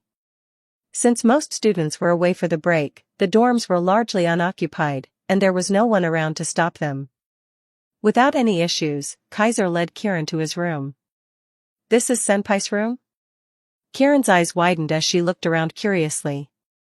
The suite was spacious, featuring 2 bedrooms and a living area, easily comparable to Claudia's room in terms of size. The difference, however, lay in the decor. Claudia's room had an unmistakable European style, furnished with luxury items and complete with carpeting.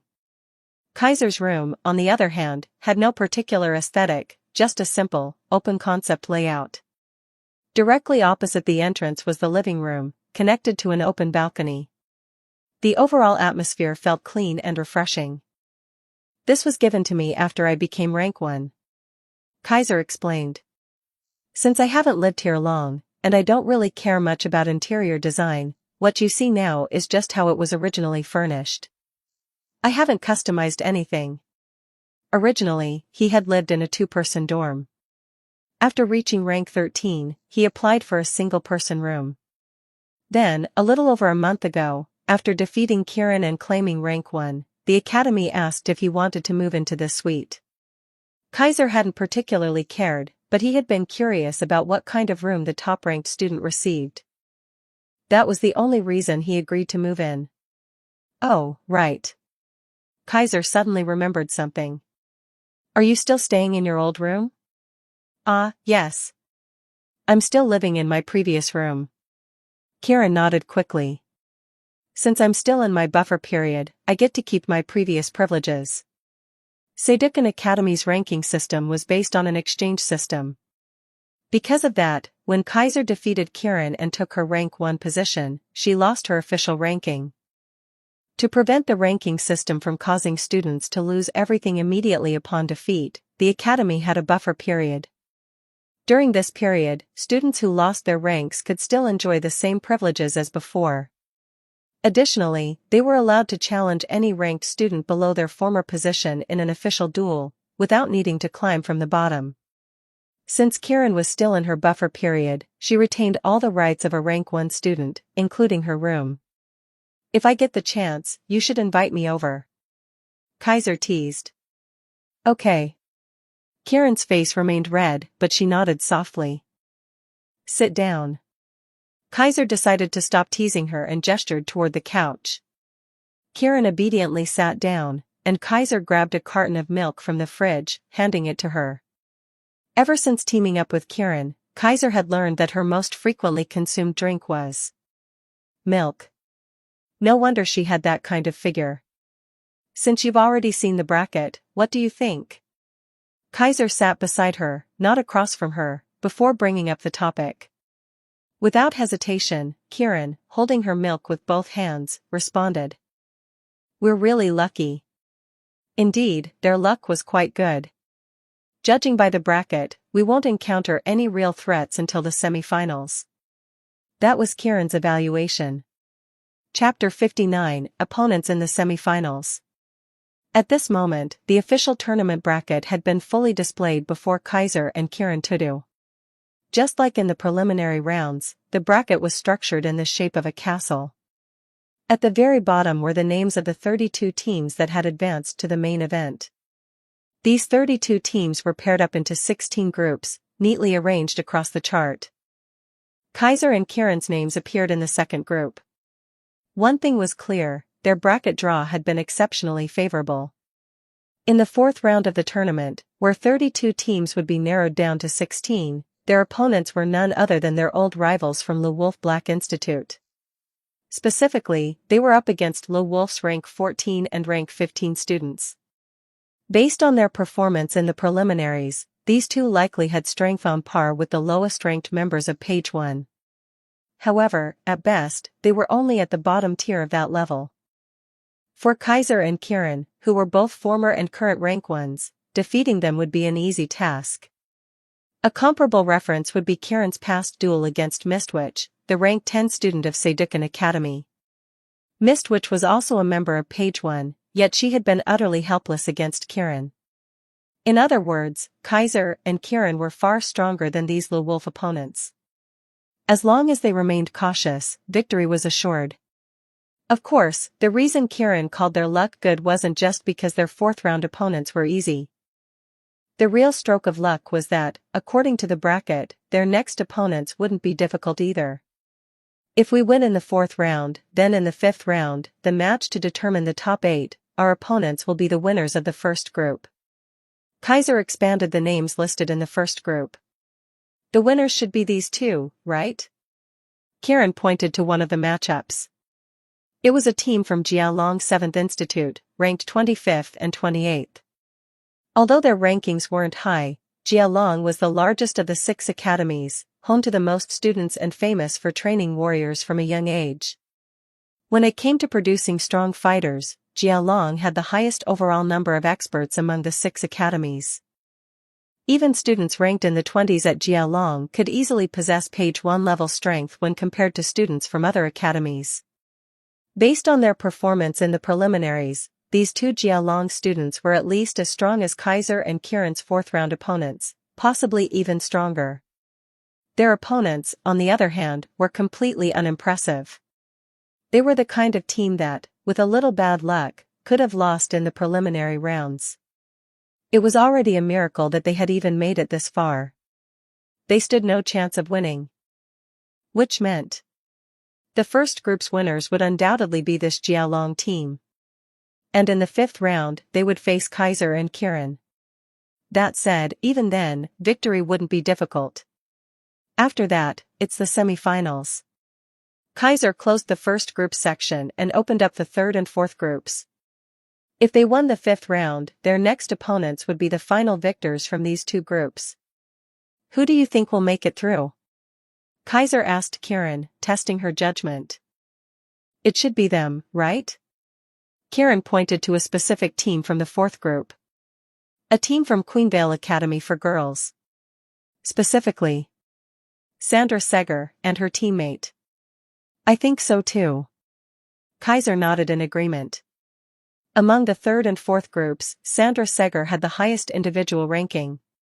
Her teammate wasn't particularly strong, but Sandra herself was formidable. With her Orga Lux, she could easily overpower Saydukan Academy's rank 5, Julis Alexia von Riesfeld. Kaiser didn't believe any of the other participants in these groups could defeat her. Based on the data Claudia had provided, Sandra Seger's team was considered Queenvale's strongest team in this Phoenix Festa. There was no way they would lose to nobodies.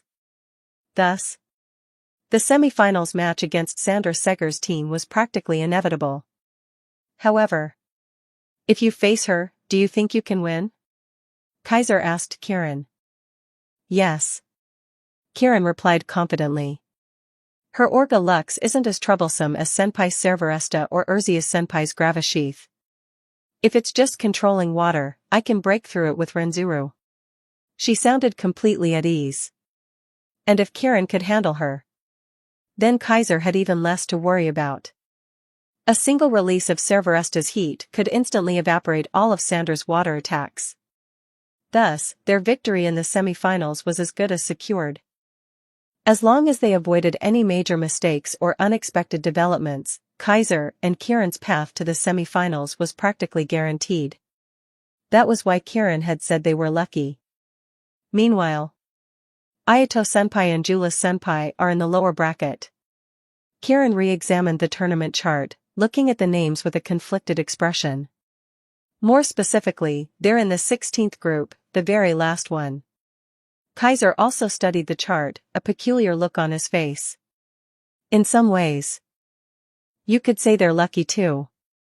Why? The reason was simple. Based on the bracket, Ayato Amajiri and Julas' fourth-round opponents were Jialong's rank 20 and rank 23 students.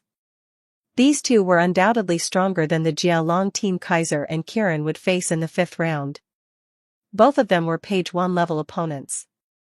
Even for Julas, who was rank 5, securing victory in a one-on-one fight would be uncertain.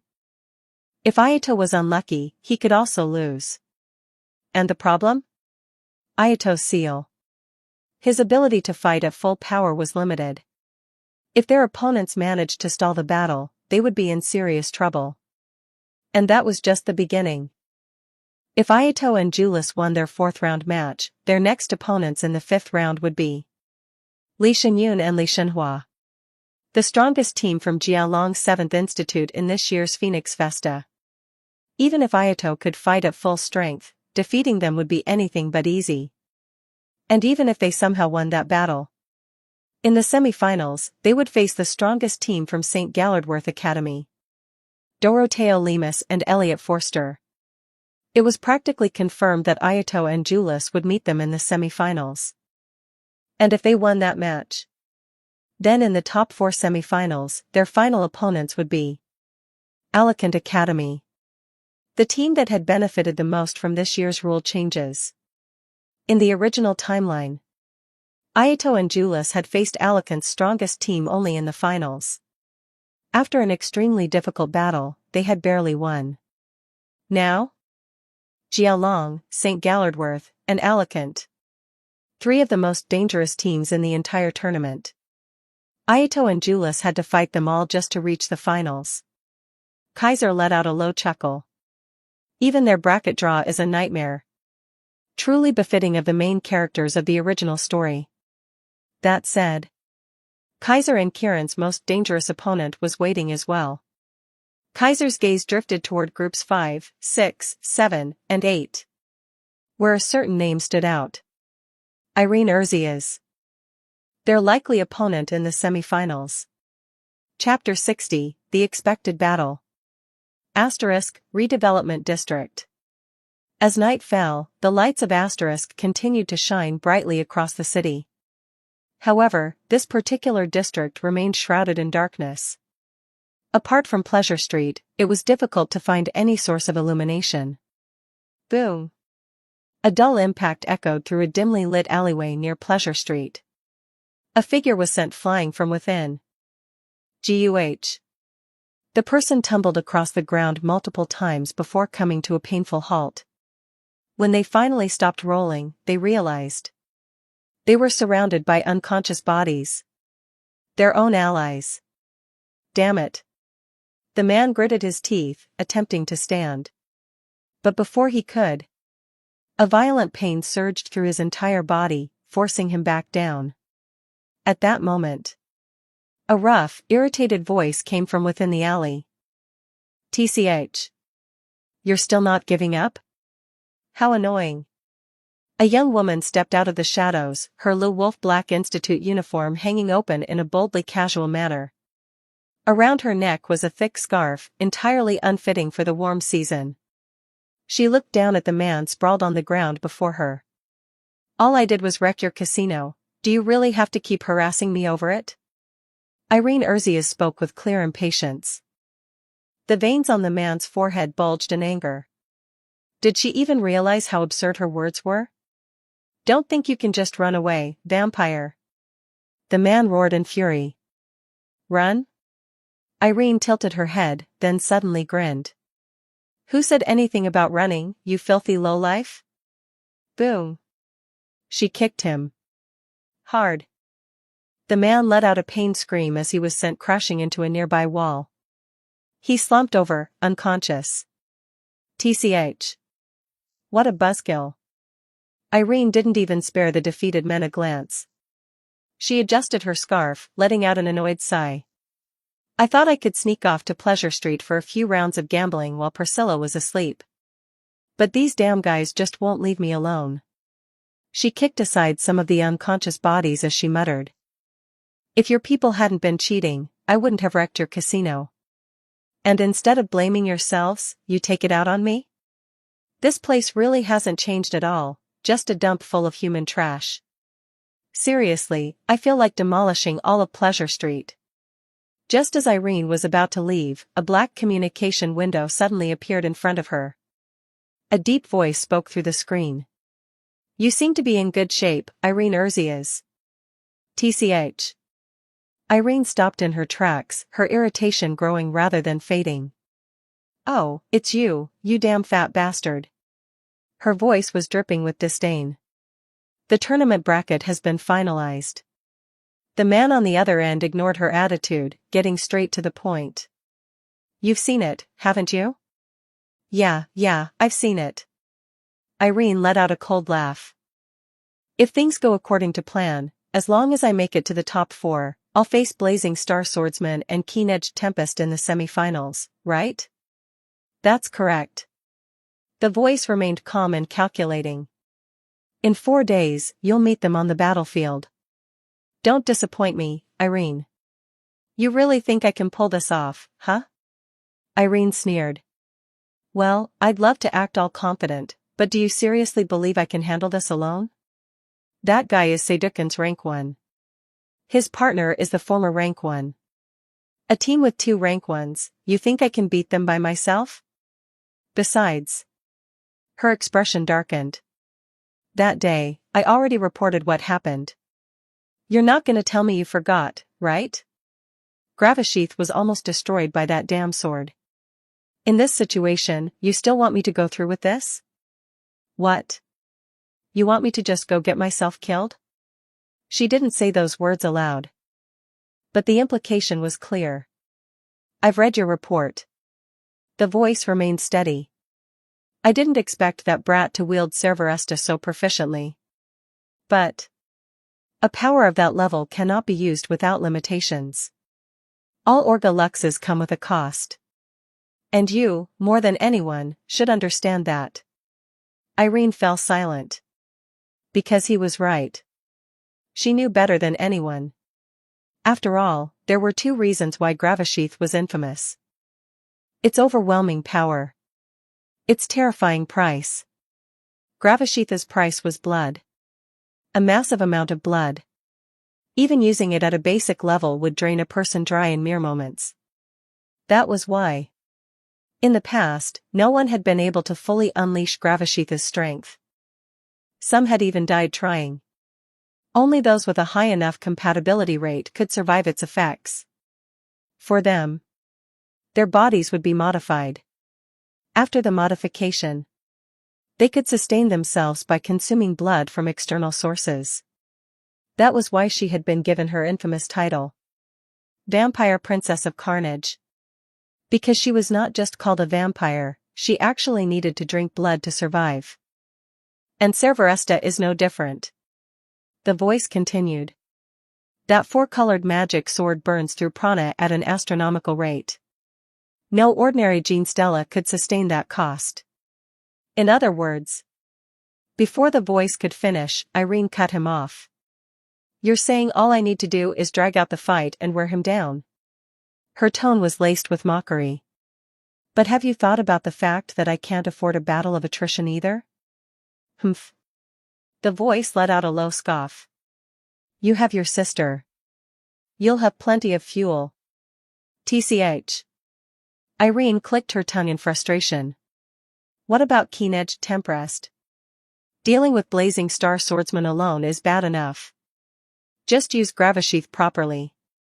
The voice dismissed her concerns. She's neither a Striga nor an Orga Lux wielder.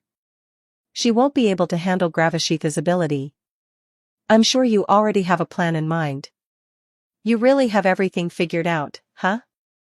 Irene gritted her teeth. Fine. But you better return Gravasheath to me fully repaired after this. Don't worry. As long as the Amanadite core remains intact, the exterior can be fully restored. One more thing. When the match starts, do not get hit by Cerberesta. That sword's power is something even Orga Luxes fear. TCH. Like she needed to be reminded of that. She had already experienced it firsthand. As she recalled that searing heat, her red eyes glowed with intensity. "Don't you dare lose before I get my revenge, blazing star swordsman." She couldn't wait for this rematch. 4 days later. The tournament progressed rapidly. The battles grew fiercer as only the strongest teams remained. And finally, the highly anticipated semi-finals arrived. Chapter 17, Chapter 61. 5,895 words. Chapter 61, Passing These Two Trials. Asterisk, Sirius Dome. Today, the Sirius Dome was more bustling than ever. Although the venue had been lively throughout the Phoenix Festa, from today onward, its excitement would reach its absolute peak, becoming the focal point of attention for the entire world. The reason was simple: from this day forward, the Sirius Dome would be the only battlefield used for the Phoenix Festa matches. The other 10 arenas had completed their roles and were now retired. Today marked the 5th day of the official tournament. The semi-finals were about to begin. On this day, 2 matches would take place in the Sirius Dome, one in the morning and another in the afternoon. These 2 battles would determine the final 2 victorious teams among the top 4. And those 2 victorious teams would face each other in the championship match tomorrow. In other words, only 3 matches remained before the Phoenix Festa came to its grand conclusion. Very soon, the first of these 3 battles was about to begin, deciding the first team that would advance to the championship. With this anticipation in the air, the atmosphere in the Sirius Dome was more electrifying than ever. The audience packed the venue, reaching an unprecedented peak since the tournament had begun. Even those who couldn't attend in person had gathered in every corner of Asterisk, opening virtual screens to watch the live broadcast. Under the watchful eyes of countless spectators, the first semi-final match was about to begin. "Is it starting?" Inside one of the contestant lounges in the Sirius Dome, Irene Urzias murmured. "One each on." Priscilla Urzias stood beside her, one hand clenched against her chest, looking at Irene with evident unease. "Don't worry so much." Irene reached out and patted Priscilla's head, wearing her usual carefree grin. "It's just another match. We'll go through the motions, just like before." Irene had never told Priscilla about the real reason she was participating in this tournament. Not just this time, every single one of her past assignments had also been kept a secret from her younger sister. As a result, Priscilla knew nothing, though she had vaguely guessed that her sister was involved in something shady. But she was a considerate girl, she understood what should be said and what shouldn't be said. If her sister went gambling on Pleasure Street, she could scold her as much as she wanted. But when it came to matters like this, she never asked questions. Irene had lost count of how many times she had felt relief because of her sister's understanding. As such, her head-patting motion became even gentler. "Is this really going to be okay?" Although Priscilla never pried into things she wasn't supposed to know, she still couldn't help but worry.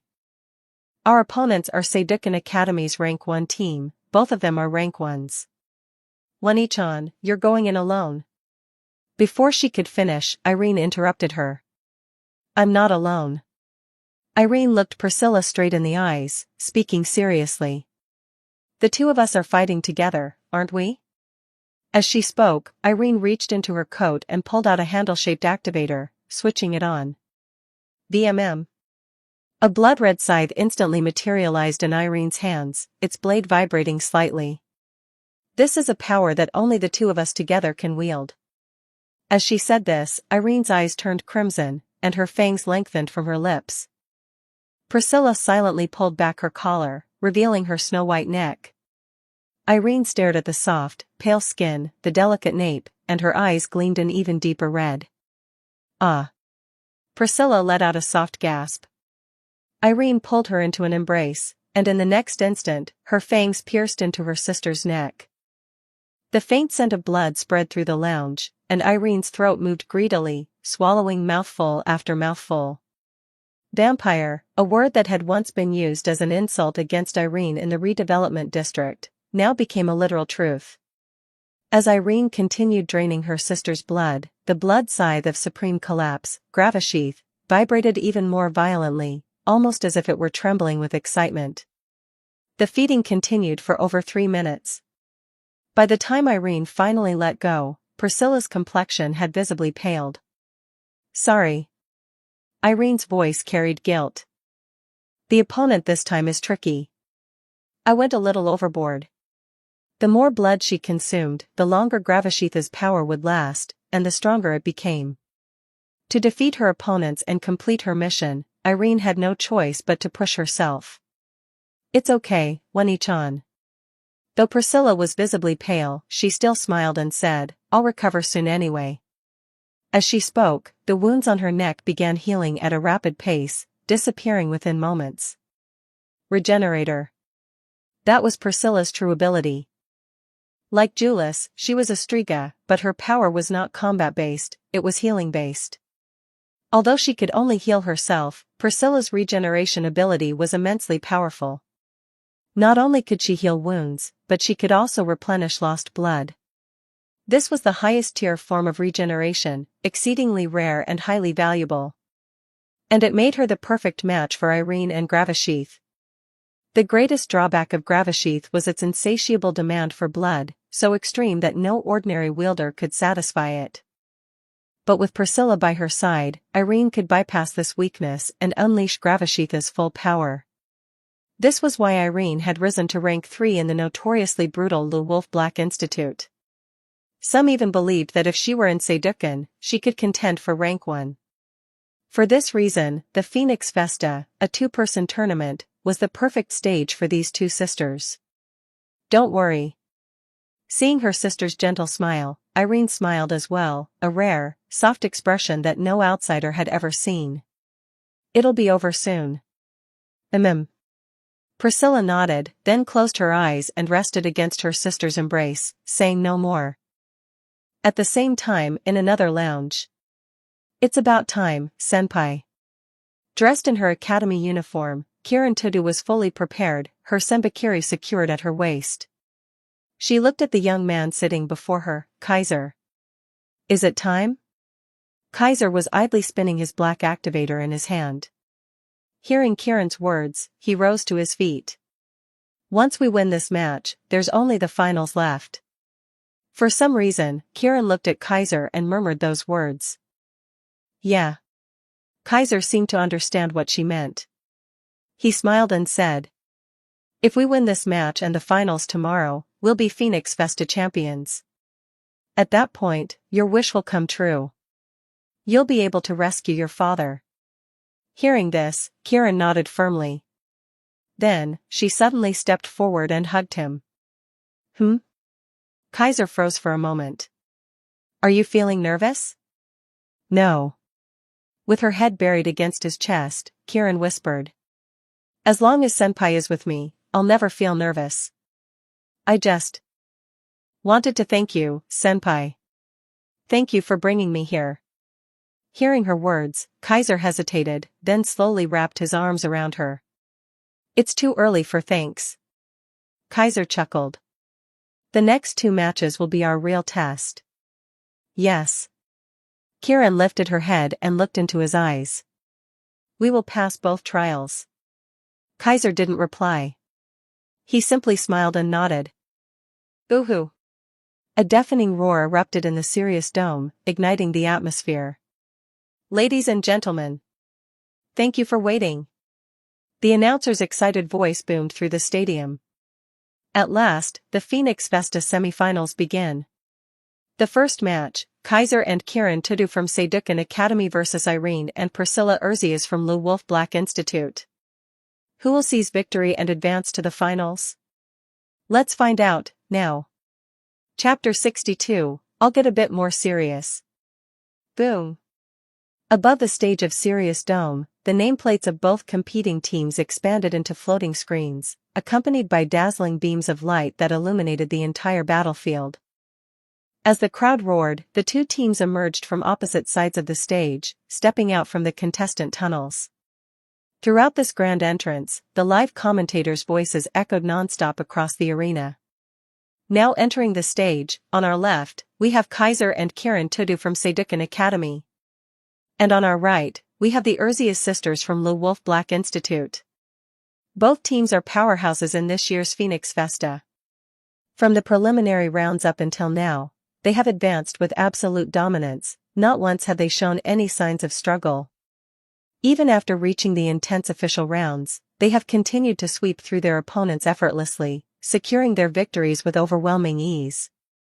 In contrast, the other semi-finalists, Ayato Amajirai and Julius Alexia von Riesfeld, have fought through an incredibly arduous path. Each of their battles has been a brutal struggle.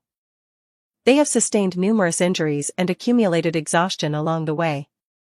Compared to them, today's two competing teams have had a much smoother journey to the top four. The commentator's enthusiastic narration further intensified the cheers from the audience. However, inside Seidukan Academy's exclusive VIP lounge, a certain man and woman both twitched at the corners of their eyes. "Excuse me, we're watching a match here, why did you have to drag us into this?" Sitting in the front row, Julius frowned, an irritated expression appearing on her face. "Well, to be fair, our path to the semi-finals really was difficult." Ayato Amajirai gave a wry smile, acknowledging the truth. There was no helping it. Their challenging progress wasn't just due to strong opponents, Ayato's own limitations had played a major role as well. After the fourth round, his prana seal had been completely exposed. Because of this, the fifth round battle and the quarterfinals had been exceptionally difficult for him. Fortunately, they had persevered, not only securing their place in the semi-finals, but Ayato himself had also undergone a major breakthrough. Now, his seal was no longer a significant problem. Compared to when he first entered the Phoenix Festa, his power had improved dramatically. For our academy, having two teams in the semi-finals is a truly historic achievement. Sitting beside Julius, Claudia Enfield smiled as she spoke.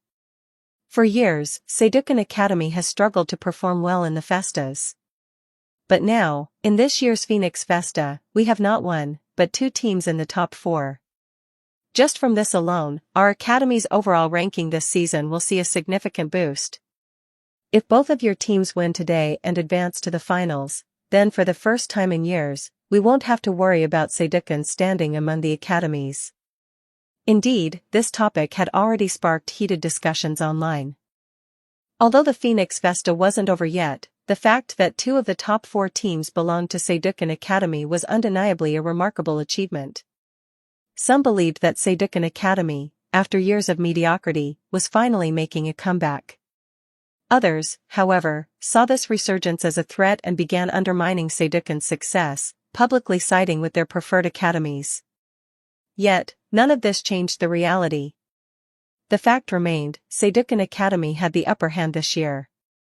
That was why so many people were eagerly anticipating the results, waiting to see whether a Seidukan Academy team would make it to the finals. That is, if they can first defeat the Vampire Princess of Carnage.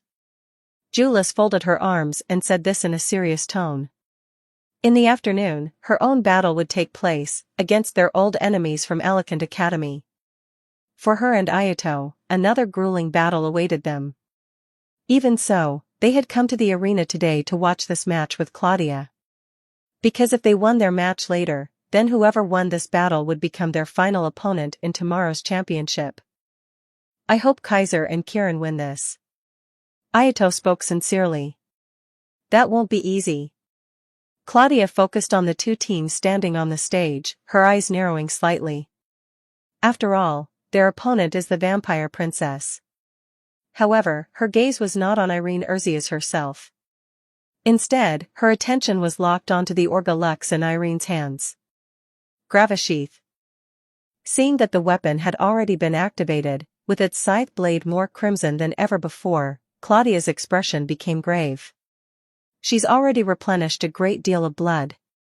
It was clear, this battle would reveal Gravasheath's full, unrestrained power. The true might of the blood scythe of supreme collapse. On the stage, both teams had stopped at their designated positions. It's finally time. Irene Urzias rested Gravasheath on her shoulder, her crimson eyes locked onto Kaiser. Are you ready to be torn apart, blazing star swordsman? Her tone, her demeanor, was that of a predator staring at its prey. Facing Irene's hostility, Kaiser's expression remained unreadable. Without a word, he activated his black activator. Zing! A brilliant crimson glow erupted from the amatadite core, igniting a wave of heat that condensed into a sword of flames. VMM. Kaiser raised Cerberesta, then swung it lightly to the side, releasing a searing blast of heat into the air. Within the fiery currents, the sword's blade gleamed with a dark, purplish-black hue. Oh! Everyone, look at Kaiser's Cerberesta. The blade that was once pure white is now turning black. The commentator's sharp observation caused an uproar among the audience. This guy. Irene's pupils shrank, her menacing attitude slightly faltering. TCH. So you're getting serious from the start, huh? To prepare Irene for this fight, the Wolf Black Institute's higher-ups had provided her with detailed intel on Kaiser. From this information, Irene had learned. Cerberesta's pure white blade was actually a sign of low power output. The darker the blade, the higher the power level. Once the sword turned completely black, that meant its output had reached its peak, unleashing Cerberesta's full might. Most previous wielders had never reached that level. And up until today, Kaiser had always fought with the sword in its white state. Now, for the first time, he was revealing a glimpse of its true power. This meant, he had no intention of holding back. You've made your own preparations, haven't you? Kaiser briefly glanced at Gravasheath. His authority over weapons allowed him to sense its augmented state, it was far stronger than before. In that case, let's be fair. Kaiser lifted his blackened Cerberesta and smirked. I'll get a bit more serious, too. Hearing this, Irene's expression darkened. One each on. Priscilla's voice trembled slightly. It's fine. Trust me. Irene didn't look back. Step aside. Priscilla nodded, quietly retreating. Shing. At the same time, standing beside Kaiser, Kirin Tudu unsheathed her blade, Sembakiri. Both teams had fully entered battle mode. A tense silence filled the stage. Time's up. With the commentator's shout, the badges on both teams' uniforms flashed red. Phoenix Vesta Semifinals, first match. The mechanical voice echoed above the battlefield. Match, start. Boom. In the very instant the match began. 3 figures exploded forward, charging at full speed. A storm of prana surged across the stage, scattering brilliant motes of stardust into the air. And then, amidst the deafening cheers of the crowd, the battle erupted in full force. Chapter 63, a power far greater than before. Clang. At the very center of the thunderous stage, a loud, resonant clash of steel rang out, echoing across the battlefield. In that instant, sparks and stardust exploded into the air, resembling a cascade of fireworks. A purplish-black sword and a blood-red scythe slashed through space, colliding in a violent clash. The mana-forged energy from both weapons clashed fiercely, creating a devastating force upon impact.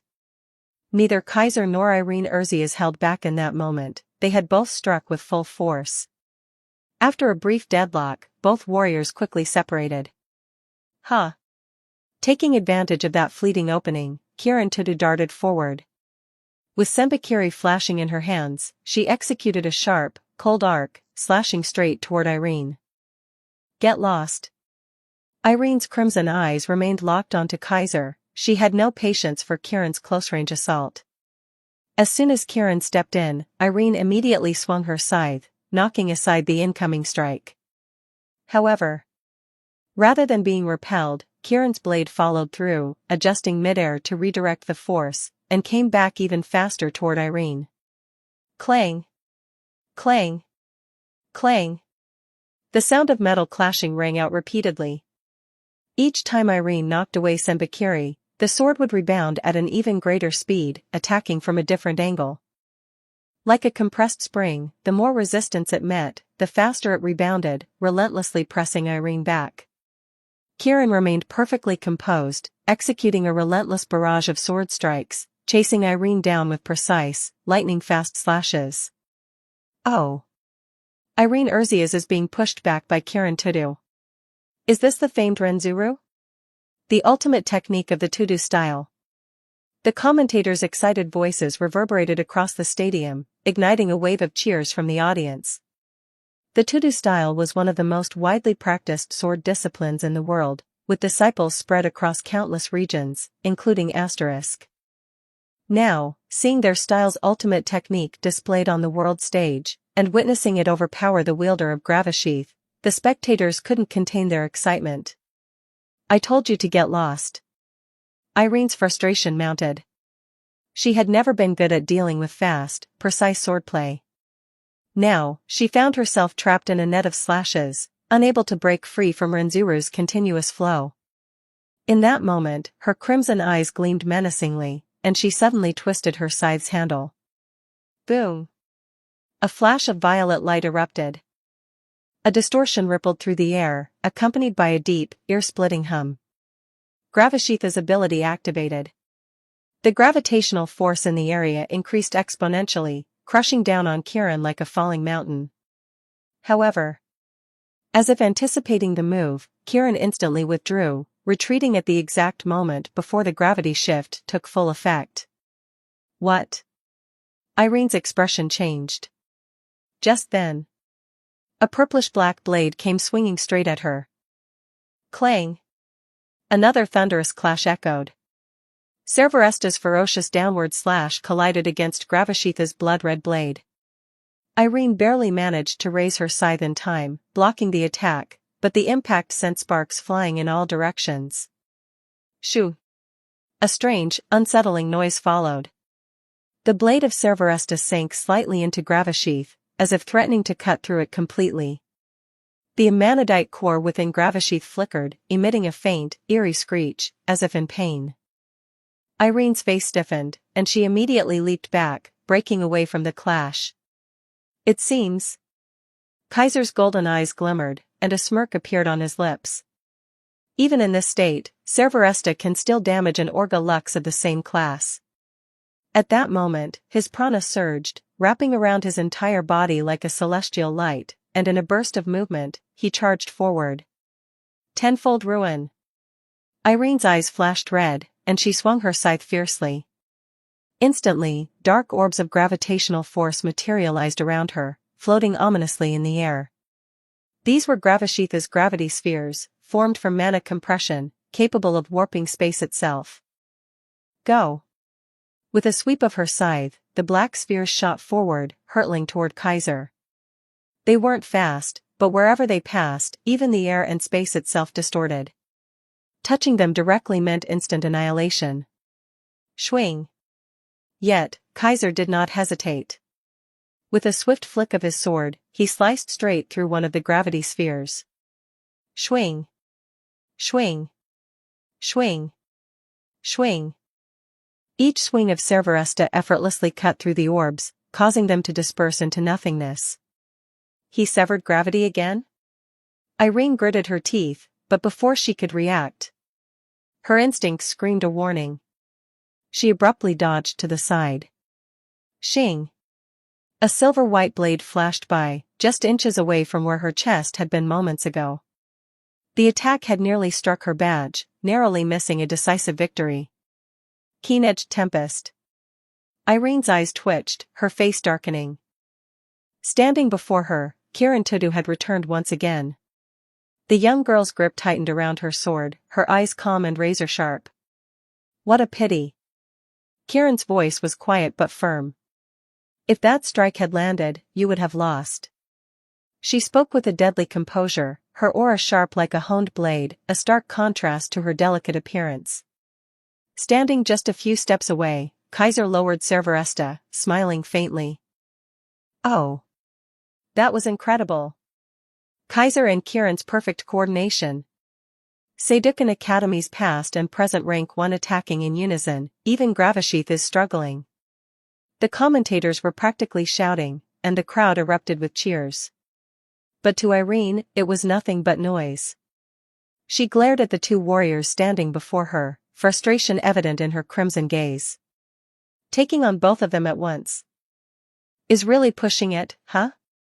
Reluctantly, she admitted the truth. She had always known that her opponents were strong.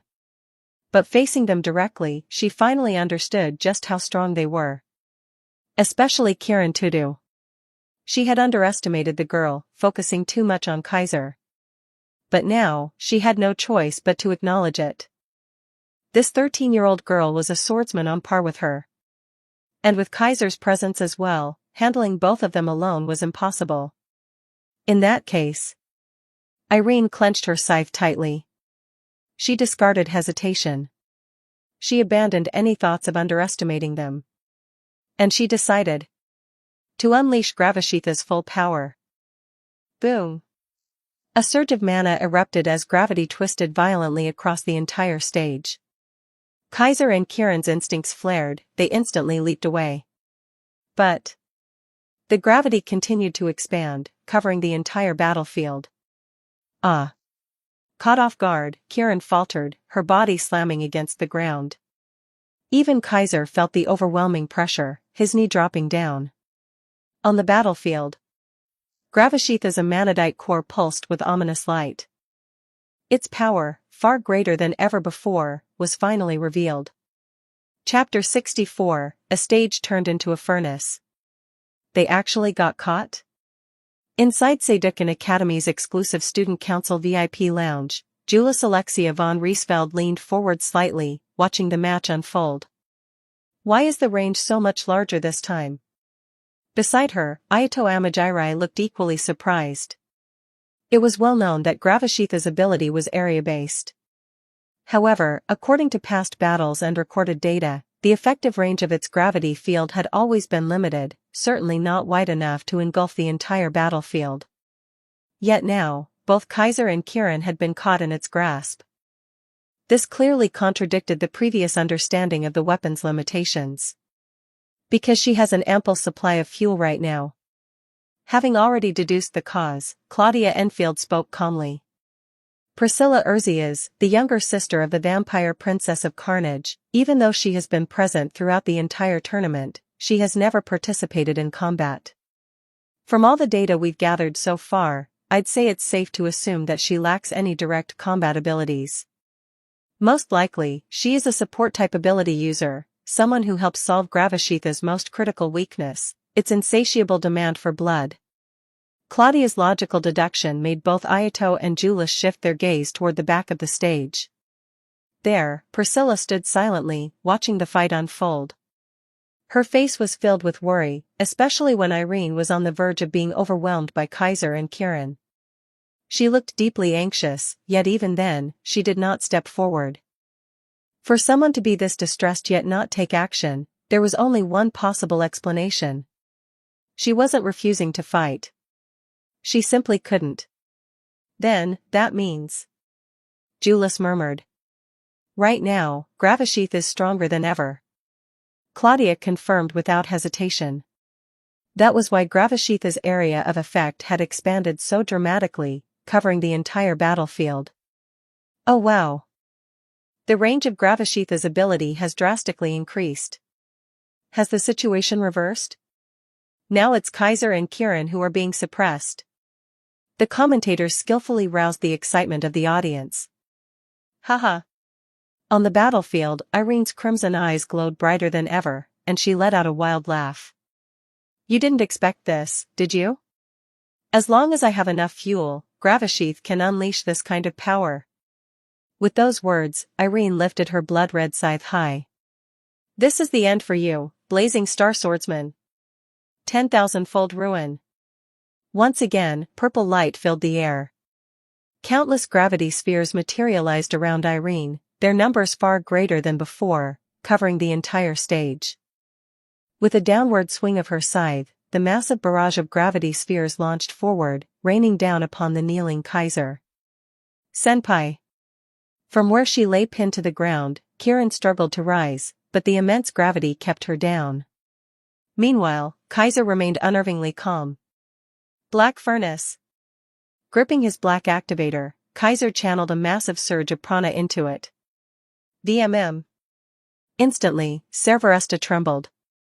Its amanadite core shone brilliant crimson, greedily absorbing Kaiser's prana. Dark patterns swirled across the sword's blade, flowing like living tendrils before being fully absorbed into the core. Then, the blade turned jet black. The moment the transformation completed, Kaiser resisted the gravitational force, and with a single, powerful swing. Swing! The purple energy binding him was sliced apart. Boom! At the same time, an immense wave of heat erupted from Cerveresta, surging outward in a fiery shockwave. In that instant, the onslaught of gravity spheres disintegrated before they could even touch him. With the flames of Cerveresta surging around him, Kaiser became a streak of fire, shooting toward Irene. Hundredfold burial. Sensing imminent danger, Irene's pupils shrank, her instincts screamed. Her body reacted on its own. She swung her scythe in desperation, releasing a chaotic tidal wave of gravitational energy. The sheer force of Gravasheetha's gravity blast was enough to shatter the reinforced arena floor beneath them.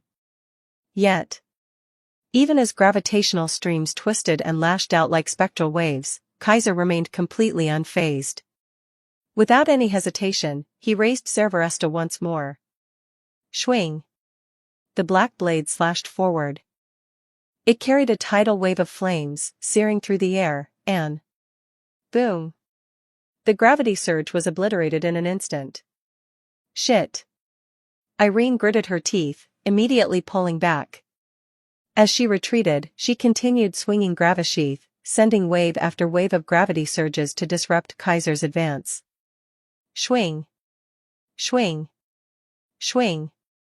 But Kaiser slashed through them all. Each swing of Cerveresta burned away the gravitational flows. The gap between them closed rapidly. Irene narrowed her eyes, twisting midair to change direction. Her body moved unnaturally fast, a violet aura distorting the space around her. She had adjusted the gravity surrounding herself, allowing her to accelerate beyond human limits. Just like Kaiser, she was using her Orga Lux's ability to amplify her own speed. By lightening her own gravity, she could move with unbelievable agility, covering vast distances in a single bound. She also used chaotic gravity waves to disrupt Kaiser's momentum, forcing him to constantly cut them down, preventing him from closing the distance. She's doing this on purpose? As Kaiser chased her down, he quickly realized what was happening. She's trying to force this into a battle of attrition. Kaiser immediately understood Irene's strategy. By now, she had already figured out his weakness. She knew that Cerveresta's full power required an immense consumption of prana. As soon as she saw the blade turn black, she stopped engaging in direct combat and started stalling. If she could drag the fight out, she might be able to exhaust him completely. Honestly, it was a smart approach. Cerveresta was indeed a prana-devouring beast. Even though Kaiser's authority over weapons had enhanced Cerveresta, and the sword itself had become more efficient, maintaining its full power still consumed energy at an alarming rate. Even though his prana reserves now rivaled Ayato's, he still couldn't sustain maximum output indefinitely. If she managed to stall him long enough, she might actually succeed in draining him dry. But that was only if she could actually delay him. Schwip! Suddenly, Kaiser stopped moving midair. Instead of continuing to chase Irene, he reversed his grip on Cerveresta. Then, he stabbed it straight into the ground. Boom! A deafening tremor shook the entire stage. A massive burst of heat erupted from beneath the floor. The entire battlefield turned bright red. It was as if a volcanic eruption had just taken place beneath them. In that moment, the temperature of Sirius Dome skyrocketed, causing the entire audience to break out in sweat. At the same time, the gravitational force on the battlefield disappeared. Even Irene's own gravity field was burned away. Shit! Irene's expression twisted in shock. You didn't expect this, did you? Kaiser's voice reached her ears. It came from directly in front of her. Just inches away. This ends now. With that declaration, Kaiser struck. Chapter 65, The End of the Semi-Finals. As Kaiser raised his jet-black sword, poised to strike from point-blank range, Irene Urzia's reaction was immediate and intense. Her crimson pupils contracted sharply, her expression twisting into one of feral rage, like a beast on the brink of losing control. Her blood-colored scythe vibrated violently, as if it too were losing its composure. At that moment, the amanadite core embedded in Gravasheath flared brighter than ever before. Ah! Just as Irene was about to completely snap, a short, startled cry reached her ears. That brief exclamation snapped her out of her frenzy like a bolt of lightning, bringing her back from the brink. Priscilla Urzia's badge destroyed. Before Irene could even turn toward the source of the voice, the automated system linked to the badges rang out across the stage, its mechanical tone announcing the result. Priscilla. Irene's gaze snapped toward the back of the stage. There, Priscilla Urzias had collapsed onto the ground, looking visibly shaken. The badge on her chest had been cut in half, the pieces lying on the floor. And standing before her, a silver-haired girl calmly sheathing her sword. Kiran Tudu. Freed from Gravasheath's gravitational suppression after Kaiser's flames burned away the gravity field, Kiran had made a decisive move, silently closing in on Priscilla, who had remained at the back line throughout the entire match. To protect Priscilla, Irene had placed gravity barriers around her. But those, too, had been completely erased by Cerberesta's earlier eruption of heat. Kiran did not waste the opportunity. With a swift, clean strike, she shattered Priscilla's badge, eliminating her from the match. Then, clang! At that moment, Kaiser's blackened Cerberesta descended upon Irene. Having been forced to divide her attention, Irene failed to react in time. Her blood-red scythe was slammed out of her hands, sent flying through the air. The crimson blade spun through the sky, turning in midair before finally descending and landing in someone else's hand. But it was not Irene's hand. The instant it was grasped, Gravasheath trembled violently, as if it had been provoked. However, be quiet. A calm voice murmured, one that only the weapon itself could hear. Instantly, Gravasheath fell silent. No. It wasn't just silent. It was terrified. No one noticed. But in that moment, golden markings began to glow across Kaiser's hand. These golden lines were strikingly vivid, yet completely invisible to anyone else. As though, if Kaiser willed them to remain unseen, then no one could perceive them. The golden lines spread, flowing into Gravasheath, etching themselves into its core, and sinking into its amanadite. At that moment, a weapon infamous for its ferocity, a weapon that had brought terror to many, now quivered like a lowly subject kneeling before a king. It submitted, trembling in absolute fear. The golden markings seared themselves into Gravasheath's core, vanishing into its depths. Kaiser's lips curled into the faintest hint of a smirk.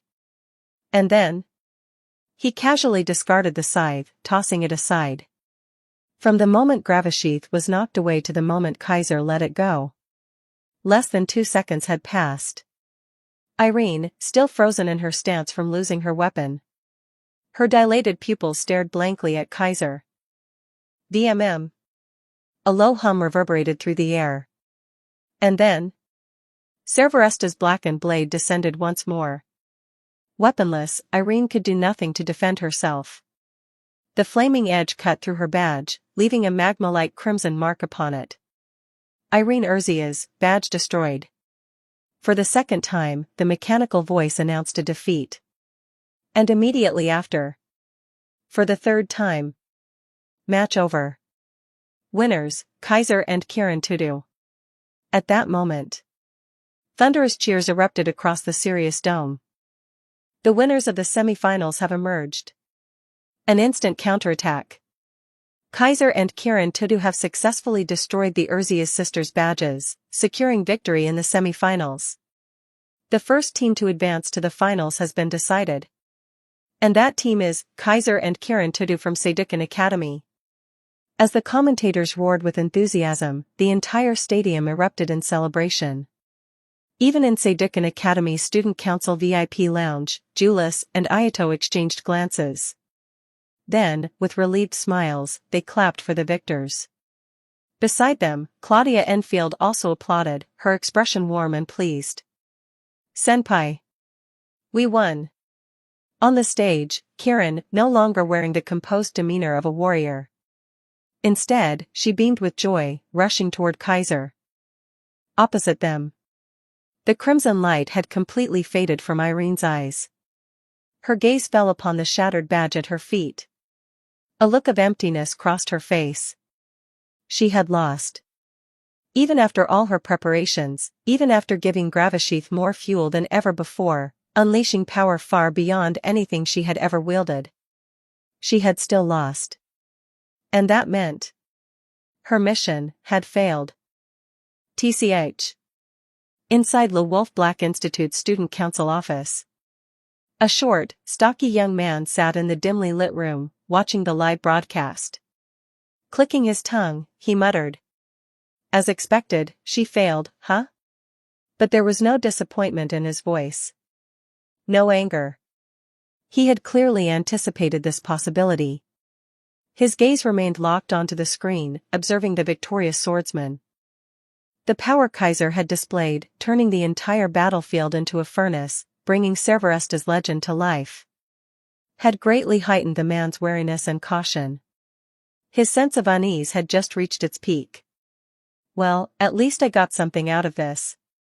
Although the mission had failed, and the objective had not been achieved, at the very least, they had gained crucial intelligence. They now understood Kaiser's true level of strength. They had witnessed firsthand just how much control he had over Cerberesta. For now, it's best not to act recklessly. The man made his decision. Given Kaiser's current strength, and given Cerberesta's overwhelming power, even he would need to bring out his trump cards to take him down. And now that Kaiser had advanced to the finals, with the whole world watching, any suspicious actions would immediately attract attention. That was not something he wanted. So, for now, I'll just watch. Having reached his conclusion, the stocky youth closed the screen and sank into the shadows. Sirius Dome, Contestant Lounge. After winning the match, Kaiser and Kieran underwent a brief interview with the officials before returning to the waiting room to relax. "Senpai, you worked hard." Kieran, ever attentive, brought a cold drink and handed it to Kaiser. "Thanks. You did great too, Kieran." Kaiser accepted the drink, smiling. Their moods were light, especially Kieran, who radiated pure joy. "Now, there's only one step left, Senpai." She was both excited and nervous. They had made it to the finals. Only one match remained. "Relax." Kaiser patted her shoulder, sensing her excitement. "The final match is tomorrow. For now, let's take a break." "Yes." Kieran nodded enthusiastically, then hesitated. "I wonder who our final opponent will be." Kaiser only smiled. Kieran did not know. But Kaiser already had a strong feeling. That match would be against their strongest rivals in this tournament. That afternoon, they watched the second semi-final match. And, as Kaiser had expected, match over. Winners, Ayato Amajirai and Julius Alexia von Riesfeld. End of chapter. Author's note: I'll be uploading 10 chapters per week, but not on a daily schedule. Instead, I'll post 5 chapters twice a week. Also, you can get an extra chapter on every 500 Power Stones. Join our Discord. discord.gg/niaxd. Read 50+ chapters ahead. patreon.com/niaxd. Chapter 18, Chapter 66, A Celebration Before the Finals. 1,256 words. Seidukan Academy, Student Council Office. As night fell, most of the campus buildings had already turned dark, their lights switched off. Normally, the Student Council Office would be among them, its vast space shrouded in darkness. But tonight, the lights remained on, and the sounds of conversation drifted out from within. The atmosphere inside was lively, filled with warmth and laughter. Listening closely, one could hear the unmistakable sounds of celebration. And indeed, that was the case. Then, allow me, as the president of Seducan Academy's Student Council, to offer my congratulations to the four of you for advancing to the finals. Claudia, acting as the host, raised her glass with a smile. Cheers. The four individuals present, Kaiser, Kiran Tudu, Ayato Amajirai, and Julius Alexia von Riesfeld, exchanged glances as they watched Claudia raise her glass.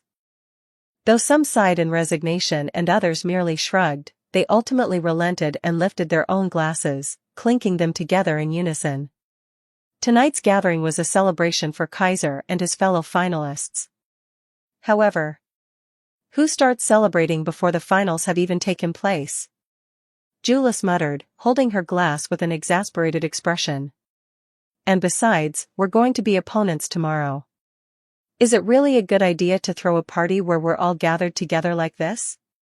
This was something Julius had wanted to say from the moment the celebration began.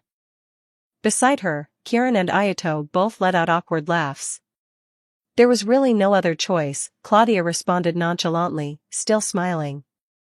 All of you are students of Seducan Academy.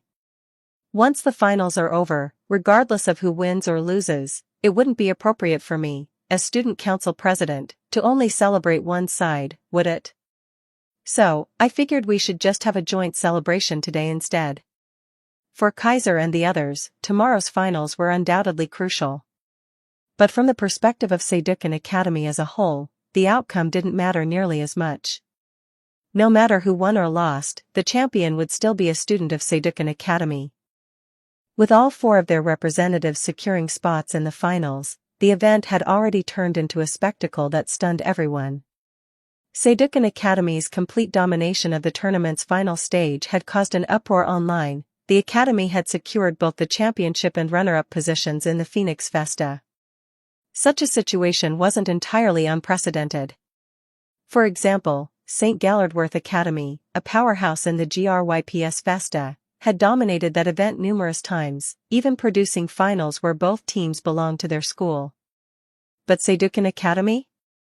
A school that had been struggling at the bottom of the rankings for the past several seasons, now making a comeback by securing both first and second place in the Phoenix Festa? It was an outcome that no one had expected. With that in mind, Claudia had taken it upon herself to arrange the celebration.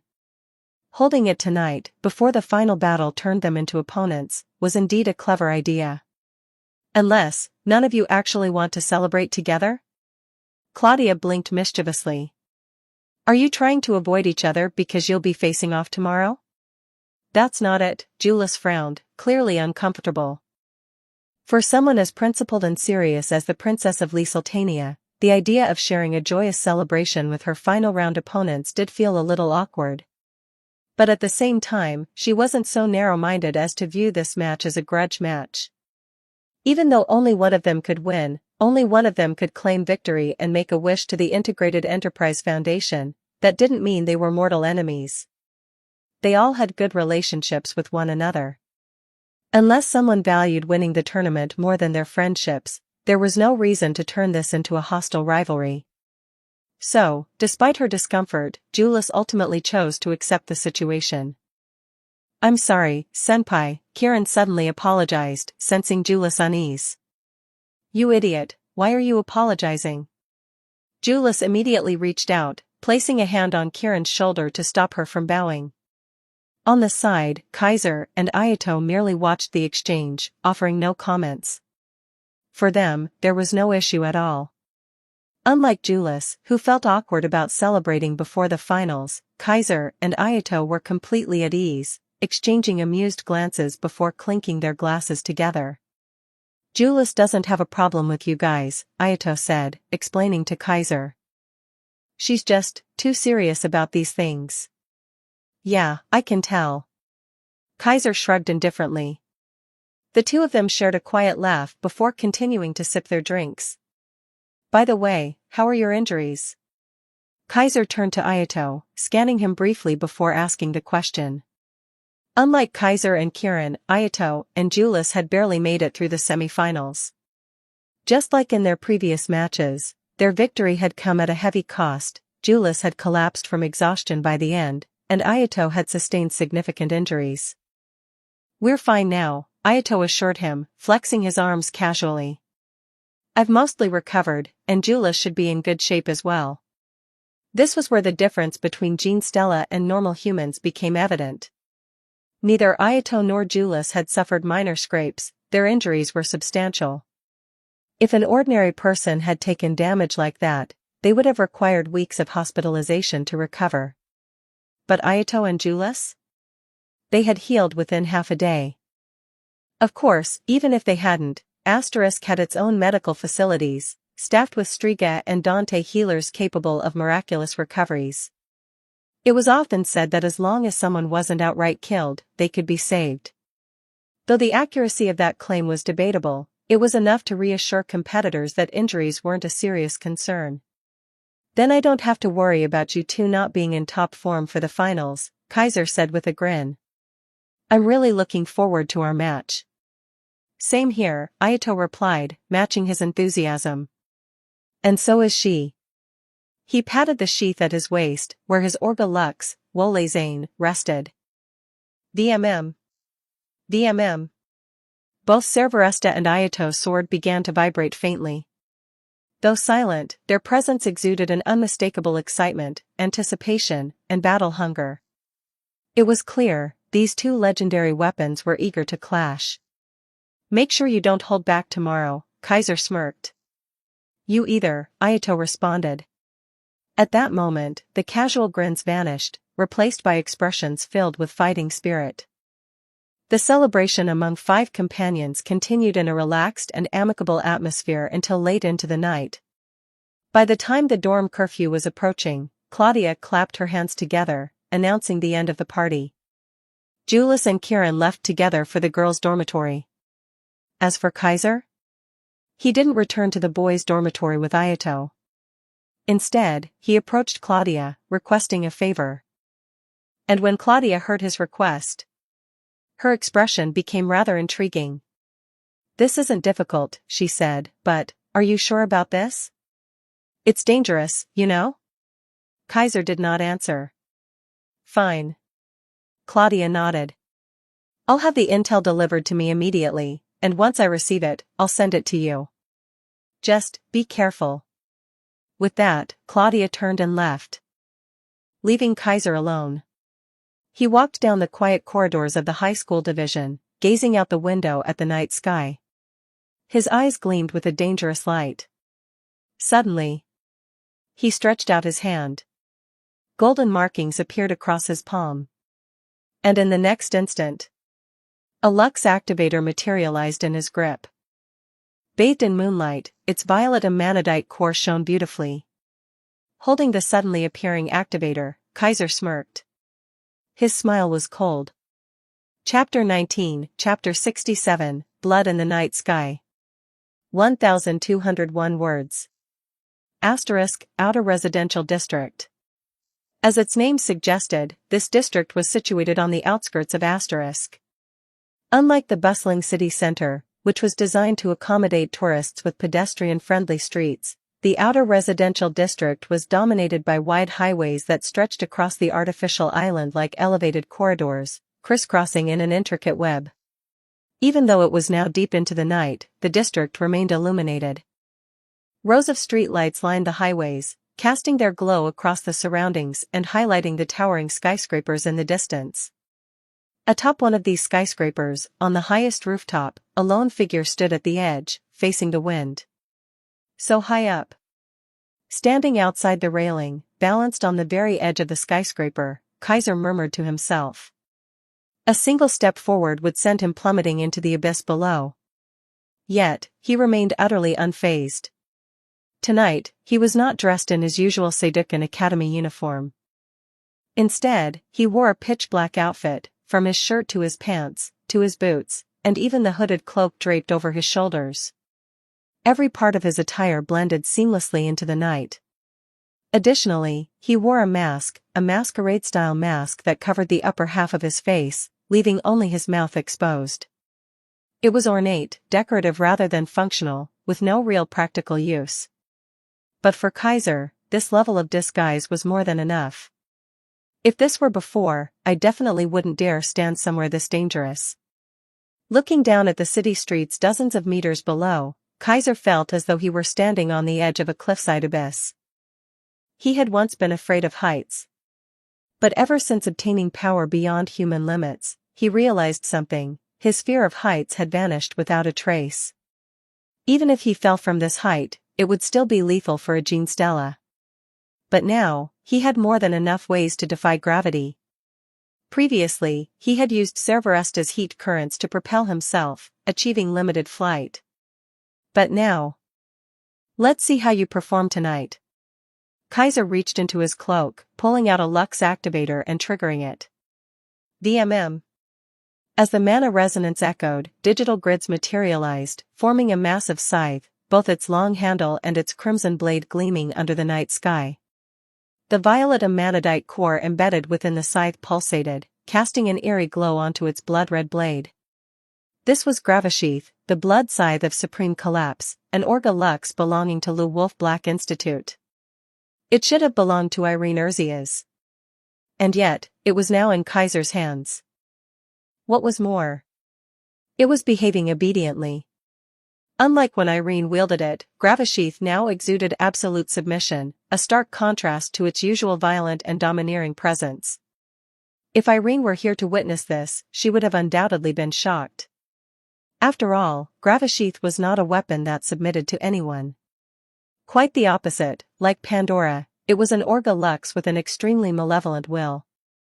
Pandora delighted in tormenting its wielder with visions of death and suffering, savoring their fear and despair. Gravasheath, however, possessed an overwhelming sense of self, refusing to be a mere tool for its wielder. It sought to control them instead. Some Orga Luxes, particularly those with strong self-awareness, had a tendency to corrupt their users, altering their minds, personalities, and even bodies to suit their own preferences. And among them, Gravasheath was particularly infamous for this trait. It did not simply demand compatibility from its wielder. It modified them. It transformed its wielder's body into that of a true vampire, a perfect host for its insatiable hunger. If the wielder ever let their guard down, Gravasheath would take the opportunity to override their will, seizing control and driving them into madness. The glowing red eyes that Irene displayed in battle? That was the influence of Gravasheath's consciousness, slowly overtaking her. The brighter the crimson glow, the stronger the corruption. Irene's violent temper, her impulsive aggression, these were not purely her own traits. They had been exacerbated by Gravasheath. If Cerberesta was a weapon that wanted to be wielded as a sword, existing as a tool for its user, then Gravasheath was the complete opposite. It saw itself as the master, and its wielder as the tool. Yet, at this very moment, in Kaiser's hands, Gravasheath was utterly docile. An impossible sight. Let's give you a little taste first. Even though Gravasheath had already merged with him, becoming his personal weapon, Kaiser did not treat it with the same respect he gave Cerberesta. Cerberesta was his partner, a weapon he saw as an equal, treating it with mutual respect. But Gravasheath? To Kaiser, it was nothing more than a tool. A useful one, but a tool nonetheless. He brought his hand to his mouth, biting his finger and letting a single drop of blood fall onto the scythe's blade. VMM. VMM. VMM. The moment the blood touched the blade, Gravasheath reacted violently, trembling with exhilaration and anticipation. It was only a single drop, practically nothing compared to the vast amounts of blood it usually demanded. And yet, Gravasheath had never been more satisfied. Because not all blood was equal. The blood of a king could not be compared to the blood of a peasant. A mere drop of supreme blood was worth far more than countless ordinary sacrifices. To Gravasheath, Kaiser's blood, the blood of someone with ultimate authority over weapons, was the greatest possible gift. Even with just a single drop, it could now unleash its full power.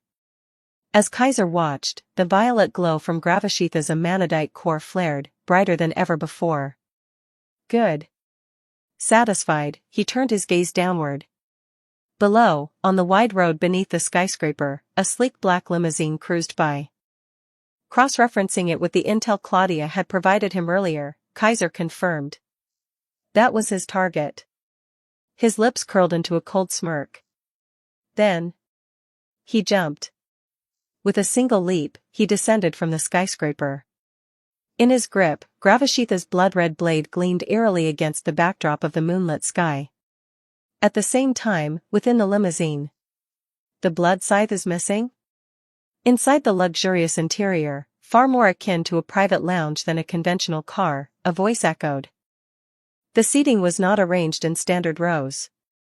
Instead, plush leather sofas and a heavy wooden table gave the vehicle an air of sophistication and power. Seated at the center was a short, stocky youth with deep crimson-black hair. His expression was perpetually scowling, his dark, sunken eyes filled with impatience and irritation.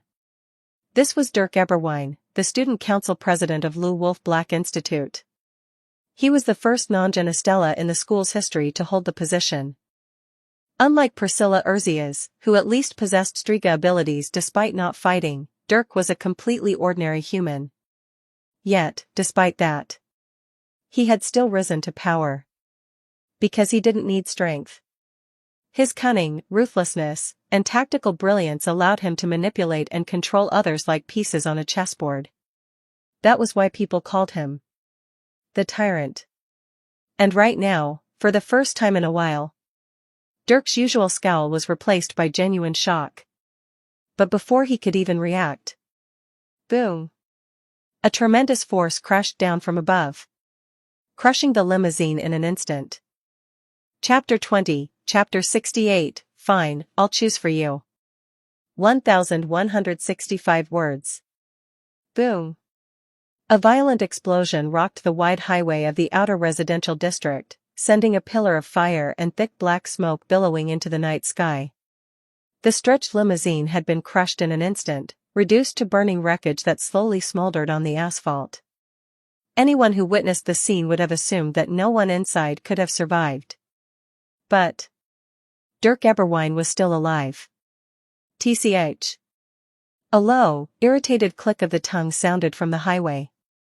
Dirk's short, stocky figure inexplicably reappeared a short distance away from the burning limousine, completely unscathed.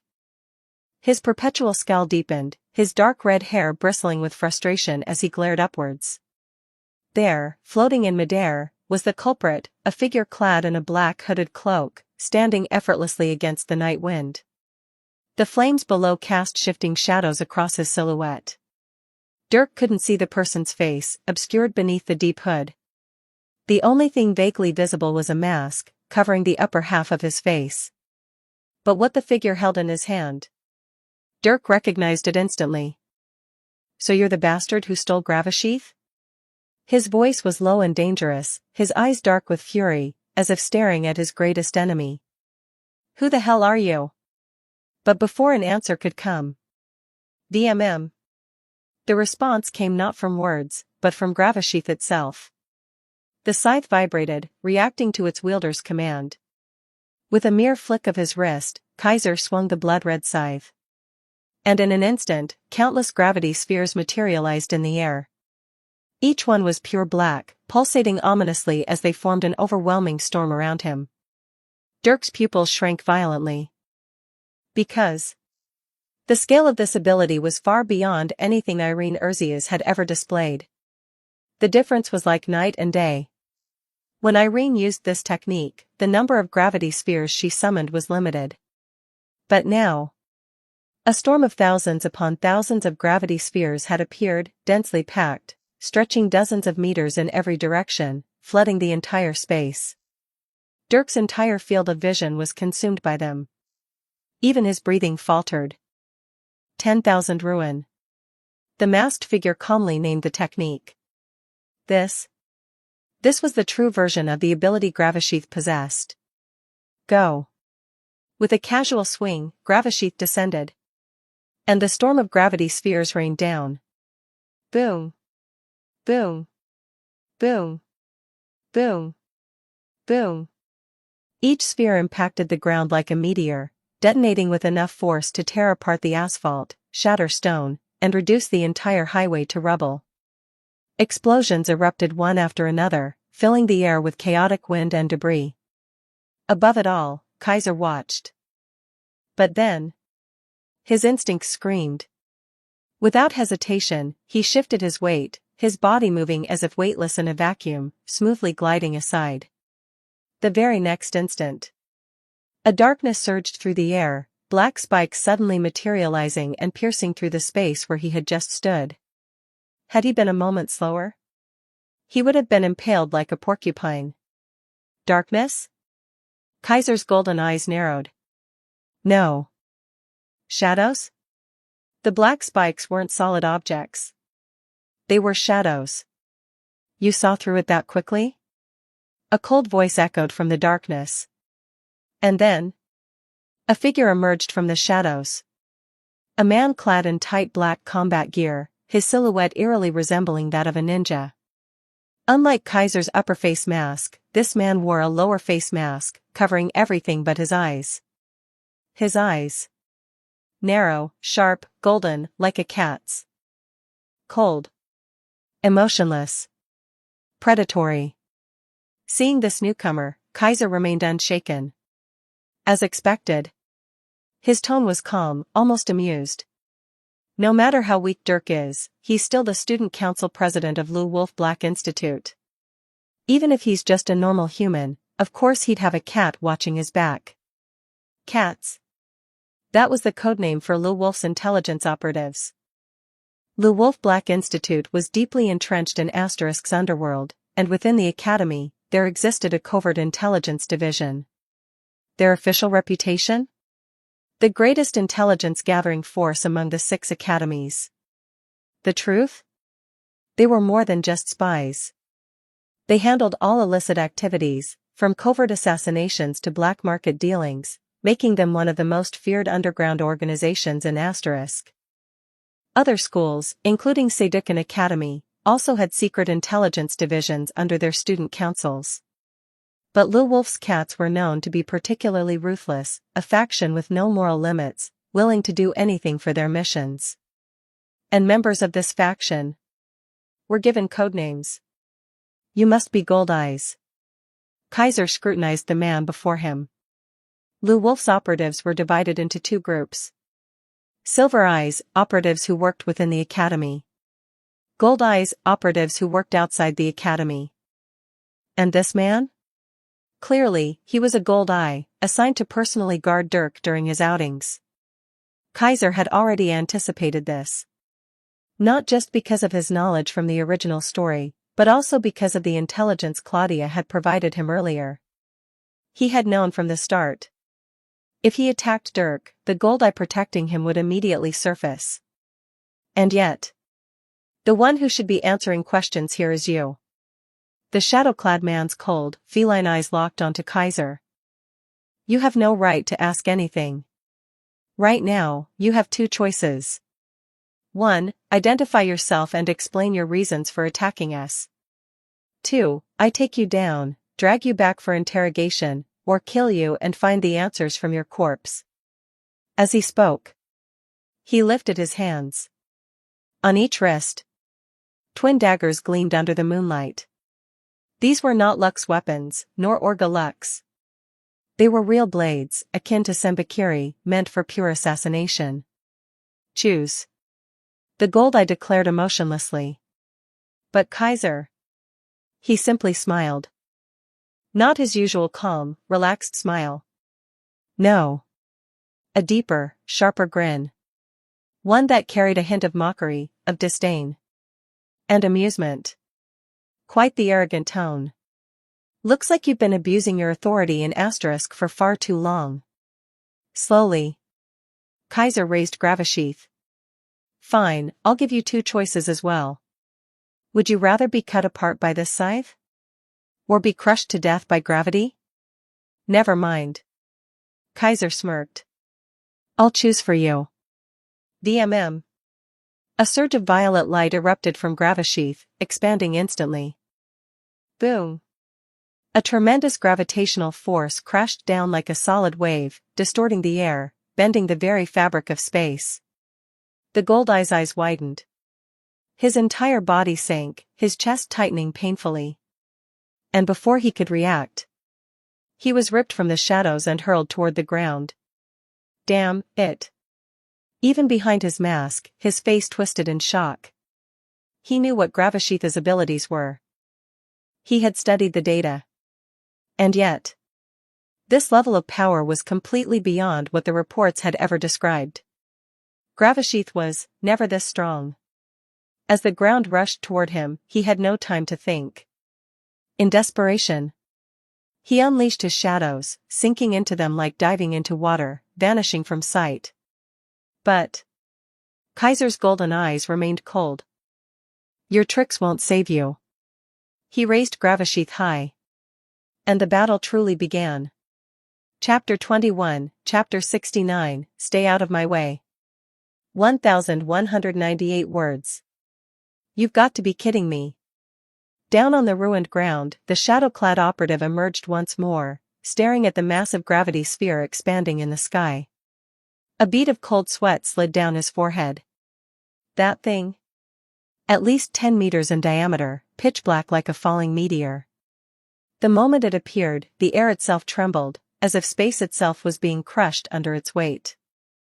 A low, ominous creaking sound echoed through the surroundings, the sheer gravity distorting the atmosphere. Was this really something Gravashith could do? Could that Orga Lux truly wield such terrifying power?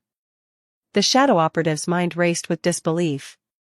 What he didn't know was that once Gravashith had bonded with Kaiser as his personal weapon, it had undergone the same transformation that Servaresta once had.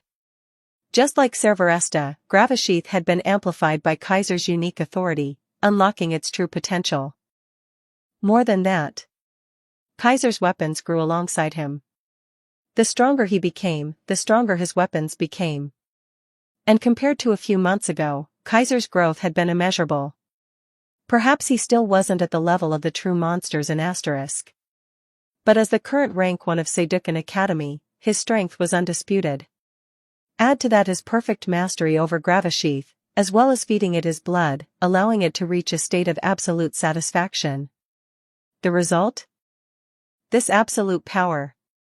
Compared to Kaiser, Irene Urzias, the scythe's former wielder, was nothing more than a child playing with a toy. If you're a cat, then act like one. Kaiser's golden eyes gleamed coldly as he gazed down at the shadow operative struggling below. Go scurry back into the dark corners and chase rats where you belong. Stay out of my way. And with that, he swung Gravashith down. The colossal gravity sphere plummeted, distorting the air around it as it fell, creating a deafening pressure wave. Dangerous! The shadow operative's instinct screamed. Without hesitation, he dived back into the shadows, fleeing with everything he had. Boom! The massive gravity sphere crashed into the ground. The impact shattered everything. For an instant, it was as if a meteor had struck the city. The earthquake-like tremor shook the entire district, sending dust and debris flying in a violent storm. The entire road was obliterated, reduced to a crater of destruction. Nearby pedestrians, even those several streets away, felt the tremors. What was that? What's going on? Alarms blared across Asterisk. The emergency security systems detected the attack, sending out distress signals across the entire citywide network. It wasn't until several minutes later that the gravity sphere finally dissipated, vanishing into nothingness. All that remained was a massive crater where the road once stood. Inside, dust swirled. The ground was covered in broken stone, shattered asphalt, and scattered debris. Kaiser hovered above it all, his gaze sweeping the ruins. Escaped, huh? His expression remained calm, unbothered. Well, makes sense. There's no way someone like that would go down so easily. A shadow operative like him was one thing. But Dirk Eberwein, the student council president of Lou Wolf Black Institute? There was no way he would allow himself to be killed so easily. Kaiser had never expected Dirk to be completely defenseless. Of course, Dirk would have other gold eyes guarding him. Perhaps even other powerful individuals, beyond just the intelligence operatives. The moment things went south, Dirk had immediately retreated, abandoning his subordinates to cover his escape. Not even Kaiser had noticed exactly when Dirk had fled. That meant someone else had helped him escape. Whatever. Kaiser wasn't the type to dwell on things unnecessarily. Dirk had sent people after him first. So he simply returned the favor. A fair warning. If Dirk didn't know his place, Kaiser wouldn't mind getting serious.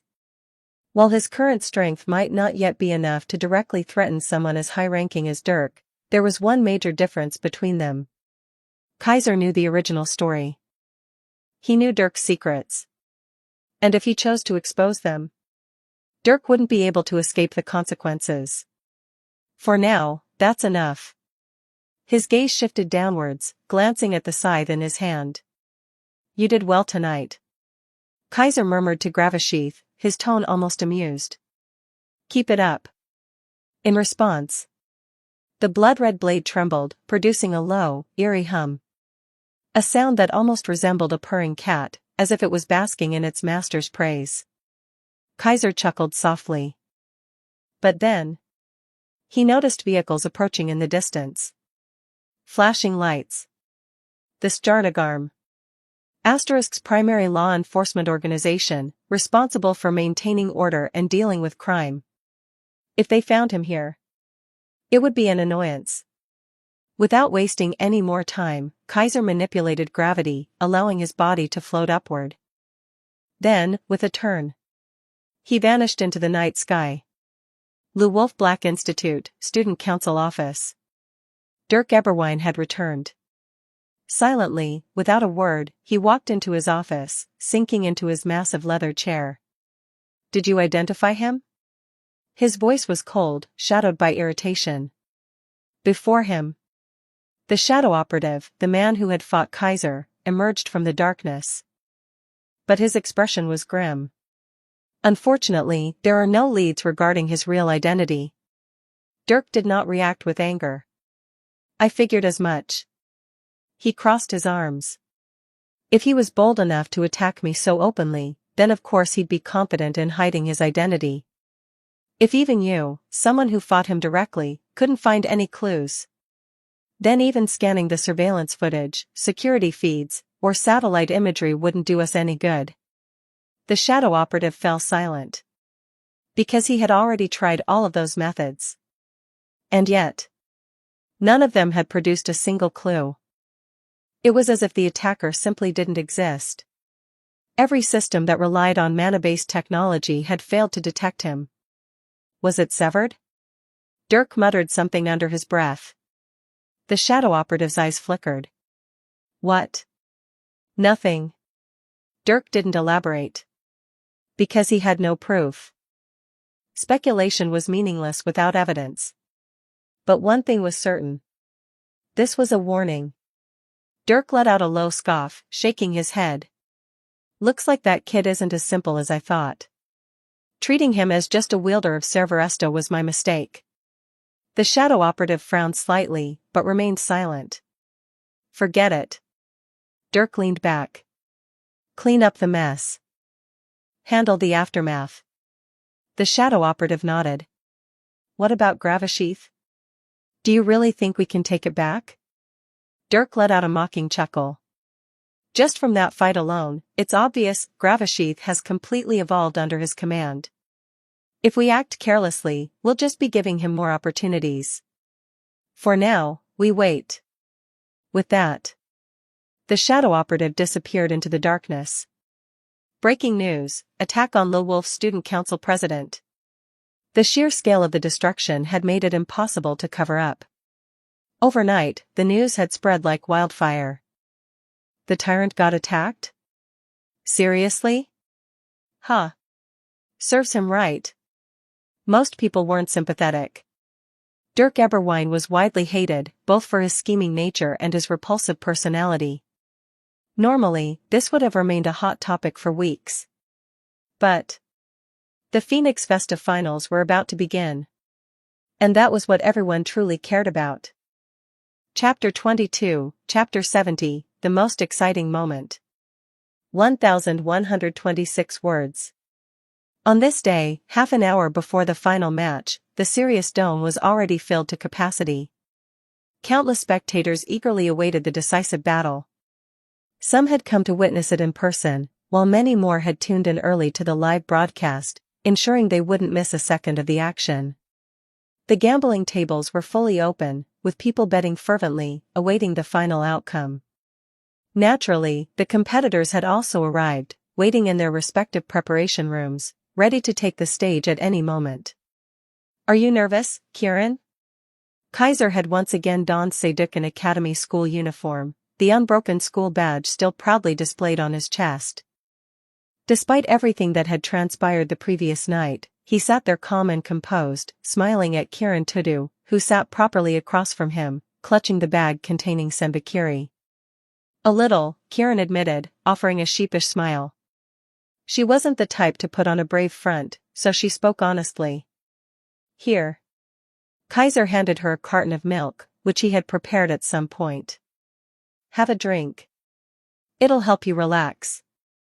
"Thank you." Kieran accepted it quickly, bowing her head slightly in embarrassment. "I'm sorry for making you worry, senpai. We're partners, aren't we?" Kaiser replied casually. "Besides, I know you. Maybe you feel nervous now, but the moment you step onto the battlefield, all those distractions will disappear. You'll be completely focused on the fight. And that's why, I'm not worried at all." Kaiser said this with absolute confidence. After spending so much time together, he knew Kieran better than anyone at Seducan Academy. At a glance, she might appear timid and meek, but beneath that exterior, she was remarkably strong-willed, a true swordswoman with unwavering conviction. Especially after breaking free from Tudu Kuichiru's control, Kieran's mental growth had skyrocketed. It might not be immediately obvious from her demeanor, but those who truly knew her could see it clearly. She was already a fully fledged warrior. "Just fight as you normally do," Kaiser reassured her. "In terms of raw strength, we definitely have the advantage. No need to be too anxious. If one set aside all other factors and judged purely based on ability, Kaiser and Kieran undoubtedly held the upper hand. Between Kaiser and Ayato Amajiri, it was hard to determine who was stronger. Their prana levels, physical abilities, and swordsmanship were all incredibly close. Both were also wielders of four-colored magic swords. If they didn't fight directly, neither could say for certain who would emerge victorious. However, between Kieran and Julius, the outcome was much clearer.